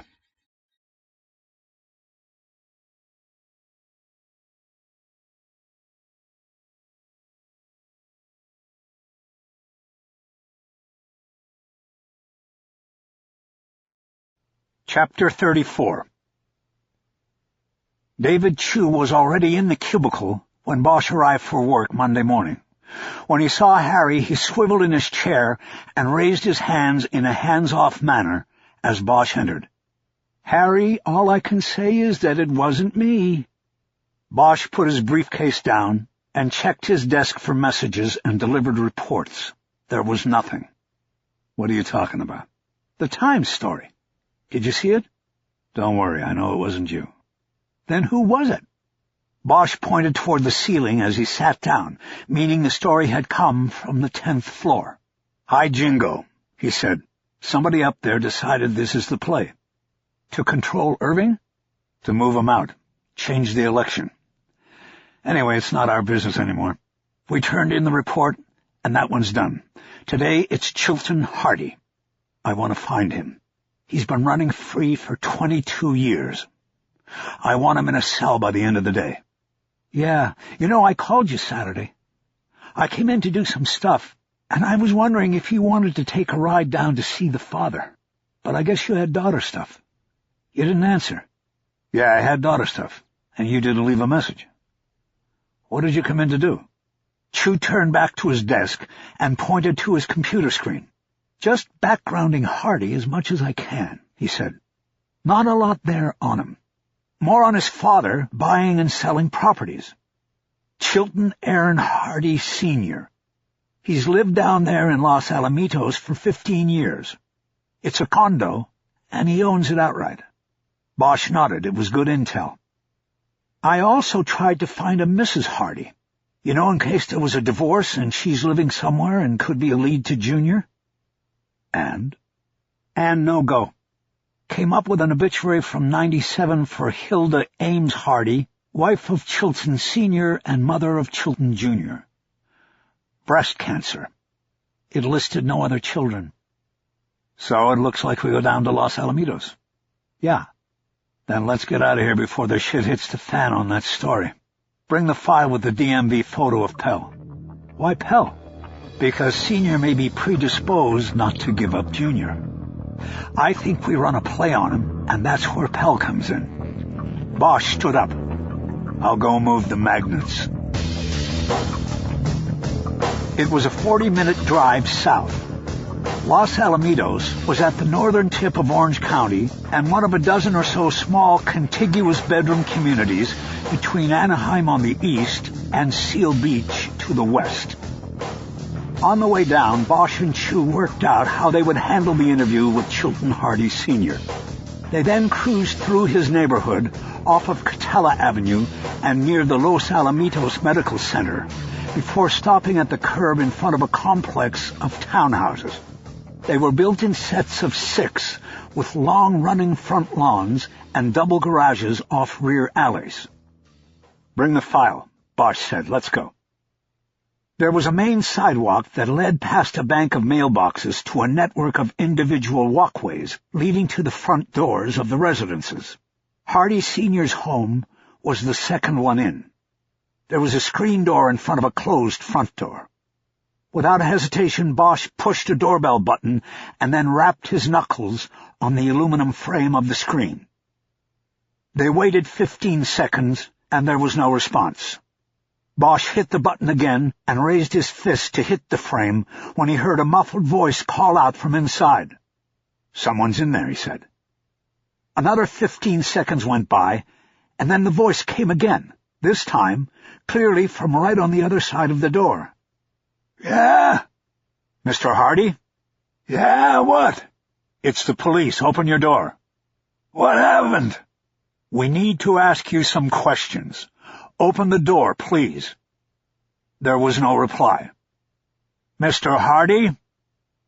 They heard the sound of the deadbolt lock turning. Slowly the door opened, and a man with Coke bottle-thick glasses peered out at them through a 6-inch opening. He was disheveled, his gray hair unkempt and matted. 2 weeks of white whiskers sprouted on his face. A clear plastic tube was looped over both ears and then under his nose, delivering oxygen to his nostrils. He wore what looked like a pale blue hospital smock over striped pajama pants and black plastic sandals. Bosch tried to open the screen door, but it was locked. Mr. Hardy, we need to talk with you, sir. Can we come in? What is it? We're down from the LAPD, and we are looking for someone. We think you might be able to help us. Can we come in, sir? Who? Sir, we can't do this out on the street. Can we come in to discuss this? The man's eyes lowered a moment as he considered things. They were cold and distant. Bosch saw where his son's eyes had come from. Slowly the old man reached through the opening and unlocked the screen door. Bosch opened it and then waited for Hardy to back away from the front door before pushing through. Hardy moved slowly, leaning on a cane as he walked into the living room. Over one bony shoulder he had a strap which supported a small oxygen canister attached to the network of tubes that led to his nose. The place isn't clean, he said as he moved toward a chair. I don't have visitors. That's all right, Mr. Hardy, Bosch said. Hardy slowly lowered himself into a well-used cushioned chair. On the table next to it was an overloaded ashtray. The house smelled of cigarettes and old age, and was as unkempt as Hardy's person. Bosch started to breathe through his mouth. Hardy saw him looking at the ashtray. You're not going to tell the hospital on me, are you? No, Mr. Hardy, that's not why we're here. My name is Bosch, and this is Detective Chu. We are trying to locate your son, Chilton Hardy, Jr. Hardy nodded as if expecting this. I don't know where he's at these days. What do you want with him? Bosch sat down on a couch with frayed cushion covers so he would be on Hardy's eye level. All right if I sit here, Mr. Hardy? Suit yourself. What's my boy gone and done that brings you here? Bosch shook his head. As far as we know, nothing. We want to talk to him about somebody else. We are doing a background investigation on a man we believe lived with your son a number of years ago. Who? His name is Clayton Pell. Did you ever meet him? Clayton Powell? No, sir. Pell. Clayton Pell. Do you know that name? I don't think so. Hardy leaned forward and started coughing into his hand. His body jerked with spasms. Goddamn cigarettes. What's this Pell character done, then? We can't really reveal the details of our investigation.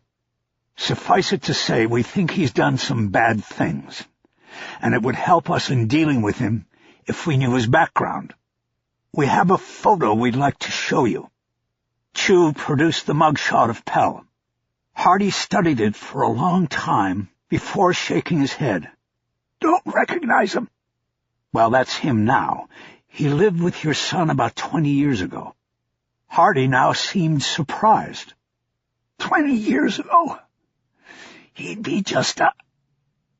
Oh, I know. You're talking about that boy who lived with Chilton, with his mother up there in Hollywood. Close to Hollywood, yes. He would have been about 8 years old back then. You remember him now? Hardy nodded, and that made him start to cough again. Do you need some water, Mr. Hardy? Hardy waved off the offer, but continued a wheezing cough that left spittle on his lips.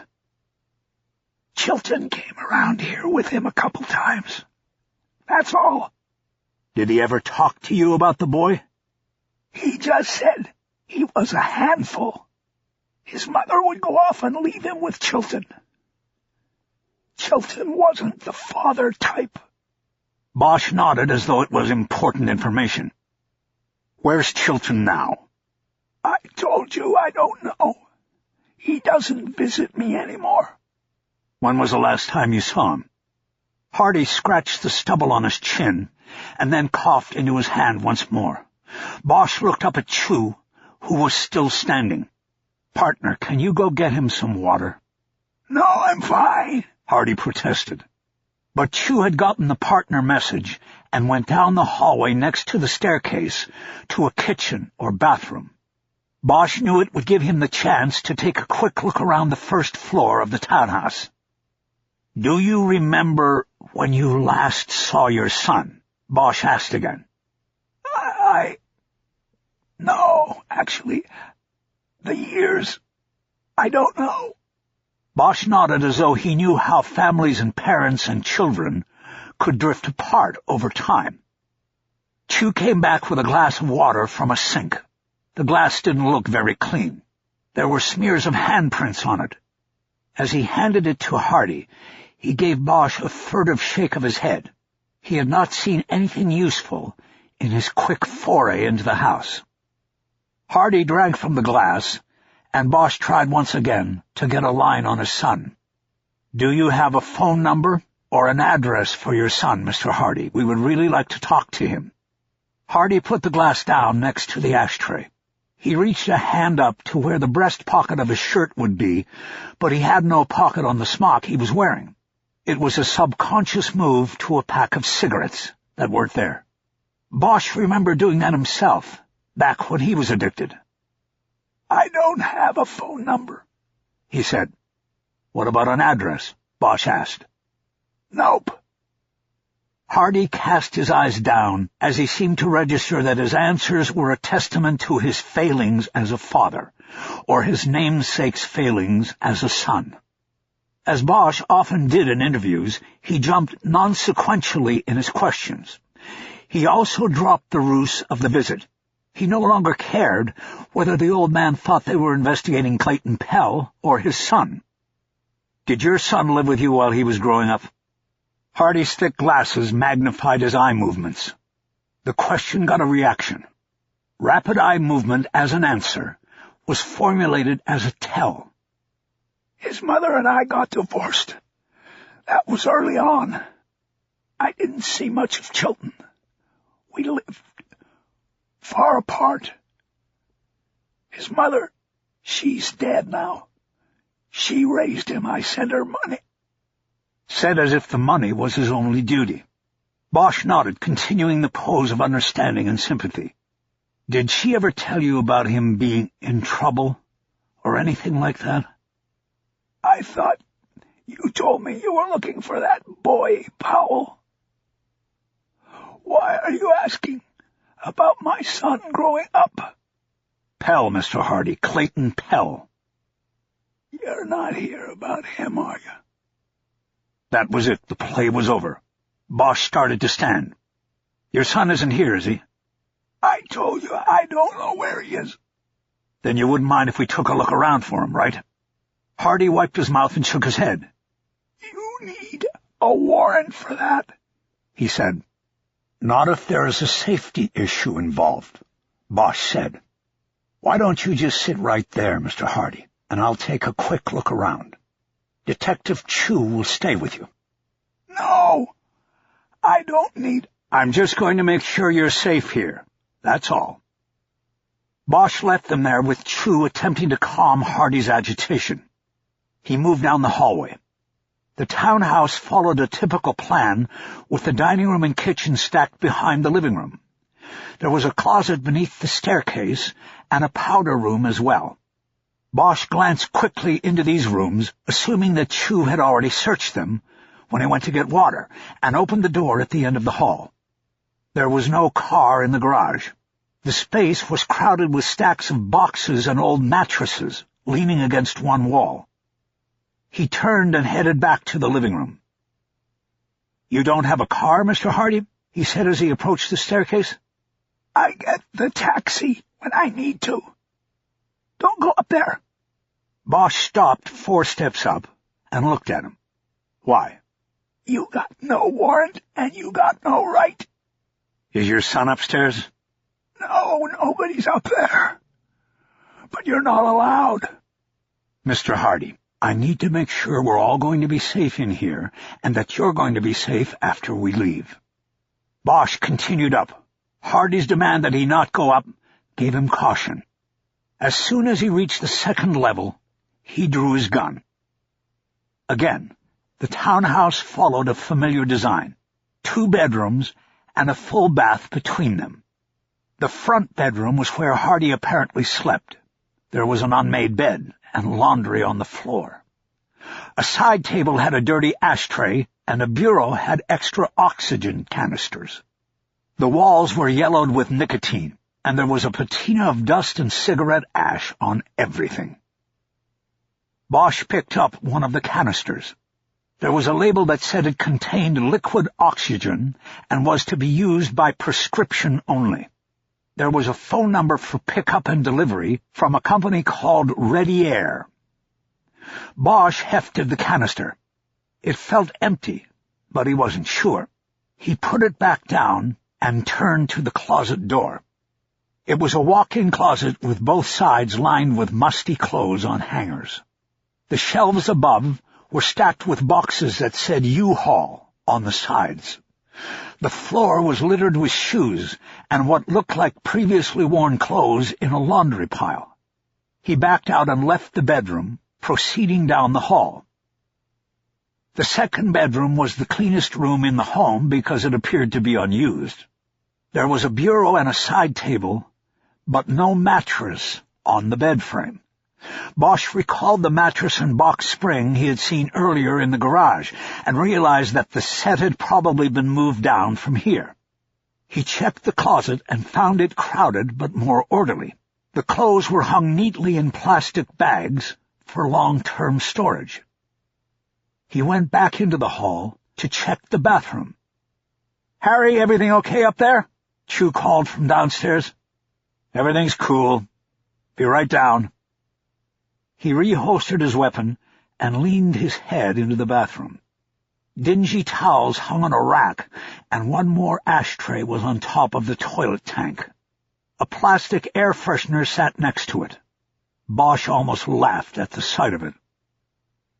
The bathtub enclosure had a plastic curtain with mold on it, and the tub completed the motif with a ring of grime that looked years in the making. Disgusted, Bosch turned to go back down the stairs, but then he thought better of it and turned back into the bathroom. He opened the medicine cabinet and found the 3 glass shelves fully racked with prescription bottles and inhalers. He randomly took one off its shelf and read the label. It was a 4-year-old prescription to Hardy for something called generic theophylline. He put it back and then took down one of the inhalers. It was another generic prescription, this time for something called albuterol. It was 3 years old. Bosch took down another inhaler and studied it, then another, and then he checked every inhaler and bottle in the cabinet.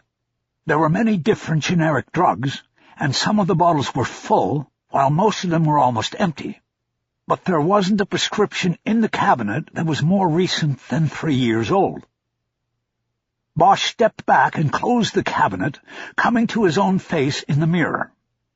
He looked at his own dark eyes for a long moment. And suddenly he knew. He left the bathroom and walked quickly back to Hardy's bedroom. He closed the door so he would not be heard from the living room.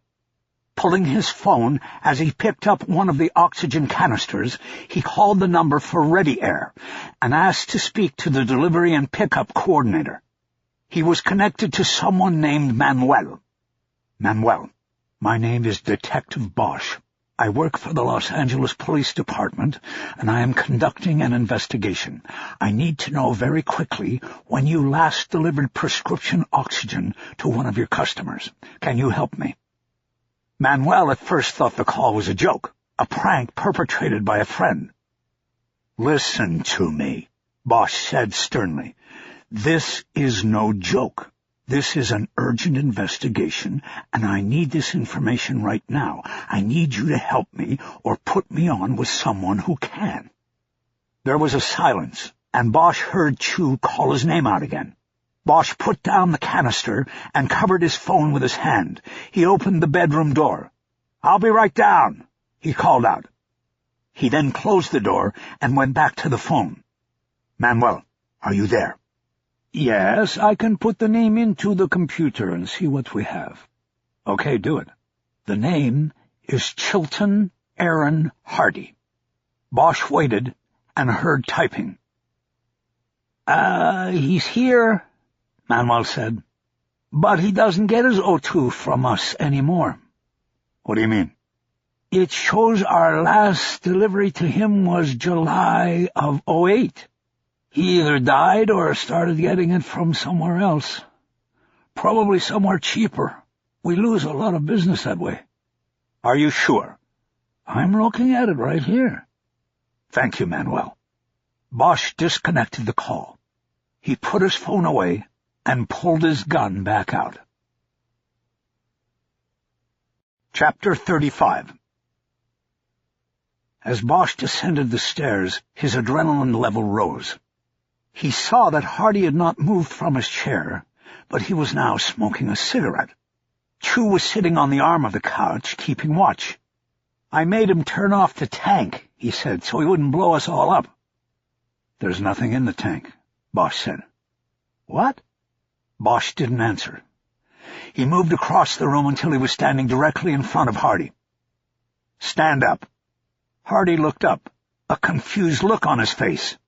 "I said stand up." "What's going on?" Bosch reached down with both hands, grabbed him by the shirt, and yanked him up out of the chair. He spun him around and pushed him face first against the wall. "Harry, what are you doing?" Chu asked. "He's an old—" "It's him," Bosch said. "What?" "It's the son, not the father." Bosch pulled his handcuffs off his belt and bound Hardy's arms behind his back. "Chilton Hardy, you're under arrest for the murder of Lily Price." Hardy said nothing as Bosch recited his constitutional rights. He turned his cheek to the wall and even had a small smile on his face. "Harry, is the father upstairs?" Chu asked from behind him. "No." "Then where is he?" "I think he's dead." "Junior's been living here as him, collecting his pension and Social Security and all that stuff. Open the file. Where's the DL photo?" Chu stepped forward with a blow-up shot of Chilton Aaron Hardy, Jr. Bosch turned Hardy around and then held him against the wall with one hand on his chest. He held the photo up next to his face. He then flicked the thick eyeglasses off him, and they fell to the floor. "It's him. He shaved his head for the DL photo. Changed his appearance. We never pulled up his father's photo. I guess we should have." Bosch handed the photo back to Chu. Hardy's smile grew broader. "You think this is funny?" Bosch asked. Hardy nodded. "I think it's pretty fucking funny that you don't have any evidence and you don't have a case." His voice was different now, a deeper timbre, not the fragile old man's voice from before. "And I think it's pretty fucking funny that you searched this place illegally. No judge is going to believe I gave you permission. Too bad you didn't find anything. I'd love watching the judge throw it all out." Bosch grabbed a handful of Hardy's shirt and pulled him off the wall, then slammed him back against it. He felt his rage building. "Hey, partner," he said, "go out to the car and get your computer. I want to write up a search warrant right now." "Harry, I already checked on my phone. There's no Wi-Fi here. How are we going to send it in?" "Partner, just go get the computer.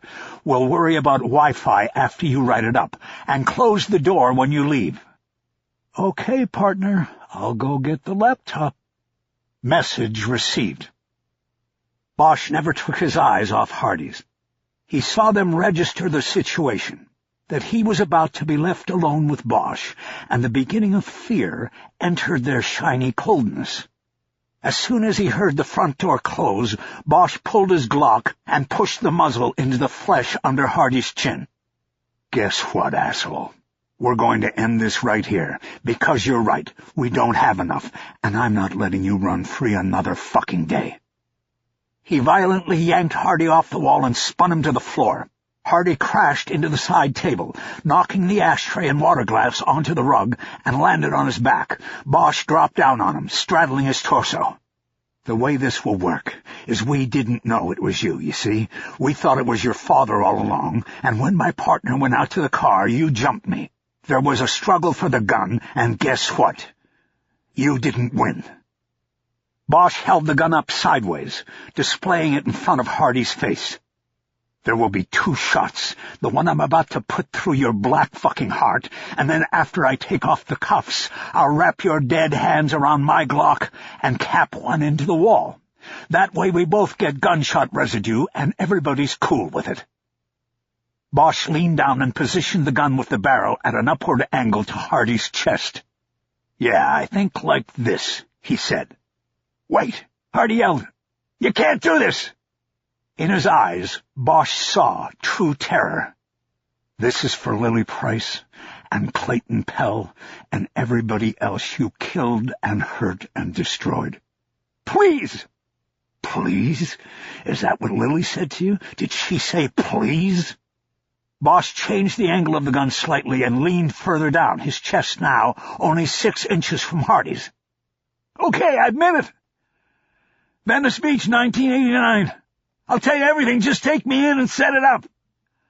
I'll tell you about my father, too. I drowned him in the bathtub." Bosch shook his head. "You'll tell me what I want to hear just to get out of here alive.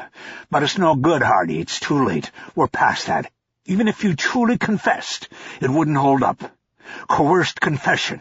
You know that." Bosch pulled back the slide on the Glock to chamber around. "I don't want a bullshit confession. I want evidence.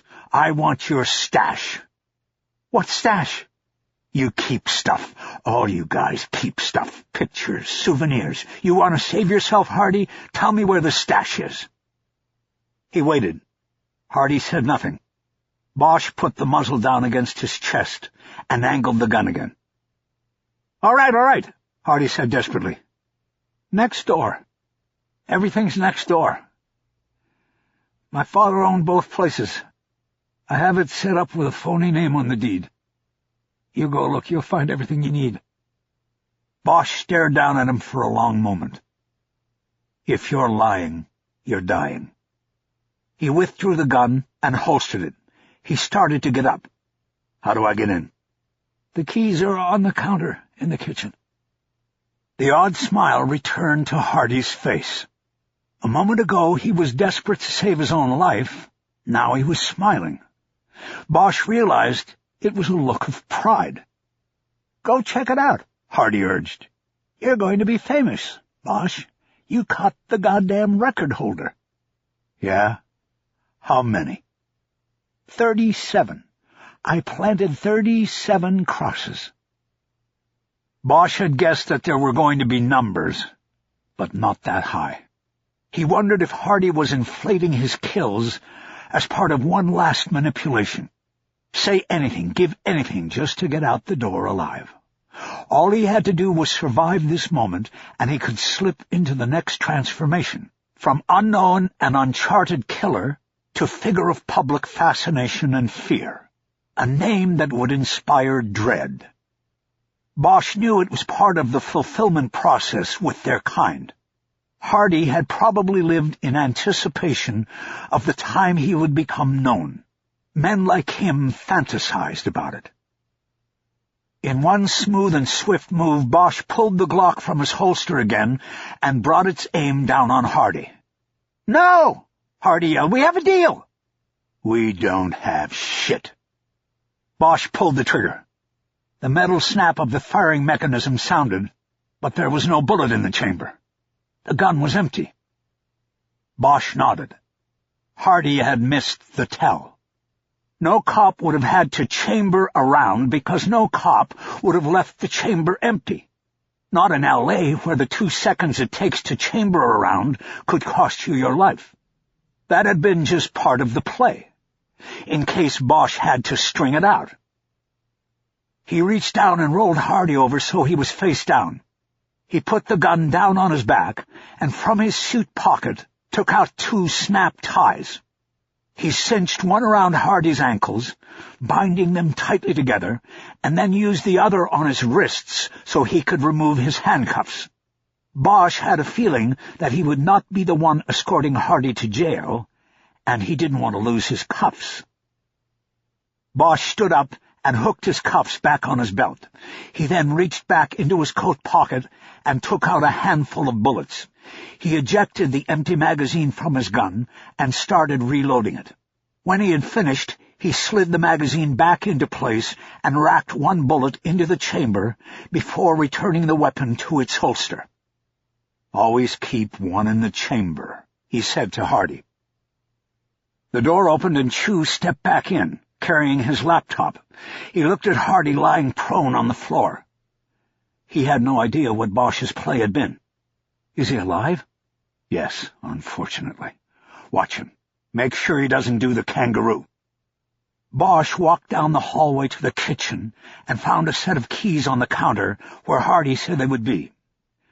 When he came back to the living room, he looked around trying to figure out a way of securing Hardy while he and Chu conferred privately outside about how to proceed. An embarrassing story went around the PAB a few months earlier about a robbery suspect dubbed the Kangaroo. He had been bound at the ankles and wrists and left on the floor of a bank while the arresting officers looked for another suspect they believed was hiding. 15 minutes later, officers in another responding car saw a man hopping down the street 3 blocks from the bank. Finally, Bosch got an idea. "Get the end of the couch," he said. "What are we doing?" Chu asked. Bosch pointed him to the end. "Tip it." They tipped the couch forward on its front legs and then down over Hardy. It tented him and made it almost impossible for him to try to stand up with his arms and legs bound. "What is this?" Hardy protested. "What are you doing?" "Just sit tight, Hardy," Bosch replied. "We won't leave you too long." Bosch signaled Chu toward the front door. As they were going out, Hardy called out, "Be careful, Bosch!" Bosch looked back at him. "Of what?" "Of what you'll see. You won't be the same after today." Bosch stood with his hand on the knob for a long moment. He could only see Hardy's feet extending from under the overturned couch. "We'll see," he said. He stepped out and closed the door. Chapter 36. It was like being at the end of a maze and having to work their way back to the starting point. They had the location they wanted to search, the townhouse next door where Hardy claimed he kept his stash of keepsakes from his kills.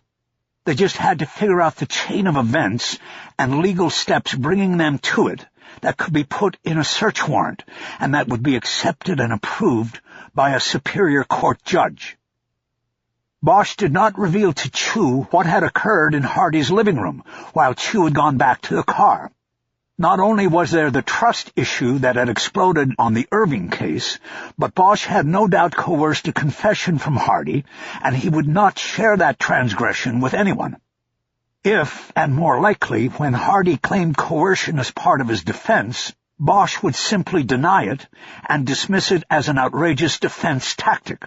There would be no possibility of anyone other than Hardy, the accused, being able to attack his story. So Bosch told Chu what they needed to do, and they worked out how to get there.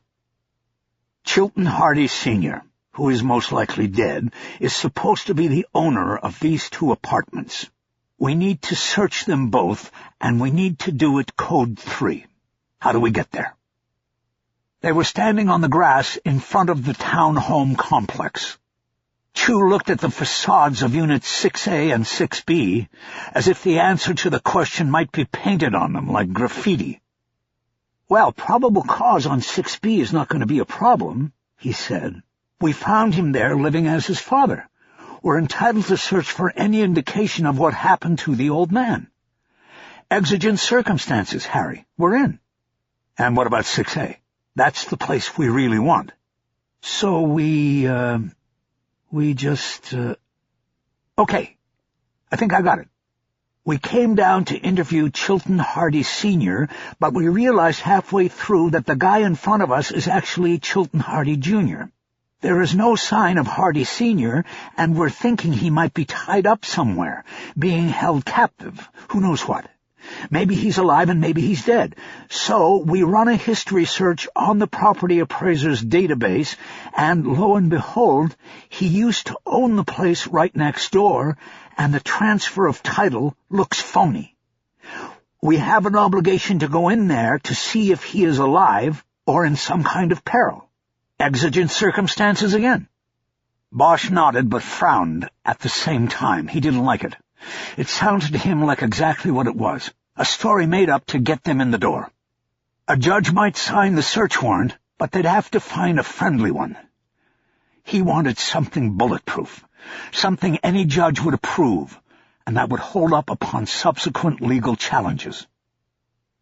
He realized he had their access right in his hand. In more ways than one, he held up the key ring. There were 6 keys on it. One was obviously to a vehicle and carried the Dodge logo on it. There were 2 full-size Schlage keys that he assumed were the keys to the front doors of the apartments, and then 3 smaller keys. 2 of these were the small keys used to open private mailboxes, like the kind they had passed out at the curb. "The keys," he said. "He's got 2 mailbox keys. Come on." They headed to the bank of mailboxes. When they got there, Bosch tried the keys in the boxes assigned to Complex 6. He was able to open the boxes for Units 6A and 6B. He noted that the name on 6A was Drew, which Bosch took as an attempt at humor on Hardy's part. Hardy and Drew living side by side in Los Alamitos. "Okay, we found 2 mailbox keys in Hardy's possession," he said. "That led us here, and we learned that he had access to 2 boxes, Units 6A and B. We note also that he had 2 Schlage deadbolt keys, and this leads us to believe he has access to both 6A and B. We checked the ownership records and see the transfer from the father on 6B. It doesn't look right because it took place after we think the son started playing the father. So we need to check out A to see if the old man is being held there. We knocked, got no answer, and now we want permission to go in." Chu nodded. He liked it. "I think it works. You want me to write it up that way?" "Yeah, do it. Go write it up inside so you can keep an eye on Hardy." Bosch hefted the keyring in his hand. "I'm going in 6A to see if this is worth our while." It was called jumping the warrant, checking a place out before a search has officially been approved by a judge. If it was ever acknowledged as a police practice, people would lose their badges, even end up in jail. But the truth was that many were the times that search warrants were authored with full knowledge of what would be found in the targeted structure or vehicle. This was because the police had already been inside. "You sure you need to, Harry?" Chu asked. "Yeah. If Hardy made a play on me while I was playing him, then I want to know sooner rather than later, so we aren't spinning our wheels. Then just wait till I'm inside so I don't know about it." Bosch gestured toward the door of 6B like a maitre d' with his arm out and his body slightly bent at the waist. Chu headed back to the townhouse, but then stopped and came back. "When are we going to tell the other LAPD that we're here and what we're doing?" "What other LAPD?" "Los Alamitos Police Department." "Not quite yet," Bosch said.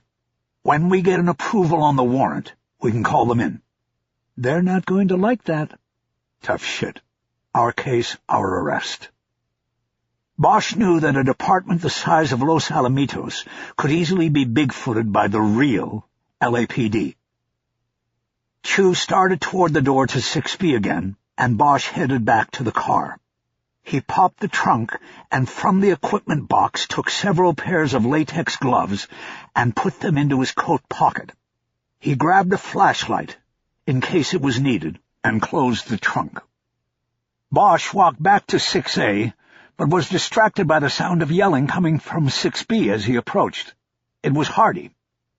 Bosch went through the door of 6B. Hardy was still lying prone under the couch.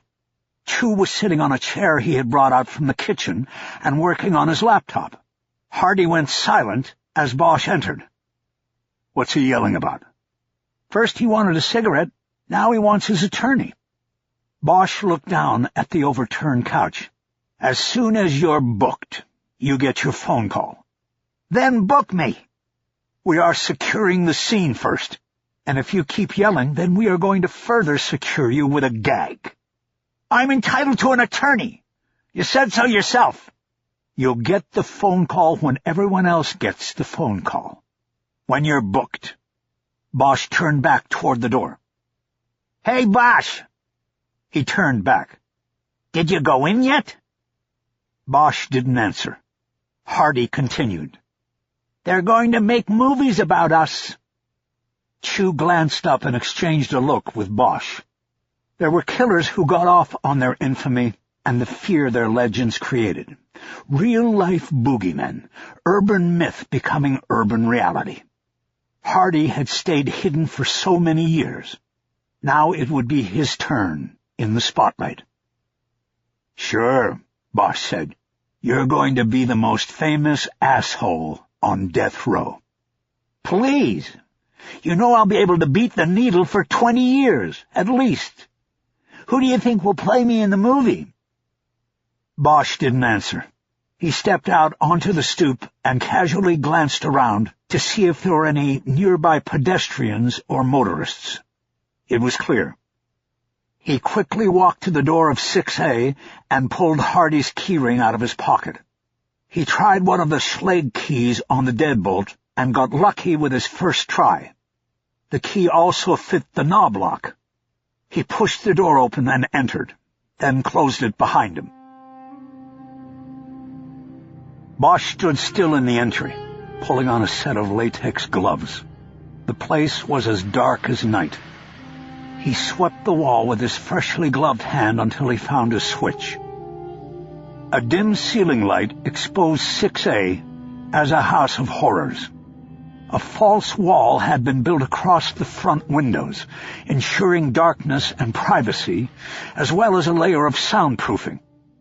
All 4 walls of the front room had been used as a gallery for photo collages and newspaper stories of murder and rape and torture.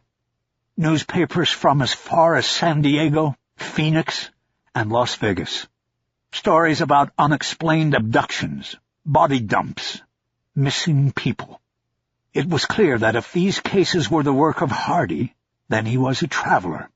His hunting territory was immense. Bosch studied the photos. Hardy's victims were both young men and women. Some were children. Bosch moved slowly, studying the horrible images. He stopped when he came to a full front page of the Los Angeles Times, yellowed and cracked now, with the smiling face of a young girl in a photo next to a story about her disappearance from a West Valley mall. He leaned closer to read the story until it said her name. He knew the name and the case, and he now remembered why the address on Hardy's driver's license had been familiar to him. Eventually he had to break away from the ghastly images. This was a pre-search sweep. He had to keep moving. When he came to the door to the garage, Bosch knew what he would find before he opened it. There in the bay sat a white work van, Hardy's most important abduction tool. It was a late-model Dodge. Bosch used the key to unlock it and look inside. It was empty except for a mattress and a hanging tool rack with 2 rows of duct tape on it. Bosch put the key in the ignition and started the engine so he could check the mileage. The van had over 140,000 miles on it, another indication of the killer's territory. Bosch killed the engine and relocked the van. Bosch had seen enough to know what they had, but he was drawn upstairs anyway. He checked the front bedroom first and found it empty of furniture. All that was here were several small piles of clothing. There were T-shirts with pop stars' faces on them, several pairs of blue jeans, separate piles for just bras and underwear and belts. The clothing of the victims. The walk-in closet had a hasp and padlock on it. Bosch pulled the keyring again and fitted the smallest key into the padlock. He opened the closet door and flicked on the switch on the outside wall. The small room was empty. The walls, ceiling, and floor had been painted black. 2 thick steel eye bolts protruded from the back wall, 3 feet off the ground. It was clearly a storage room for Hardy's victims. Bosch thought about all of the people who had spent their last hours in this room, gagged, secured to the bolts, waiting for Hardy to end their agony. In the back bedroom there was a bed with a bare mattress on it. In the corner was a camera tripod without a camera. Bosch opened the closet doors and found it to be the electronics center. Video cameras, archaic still and Polaroid cameras. There was a laptop computer, and the upper shelves were lined with DVD cases and VHS tapes. On one of the shelves there were 3 old shoe boxes. Bosch pulled one down and opened it. It was filled with old Polaroids, mostly bleached out now, depicting many different young women and men engaged in oral sex with a man whose face was never seen. Bosch put the box back in its place and closed the closet doors. He went back into the hallway. The bathroom was just as dirty as the bathroom in 6B, but the tub ring was brownish red, and Bosch knew that this was where Hardy washed the blood off. He backed out of the room and checked the hallway closet. It was empty except for a black plastic case that stood about 4.5 feet high and was roughly the shape of a bowling pin. There was a handle on the top of it. Bosch grabbed it and tipped it forward. There were 2 wheels on the bottom, and he rolled it out into the hallway.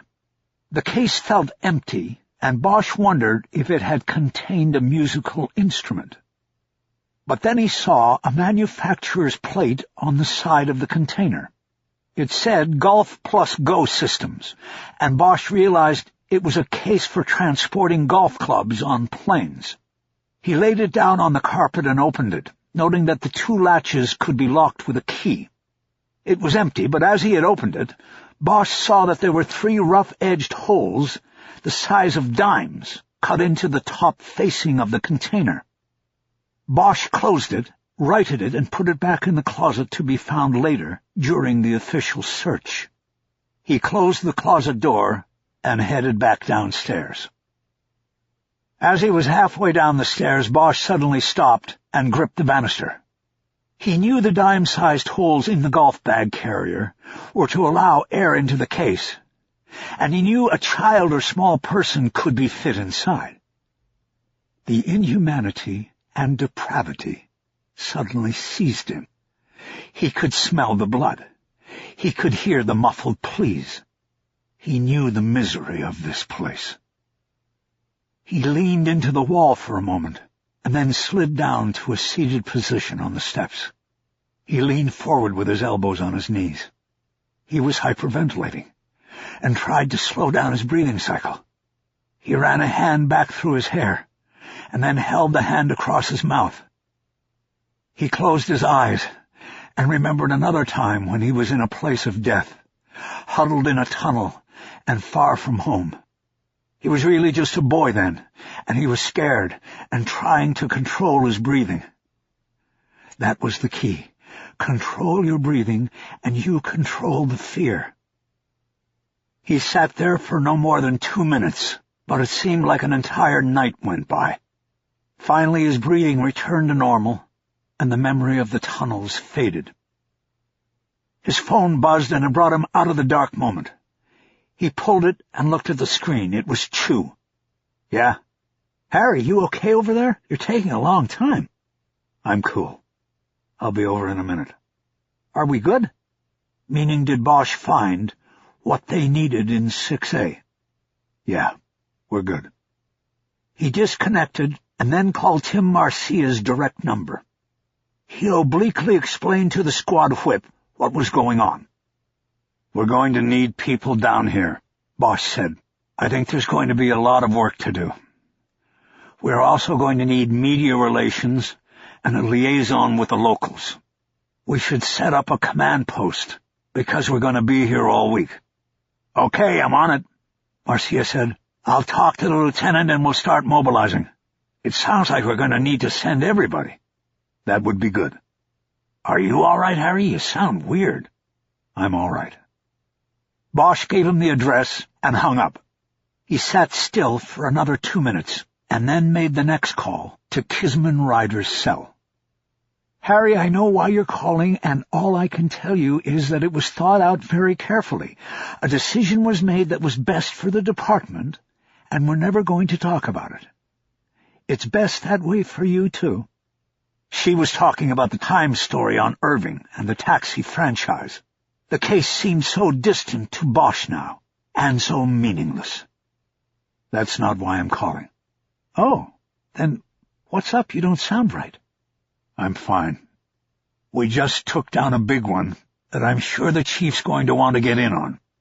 You remember the Mandy Phillips case up in the West Valley about 9-10 years ago?" "No, refresh me." 13 years old. She got grabbed at a mall out there, never found. Nobody ever arrested. "You got the guy?" "Yeah, and get this. When he got a driver's license 3 years ago, he gave the girl's address as his own." Ryder was silent as she registered Hardy's audacity. "I'm glad you got him," she finally said. "She's not the only one. We're down in Orange County, putting it together, but it's going to get big. The guy claims his number is 37. Oh, my God. He's got a closet full of cameras and photos and tapes. There are VHS tapes, Kiz. This guy's been at this a very long time." Bosch knew he was taking a risk in revealing to Ryder what he had found while jumping the warrant. They had been partners once, but the bulletproof bond they shared then was now rusting through. Still, he risked it. Politics and high jingo aside, if he couldn't trust her, then he could trust no one. "You told Lieutenant Duvall all of this?" "I told the whip. Not everything, but enough. I think they're coming down with everybody." "Okay. I'll check in and monitor things. I don't know if the chief will go down there, but he'll want to get involved. They may want to use the theater here for something like this." The PAB complex had a ground-level theater that was used for award programs, special events, and major press conferences. This would be one of those. "Okay, but that wasn't the main reason I called." "Well, what was the main reason?" "Did you do anything yet about moving my partner out of the unit?" No, I've been a little busy this morning." "Good. Then don't. Never mind that." "You sure?" "Yes." "Okay, then. And that other thing you mentioned, about me getting the whole 5 years on the drop, is that something you still think you can do?" "I was pretty sure I could get it done when I made the offer. After this case, I think it's a cinch. They're going to want to keep you around, Harry. You're about to get famous." "I don't want to be famous. I just want to work cases." "I understand that. I'll go for the full 5. "Thanks, Kiz. And I guess I should get back to it now. A lot going on here." "Good luck, Harry. Keep it between the lines." "Meaning don't break the rules. The case is too big, too important." "Got it." "And Harry?" "Yeah?" "This is why we do this, because of people like this guy. Monsters like him. They don't stop until we stop them. It's noble work. Remember that. Just think how many people you just saved." Bosch nodded and thought about the golf bag carrier. He knew it was going to be something that stayed with him forever. Hardy had been right when he warned that going into 6A would change Bosch. "Not enough," he said. He disconnected and thought about things. 2 days ago he didn't think he could leg out the last 39 months of his career. Now he wanted the full 5 years. Whatever his failings were on the Irving case, he now understood that the mission didn't end. There was always the mission and always work to be done. His kind of work. "This is why we do this." Bosch nodded. Kiz got that right. He used the banister to pull himself up to a standing position and then started down the stairs again. He needed to get out of the townhouse and into the sunlight. Chapter 37. By noon, a search warrant had been signed by Superior Court Judge George Campagnoni, and the horrors contained inside Townhouse 6A were officially and legally confirmed by Bosch, Chu, and other members of the Open Unsolved unit. Chilton Hardy was then moved to one of the squad's cars and transported to the Metropolitan Detention Center for booking by Detectives Baker and Keogh. Bosch and Chu, as the lead investigators, remained behind to work the crime scene. Soon the street outside the side-by-side townhouses, where Hardy had lived as his father and carried out his ghastly desires, took on a circus atmosphere as reports of the horrific findings drew more investigators and law enforcement officers, as well as forensic technicians and the media from 2 counties. It would not be long before tiny Los Alamitos attracted the attention of the entire world, as the story was catapulted onto every news site on the Internet, as well as the cable and broadcast television networks. A jurisdictional squabble between the 2 LAPDs was quickly settled in favor of the Los Angeles handling all of the investigative aspects of the case, while Los Alamitos was given site security as well as crowd and media control. The latter included a traffic shutdown on the block and an evacuation of all other residents in the 6-unit townhouse complex where Hardy lived and operated. Both sides dug in for what was expected to be a minimum week-long crime scene investigation. Both sides brought in on-site media spokesmen to handle the expected crush of reporters, cameras, and satellite trucks that would descend on the once quiet neighborhood.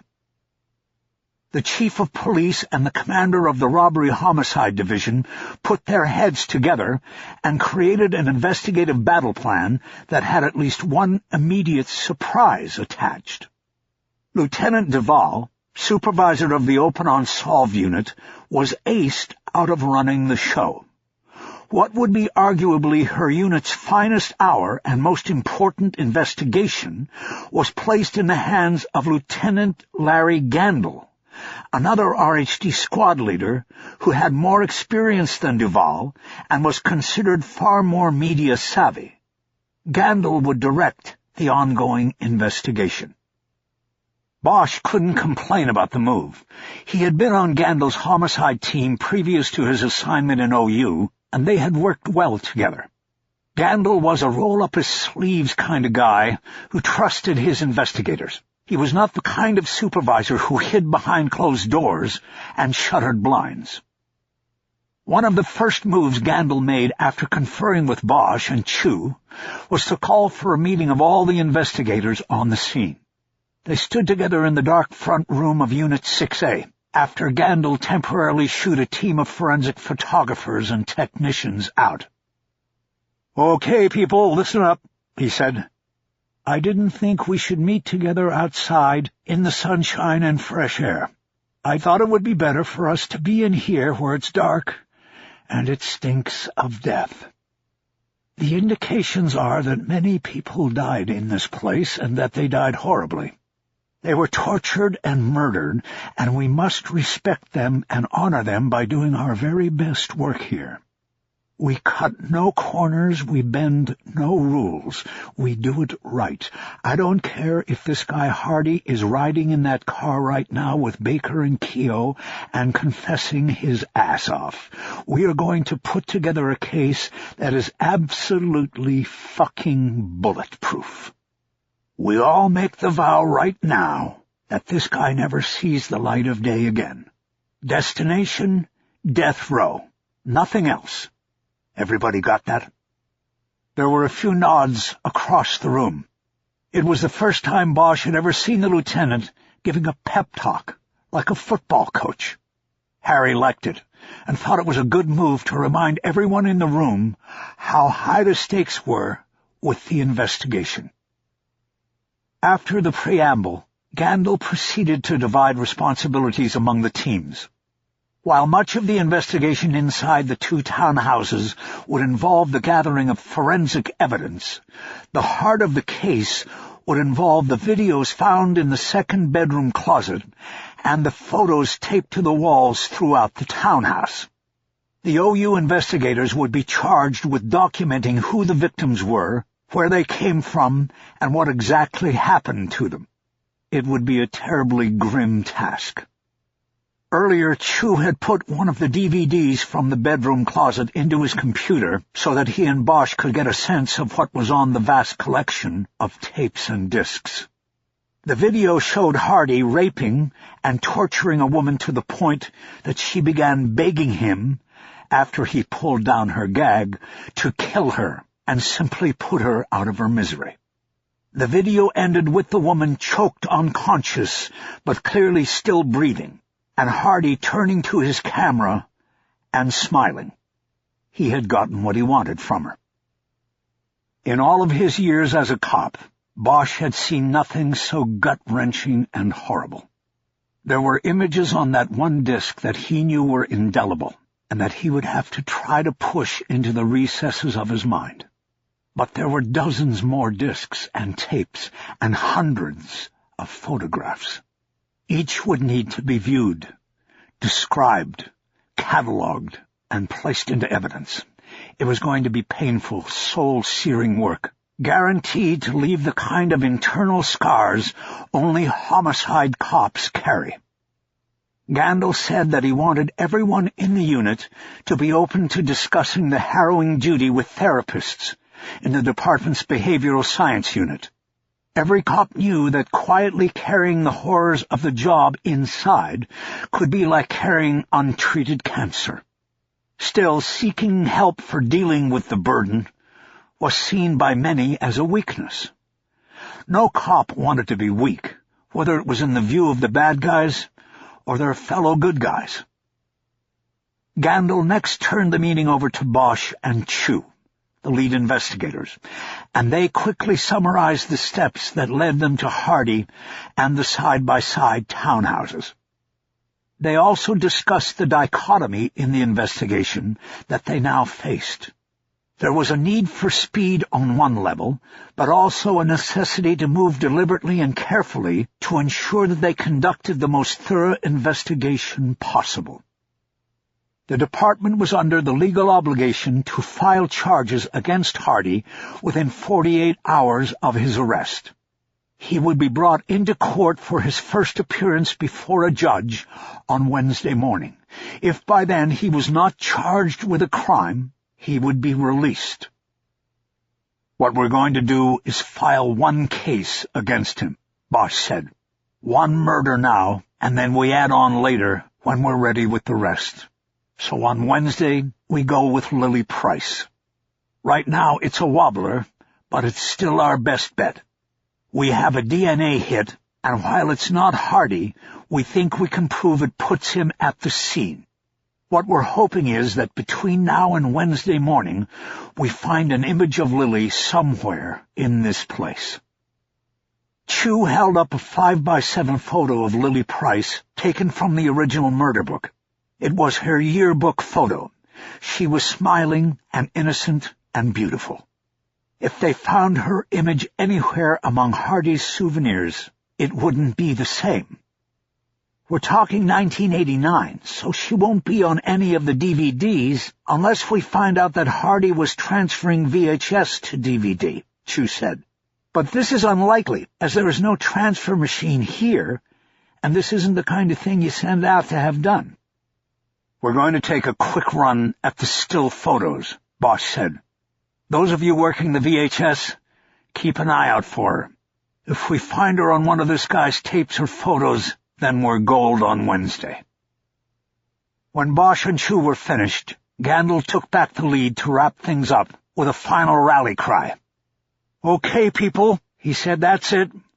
We all know what we have to do, so let's do it. Make it count." The group started to break up. Bosch could feel an air of urgency among the detectives. Gandil's charge had worked. "Oh, one other thing," Gandil said. "No time limitations on the work on this. We have full overtime authorization, and that comes directly from the chief's office." If the lieutenant was expecting a cheer or even a round of applause, he was disappointed. There was little reaction to the good news that money would flow unabated into the investigation. OT was a good thing, and it had been in short supply all year long. But there was a reluctance to consider financial remuneration for the work this case would entail. Bosch knew that everyone in the room would work whatever hours were needed, whether paid or not. This is why we do this. Bosch thought about what Kiz Ryder had said to him earlier. It was all part of the mission, and this case told that tale better than most.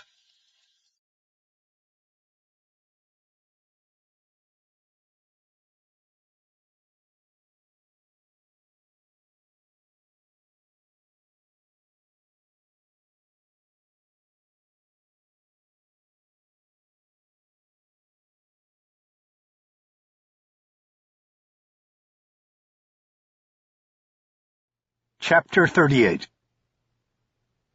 It took the 3 teams of detectives assigned to the photographic and video evidence 2 hours to package all the materials from the second bedroom closet into evidence boxes.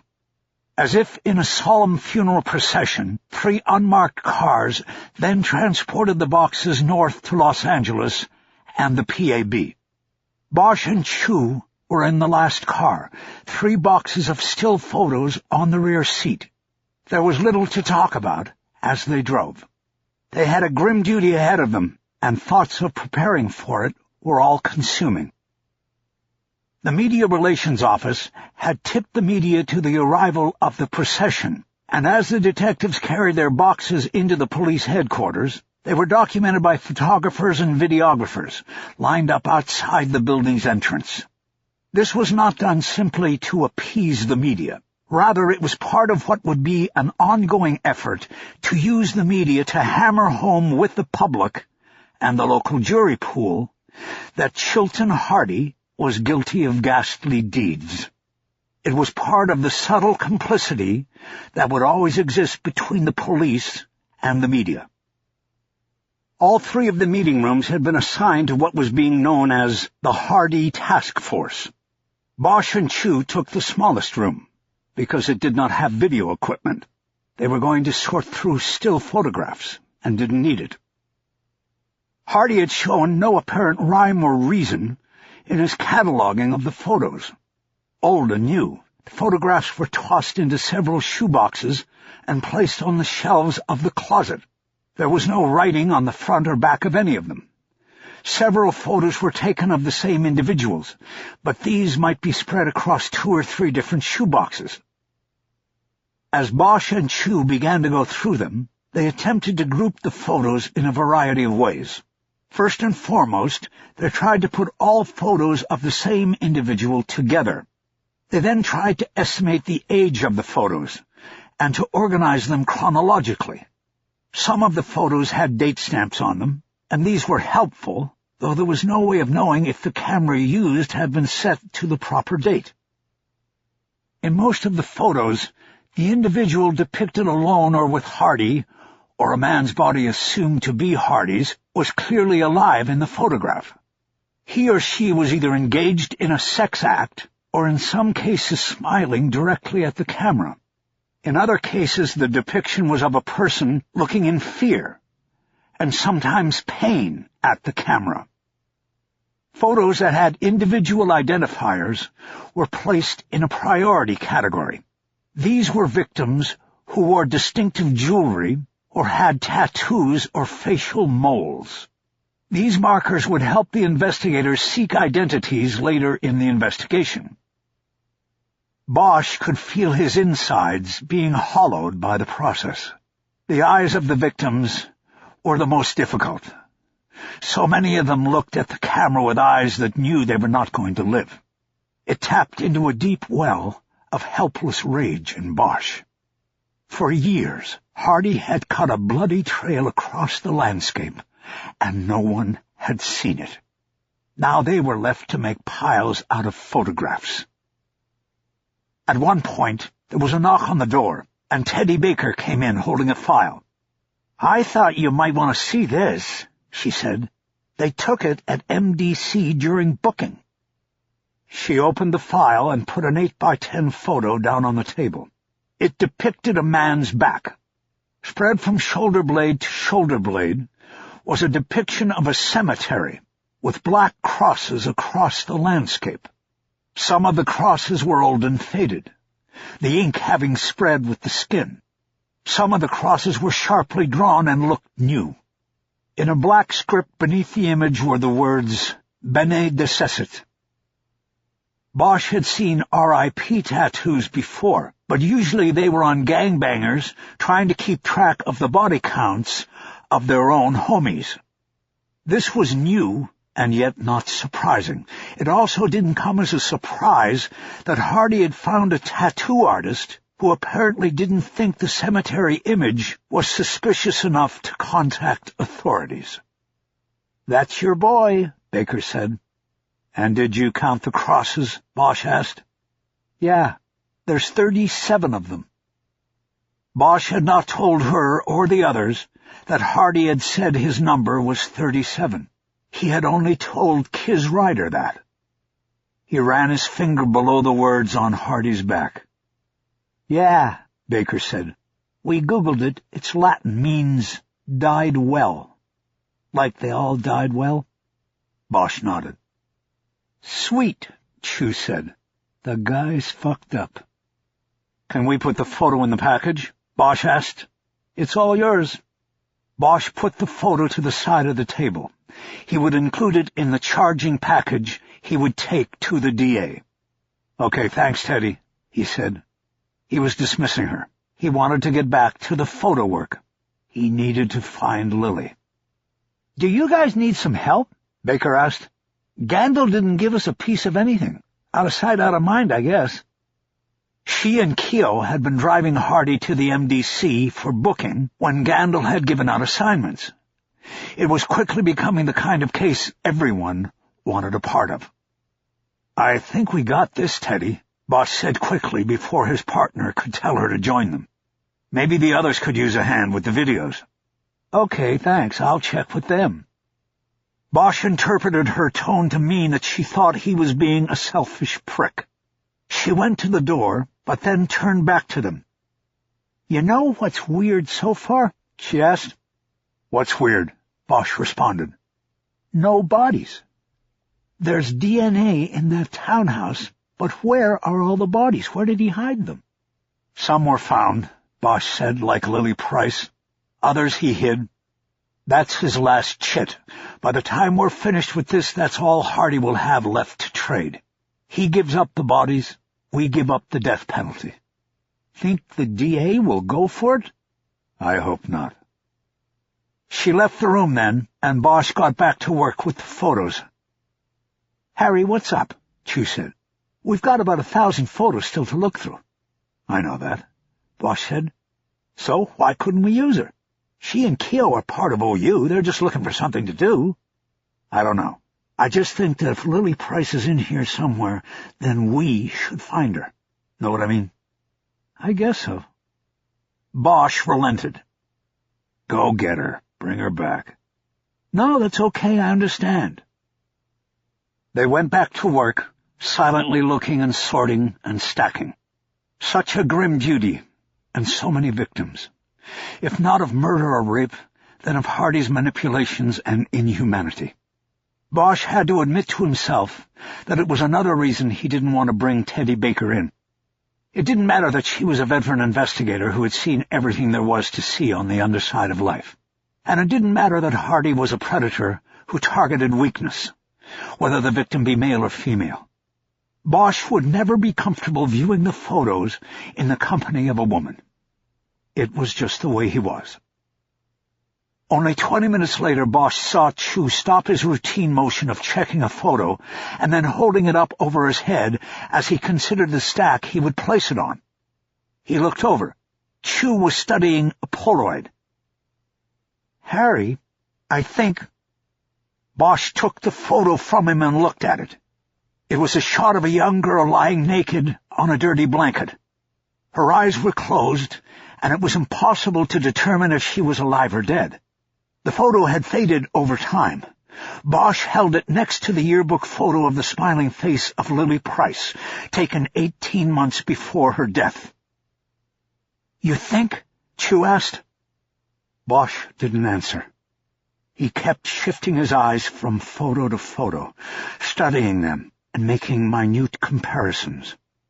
Chu handed him a magnifying glass he had brought from the cubicle, but neither had used. Bosch put both photos down on the table and compared them under magnification. Finally he nodded and answered, "I think you've found her. We take this over to Photo for digital analysis and see what they say." Chu pounded his fist on the table. "We got this guy, Harry. We got him." Bosch put the magnifier down on the table and leaned back in his chair. "Yeah," he said. "I think we do." He then leaned forward and pointed to the stacks of photos that still had not been checked. "Let's keep going," he said. "You think there's more?" Chu asked. "Who knows? Maybe. But there's also another one we should try to find." "Who?" "Clayton Pell. He said Hardy took his picture, too. If he saved it, then it should be in here." Chapter 39. Bosch gathered himself, took a final breath, and punched in the number. He wasn't even sure if the phone number would still be good after so many years. He checked one of the overhead clocks and did the math again. 2 hours ahead in Ohio. It would be well after dinner, but they would still be awake. A woman picked up after 3 rings. "Mrs. Price?" Bosch asked. "Yes, who am I speaking to?"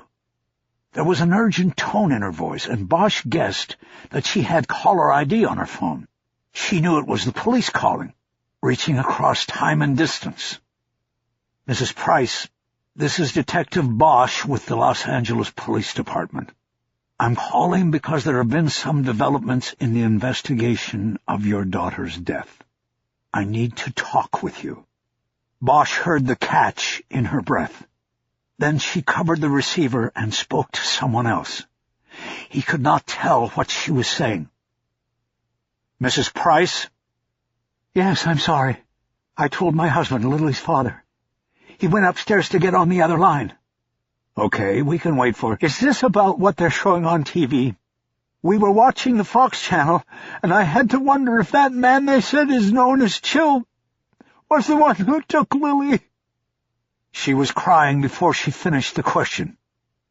"Mrs. Price, can we..." There was a click, and they were joined on the line by her husband. "This is Bill Price." "Mr. Price, I was telling your wife, my name is Harry Bosch. I'm a detective with the LAPD. I need to inform you about developments in the investigation of your daughter's death." "Lily," Mr. Price said. "Yes, sir, your daughter Lily. I work in the Open Unsolved Unit, which handles cold case homicide investigations. Last week we got a good break in the case. DNA from blood found on Lily's body was connected to a man named Chilton Hardy. It was not his blood, but it was blood that belonged to someone who knew Hardy and could connect him to the crime. I'm calling to tell you that we arrested Chilton Hardy today, and we will be charging him with your daughter's murder." There was only the sound of Mrs. Price weeping. "I don't know if there's any more to say at this point," Bosch finally said. "The investigation is still unfolding, and I will keep you posted on developments as we go forward with the prosecution. Once it is revealed that this man has been charged with your daughter's murder, you may be contacted by the news media. It is up to you whether you want to talk to them or not. Do you have any questions for me?"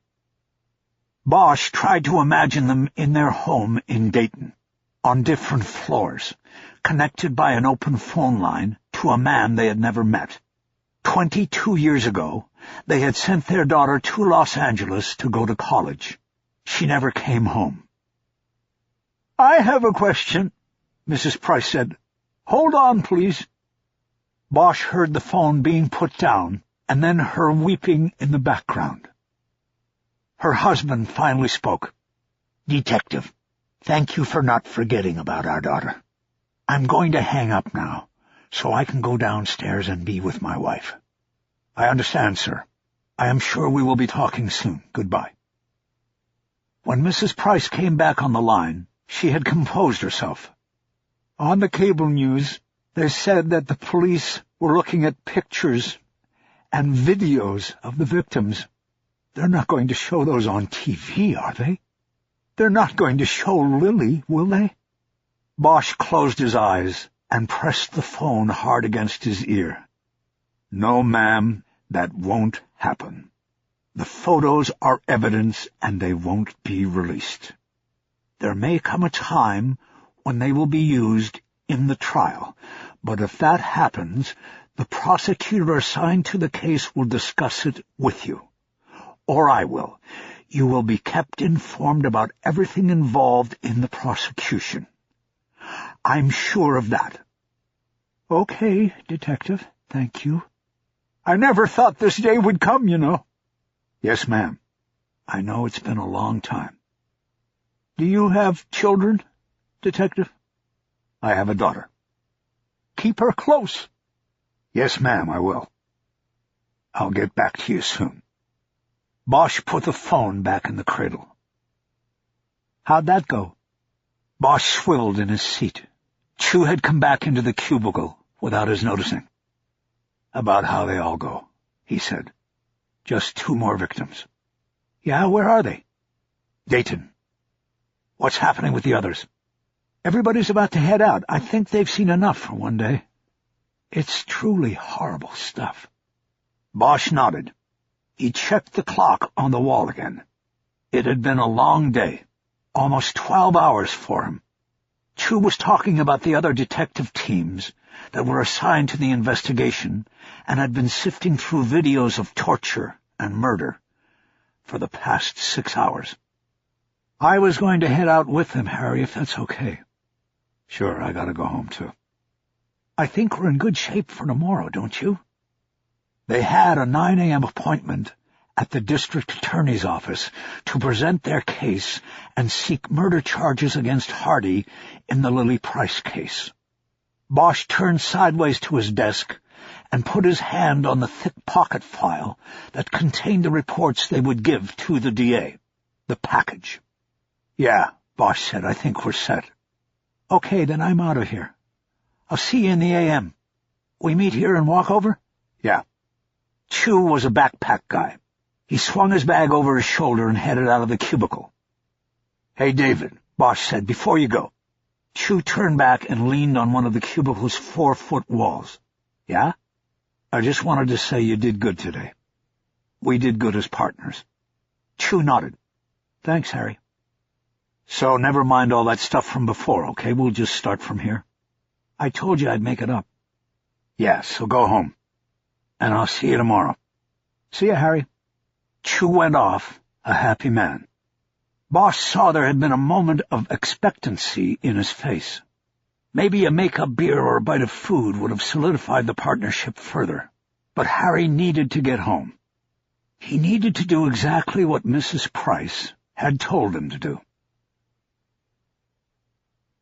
The new PAB cost nearly $500 million and had 500,000 square feet of space in its 10 floors of limestone and glass, but it didn't have a snack bar and parking was available for only a privileged few of high rank. As a Detective 3, Bosch barely made the grade, but taking advantage of parking in the PAB's subterranean garage was a costly perk. A fee would be deducted from his paycheck each month. He opted out because he could still park for free in the old erector set, the rusting steel parking structure located 3 blocks away and behind the old police headquarters, Parker Center. He didn't mind the 3-block walk to and from work. It was right through the heart of the Civic Center and a good length for prepping for the day ahead or decompressing after it. Bosch was on Main Street, crossing behind City Hall, when he noticed the black town car cruise quietly up in the bus lane and stop at the curb 20 feet in front of him. Even as he saw the rear window glide down, he acted like he had not noticed and kept walking, his eyes on the sidewalk in front of him. "Detective Bosch." Bosch turned to see Irvin Irving's face framed in the open rear window of the Lincoln. "I don't think we have anything to say to each other, Councilman." He kept walking, and soon enough the town car pulled forward and started moving next to him, matching his speed. Bosch may not have wanted to talk to Irving, but Irving certainly wanted to talk to him. "You think you're bulletproof, Bosch?" Bosch waved him off. "You think this big case you just scored makes you bulletproof? You're not bulletproof. Nobody is." Bosch had had enough. He suddenly veered toward the car. Irving pulled back from the window as Bosch put his hands on the sill and leaned in. The car came to a slow stop. Irving was alone in the back seat. "I had nothing to do with that story in the paper yesterday, okay? I don't think I'm bulletproof. I don't think I'm anything. I was doing my job, that's all." "You blew it. That's what you did." "I didn't blow anything. I told you I had nothing to do with it. You have a problem, go talk to the chief." "I'm not talking about a newspaper article. I don't give a good goddamn about the L.A. by God Times. Fuck them. I'm talking about you. You blew it, Bosch. I counted on you and you blew it." Bosch nodded and dropped down to his haunches, still holding on to the car's windowsill. "Actually, I got the case right, and you and I both know it. Your son jumped, and more than anybody you know why. The only mystery left is why you asked for me. You know my history. I don't lie down on cases." "You fool. I wanted you for exactly that reason, because I knew that if they got even the slimmest chance, they would turn this into a play on me, and I thought you would have enough integrity to stand up against it. I didn't realize you had your nose so far up your former partner's ass that you couldn't see the setup she was running." Bosch laughed and shook his head as he stood up. "You're good, Councilman. The right outrage, judicious use of off-color language, the planting of seeds of distrust and paranoia. You might be able to convince somebody with all of that, but not me. Your son jumped. And that's all there is to it. I feel bad for you and his wife, but the one I feel most sorry for is his son. He didn't deserve this." Bosch stared down at Irving and watched the old man attempt to modulate his rage. "I have something for you, Bosch." He turned away to reach back across the seat, and Bosch had a fleeting thought of Irving turning back and pointing a gun at him. Irving's ego and arrogance were such that he could actually bring himself to do it and believe he could get away with it. But when Irving turned back, he proffered a piece of paper through the window. "What is it?" Bosch asked. "It's the truth," Irving said. "Take it." Bosch snapped the document out of his hand and looked at it. It was a photocopy of a phone message form dated May 24th and addressed at the top to someone named Tony. There was a return number with a 323 area code and a handwritten message that read, "Gloria Waldron complained that she got into a B&W cab at Musso Frank last night, and driver was obviously drunk. She had him pull over so she could get out, could smell alcohol in the cab, etc. Please call for follow-up." Bosch looked from the photocopy back to Irving. "What am I supposed to do with this? You could have written it up this morning." "I could have, but I didn't." "So what happens if I call this number? This Gloria Waldron swears to me she called in this complaint, and then you happened to mention it to Bobby Mason at Chad Irving's party? It doesn't wash, Councilman." "I know it doesn't. It's a dead line. Now, my community outreach officer, Tony Esperante, remembers calling her and getting the details, and I passed them on to Mason, but the line is disconnected now. And look at the date, Detective." "I did. May 24th. What's it mean?" "May 24th was a Tuesday. She said she got into the cab at Musso's the night before." Bosch nodded. "Musso's is closed Mondays," he said. "The call, if there was a call, was bogus. That's right. Are you trying to tell me you were set up, Councilman? By your own son? That you innocently passed information on to Mason without knowing you were doing your son's bidding?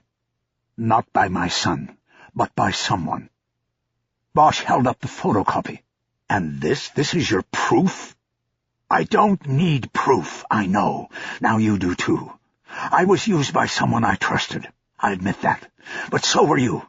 Up there on the 10th floor, you gave them the means to take the shot at me. They used you to get to me. Well, that's an opinion. No, it's the truth, and someday you'll know it. You watch.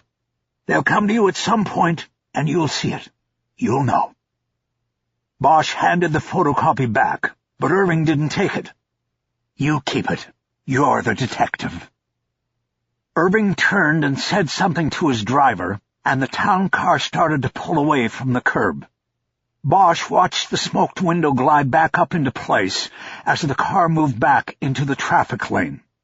He stood there for a long moment, considering what had been said. He folded the photocopy and put it in his pocket. Chapter 40. It was almost 11:30 by the time Bosch and Chu got to the Bahia Vista apartments on Tuesday morning. Bosch had called ahead and talked to Hannah Stone. She told him Clayton Pell was scheduled to report to work at the market at noon, but agreed to hold him at the facility until the detectives arrived. At the front gate, they were buzzed through without delay. Stone came to greet them in the entranceway. It was awkward because Bosch was with his partner and it was all business. He extended his hand and they shook. Chu did the same. Okay, we have set you up in one of the interview rooms, if that's all right. That's perfect, Bosch said. He had talked to her on the phone for more than an hour the evening before. It was late, after his daughter had gone to bed. Bosch had been too keyed up from the day's events to sleep. He had called Hannah and sat on the deck with the phone until close to midnight. They talked about many things, but mostly the Hardy case. She was more informed than anyone who had watched the news or read the Los Angeles Times. Stone led Bosch and Chu into a small room with 2 stuffed chairs and a couch. "I'll go get him," she said. "Should I sit in again?" Bosch nodded. "If it will make him more comfortable and get him to sign the document." "I'll ask him." She left them there, and Chu looked at Bosch with raised eyebrows. "When I interviewed him last week, he would only talk to me if she was in the room. He trusts her. He doesn't trust cops." "Got it. And by the way, Harry, I think she digs you." "What are you talking about?" "The way she was looking at you with that smile. I'm just saying. I think it's there if you want it." Bosch nodded. "I'll keep it in mind." Bosch sat down on the couch, and Chu took one of the chairs. They said nothing else as they waited. They had spent 2 hours that morning delivering the charging package to a filing deputy in the DA's office. His name was Oscar Benitez, and Bosch had taken him cases before. He was a good, smart, and cautious deputy assigned to major crimes. His job was to make sure the police had a case before filing charges against a suspect. He wasn't a pushover, and that was one of the things Bosch liked about him. Their package had been received well by Benitez. He just wanted a few things cleaned up or formalized. One of them was Clayton Pell's contribution to the prosecution of Chilton Hardy. Bosch and Chu were here to make sure that part of the case was on solid ground. When Benitez was told of Pell's pedigree, he became concerned about his role as a key witness and whether he might try to work the prosecution for some sort of payoff, or might work the other side and be willing to change his story. Benitez made a strategic decision to put Pell on paper, meaning get him to sign a statement. This was rarely done, because a statement not only locks the details of a story into place, but also must be turned over to the defense in discovery. A few minutes later, Stone came in with Clayton Pell. Bosch pointed him to the remaining chair. "Clayton, how are you? Why don't you sit there? This is my partner, Detective Chu. I don't think you met before." Chu and Pell exchanged nods. Bosch looked at Stone as if to ask if she was staying or leaving. "Clayton would like me to sit in again," she said. "That's fine. We can share the couch." Once everyone was seated, Bosch opened his briefcase on his lap and started talking as he removed a file. "Clayton, have you been watching the news since last night?" "Sure have. Looks like you got your man." He folded his legs up under him. He was so small he looked like a child seated in the big stuffed chair. "Yesterday we arrested Chilton Hardy for the murder I spoke to you about last week."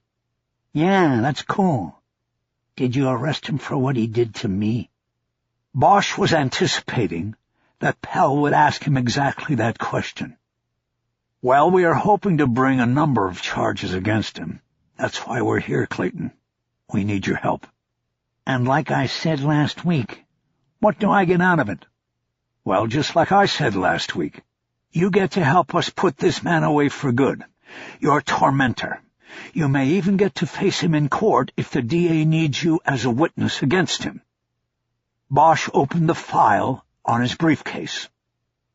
"My partner and I spent the morning at the DA's office presenting our case against Hardy in the murder of Lily Price.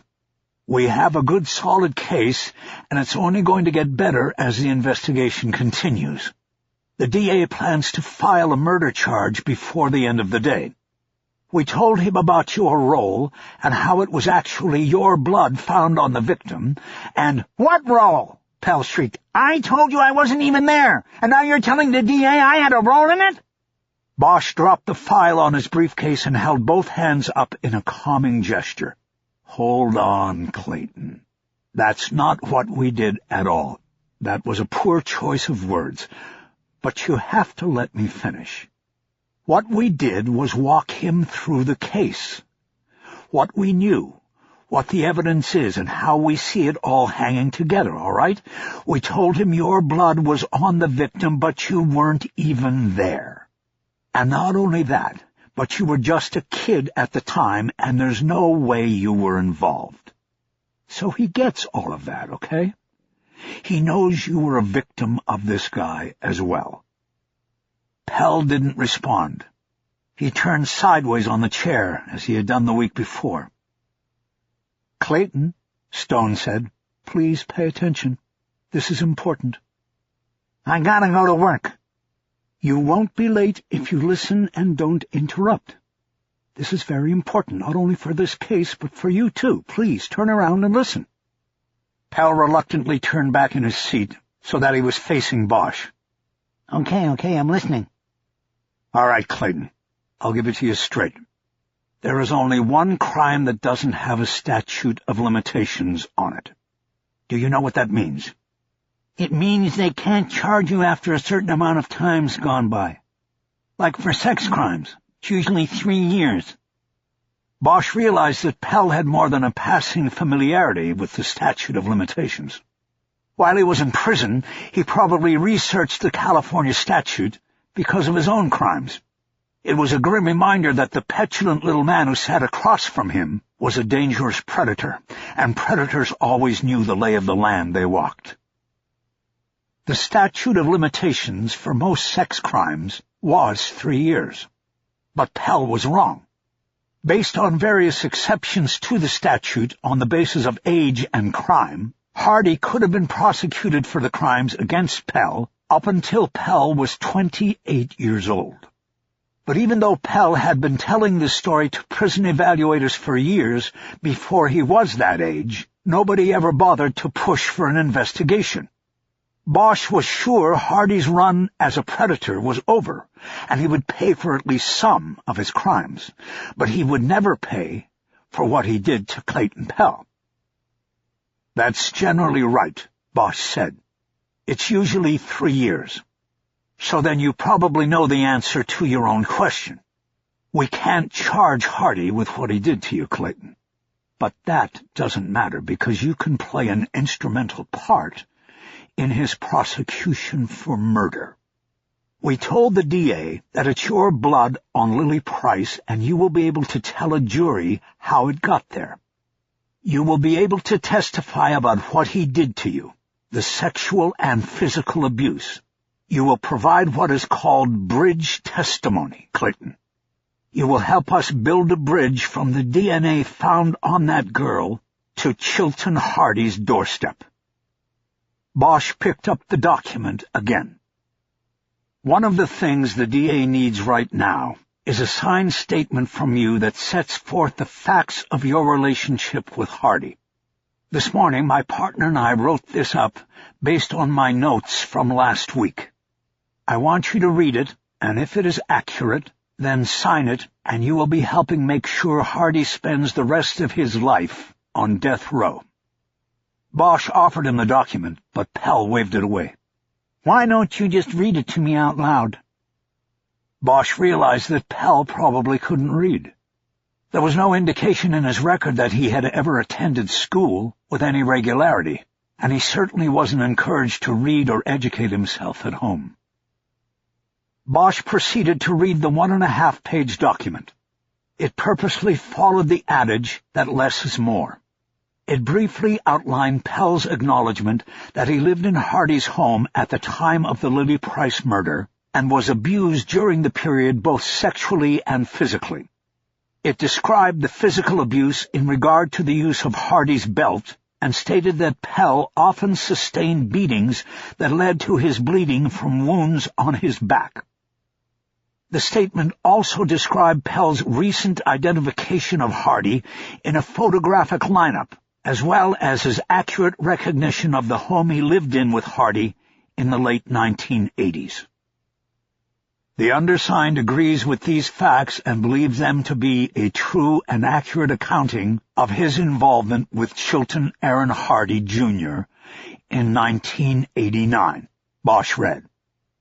And that's it. He looked at Pell, who was nodding his head as if in agreement. Is that good? Bosch prompted. Yeah, it's good, Pell said.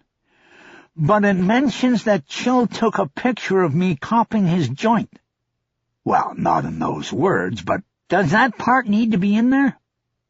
I think it does, Clayton, because we found the photo you told us Hardy took. We found the shoebox. So we want it in your statement because the photo corroborates what you say. I don't know what that means. You mean corroborate? It means like it confirms your story, it verifies it. You say this is what the guy made you do, and then here's the picture that proves it. So people are going to see the picture? Very few people. It will not be released to the media. It's just an element that helps build the case. Besides that, Stone interjected, there's nothing to be ashamed about, Clay. You were a child. He was an adult. You were under his command and control. He victimized you, and there was nothing you could do about it. Pell nodded, more to himself than Stone. Are you willing to sign the statement? Bosch asked. It was put up or shut up time. I'll sign it, but what happens next? We take it back to the DA, and it goes in the file, and is back up on the charges he'll file this afternoon. No, I mean to him, to Chill. What happens next with him? Bosch nodded. Now he understood. He's being held right now without bail in the Metropolitan Detention Center. If the DA's office files the charges today, he'll be arraigned tomorrow morning in Superior Court. He'll probably get a bail hearing, too. They're giving him bail? No, I didn't say that. He's entitled to a bail hearing. Everybody is. But you don't have to worry. This guy's not going anywhere. Hardy will never breathe free air again. Could I go to that and talk to the judge? Bosch looked at Pell. He immediately understood the request, but was surprised by it anyway. I don't think that would be smart, Clayton. You being a potential witness. I'll check with the DA's office if you want, but I think they'll say no. I think they want to hold you back and spring you at the trial, not have you sitting in court, especially when Hardy is there. All right. I just thought I'd ask and all. Sure. Bosch motioned with the witness statement toward his briefcase. You want to sign this on here? Might be the best way to do it. Only flat surface we've got. Yeah. The small man hopped out of his chair and came over to Bosch. Harry reached in his pocket for a pen and handed it to him. He bent down, his face very close to Bosch's, and poised with the pen over the document. When he spoke, Bosch could feel his hot breath on his face. You know what should be done to this guy, don't you? Who, Hardy? Yeah, Hardy. What should be done? They should hang him by his balls for what he did to that girl and to me and all the others. I saw the TV last night. I know what he's done.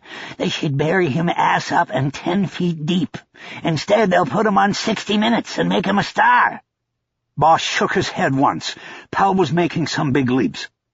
I'm not so sure what you mean about making him a star, but my guess is that they'll go for the death penalty and they'll get it.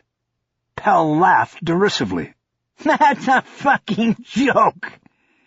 If you're going to have the death penalty, then you got to use it, not dance around it for 20 years.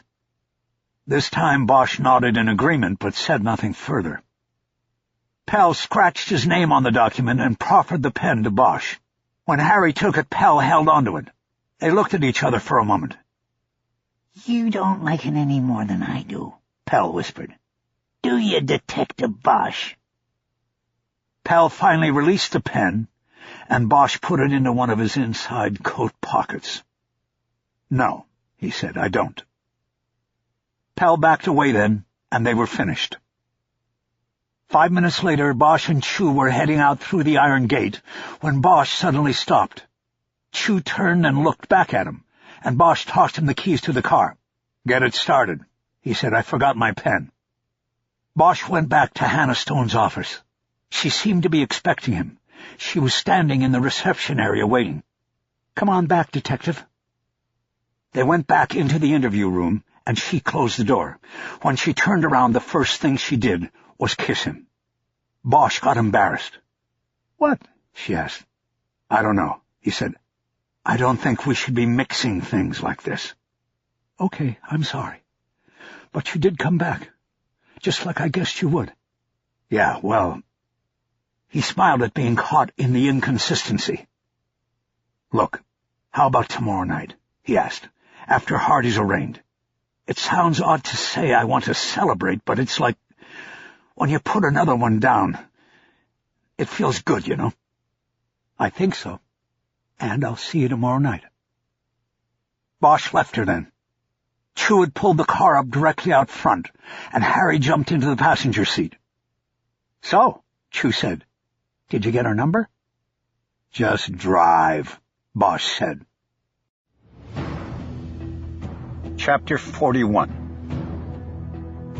On Wednesday morning, Bosch and Chu decided they would go to court to witness the first step of the judicial process involving Chilton Hardy. While they were not needed for the proceedings involving Hardy's first appearance on the murder charge, Bosch and his partner wanted to be there. It was rare in homicide work that an investigator brought to ground one of the true monsters in the world, and Hardy was one of them. They wanted to see him shackled and displayed, brought before the people. Bosch had checked with the MDC and knew that Hardy was on the bus transporting white inmates. It was the second bus scheduled for departure. This would put off his appearance in court until at least 10. It gave Harry time to drink a coffee and glance at the stories the investigation had generated in the morning papers. The phones in the cubicle kept ringing unanswered, as journalists and producers left a series of messages seeking comment or inside access to the ongoing investigation. Bosch decided to get away from the noise and head over to the courthouse. As he and Chu stood and put their jackets on, without conferring they had both come dressed in their A suits, Harry could feel the eyes of the squad room on them. He went over to Tim Marcia's desk and told him where they were going. He said that they would be back directly after Hardy's appearance unless the prosecutor assigned to the case wanted to talk to them. "Who got the case?" Marcia asked. Maggie McPherson, Bosch said. Maggie McPherson? I thought she was up in the valley. She was, but now she's in major crimes. It's a good break for us. Marcia agreed. They took the elevator down, and there were reporters waiting outside the PAB. A few of them recognized Bosch, and that started the stampede. Bosch brushed them off with no comment, and he and Chu headed to the sidewalk. They crossed first, and Bosch pointed to the monolithic Times building. Tell your girlfriend she did a good job with the story in today's paper. I told you, she's not my girlfriend, Chu protested. I made a mistake with her, and it's been corrected. I didn't read the story, but whatever she got without my help. Bosch nodded and decided he would finally let up on Chu about it. It was behind them now. So, how's your girlfriend? Chu asked, jabbing back at Bosch. My girlfriend? As soon as I meet her, I'll ask how she's doing and let you know. Come on, Harry. You gotta go for that. I saw the look, man. Didn't you just fall in and out of the shit by allowing a work relationship to become something more than a work relationship? Your situation is something totally different. Bosch's cell buzzed, and he pulled it and looked at the screen. Speak of the devil, it was Hannah Stone. Bosch pointed to the phone as he answered it, so Chu would know not to say anything in background. Dr. Stone. I guess that means you're not alone. There was stress in her voice. No, but what's up? I don't know if it means anything, but Clayton Pell didn't come back to the facility last night, and it turns out that he didn't go to work when he left here after signing the statement for you. Bosch stopped on the sidewalk and took a moment to compute this. And he's still not back? No, I just found out when I came in. Did you call his work? Yes, I talked to his boss. He said Clayton called in sick yesterday and never showed, but he left here right after you left. He said he was going to work. Okay, but what about his P.O.? Was he informed last night? Not last night. I just called him before calling you. He said he hadn't heard anything but would do some checking. And then I called you. Why did you wait until this morning? He's gone almost 24 hours now. I told you, I just found out. Remember, this is a voluntary program. We have rules and everyone must abide by them when they're here. When someone takes off like that, there's really very little you can do about it. You wait and see if they come back, and you inform probation and parole that he's left the program. But because of what happened this week, and him being a witness in the case, I thought you should know. Okay, I get it. So, any idea where he would have gone? Does he have friends or family around? No, he's got nobody. Okay, I'll make some calls. Let me know if you hear anything. Bosch closed the phone and looked at Chu. An uneasy feeling was rising in his chest. He thought he might know where Pell was. Clayton Pell is in the wind. He apparently took off right after we talked to him yesterday. He's probably... But Chu didn't finish, because he didn't have a good answer. Bosch thought he did. He called the communications center and asked an operator to run the name Clayton Pell through the computer to see if he'd had any recent interaction with the justice system. Okay, the operator said. We have a Clayton Pell arrested yesterday on a 243 felony class. Bosch didn't need a translation on California Penal Code 243. Every cop knew it. Battery on a peace officer. What agency? He asked. It was us, but I don't have the details other than that he was taken into custody at the PAB. Bosch had been out of the PAB for most of Tuesday, but when he'd gotten back at the end of the day, he'd heard some squad room chatter about a cop having been attacked in the plaza, right out front. It was completely unprovoked. The cop suffered a broken nose when the attacker stopped him to ask a question and then inexplicably head-butted him in the face. But the attacker was dismissed in the banter as a crazy, and his name was never mentioned. Bosch now knew what had happened. Pell had made his way downtown and to the PAB with the purpose of getting arrested. This would ensure that he would be booked into the nearby Metropolitan Detention Center, where he knew Hardy was being held. Anyone arrested in downtown by the LAPD would be booked into the MDC, as opposed to any of the other city and county jails that served as regional booking locations. Bosch disconnected the call, then went to the recent call list on his phone and picked the number of the MDC watch office. It was the number he had called earlier to check on Hardy's schedule. "What is it, Harry?" Chu asked. "Trouble," Bosch said. His call was answered. "Metro Detention, Sergeant Carlisle, can I put you on—" "No, don't put me on hold. This was Bosch, LAPD. We spoke a little while ago." "Bosch, we're kind of busy at the moment. I need—" "Listen, I think there is going to be an attempt on Chilton Hardy's life. The guy I called about." "He's already gone, Bosch." "What do you mean, gone?" "We put him on the sheriff's bus. He's headed to the courthouse for arraignment." "Who else is on the bus? Can you check a name?" "Clayton Pell. That's Paul Edward Lincoln Lincoln." "Hold on." Bosch looked at Chu and was about to update him when the watch sergeant came back on the line, unmistakable urgency in his voice. "Pell is on the bus with Hardy. Who is this guy, and why weren't we informed that these two had an issue?" "We can talk about all of that later. Where's the bus?" "How would we know? It just left." "Do you know the route? Which way does it go?" I think it's San Pedro to First and then up to Spring. The garage is on the south side of the courthouse." "Okay, get on the phone to the sheriff's office, tell them what they've got, and stop the bus. Keep Pell away from Hardy." "If it's not too late." Bosch disconnected without reply. He turned and started back toward the PAB.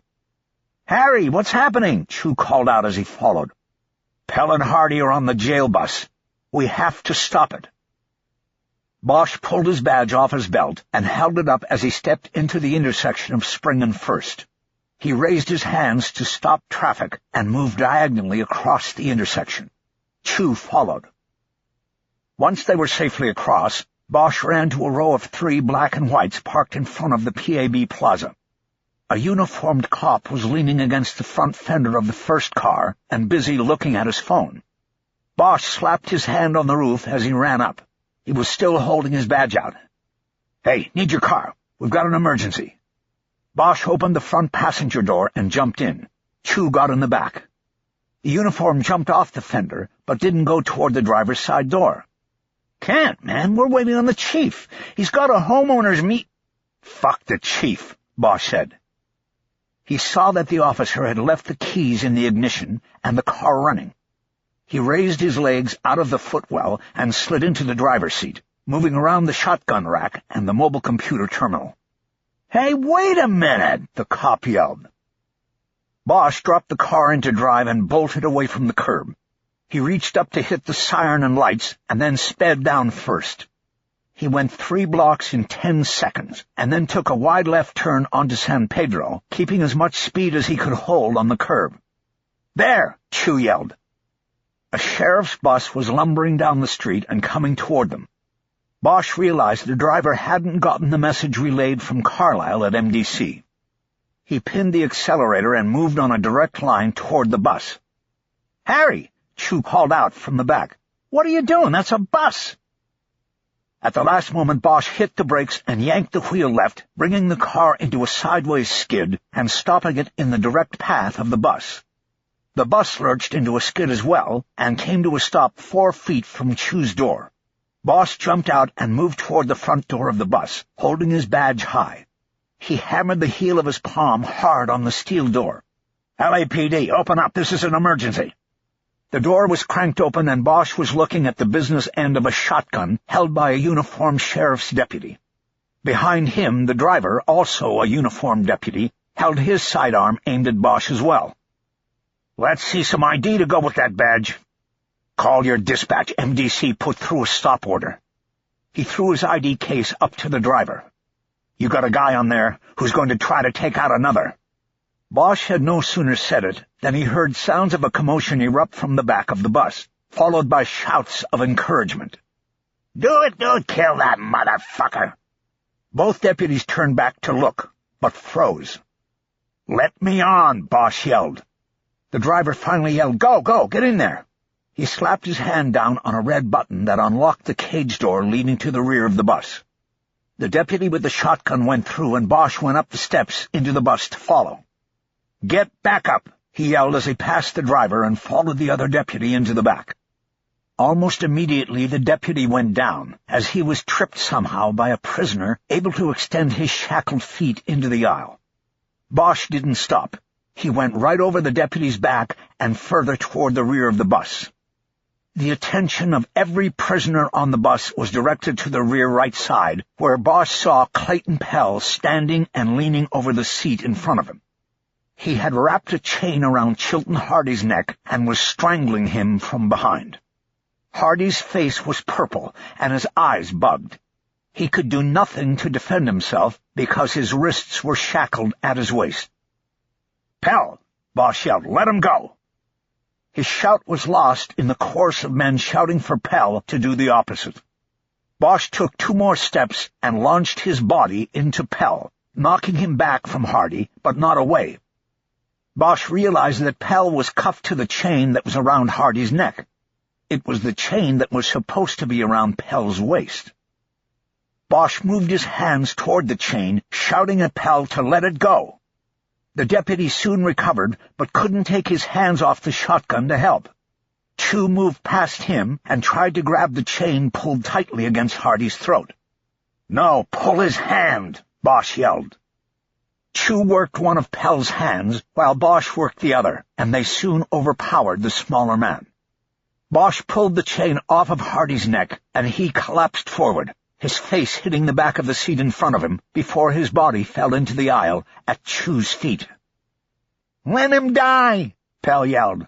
"Let that fucker die!" Bosch shoved Pell back into his seat, and then leaned his whole weight on top of him. "You stupid fool, Clayton," Bosch said. "You'll go back in for this." "I don't care. I got nothing outside anyway." His body shuddered, and he seemed to give up strength. He started moaning and crying, repeating, "I want him dead. I want him dead." Bosch turned to look into the aisle. Chu and the deputy were tending to Hardy. He was either unconscious or dead, and the deputy was checking his neck for a pulse. Chu had his head down and his ear turned toward Hardy's mouth. "We need paramedics," the deputy yelled to the driver. "Fast! I'm not finding a pulse." "On the way," the driver yelled back. The report regarding the lack of a pulse brought cheering and renewed energy from the other prisoners on the bus. They shook their chains and stomped their feet on the floor. It was unclear to Bosch whether they knew who Hardy was, or if it was simply bloodlust that had them calling for murder. Through it all, Bosch heard coughing and looked down to see Hardy coming to. His face was still a deep shade of red, and his eyes were glassy. But they focused for a moment on Bosch, until the deputy's shoulder moved between them. "Okay, we got him back," the deputy reported. "He's breathing." This report was greeted with a chorus of boos from the men on the bus. Pell let out a high-pitched keening sound. His whole body shook beneath Bosch. The sound seemed to sum up a lifetime of anguish and despair. Chapter 42. That night, Bosch stood on the back deck, looking down at the ribbon of lights on the freeway. He was still wearing his best suit, though the left shoulder had been scuffed with dirt during the struggle with Pell on the bus. He wanted a drink, but wasn't drinking. He'd left the sliding door open so he could hear the music. He'd gone back to the music he always went to in the solemn moments. Frank Morgan on the tenor sax. Nothing better to sculpt the mood. He had canceled his date with Hannah Stone. The events of the day eliminated any desire to celebrate, any desire to even talk. Chilton Hardy had survived the attack on the sheriff's bus largely unscathed. He was transported to the jail ward at County USC Medical Center and would remain there until doctors discharged him. His arraignment would be postponed until then. Clayton Pell was rearrested, and additional charges stemming from the attack were added. A parole violation was also added, and it was clear that Pell was heading back to prison. Normally, Bosch would be pleased to learn that a serial sex offender was going back into lockup, but he couldn't help but be wistful about Pell's situation. He couldn't help but feel somewhat responsible and guilty. Guilty about intervening. When Bosch had put it all together while standing on First Street, he could have let things run their course, and the world would now be rid of a monster, a man as depraved as any Bosch had ever encountered. But Bosch had intervened. He had acted to save the monster, and now his thoughts were clouded with regret. Hardy deserved death, but would likely never get it, or would only get it when it was so far distant in time from his crimes as to almost be meaningless. Until then, he would hold forth in court and in prison, and would enter the halls of the criminal zeitgeist, where men like him were talked about, written about, and in some dark corners even revered. Bosch could have stopped all of that, but hadn't. Adhering to a code of everybody counts or nobody counts hardly seemed to cover it, or excuse it. He knew he would carry the guilt for his actions of the day for a long time. Bosch had spent most of the day writing reports and being interviewed by fellow investigators about the events on the sheriff's bus. It was determined that Pell knew how to get to Hardy, because he knew the system. He knew the methods and routines. He knew that whites were segregated and transported separately, and that he had a good chance of getting on the bus with the man he wanted to kill. He knew that he would be shackled at the hands and feet, and that his hands would be locked to a waist chain. He knew that he could slip that waist chain down over his small hips and beneath his feet, and that it would become his murder weapon. It had been a grand plan, and Bosch had ruined it. The incident was being investigated by the sheriff's department because it had taken place on their jail bus. The deputy who interviewed Bosch had asked him point-blank why he had intervened. Bosch simply said he didn't know. He had acted on instinct and impulse, without thinking that the world would be a better place without Hardy in it. As Bosch stared down at the unending river of metal and glass, Pell's anguish clawed at him. He had robbed Pell of his one chance at redemption, the moment where he would make up for all the damage inflicted on him, and to his way of thinking, the damage he had inflicted on others. Bosch didn't necessarily agree with it, but he understood it. Everybody is looking for redemption, for something. Bosch had snatched it all away from Pell, and that was why he listened to Frank Morgan's mournful music and wanted to drown himself in drink. He felt sorry for the predator.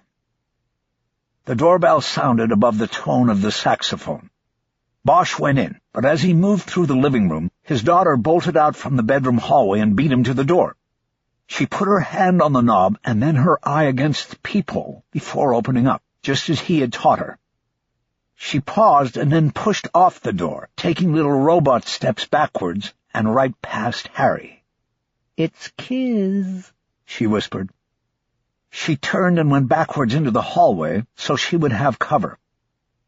"Okay, well, no need to panic," Bosch said. "I think we can handle Kiz." Bosch opened the door. "Hello, Harry. How are you?" "I'm good, Kiz. What brings you out?" "Oh, I guess I was hoping to maybe sit out on the deck with you for a little bit." Bosch didn't respond at first. He just looked at her until the moment became embarrassingly long. "Harry, knock knock. Anyone home?" Yeah, sorry.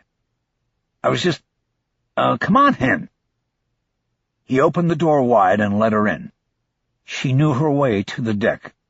I don't have anything alcoholic in the house. I've got water and some sodas." "Water's fine. I'm going back downtown after." As she passed by the bedroom hallway, Maddie was still standing there. Hi, Kiz. Oh, hey there, Maddie. How you doing, girl? I'm good. Glad to hear it. You let me know if you ever need anything, okay? Thank you.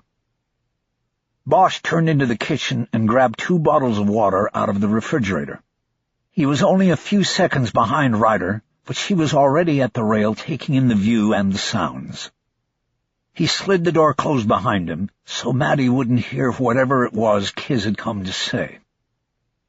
Always amazes me how no matter where you go in this city, you can't get away from the traffic, she said, even up here. Bosch handed her a bottle. So if you're going back downtown and working tonight, this must be an official visit. Let me guess. I'm getting written up for stealing one of the chief's motorcade cars. Ryder waved that away like it was a fly. That was nothing, Harry. But I am here to warn you. About what? It's starting. With Irving. This next month is going to be all-out war, and there are going to be casualties. Just be ready. It's me, Kiz. Be specific. What's Irving doing? Well, for starters, he's gone to the police commission, and he wants them to review the whole Chilton Hardy case, from bust to bus, and they'll do it. Most of them have their seats because of his patronage. They'll do what he says. Bosch thought of his relationship with Hannah Stone and what Irving could do with it, and jumping the Hardy warrant. If Irving could get to that, he'd be holding press conferences every day till the election. Fine, let them come, he said. I'm clean on it. I hope so, Harry. But I'm not as worried about your part in the investigation as I am about the 20 years before that, when Hardy was running below the radar, and there was no investigation. We're going to look very bad when all of that comes out. Now Bosch understood why she was there and had come in person. This was how High Jingo worked, and this was what Irving had told him would happen. Bosch knew that the more the Open Unsolved Squad documented the crimes and victims of Chilton Hardy, the greater the public outrage would be over his seeming freedom to act with impunity for more than 20 years.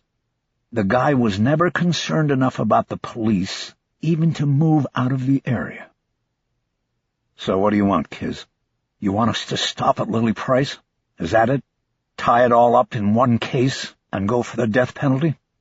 After all, we can only kill him once, right? Never mind the other victims, like Mandy Phillips with her photo hanging in Hardy's fucking dungeon. I guess she's one of the casualties you're talking about. No, Harry. I don't want you to stop. We can't stop. First of all, the story's gone international, and we want justice for all of the victims. You know that. Then what are you telling me, Kiz? What do you want? She paused, probably looking for a way to avoid saying it out loud. But there was no way. Bosch waited. Just slow things down a bit, she finally said. Bosch nodded. He understood. The election.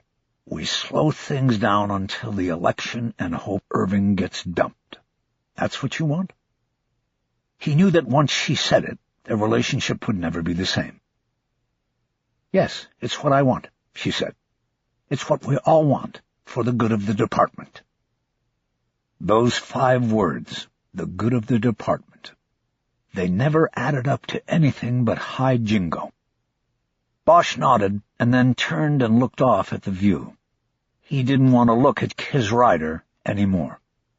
Come on, Harry, Ryder said. We have Irving on the ground. Don't give him what he needs to get back up and hurt us, to continue to damage the department. He leaned over the wood railing and looked directly down into the brush below the deck. It's funny, he said. I think in all of this, Irving turns out to be the one who had things right, who was probably even telling the truth. I don't know what you're talking about. It didn't make sense to me. Why would he press the case if he knew it could come back to his own complicity in a pay-for-play scam? Harry, there's no need to go there. The case is closed. The answer was that he pressed the case because he wasn't complicit. He was clean. He reached into his soiled suit coat and pulled out the folded photocopy of the phone message Irving had given him. He had been carrying it with him since then. Without looking at Ryder, he handed it to her and waited as she unfolded the page and scanned it. "What's this?" she said. "It's Irving's proof of innocence." "It's a piece of paper, Harry. This could have been slapped together at any time. It's not proof of anything." "Except you and I and the chief. We all know it's real. It's true. Speak for yourself. This is worthless." She refolded it and handed it back. Bosch put it back in his pocket. "You used me, Kiz, to get to Irving. You used his son's death. You used the things I found out, all to get a bullshit story in the newspaper you hoped would knock him to the mat." She didn't respond for a long time, and when she did, it was just the company line, not an acknowledgement of anything. 30 days, Harry. Irving is a thorn in the department's side. If we can get rid of him, we can build a bigger and better department, and that makes it a safer and better city." Bosch stood up straight and cast his eyes back out at the view. The reds were turning purple. It was getting dark. "Sure, why not?" he said. "But if you have to become him to get rid of him, what's the difference?" Ryder banged her palms lightly on the railing, a signal that she had said enough and was finished with this conversation. "I'm going to go, Harry. I have to get back." "Sure. Thanks for the water." "Yeah." He heard her steps on the wood planking as she moved toward the sliding door. "So was what you said to me the other day bullshit, Kiz?" he asked, his back still turned to her. "Was that just part of the play?" The steps stopped, but she didn't say anything. "When I called you and told you about Hardy, you talked about the noble work we do. You said this is why we do this. Was that just a line, Kiz?" It was a while before she spoke. Bosch knew she was looking at him and waiting for him to turn and look at her, but he couldn't do it. "No," she finally said. "It wasn't just a line. It was the truth, and someday you may appreciate that I do what I need to do so you can do what you need to do."